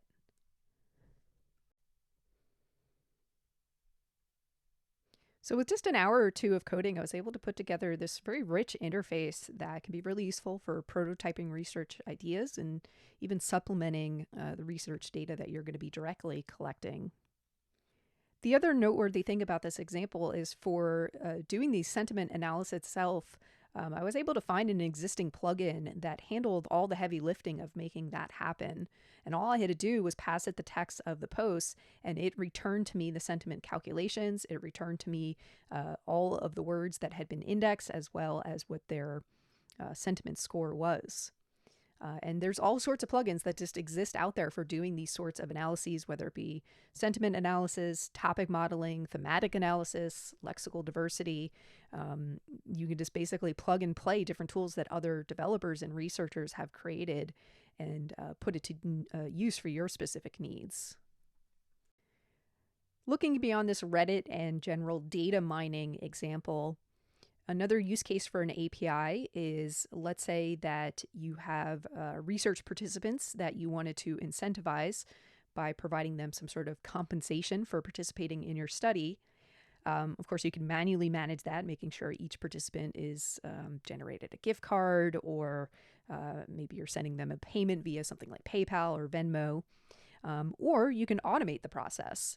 So services like Amazon has an API. Specifically, they have something called the Amazon Incentives API, where you can generate gift cards on the fly. And just for a quick example of this, I put together a experiment. So the participant would go through this experiment, completing the prompts, and at the very end on the debrief screen, you can see it actually generated a Amazon gift card unique code that they could then redeem. Now, just a quick note, the API version that I'm interacting with here is referred to as a sandbox. In other words, it's just for testing purposes. So this is not actually a valid code, but the process that happened behind the scenes to generate this code and communicate with Amazon, all that was real. It's just basically sending back test data. And if I ever wanted to take this into production, I would just switch from communicating with their sandbox servers to their actual real-world servers, and I could generate real gift cards. Now, there is a whole platform with the Amazon Incentives API where you actually have to create like an account, and you have to fund that account so you have money where these gift cards could be coming from. But this just gives you a general taste of what the process could look like. And speaking of getting a taste of the process, let's do a broad look at the underlying code for this, just because it's a good prototypical example of the typical process for interacting with an API. So I'm going to bring up my code editor. I'm looking at the server-related code that is actually making the request to the Amazon servers to generate the gift card. And I'm not going to go in full detail what every line is doing, but I want to summarize the big points.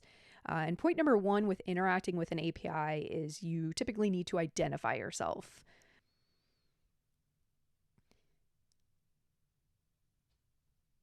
And this is done with a series of keys and credentials.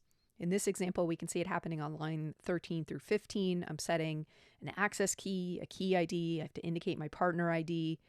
That's basically just my developer account that I have set up with Amazon. Right? These are the keys that Amazon is expecting when I'm going to be communicating with their servers. It's very similar to when we set up DataPipe and OSF. We had to create that access key so the servers could communicate with one another. That's what we're doing here.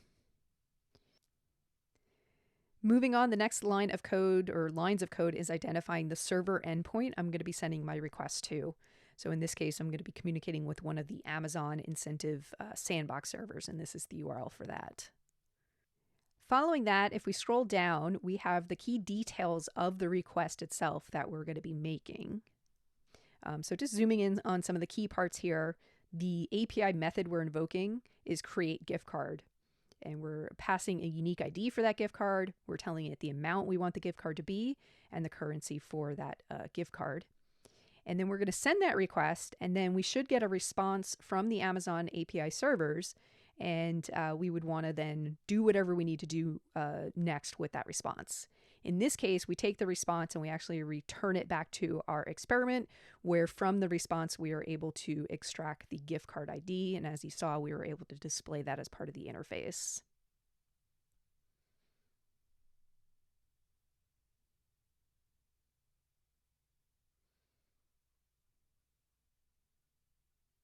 So I know there's a lot of details in this code, and by no means are you expected to understand all of this or be able to implement this. I really just want you to get the big picture idea of communicating with an API, where step one is basically identifying yourself with a set of credentials.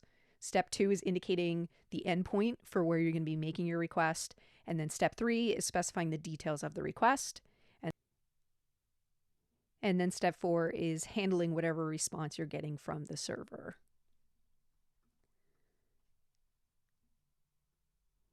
And then step four is handling and processing whatever response you get back from the API.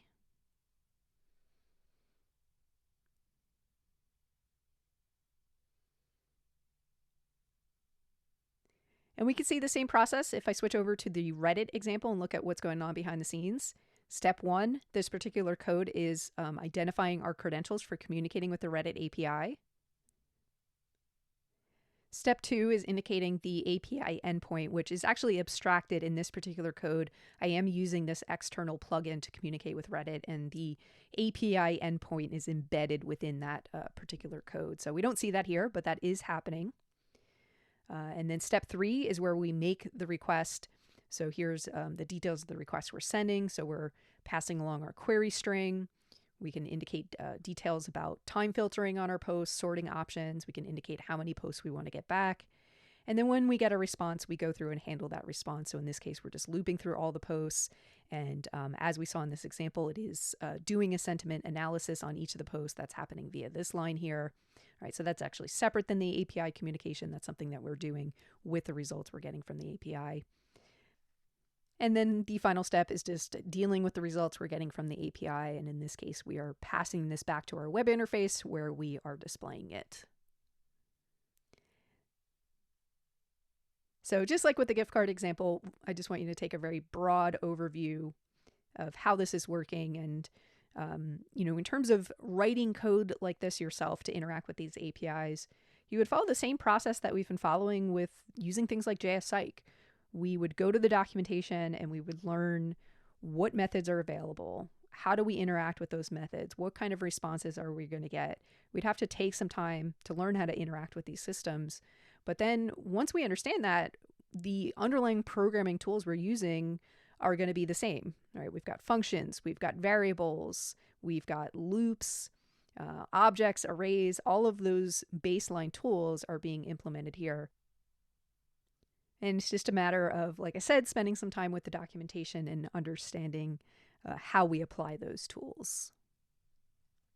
So hopefully this provides some useful insight into how our JavaScript skills could be applied in other contexts beyond just building experiments.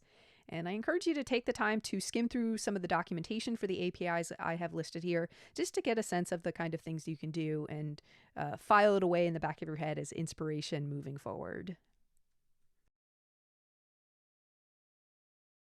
For a final example of how programming can enhance our research processes, I want to talk about Qualtrics. Specifically, I want to look at how some of the skills that we've learned so far this semester could be used to enhance your Qualtrics surveys. To begin, let's talk about HTML and CSS. You can actually write your own custom HTML and CSS within your surveys. And to see where you can do that, if you're, say, authoring a question and you're changing the contents of that question, you'll see there's an HTML view. So you could write custom HTML code here to format your question. Then to apply CSS styling to it, if we go over to the look and feel panel and then down to style and scroll down, there's a box for custom CSS. So within the HTML content of your questions, you could be applying classes or even IDs. And then here in the CSS editor, you could apply styles to those classes and IDs. For an example of this, going back to the notes, I have a little bit of HTML and CSS code that will allow us to define a question that as part of that question, let's say there's a term or word in the question that we want to provide some extra context or definition on. Rather than just displaying that as part of the question itself and perhaps overwhelming the participant, we could actually tuck that information away. To show you what I mean, let's bring this in. So I'm going to start with the CSS because I've got that window open. So I'm just going to paste that in to my CSS editor. And you can see mainly what we're dealing with here is a class called more info. And then we also have some styling applied to what is referred to as a pseudo class after. And what this is going to do is it's actually going to inject some content after whatever we have in more info. And you'll see this in a moment when we actually see it rendered. But long story short, we'll put our CSS there. And then let's go back to the notes. And here is the HTML we're going to use for our question. So let me go back to my survey. I'm going to save my changes first. Edit my question text, switch to HTML view. And you can see in this content, we're asking, what is your primary language? But I've taken the word primary and I've wrapped it in this span element. I gave it a class of more info, so our CSS will apply to it. And then I gave it a title attribute. And then for the value of the title, I gave it a definition of what we're expecting when we talk about a primary language. And how this is going to be used when this HTML is rendered is when we hover over the text in this span, this extra information is going to appear in a little box above it. Let's see what this looks like. So I'm going to click OK. We're not going to see our CSS applied here, but if we go to preview and let's scroll down to that question, and there you can see that primary is effectively highlighted. So our CSS class was applied, giving it a border on the bottom, and a little question mark was added after that. And that's just to get the participant to bring their mouse to this, to basically draw attention to it. And you'll see as we hover over any part of this particular span, that extra information we put in the title is now appearing. So just a simple little example of how we can incorporate custom HTML and CSS to basically go above and beyond the basic functionality that Qualtrics provides. Moving on, the next technique I want to talk about is the ability to connect experiments that you've built in jsPsych with Qualtrics surveys. And this could be really useful if you have, say, an in-depth survey you want to be collecting as part of your experiment. We did see how jsPsych has survey-related functionality, things like the Likert plugin, basic form inputs. But at the end of the day, when it comes to surveys, like Qualtrics is full of features that if you were to try to recreate all of those features and utilities in jsPsych, that would be a lot of work. Where jsPsych really excels is in the experiment development. So in some studies and experiments, you might want to combine these two tools. Have the experiment happen in jsPsych, but collect information via a Qualtrics survey. And like I said, I want to show you how to connect these two. For our first approach, we're going to look at starting from a Qualtrics survey. So you'll have your participant complete a survey in Qualtrics, and at the end, you will direct them to your jsPsych experiment. And as part of that direction, you want to pass along their response ID from the Qualtrics survey so you can connect the data you're collecting in your jsPsych experiment with their survey responses. To see how this is done, I've got a link here that is going to link over to my lexical decision experiment that I've got running on GitHub Pages. And you'll notice at the end of the link, I've added on what's referred to as a query string. A query string allows us to pass extra information along as part of our URL, and it does this using a key value syntax. All right, so the question mark is the start of the query string, and then after that, we see keys and values.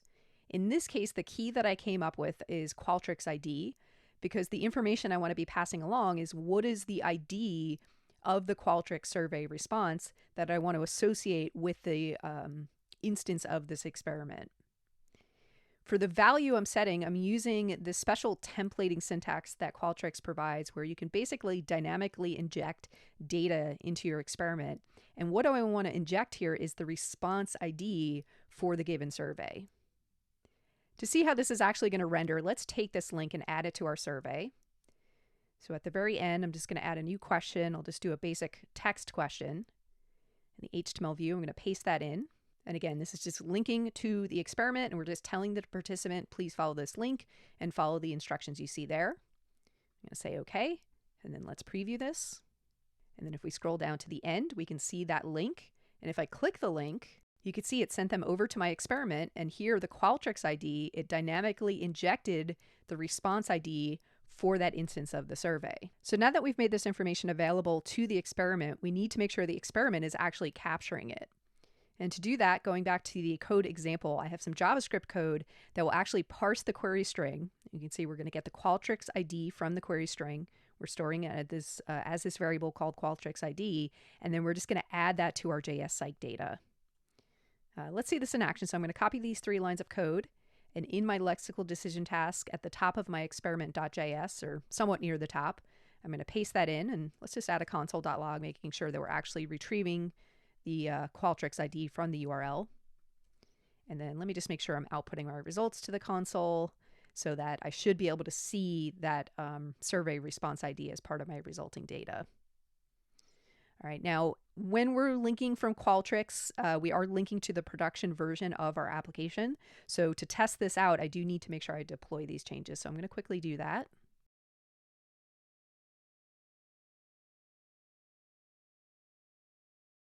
We can see my deployment's in progress, so I'll give that a moment to complete. And that's done, so let's test it out again. I'll follow the link to my experiment. We confirm we can see our response ID as part of the URL.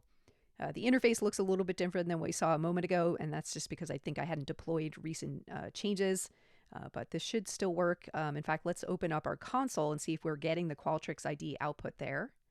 All right, perfect. So that shows that our JavaScript was able to access it and log it to the console. And then I'll just run through this and make sure this is included as part of our results at the end.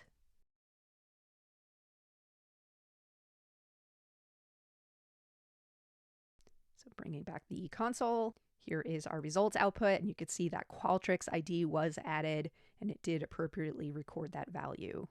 So now when it comes time to analyze our data, if we wanted to make the connection between these experiment results and the questions we got from the Qualtrics survey, we have the response ID that we could look at in Qualtrics and make those connections. So that's one approach to making the connection between a Qualtrics survey and our experiments.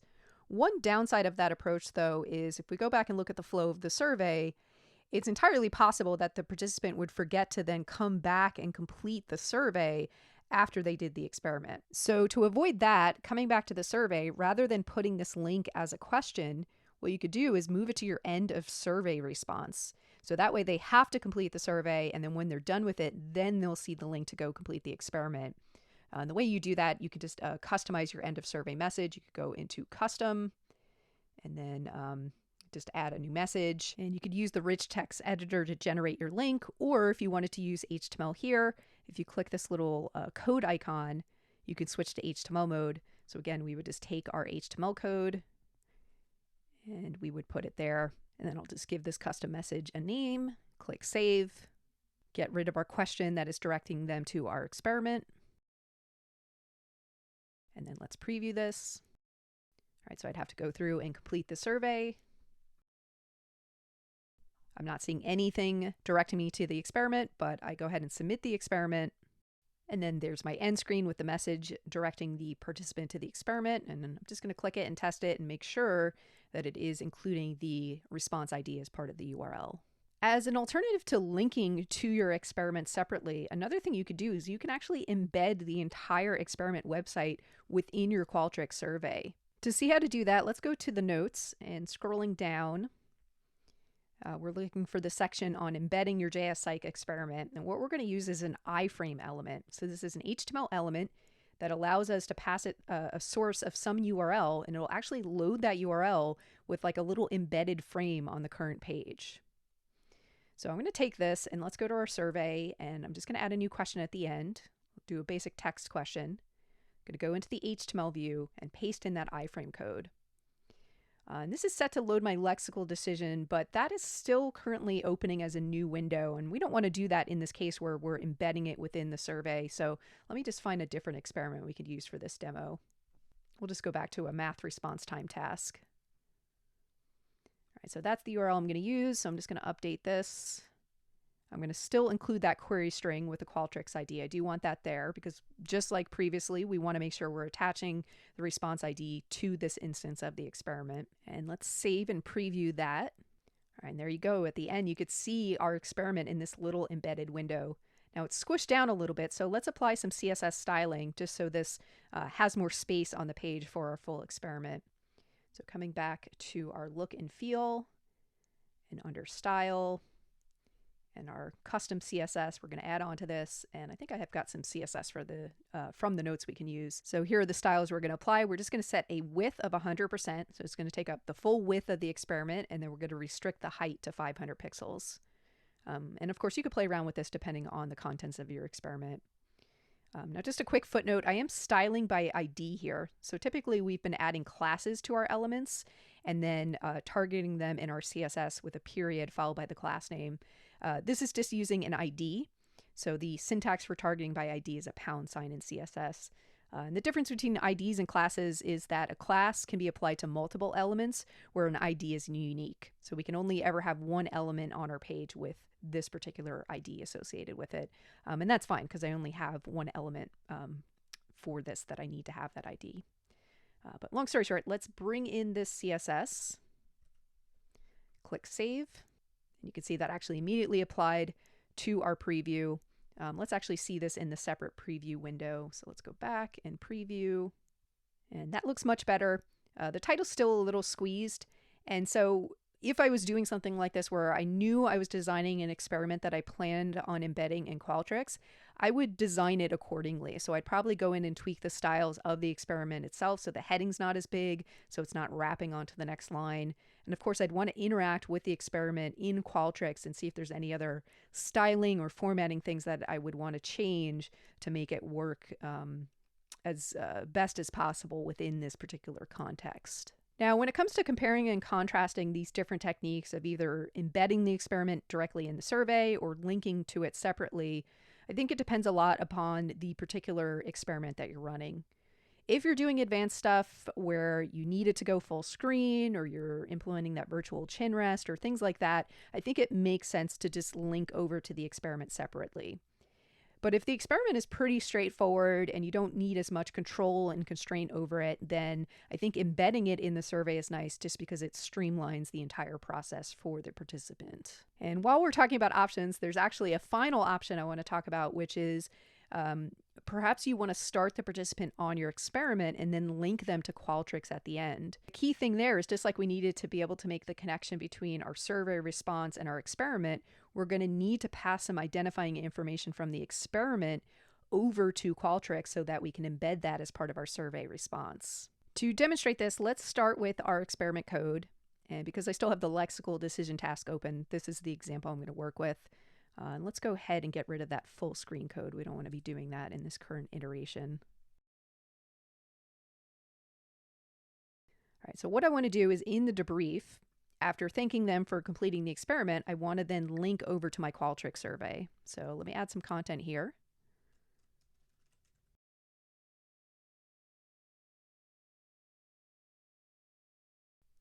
And for the URL, I'm going to need the URL to my survey. So back in Qualtrics, let's go to distributions.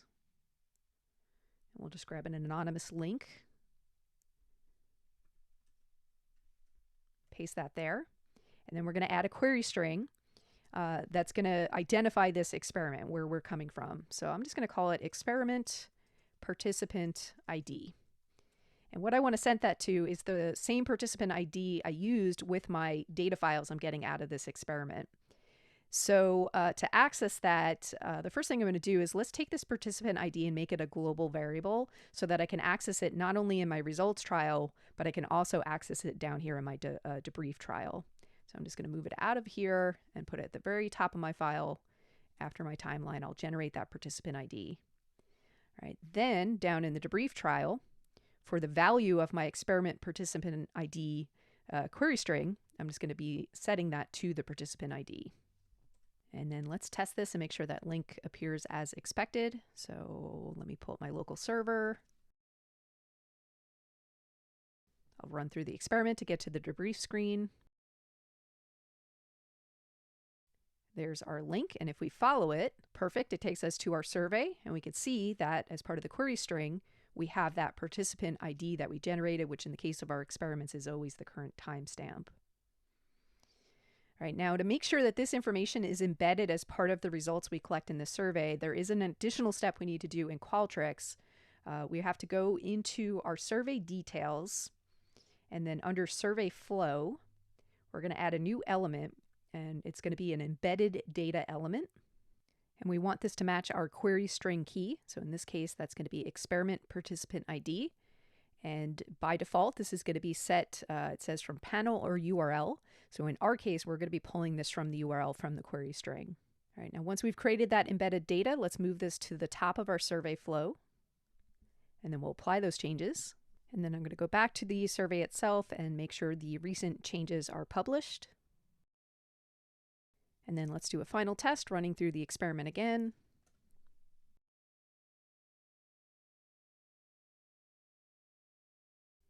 Follow the link to Qualtrics, confirm we see the appropriate participant ID, complete the survey.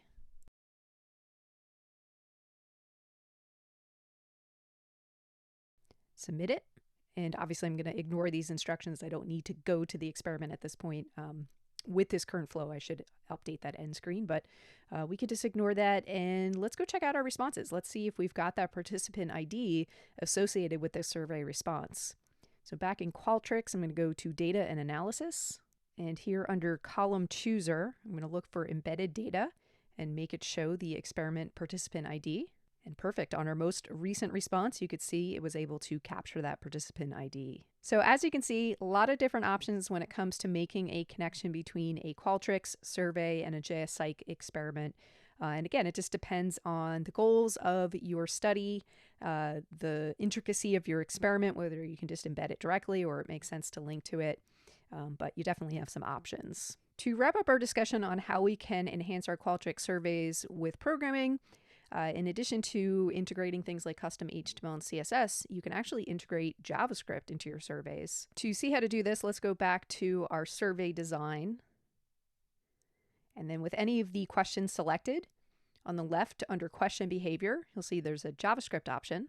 And you can write your own custom JavaScript here. They do set you up with 3 event listeners for basically the life cycle of the page. So any code put within this block would be executed when the page loads. This block would be for making something happen when the page is fully displayed. And then finally, there's a third block for when the page is unloaded. For some inspiration of the kind of things you can do with JavaScript in your surveys, let's go back to the notes, and I want to skip down to Qualtrics Part 2. Here you'll see a sampling of just different JavaScript techniques you could apply to your surveys. And like a lot of the things we've been looking at today, You're not expected to actually implement any of these things or fully understand them. It's more just about being aware of these features and capabilities that you now have access to with a little bit of programming knowledge.